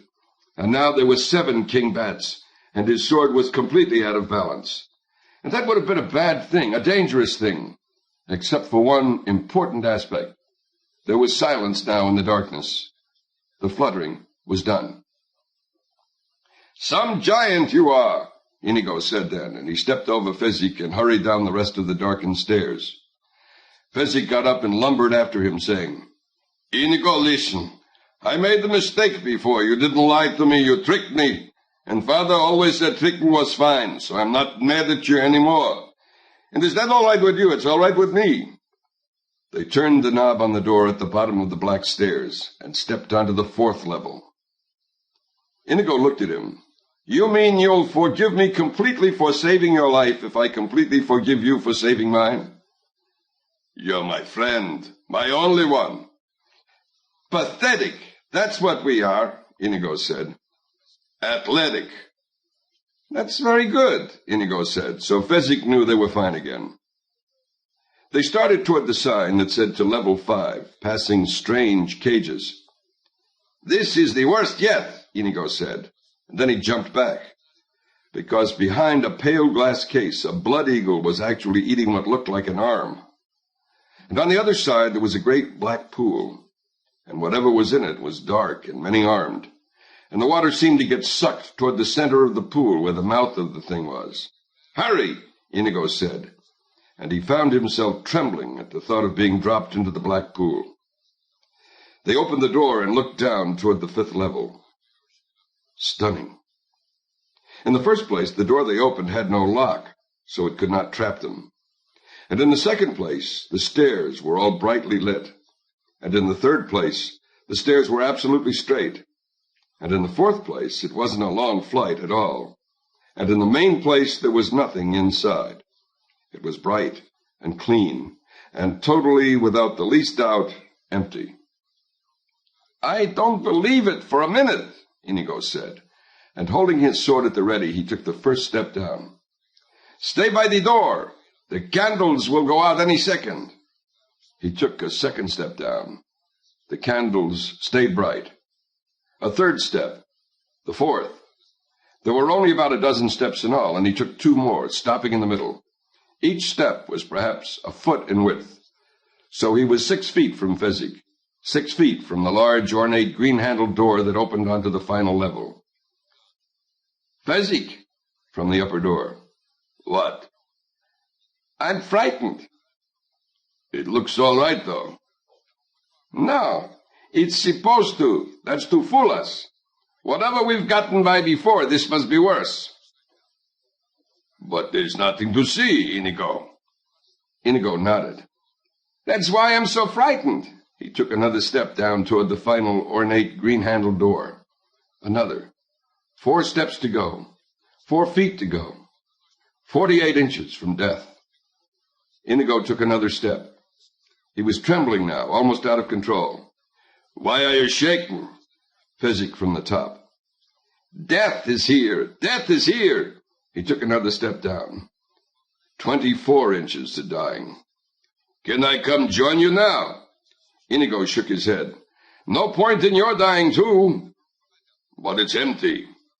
"No, death is here." Now he was out of control. "If I could see it, I could fight it." Fezzik didn't know what to do.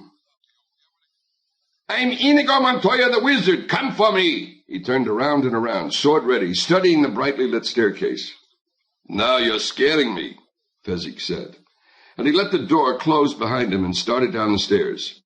Inigo started up after him, saying, "No!" They met on the 6th step, 72 inches from death now. The green-speckled recluse doesn't destroy as quickly as the stonefish, and many think the mamba brings more suffering, what with the ulcerating and all. But gram for gram, nothing in the universe comes close to the green-speckled recluse. Among other spiders, compared with the green-speckled recluse, the black widow is a rag doll. Prince Humperdinck's recluse lived behind the ornate green handle on the bottom door. She rarely moved unless the handle turned. Then she struck like lightning. On the 6th stair, Fezzik put his arm around Inigo's shoulder. "We'll go down together, step by step. There's nothing here, Inigo." To the 5th step.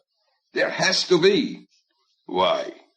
"Because the prince is a fiend, and Rugen is his twin in misery, and this is their masterpiece." They moved to the 4th step. "That's wonderful thinking, Inigo," Fezzik said, loud and calmly. But inside he was starting to go to pieces, because here he was in this nice, bright place, and his one friend in all the world was cracking from the strain. And if you were Fezzik, and you hadn't much brain power, and you found yourself 4 stories underground in a zoo of death, looking for a man in black that you really didn't think was down there, and the only friend you had in all the world was going quickly mad, what did you do? 3 steps now. If you were Fezzik, you panicked, because if Inigo went mad, that meant the leader of this whole expedition was you. And if you were Fezzik, you knew the last thing in the world you could ever be was a leader. So Fezzik did what he always did in a panic situation. He bolted. He just yelled and jumped for the door and slammed it open with his body, never even bothering with the niceties of turning that pretty green handle. And as the door gave behind his strength, he kept right on running, until he came to the giant cage, and there, inside and still, lay the man in black. Fezzik stopped then, relieved greatly, because seeing that silent body meant one thing. Inigo was right. And if Inigo was right, he couldn't be crazy. And if he wasn't crazy, then Fezzik didn't have to lead anybody anywhere. And when that thought reached his brain, Fezzik smiled. Inigo, for his part, was startled at Fezzik's strange behavior. He saw no reason for it whatsoever, and was about to call after Fezzik when he saw a tiny green speckled spider scurrying down from the door handle. So he stepped on it with his boot as he hurried to the cage. Fezzik was already inside the place, kneeling over the body. "Don't say it," Inigo said, entering. Fezzik tried not to, but it was on his face. Dead. Inigo examined the body. He had seen a lot of corpses in his time. Dead. Then he sat down miserably on the floor and put his arms around his knees and rocked back and forth like a baby, back and forth and back. It was too unfair. You expected unfairness if you breathed, but this went beyond that. He, Inigo, no thinker, had thought. Hadn't he found the man in black? He, Inigo, frightened of beasts and crawlers and anything that stung, had brought them down the zoo unharmed. He had said goodbye to caution and stretched himself far beyond any boundaries he ever dreamed he possessed.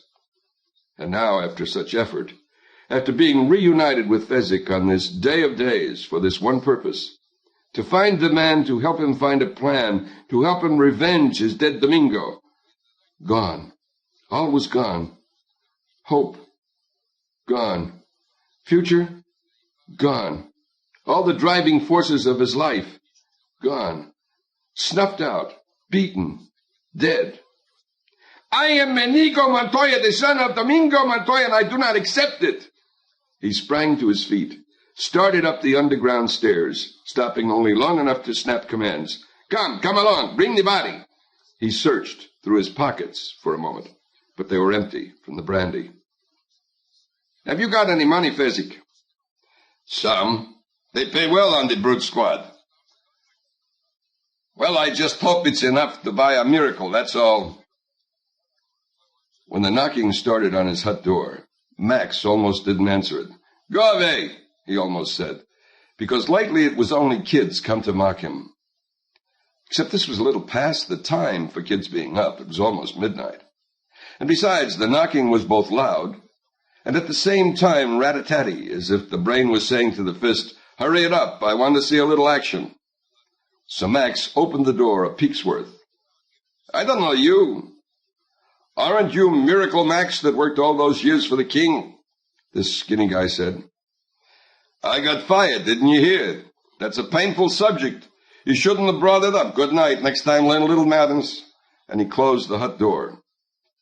Rat-a-tat, rat-a-tat. Get away, I'm telling you, or I call the brute squad. I'm on the brute squad, this other voice said from outside the door. A big, deep voice you wanted to stay friendly with.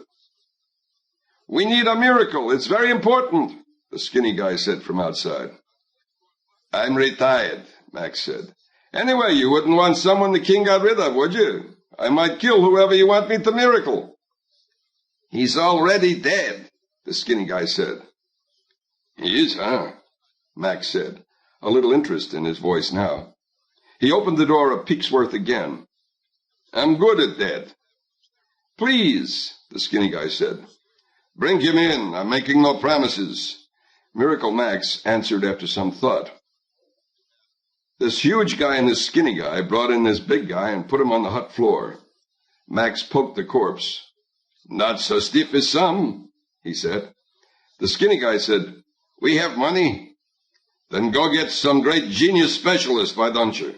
Why waste time messing around with me, a guy who the king fired? It almost killed him when it happened. For the first 2 years he wished it had. His teeth fell out from gnashing. He pulled a few loyal tufts from his scalp in wild anger. You're the only miracle man left alive in Florin, the skinny guy said. Oh, so that's why you come to me. One of you said, what'll we do with this corpse? And the other one said, let's take a flyer on that miracle man the king fired. And the first one probably said, what have we got to lose? He can't kill a corpse. And the other one probably said, you were a wonderful miracle man, the skinny guy said. It was all politics that got you fired. Don't insult me and say wonderful. I was great. I am great. There was never, you hear me, Sonny? A miracle man could match me. Half the miracle techniques I invented, and then they fired me. Suddenly his voice trailed off. He was very old and weak, and the effort at passionate speech had drained him. Sir, please, sit down, the skinny guy said. Don't sir me, Sonny, Miracle Max said. He was tough when he was young, and he was still tough.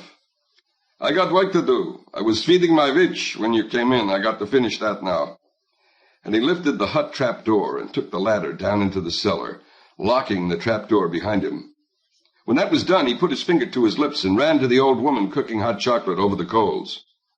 Max had married Valerie back 1,000,000 years ago, it seemed like, at Miracle School, where she worked as a potion ladler. She wasn't, of course, a witch. But when Max started practice, every miracle man had to have one. So since Valerie didn't mind, he called her a witch in public, and she learned enough of the witch trade to pass herself off as one under pressure. Listen, listen, Max whispered, gesturing repeatedly toward the hut above. Upstairs, you'll never guess what I got. A giant and a spick. A giant on a stick, Valerie said, clutching her heart. Her hearing wasn't what it once was. Speak, a Spanish fella. Scars and everything. A very tough cookie. Let them steal what they want. What do we have worth fighting over? They don't want to steal. They want to buy. Me. They got a corpse up there. They want a miracle.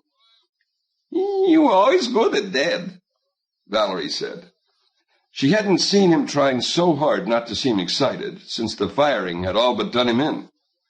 She very carefully kept her own excitement under control. If only he would work again. Her Max was such a genius. They'd all come back, every patient. Max would be honored again, and they could move out of the hut. In the old days, the hut was where they tried experiments. Now it was home. You had nothing else pressing on for the evening. Why not take the case? I could. I admit that. No question. But suppose I did. You know human nature. They'd probably try getting out without paying. How can I force a giant to pay if he doesn't want to? Who needs that kind of grief? I'll send them on their way, and you bring me up a nice cup of chocolate. Besides, I was halfway through an article on eagle's claws that was very well written.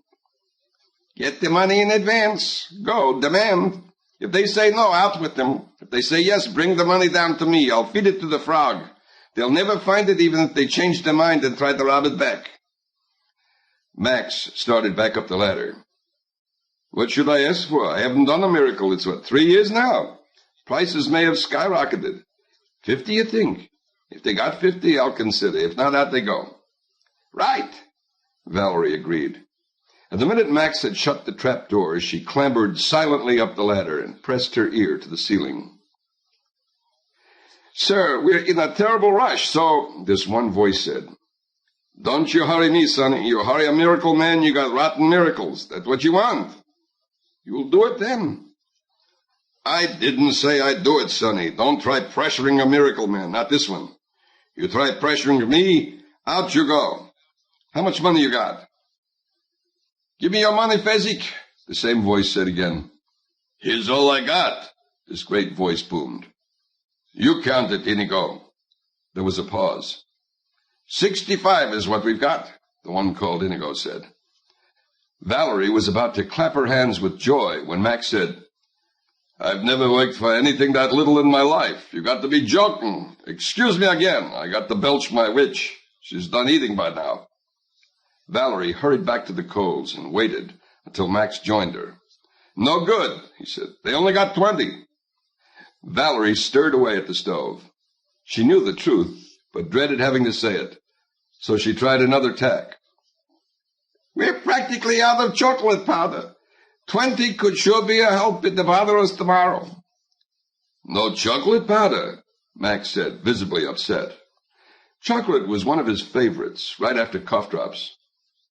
Maybe if it was a good cause, you could lower yourself to work for 20, Valerie said. Find out why they need a miracle. They'd probably lie. Use the bellows cram if you're in doubt. Look, I would hate to have it on my conscience if we didn't do a miracle when nice people were involved. You're a pushy lady, Max said, but he went back upstairs. Okay, he said to the skinny guy. What's so special I should bring back out of all the hundreds of people pestering me every day for my miracles this particular fella? And believe me, it better be worthwhile. Inigo was about to say, so he can tell me how to kill Count Rugen. But that didn't quite sound like the kind of thing that would strike a cranky miracle man as aiding the general betterment of mankind. So he said, he's got a wife. He's got 15 kids. They haven't a shred of food. If he stays dead, they'll starve, so... Oh, Sonny, are you a liar? Max said. And he went to the corner and got out a huge bellows. I'll ask him, Max grunted, lifting the bellows toward Wesley. He's a corpse. He can't talk, Inigo said. We got our ways, was all Max would answer. And he stuck the huge bellows way down into Wesley's throat and started to pump. You see, Max explained as he pumped, there's different kinds of dead. There's sort of dead, mostly dead, and all dead. This fellow here, he's only sort of dead, which means there's still a memory inside. There's still bits of brain. You apply a little pressure here, a little more there, sometimes you get results. Wesley was beginning to swell slightly now from all the pumping. What are you doing? Fezzik said, starting to get upset. Never mind, I'm just filling his lungs. I guarantee you it ain't hurting him. He stopped pumping the bellows after a few moments more, and then started shouting into Wesley's ear. What's so important? What's here worth coming back for? What you got waiting for you? Max carried the bellows back to the corner then and got out a pen and paper. It takes a while for that to work its way out, so you might as well answer me some questions. How well do you know this guy? Inigo didn't much want to answer that, since it might have sounded strange, admitting they'd only met once alive and then to duel to the death. How do you mean exactly? He replied. Well, for example, Max said, was he ticklish or not? Ticklish? Inigo exploded angrily. Ticklish? Life and death are all around and you talk ticklish. Don't you yell at me, Max exploded right back. And don't you mock my methods. Tickling can be terrific in the proper instances. I had a corpse once, worse than this fella, mostly dead he was. And I tickled him and tickled him. I tickled his toes and I tickled his armpits and his ribs. and I got a peacock feather, and when it is belly button, I worked all day, and I worked all night, and the following dawn, mock me, this corpse said, I just hate that. And I said, hate what? And he said, being tickled. I've come all the way back from the dead to ask you to stop. And I said, you mean this that I'm doing now with the peacock feather, it bothers you? And he said, you couldn't guess how much it bothers me. And of course I just kept on asking him questions about tickling, making him talk back to me, answer me, because I don't have to tell you. Once you get a corpse really caught up in conversation, your battle's half over. True love.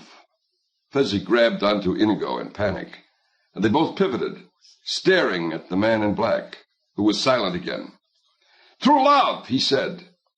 Inigo cried. You heard him. True love is what he wants to come back for. That's certainly worthwhile. Sonny, don't you tell me what's worthwhile. True love is the best thing in the world except for cough drops. Everybody knows that. Then you'll save him, Fezzik said. Yes, absolutely, I would save him if he had said true love, but you misheard. Whereas I, being an expert on the bellows creme, will tell you what any qualified tongue man will only be happy to verify. Namely, that the F sound is the hardest for the corpse to master, and that it therefore comes out V. And what your friend said was to bluff, by which he meant, obviously, to bluff. Clearly, he is either involved in a shady business deal or a card game and wishes to win. And that is certainly not reason enough for a miracle. I'm sorry, I never change my mind once it's made up. Goodbye, take your corpse with you. Liar! Liar! Shrieked suddenly from the now open trapdoor. Miracle Max whirled. Back, witch! He commanded. I'm not a witch. I'm your wife. She was advancing on him now, an ancient, tiny fury. And after what you've just done, I don't think I want to be that anymore. Miracle Max tried to calm her, but she was having none of it. He said true love, Max. Even I could hear it. True love, true love. Don't go on, Max said. And now there was pleading coming from somewhere. Valerie turned toward Inigo. He is rejecting you because he's afraid. He's afraid he's done, that the miracles are gone from his once majestic fingers. Not true, Max said. You're right, Valerie agreed. It isn't true. They never were majestic, Max. You were never any good. The ticklish cure, you were there, you saw. A fluke. All the drowners, I returned. Chance. Valerie, we've been married 80 years. How can you do this to me? Because true love is expiring, and you haven't got the decency to tell why you don't help. Well, I do. And I say this, Prince Humperdinck was right to fire you. Don't say that name in my hut, Valerie. You made a pledge to me you'd never breathe that name. Prince Humperdinck, Prince Humperdinck, Prince Humperdinck. At least he knows a phony when he sees one. Max fled toward the trapdoor, his hands going to his ears. But this is his fiancée's true love, Inigo said then. If you bring him back to life, he will stop Prince Humperdinck's marriage. Max's hands left his ears. This corpse here, he comes back to life, Prince Humperdinck suffers? Humiliations galore, Inigo said. Now that's what I call a worthwhile reason, Miracle Max said. Give me the 65, I'm on the case. He knelt beside Wesley. He said. What? Valerie said. She knew that tone. While you were doing all that talking, he slipped from sort of to mostly dead. Valerie tapped Wesley in a couple of places. Stiffening, she said. You'll have to work around that. Max did a few taps himself. Do you suppose the oracle's still up? Valerie looked at the clock. I don't think so. It's almost 1. Besides, I don't trust her all that much anymore. Max nodded. I know. But it would have been nice to have a little advance hint on whether this is going to work or not. He rubbed his eyes. I'm tired going in. I wish I'd known in advance about the job. I'd have napped this afternoon. He shrugged. Can't be helped. Down is down. Get me my encyclopedia of spells and the hex appendix. I thought you knew all about this kind of thing, Inigo said. starting to get upset himself now. I'm out of practice, retired. It's been 3 years. You can't mess around with these resurrection recipes. One little ingredient wrong, the whole thing blows up in your face. Here's the hex book in your glasses. Valerie puffed, coming up the basement ladder. As Max began thumbing through, she turned to Inigo and Fezzik, who were hovering. You can help, she said. Anything, Fezzik said. Tell us whatever's useful. How long do we have for the miracle? If we work it... When we work it, Max said from his hex book. His voice was growing stronger. When we work it, Valerie went on. How long does it have to maintain full efficiency? Just exactly what's going to be done. Well, that's hard to predict, Inigo said. Since the first thing we have to do is storm the castle, and you never can be really sure how those things work out. An hour pill should be about right, Valerie said. Either it's going to be plenty, or you'll both be dead, so why not say an hour? We'll all three be fighting, Inigo corrected. And then once we've stormed the castle, we have to stop the wedding, steal the princess, and make our escape, allowing space somewhere in there for me to duel Count Rugen. Visibly, Valerie's energy drained. She sat wearily down. Max, she said, tapping his shoulder. No good. He looked up. Huh? They need a fighting corpse. Max shut the hex book. No good, he said. But I bought a miracle, Inigo insisted. I paid you 65. Look here, Valerie thumped Wesley's chest. Nothing. You ever hear anything so hollow? The man's life been sucked away. It'll take months before there's strength again. We haven't got months. It's after 1 now, and the wedding's at 6 tonight.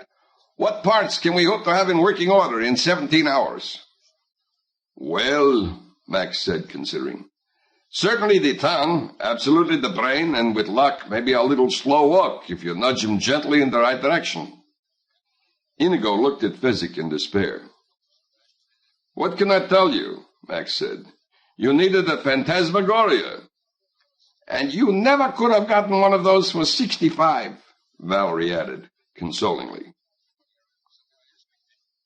Little cut here, 20 pages maybe. What happens basically is an alteration of scenes. What's going on in the castle, and what's the situation with the Miracle Man, back and forth. And with every shift, he gives the time. Sort of, there were now 11 hours until 6 o'clock, that kind of thing. Morgenstern uses the device mainly because what he's really interested in, as always, is the satiric anti-royalty stuff and how stupid they were going through with all these old traditions, kissing the sacred ring of grandfather so-and-so, etc. There is some action stuff which I cut, which I never did anywhere else, and here's my logic. Inigo and Fezzik have to go through a certain amount of daring-do in order to come up with the proper ingredients for the resurrection pill. Stuff like Inigo finding some frog dust, while Fezzik is off after Holocaust mud. This latter, for example, requiring first Fezzik's acquiring a Holocaust cloak, so he doesn't burn to death gathering the mud, etc. Well, it's my conviction that this is the same kind of thing as the Wizard of Oz, sending Dorothy's friends to the Wicked Witch's castle for the ruby slippers. It's got the same feel, if you know what I mean. And I didn't want to risk, when the book's building to climax, the reader saying, oh, this is just like the Oz books. Here's the kicker, though. Morgenstern's Florinese version came before Baum wrote The Wizard of Oz. So in spite of the fact that he was the originator, he comes out just the other way around. It would be nice if somebody, maybe a PhD candidate on the loose, did a little something for Morgenstern's reputation. Because believe me, if being ignored is suffering, the guy has suffered. The other reason I made the cut is this. You just know that the resurrection pill has got to work. You don't spend all this time with a nutty couple like Max and Valerie to have it fail. At least a whiz like Morgenstern doesn't. One last thing. Hiram, my editor, felt the Miracle Max section was too Jewish in sound, too contemporary. I really let him have it on that one. It's a very sore point with me, because just to take one example, there was a line in Butch Cassidy and the Sundance Kid where Butch said, I got vision and the rest of the world wears bifocals. And one of my genius producers said, "That line's got to go. I don't put my name on this movie with that line in it." And I said, "Why?" And he said, "They didn't talk like that then. It's anachronistic." I remember explaining, Ben Franklin wore bifocals. Ty Cobb was batting champion of the American League when these guys were around. My mother was alive when these guys were alive, and she wore bifocals. We shook hands and ended enemies, but the line stayed in the picture. And so here the point is, if Max and Valerie sound Jewish, why shouldn't they? You think a guy named Simon Morgenstern was Irish Catholic? Funny thing, Morgenstern's folks were named Max and Valerie, and his father was a doctor. Life imitating art, art imitating life. I really get those two confused, sort of like I can never remember if claret is Bordeaux wine or Burgundy. They both taste good, is the only thing that really matters, I guess. And so does Morgenstern. And we'll pick it up again later, 13 hours later to be precise.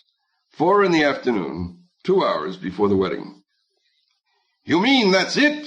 Inigo said, appalled. "That's it," Max nodded proudly. He had not been up this long a stretch since the old days, and he felt terrific. Valerie was so proud. "Beautiful," she said. She turned to Inigo then. "You sound so disappointed. What did you think a resurrection pill looked like?" "Not like a lump of clay the size of a golf ball," Inigo answered. Me again. Last time this chapter. No, that is not anachronistic either. There were golf balls in Scotland 700 years ago. And not only that, remember Inigo had studied with Macpherson the Scot. As a matter of fact, everything Morgenstern wrote is historically accurate. Read any decent book on Florianese history. "I usually give him a coating of chocolate at the last minute. It makes him look a little better," Valerie said. "It must be 4 o'clock, Max said then.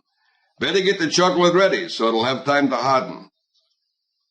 Valerie took the lump with her and started down the ladder to the kitchen. "You never did a better job. Smile." "It'll work without a hitch," Inigo said. Max nodded very firmly, but he did not smile. There was something in the back of his mind bothering him. He never forgot things, not important things, and he didn't forget this either. He just didn't remember it in time. At 4:45, Prince Humperdinck summoned Yellen to his chambers. Yellen came immediately, though he dreaded what was, he knew, about to happen. As a matter of fact, Yellen already had his resignation written, and in an envelope in his pocket. "Your Highness," Yellen began. "Report," Prince Humperdinck said. He was dressed brilliantly in white, his wedding costume. He still looked like a mighty barrel, but brighter. "All of your wishes have been carried out, Highness. Personally, I have attended to each detail." He was very tired, Yellen was, and his nerves long past frayed. "Specify," said the prince. He was 75 minutes away from his first female murder, and he wondered if he could get his fingers to her throat before even the start of a scream. He had been practicing on giant sausages all the afternoon, and had the movements down pretty pat. But then giant sausages weren't necks, and all the wishing in the world wouldn't make them so. "All passages to the castle itself have been resealed this very morning, save the main gate. That is now the only way in and the only way out. I have changed the lock to the main gate. There is only one key to the new lock, and I keep it wherever I am. When I am outside with the 100 troops, the key is in the outside lock, and no one can leave the castle from the inside. When I am with you, as I am now, the key is in the inside lock, and no one may enter from the outside." "Follow," said the prince, and he moved to the large window of his chamber. He pointed outside. Below the window was a lovely planted garden. Beyond that, the prince's private stables. Beyond that, naturally, the outside castle wall. "That is how they will come," he said. "Over the wall, through my stables, past my garden, to my window. Throttled the queen and back the way they came before we knew it." "They?" Yellen said, though he knew the answer. "The Guildarians, of course." "But the wall where you suggest is the highest wall surrounding all of Florin Castle. It is 50 feet high at that point, so that would seem the least likely point of attack." He was trying desperately to keep himself under control. All the more reason why they should choose this spot. Besides, the world knows that the Guelderians are unsurpassed as climbers. Yellen had never heard that. He'd always thought the Swiss were the ones who were unsurpassed as climbers. Highness, he said in one last attempt, I have not yet from a single spy heard a single word about a single plot against the princess. I have it on unimpeachable authority that there will be an attempt made to strangle the princess this very night. In that case, Yellen said, and he dropped to one knee and held out the envelope, I must resign. It was a difficult decision. The Yellens had headed enforcement in Florin for generations, and they took their work more than seriously. I am not doing a capable job, sire. Please forgive me, and believe me when I say that my failures were those of the body and mind, and not of the heart. Prince Humperdinck found himself quite suddenly in a genuine pickle. For once the war was finished, he needed someone to stay in Guilder and run it, since he couldn't be in two places at once, and the only men he trusted were Yellen and the Count would never take the job, being obsessed, as he was these days, with finishing his stupid pain primer. I do not accept your resignation. You are doing a capable job. There is no plot. I shall slaughter the Queen myself this very evening. You shall run Guilder for me after the war. Now get back on your feet. Yellen didn't know what to say. Thank you seemed so inadequate, but it was all he could come up with. Once the wedding is done with, I shall send her here to make ready, while I shall, with boots carefully procured in advance, make tracks leading from the wall to the bedroom, and returning then from the bedroom to the wall. Since you are in charge of law enforcement, I expect you will not take long to verify my fears that the prince could only be made by the boots of Guelderian soldiers. Once we have that, we'll need a royal proclamation or two. My father can resign as being unfit for battle, and you, dear Yellen, will soon be living in Guilder Castle. Yellen knew a dismissal speech when he heard one. I leave with no thought in my heart but to serve you. Thank you, Humperdinck said, pleased, because after all, loyalty was one thing you couldn't buy. And in that mood he said to Yellen by the door, And oh, if you see the albino, tell him he may stand in the back for my wedding. It's quite all right with me. I will, Highness, Yellen said, adding, But I don't know where my cousin is. I went looking for him less than an hour ago, and he was nowhere to be found. The prince understood important news when he heard it, because he wasn't the greatest hunter in the world for nothing, and even more, because if there was one thing you could say about the albino, it was that he was always to be found. My God, you don't suppose there is a plot, do you? It's a perfect time. The country celebrates. If Guilder were about to be 500 years old, I know I'd attack them. I will rush to the gate and fight to the death if necessary, Yellen said. Good man, the prince called after him. If there was an attack, it would come at the busiest time, during the wedding, so he would have to move that up. State affairs went slowly, but still, he had authority. 6 o'clock was out. He would be married no later than 5:30 or know the reason why. At 5 o'clock, Max and Valerie were in the basement sipping coffee. You better get right to bed, Valerie said. You look all troubled. You can't stay up all night as if you were a pup. I'm not tired, Max said. But you're right about the other. Tell Mama. Valerie crossed to him, stroked where his hair had been. It's just I've been remembering about the pill. It was a beautiful pill, honey. Feel proud. I think I messed up the amounts, though. Didn't they want an hour? When I doubled the recipe, I didn't do enough. I don't think it'll work over 40 minutes. Valerie moved into his lap. Let's be honest with each other. Sure, you're a genius, but even a genius gets rusty. You were 3 years out of practice. 40 minutes will be plenty. I suppose you're right. Anyway, what can we do about it? Down is down. The pressure's human under. If it works at all, it'll be a miracle. Max had to agree with her. A phantasmagoria. He nodded. The man in black was nearly stiff when Fezzik reached the wall. It was almost 5 o'clock, and Fezzik had been carrying the corpse the whole way from Miracle Max's, back street to back street, alleyway to alleyway, It was one of the hardest things he had ever done. Not taxing. He wasn't even winded. But if the pill was just what it looked like, a chocolate lump, then he, Fezzik, was going to have a lifetime of bad dreams of bodies growing stiff between his fingers. When he at last was in the wall's shadow, he said to Inigo, "What now?" "We've got to see if it's still safe. There might be a trap waiting." It was the same part of the wall that led shortly to the zoo in the farther corner of the castle grounds.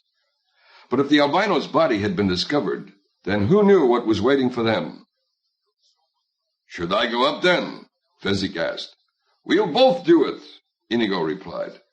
"Lean him against the wall and help me." Fezzik tilted the man in black, so he was in no danger of falling, and waited while Inigo jumped onto his shoulders. Then Fezzik did the climbing. Any crack in the wall was enough for his fingers. The least imperfection was all he needed. He climbed quickly, familiar with it now, and after a moment Inigo was able to grab hold of the top and say, "All right, go on back down." So Fezzik returned to the man in black and waited. Inigo crept along the wall top in dead silence. Far across he could see the castle entrance and the armed soldiers flanking it. And closer at hand was the zoo. And off in the deepest brush in the farthest corner of the wall he could make out the still body of the albino. Nothing had changed at all. They were, at least so far, safe. He gestured down to Fezzik, who scissored the man in black between his legs, began the arm climb noiselessly. When they were all together on the wall top, Inigo stretched out the dead man, and then hurried along until he could get a better view of the main gate. The walk from the outer wall to the main castle gate was slanted slightly down. Not much of an incline, but a steady one. There must be, Inigo did a quick count, at least 100 men standing at the ready. And the time must be, he estimated closely, 5 after 5 now, perhaps close to 10. 50 minutes till the wedding. Inigo turned then and hurried back to Fezzik. "I think we should give him the pill," he said. "It must be around 45 minutes till the ceremony." "That means he's only got 15 minutes to escape with," Fezzik said. "I think we should wait till at least 5:30, half before, half after." "No," Inigo said. "We're going to stop the wedding before it happens. That's the best way, at least to my mind. Before they're all set in the hustle and bustle beforehand, that's when we should strike." Fezzik had no further rebuttal. "Anyway," Inigo said, "we don't know how long it takes to swallow something like this." "I could never get it down myself, I know that." "We'll have to force-feed him," Inigo said, unwrapping the chocolate-colored lump. "Like a stuffed goose. Put our hands around his neck and kind of push it down into whatever comes next." "I'm with you, Inigo," Fezzik said. "Just tell me what to do." "Let's get him in a sitting position, I think, don't you? I always find it's easier swallowing sitting up than lying down." "We'll have to really work at it," Fezzik said. "He's completely stiff by now. I don't think he'll bend easy at all." "You can make him," Inigo said.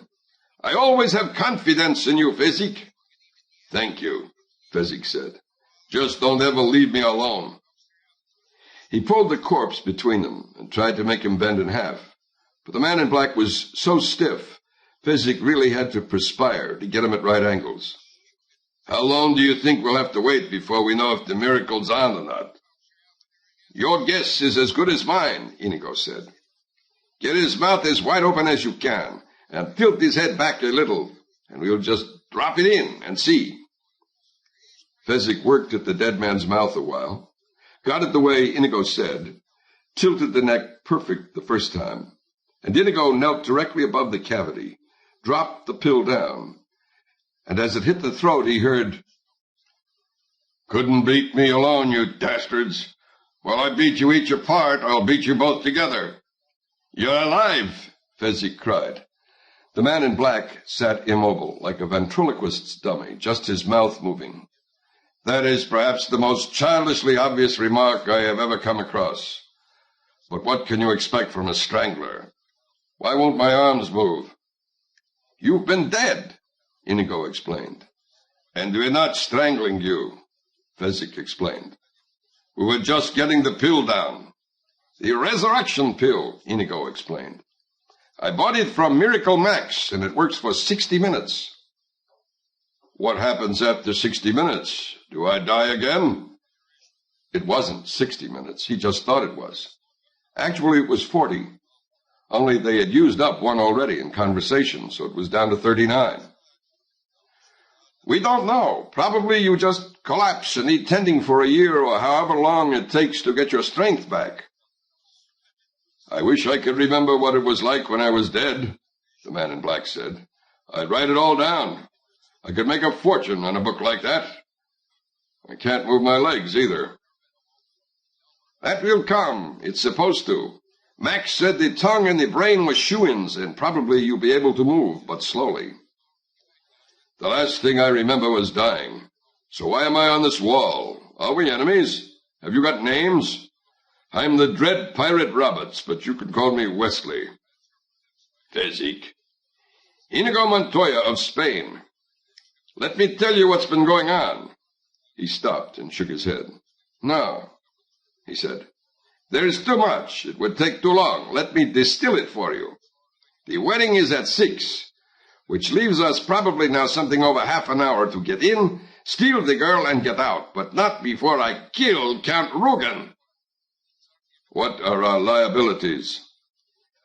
There is but one working castle gate, and it is guarded by perhaps 100 men. Wesley said. Not as unhappy as he might have been ordinarily, because just then he began to be able to wiggle his toes. And our assets? Your brains, Fezzik's strength, my steel. Wesley stopped wiggling his toes. That's all? That's it? Everything? The grand total? Inigo tried to explain. We've been operating under a terrible time pressure from the very beginning. Just yesterday morning, for example, I was a hopeless drunk, and Fezzik toiled for the brute squad. It's impossible, Wesley cried. I am Inigo Montoya, and I do not accept defeat. You will think of something. I have complete confidence in you. She's going to marry Humperdinck, and I'm helpless, Wesley said in blind despair. Lay me down again. Leave me alone. You're giving in too easily. We fought monsters to reach you. We risked everything because you have the brains to conquer problems. I have complete and absolute total confidence that you... I want to die, Wesley whispered, and he closed his eyes. If I had a month to plan, maybe I might come up with something, but this... His head rocked from side to side. I'm sorry. Leave me.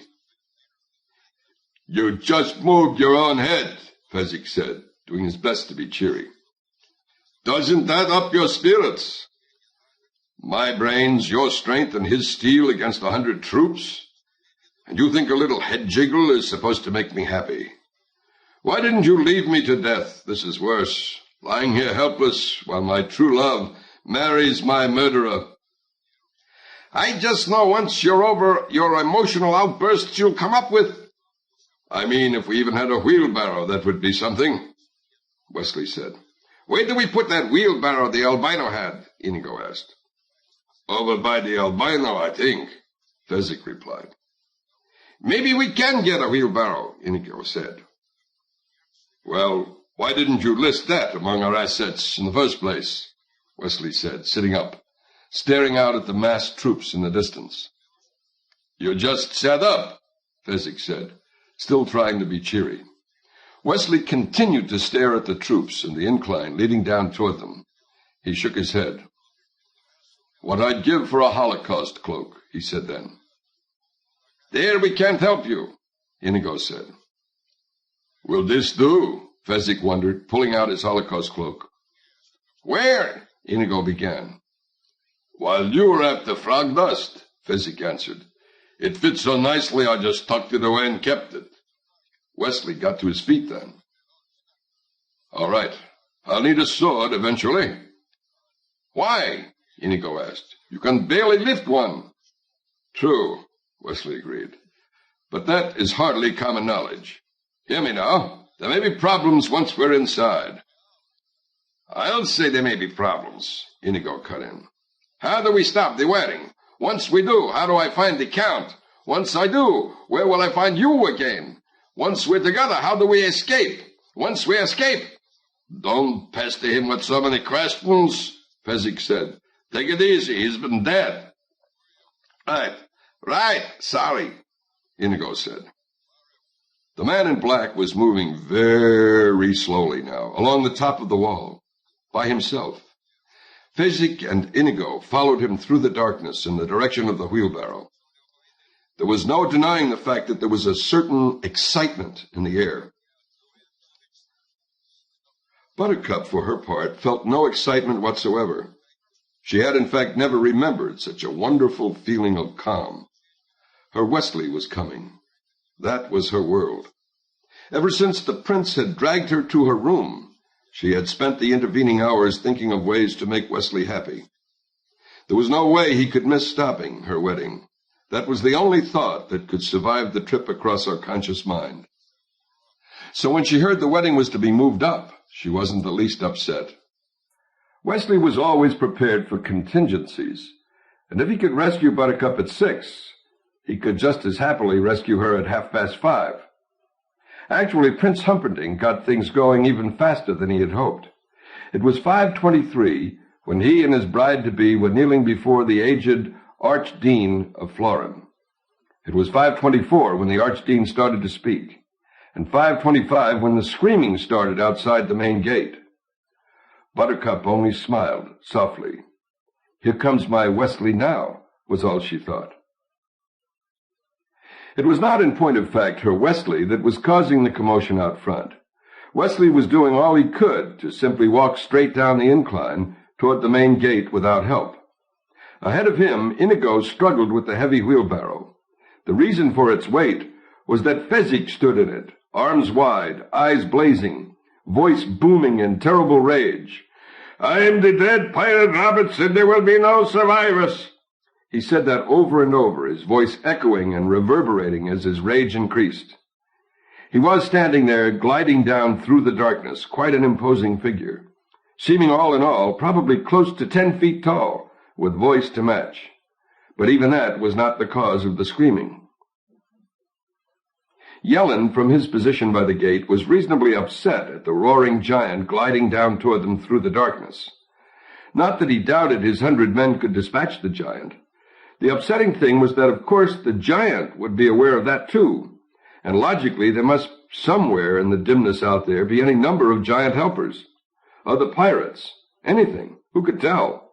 Still, his men held together remarkably staunchly. It was only when the giant got halfway down the incline that he suddenly, happily, burst into flame and continued his trip saying, "No survivors, no survivors," in a manner that could only indicate deadly sincerity. It was seeing him happily burning and advancing that started the brute squad to screaming. And once that happened, why, everybody panicked and ran. Chapter 8. Honeymoon. Once the panic was well underway, Yellen realized he had next to no chance of bringing things immediately under control. Besides, the giant was terribly close now, and the roar of "No survivors" made it very hard to do any solid thinking. But fortunately, he had the sense to grab the one and only key to the castle and hide it on his person. Fortunately, too, Wesley had the sense to look for such behavior. "Give me the key," Wesley said to Yellen, once Inigo had his sword securely pressuring Yellen's Adam's apple. "I have no key," Yellen replied. "I swear on the grave of my parents. May my mother's soul forever sizzle in torment if I am lying." "Tear his arms off," Wesley said to Fezzik, who was sizzling a bit himself now, because there was a limit as to just how long a Holocaust cloak was really good for, and he wanted to strip a bit. But before he did that, he reached for Yellen's arms. "This key, you mean?" Yellen said, and he dropped it, and after Inigo had taken his sword, they let him run away. "Open the gate," Wesley said to Fezzik. "I'm so hot," Fezzik said. "Can I please take this thing off first?" And after Wesley's nod, he pulled the flaming cloak away and left it on the ground, then unlocked the gate and pulled the door open enough for them to slip through. Lock it and keep the key, Fezzik, Wesley said.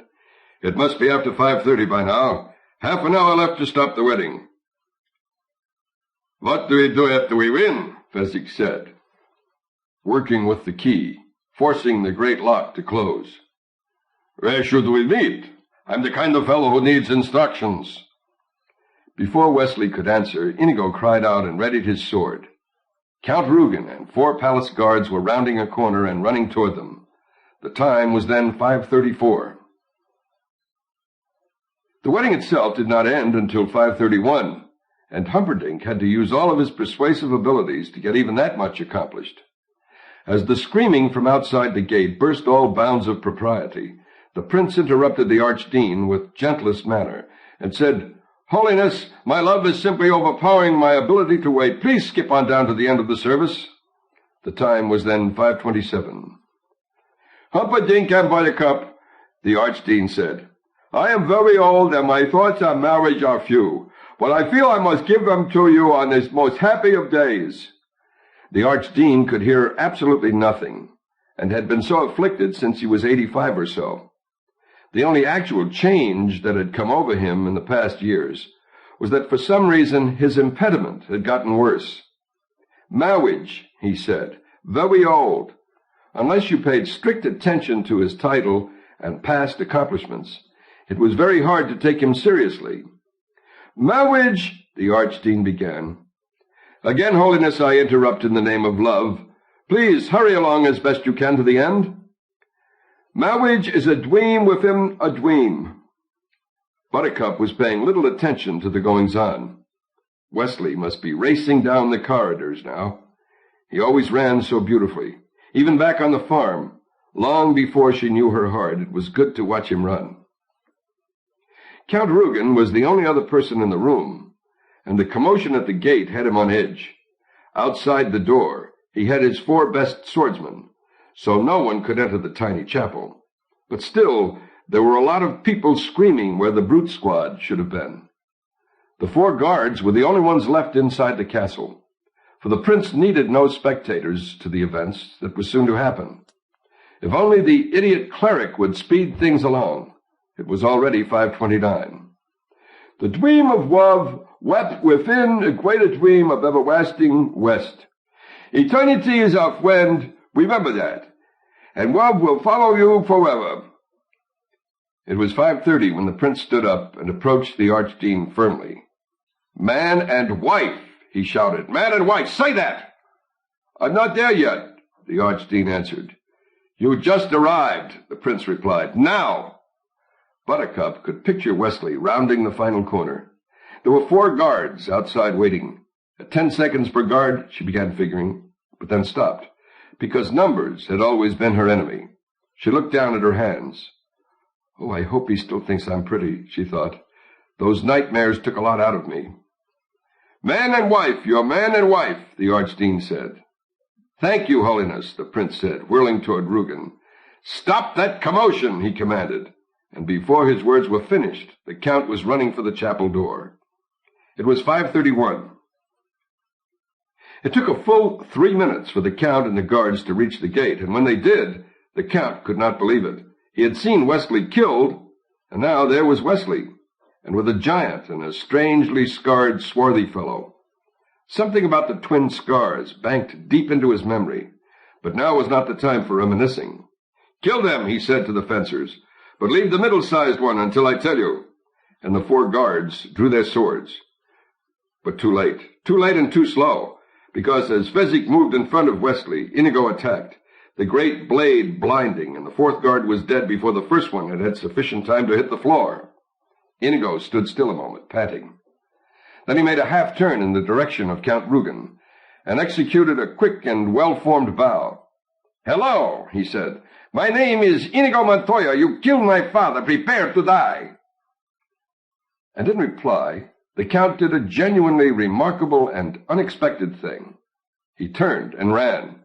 It was now 5:37. King Lothran and Queen Bella arrived at the wedding chapel in time to see Count Rugen leading the 4 guards in a charge down the corridor. Are we too early? Queen Bella said as they entered the wedding chapel, and found Buttercup and Humperdinck and the Archdeacon. "There is much going on," the prince said. "All in due time will come matchlessly clear.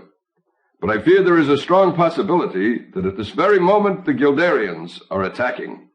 I need time alone in the garden to formulate my battle plans, so could I prevail upon you two to personally escort Buttercup to my bedchamber?" His request was naturally granted. The prince hurried off then, and after one stop to unlock a closet, and remove several pairs of boots that had once belonged to Guelderian soldiers, he hurried outside. Buttercup, for her part, walked very slowly and peacefully between the old king and queen. There was no need ever to worry, not with Wesley there to stop her wedding and take her away forever. The truth of her situation did not take genuine effect until she was halfway to Humperdinck's room. There was no Wesley. No sweet Wesley. He had not seen fit to come for her. She gave a terrible sigh, not so much of sadness as of farewell. Once she got to Humperdinck's room, it would all be done. He had a splendid collection of swords and cutlery. She had never seriously contemplated suicide before. Oh, of course, she thought about it. Every girl does from time to time, but never seriously. To her quiet surprise, she found it was going to be the easiest thing in the world. She reached the prince's chamber, said good night to the royal family, and went directly to the wall display of weaponry. The time was then 5:46.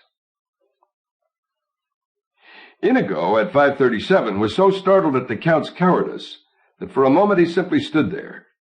Then he gave chase, and of course he was faster. But the Count made it through a doorway, slammed and locked it, and Inigo was helpless to budge the thing. "Fezzik!" he called out desperately. "Fezzik, break it down!" But Fezzik was with Wesley. That was his job, to stay and protect Wesley. And though they were still within view of Inigo, Fezzik could do nothing. Wesley had already started to walk, slowly, weakly, but he was, under his own power, walking. "Charge it," Fezzik replied. "Slam your shoulder hard, it will give for you." Inigo charged the door. He slammed and slammed his shoulder, but he was thin, the door otherwise. "He's getting away from me," Inigo said. "But Wesley is helpless," Fezzik reminded him. "Fezzik, I need you," Inigo screamed. "I'll only be a minute," Fezzik said, "because there were some things you did no matter what, and when a friend needed help, you helped him." Wesley nodded, kept on walking, still slowly, still weak, but still able to move. "Hurry!" Inigo urged. Fezzik hurried. He lumbered to the locked door, threw his bulk against it hard. The door held. "Please!" Inigo urged. I'll get it, Fezzik promised. And he took a few steps back this time, then drove his shoulder against the wood. The door gave some, a little, but not enough. Fezzik backed away from it now. With a roar, he charged across the corridor, and when he was close, he left the castle floor with both feet, and the door splintered. Thank you, Inigo said, already halfway through the broken door. What do I do now, though? Fezzik called. Back to Wesley, Inigo answered, in full flight now, beginning chasing through a series of rooms. Stupid, Fezzik punished himself with, and he turned and rejoined Wesley. Only Wesley was no longer there. Fezzik could feel the panic starting inside him. There were half a dozen possible corridors.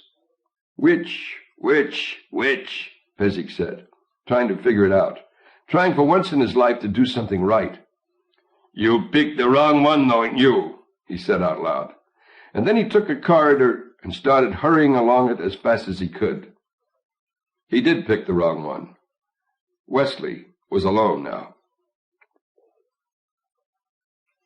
Inigo was gaining. He could see instant-to-instant flashes of the fleeing noble in the next room. And when he reached that place, the Count would have made it into the room beyond. But each time Inigo was gaining. By 5:40, he felt confident he would, after a chase of 25 years, be alone in a room with his revenge. By 5:48, Buttercup felt quite sure she would be dead. It was still a minute before that, as she stood staring at the prince's knives. The most lethal looked to be the one most used, the Florinese dagger. Pointed at one end, it entered easily, growing into a triangular shape by the hilt. For quicker bleeding, it was said. They were made in varying sizes, and the prince's looked to be one of the largest, being wrist thick where it joined the handle. She pulled it from the wall, put it to her heart. There are always too few perfect breasts in this world. Leave yours alone, she heard. And there was Wesley on the bed. It was 5:48, and she knew that she would never die. Wesley, for his part, assumed he had till 6:15 for his hour to be up. That was, of course, when an hour was up, only he didn't have an hour, only 40 minutes. Till 5:55, actually. 7 minutes more. But as has been said, he had no way of knowing that. And Inigo had no way of knowing that Count Rugen had a Florinese dagger, or that he was expert with the thing. It took Inigo until 5:41 before he actually cornered the Count, in a billiard room. "Hello," he was about to say. "My name is Inigo Montoya. You killed my father. Prepare to die." What he actually got out was somewhat less. "Hello, my name is And then the dagger rearranged his insides. The force of the throw sent him staggering backward into the wall. The rush of blood weakened him so quickly he could not keep his feet. "Domingo, Domingo," he whispered. And then he was at 42 minutes after 5, lost on his knees. Buttercup was baffled by Wesley's behavior. She rushed to him, expecting to be met halfway in a wild embrace. Instead, he only smiled at her and remained where he was, lying on the prince's pillows, a sword beside his body. Buttercup continued the journey alone, and fell onto her very one and darling Wesley. "Gently," he said.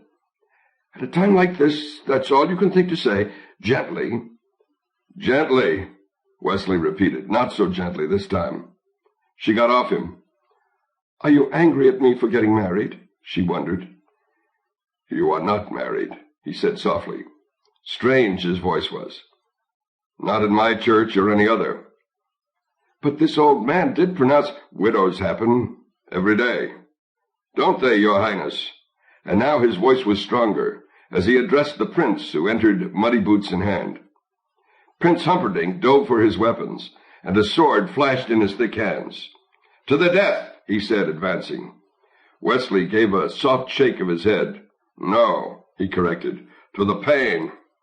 It was an odd phrase, and for the moment it brought the prince up short.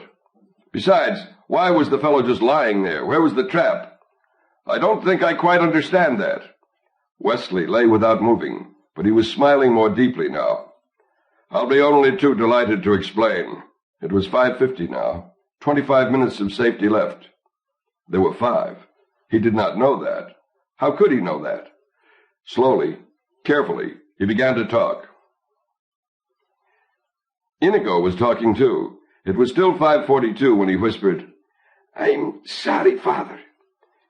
Count Rugen heard the words, but nothing really connected, until he saw the sword still held in Inigo's hand. "You're that little Spanish brat I taught a lesson to," he said, coming closer now, examining the scars. "It's simply incredible. Have you been chasing me all these years only to fail now? I think that's the worst thing I ever heard of. How marvelous!" Inigo could say nothing. The blood fauceted from his stomach. Count Rugen drew his sword. "Sorry, father. I'm sorry." "I don't want your sorry. My name is Domingo Montoya, and I died for that sword. And you can keep your sorry. If you're going to fail, why didn't you die years ago and let me rest in peace?" And then McPherson was after him, too. "Spaniards. I never should have tried to teach a Spaniard. They're dumb. They forget. What do you do with a wound? How many times did I teach you? What do you do with a wound?" "Cover it," Inigo said, and he pulled the knife from his body and stuffed his left fist into the bleeding. Inigo's eyes began to focus again. Not well, not perfectly, but enough to see the Count's blade as it approached his heart. And Inigo couldn't do much with the attack. Parry it vaguely, push the point of the blade into his left shoulder, where it did no unendurable harm. Count Rugen was a bit surprised that his point had been deflected, but there was nothing wrong with piercing a helpless man's shoulder. There was no hurry when you had him. McPherson was screaming again. "Spaniards! Give me a Pollock any time! At least the Pollocks remember to use the wall when they have one. Only the Spaniards would forget to use a wall." Slowly, inch by inch, Inigo forced his body up the wall, using his legs just for pushing, letting the wall do all the supporting that was necessary. Count Rugen struck again, but for any number of reasons, most probably because he hadn't expected the other man's movement, he missed the heart and had to be content with driving his blade through the Spaniard's left arm. Inigo didn't mind. He didn't even feel it. His right arm was where his interest lay, and he squeezed the handle, and there was strength in his hand, enough to flick out at the enemy, and Count Rugen hadn't expected that either, so he gave a little involuntary cry and took a step back to reassess the situation. Power was flowing up from Inigo's heart to his right shoulder, and down from his shoulder to his fingers, and then into the great six-fingered sword, and he pushed off from the wall then, with a whispered, "Hello, my name is Inigo Montoya. You killed my father. Prepare to die." And they crossed swords. The Count went for the quick kill, the inverse Bonetti. No chance. "Hello, my name is Inigo Montoya. You killed my father. Prepare to die." Again they crossed, and the Count moved into a Morozzo defense, because the blood was still streaming. Inigo shoved his fist deeper into himself. "Hello, my name is Inigo Montoya. You killed my father. Prepare to die." The Count retreated around the billiard table. Inigo slipped in his own blood. The Count continued to retreat, waiting. "Hello, my name is Inigo Montoya. You killed my father. Prepare to die." He dug with his fist, and he didn't want to think what he was touching and pushing and holding into place. But for the first time he felt able to try a move. So the six-fingered sword flashed forward, and there was a cut down one side of Count Rugen's cheek. Another flash, another cut, parallel, bleeding. "Hello, my name is Inigo Montoya. You killed my father. Prepare to die." "Stop saying that." The Count was beginning to experience a decline of nerve. Inigo drove for the Count's left shoulder, as the Count had wounded his. Then he went through the Count's left arm, at the same spot the Count had penetrated his. "Hello," stronger now. "Hello, my name is Inigo Montoya. You killed my father. Prepare to die." "No, offer me money." "Everything," the Count said. "Power, too. Promise me that. All I have and more. Please. Offer me anything I ask for." Yes, say it." "I want Domingo Montoya, you son of a bitch!" And the six-fingered sword flashed again. The Count screamed. "That was just to the left of your heart." Inigo struck again. Another scream. "That was below your heart. Can you guess what I am doing?" "Cutting my heart out." "You took mine when I was 10. I want yours now. We are lovers of justice, you and I. What could be more just than that?" The Count screamed one final time and then fell dead of fear. Inigo looked down at him. The Count's frozen face was petrified and ashen, and the blood still poured down the parallel cuts. His eyes bulged wide, full of horror and pain. It was glorious, if you like that kind of thing. Inigo loved it.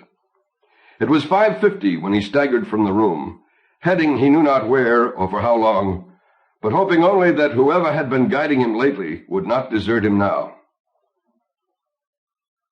"I'm going to tell you something once, and then whether you die or not is strictly up to you," Wesley said, lying pleasantly on the bed. Across the room, the prince held the sword high.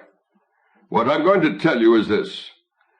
Drop your sword, and if you do, then I will leave with this baggage here." He glanced at Buttercup. "And you will be tied up, but not fatally, and will soon be free to go about your business. And if you choose to fight, well then, we will not both leave alive." "I expect to breathe a while," the prince said. "I think you are bluffing.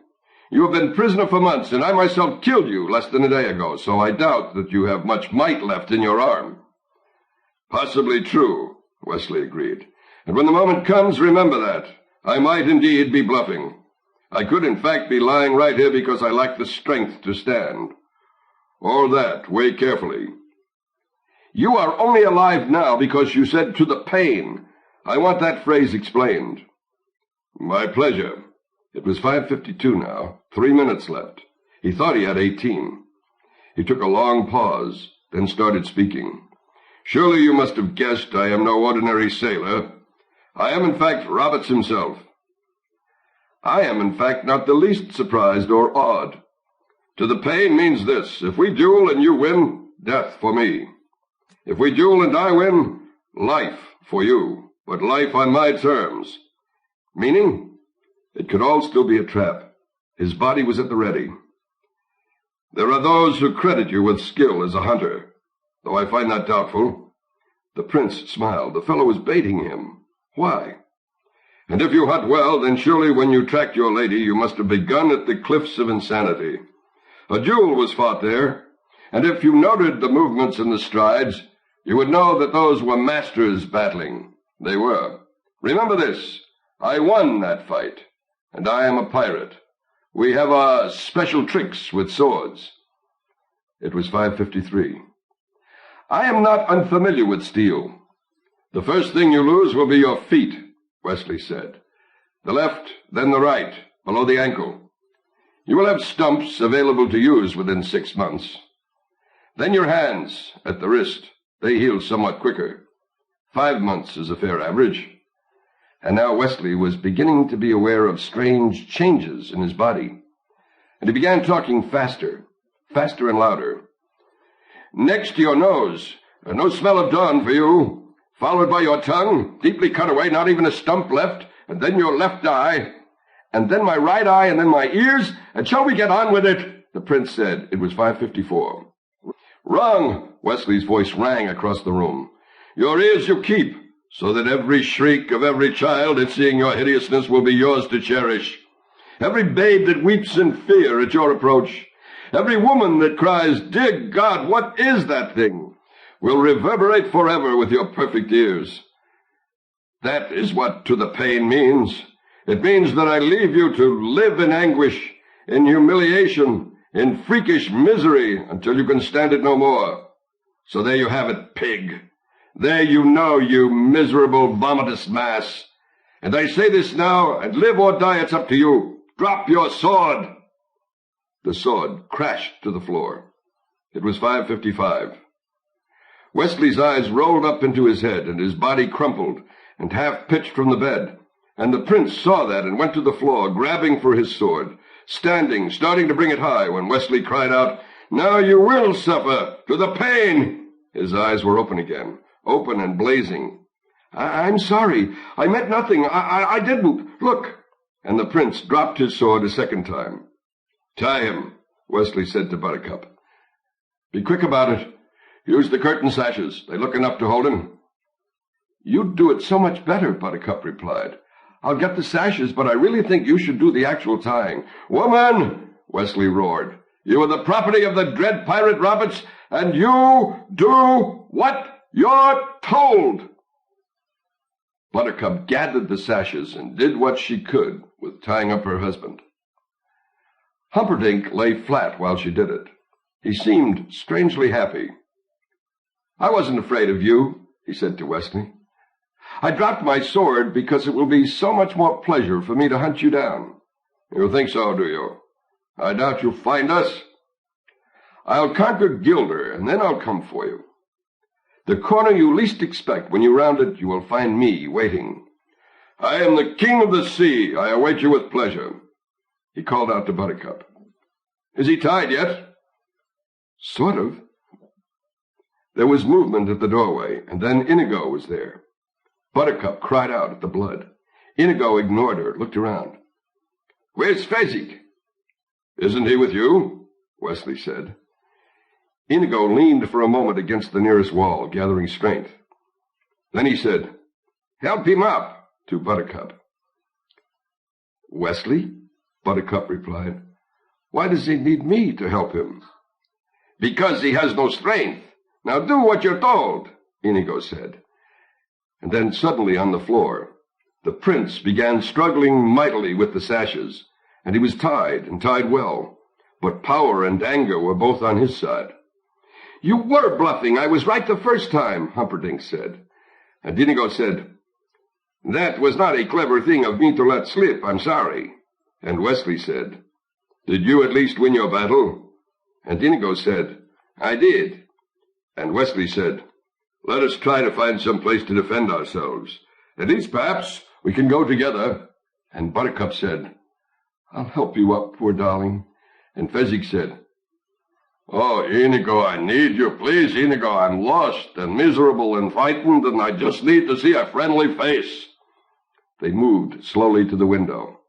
Wandering, lost and forlorn, through the prince's garden was Fezzik, leading the 4 giant whites. Here, Inigo whispered.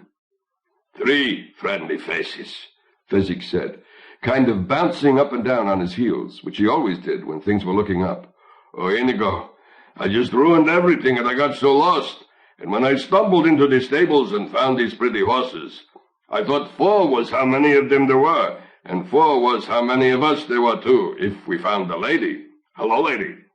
And I thought, why not take them along with me in case we all ever run into each other? He stopped a moment, considering, and I guess we did. Inigo was terribly excited. Fezzik, you thought for yourself, he said. Fezzik considered that a moment, too. Does that mean you're not mad at me for getting lost? If we only had a ladder, Buttercup began. Oh, you don't need a ladder to get down here, Fezzik said. It's only 20 feet. I'll catch you. Only do it one at a time, please. There's not enough light. So if you all come at once, I might miss. So while Humperdinck struggled, they jumped, one at a time, and Fezzik caught them gently and put them on the whites, and he still had the key so they could get out the front gate. And except for the fact that Yellen had regrouped the brute squad, they would have gotten out without any trouble at all. As it was, when Fezzik unlocked the gate, they saw nothing but armed brutes in formation, Yellen at their lead, and no one smiling. Wesley shook his head. I am dry of notions. Child's play, of all people, Buttercup said, and she led the group toward Yellen. The Count is dead. The Prince is in grave danger. Hurry now, and you may yet save him. All of you, go. Not a brute moved. They obey me, Yellen said, and I am in charge of enforcement, and I, Buttercup said. I, she repeated, standing up in the saddle, a creature of infinite beauty and eyes that were starting to grow frightening. I, she said for the 3rd and last time, am the Queen! There was no doubting her sincerity, or power, or capability for vengeance. She stared imperiously across the brute squad. Save Humperdinck, one brute said, and with that they all dashed into the castle. Save Humperdinck, Yellen said, the last one left. But clearly his heart wasn't in it. Actually, that was something of a fib, Buttercup said, as they began to ride for freedom. Seeing as Lothran hasn't officially resigned, but I thought I am the Queen sounded better than I am the Princess.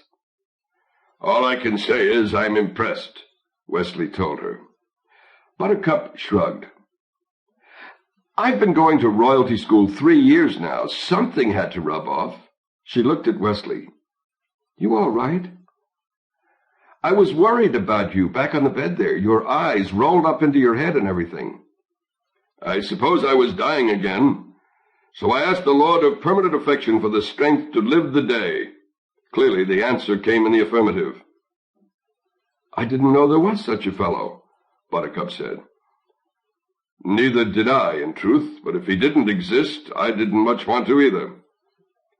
The 4 great horses seemed almost to fly toward Florent Channel.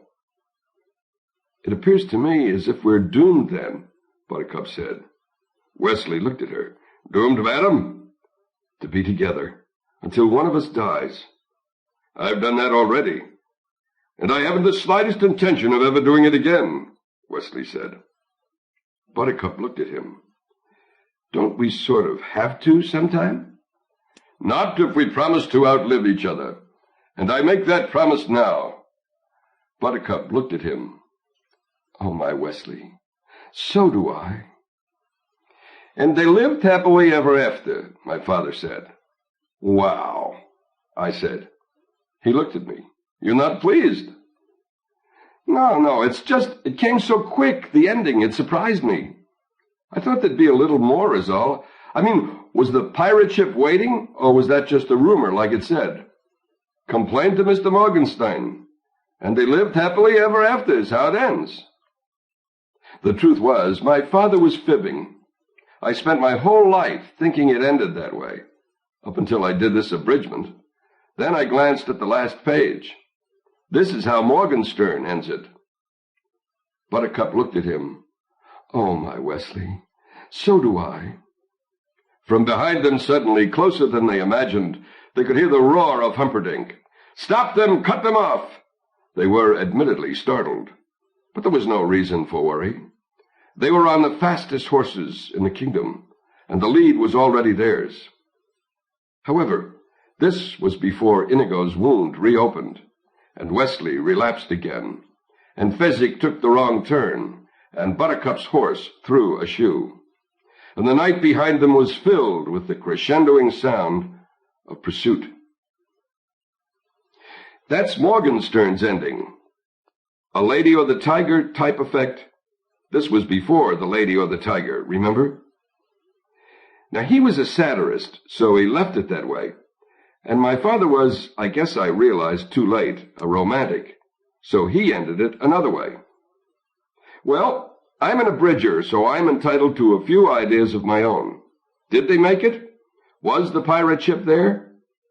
You can answer it for yourself. But for me, I say yes, it was. And yes, they got away, and got their strength back, and had lots of adventures and more than their share of laughs. But that doesn't mean I think they had a happy ending either.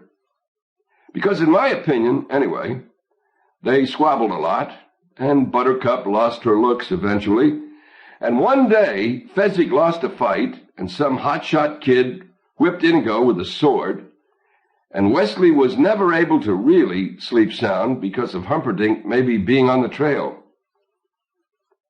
I'm not trying to make this a downer, understand? I mean, I really do think that love is the best thing in the world, except for cough drops. But I also have to say, for the umpty-umpth time, that life isn't fair. It's just fairer than death, that's all. New York City, February 1973. End of The Princess Bride, S. Morgenstern's classic tale of true love and high adventure, the good parts version, abridged by William Goldman. Narrated by Hal Tenny in the studios of the American Printing House for the Blind, Louisville, Kentucky, for the Library of Congress, June 1977. For special distribution as authorized by Act of Congress under Public Law 89-522, with the permission of the copyright holder and the publisher, Harcourt Brace Jovanovich Incorporated. End of book.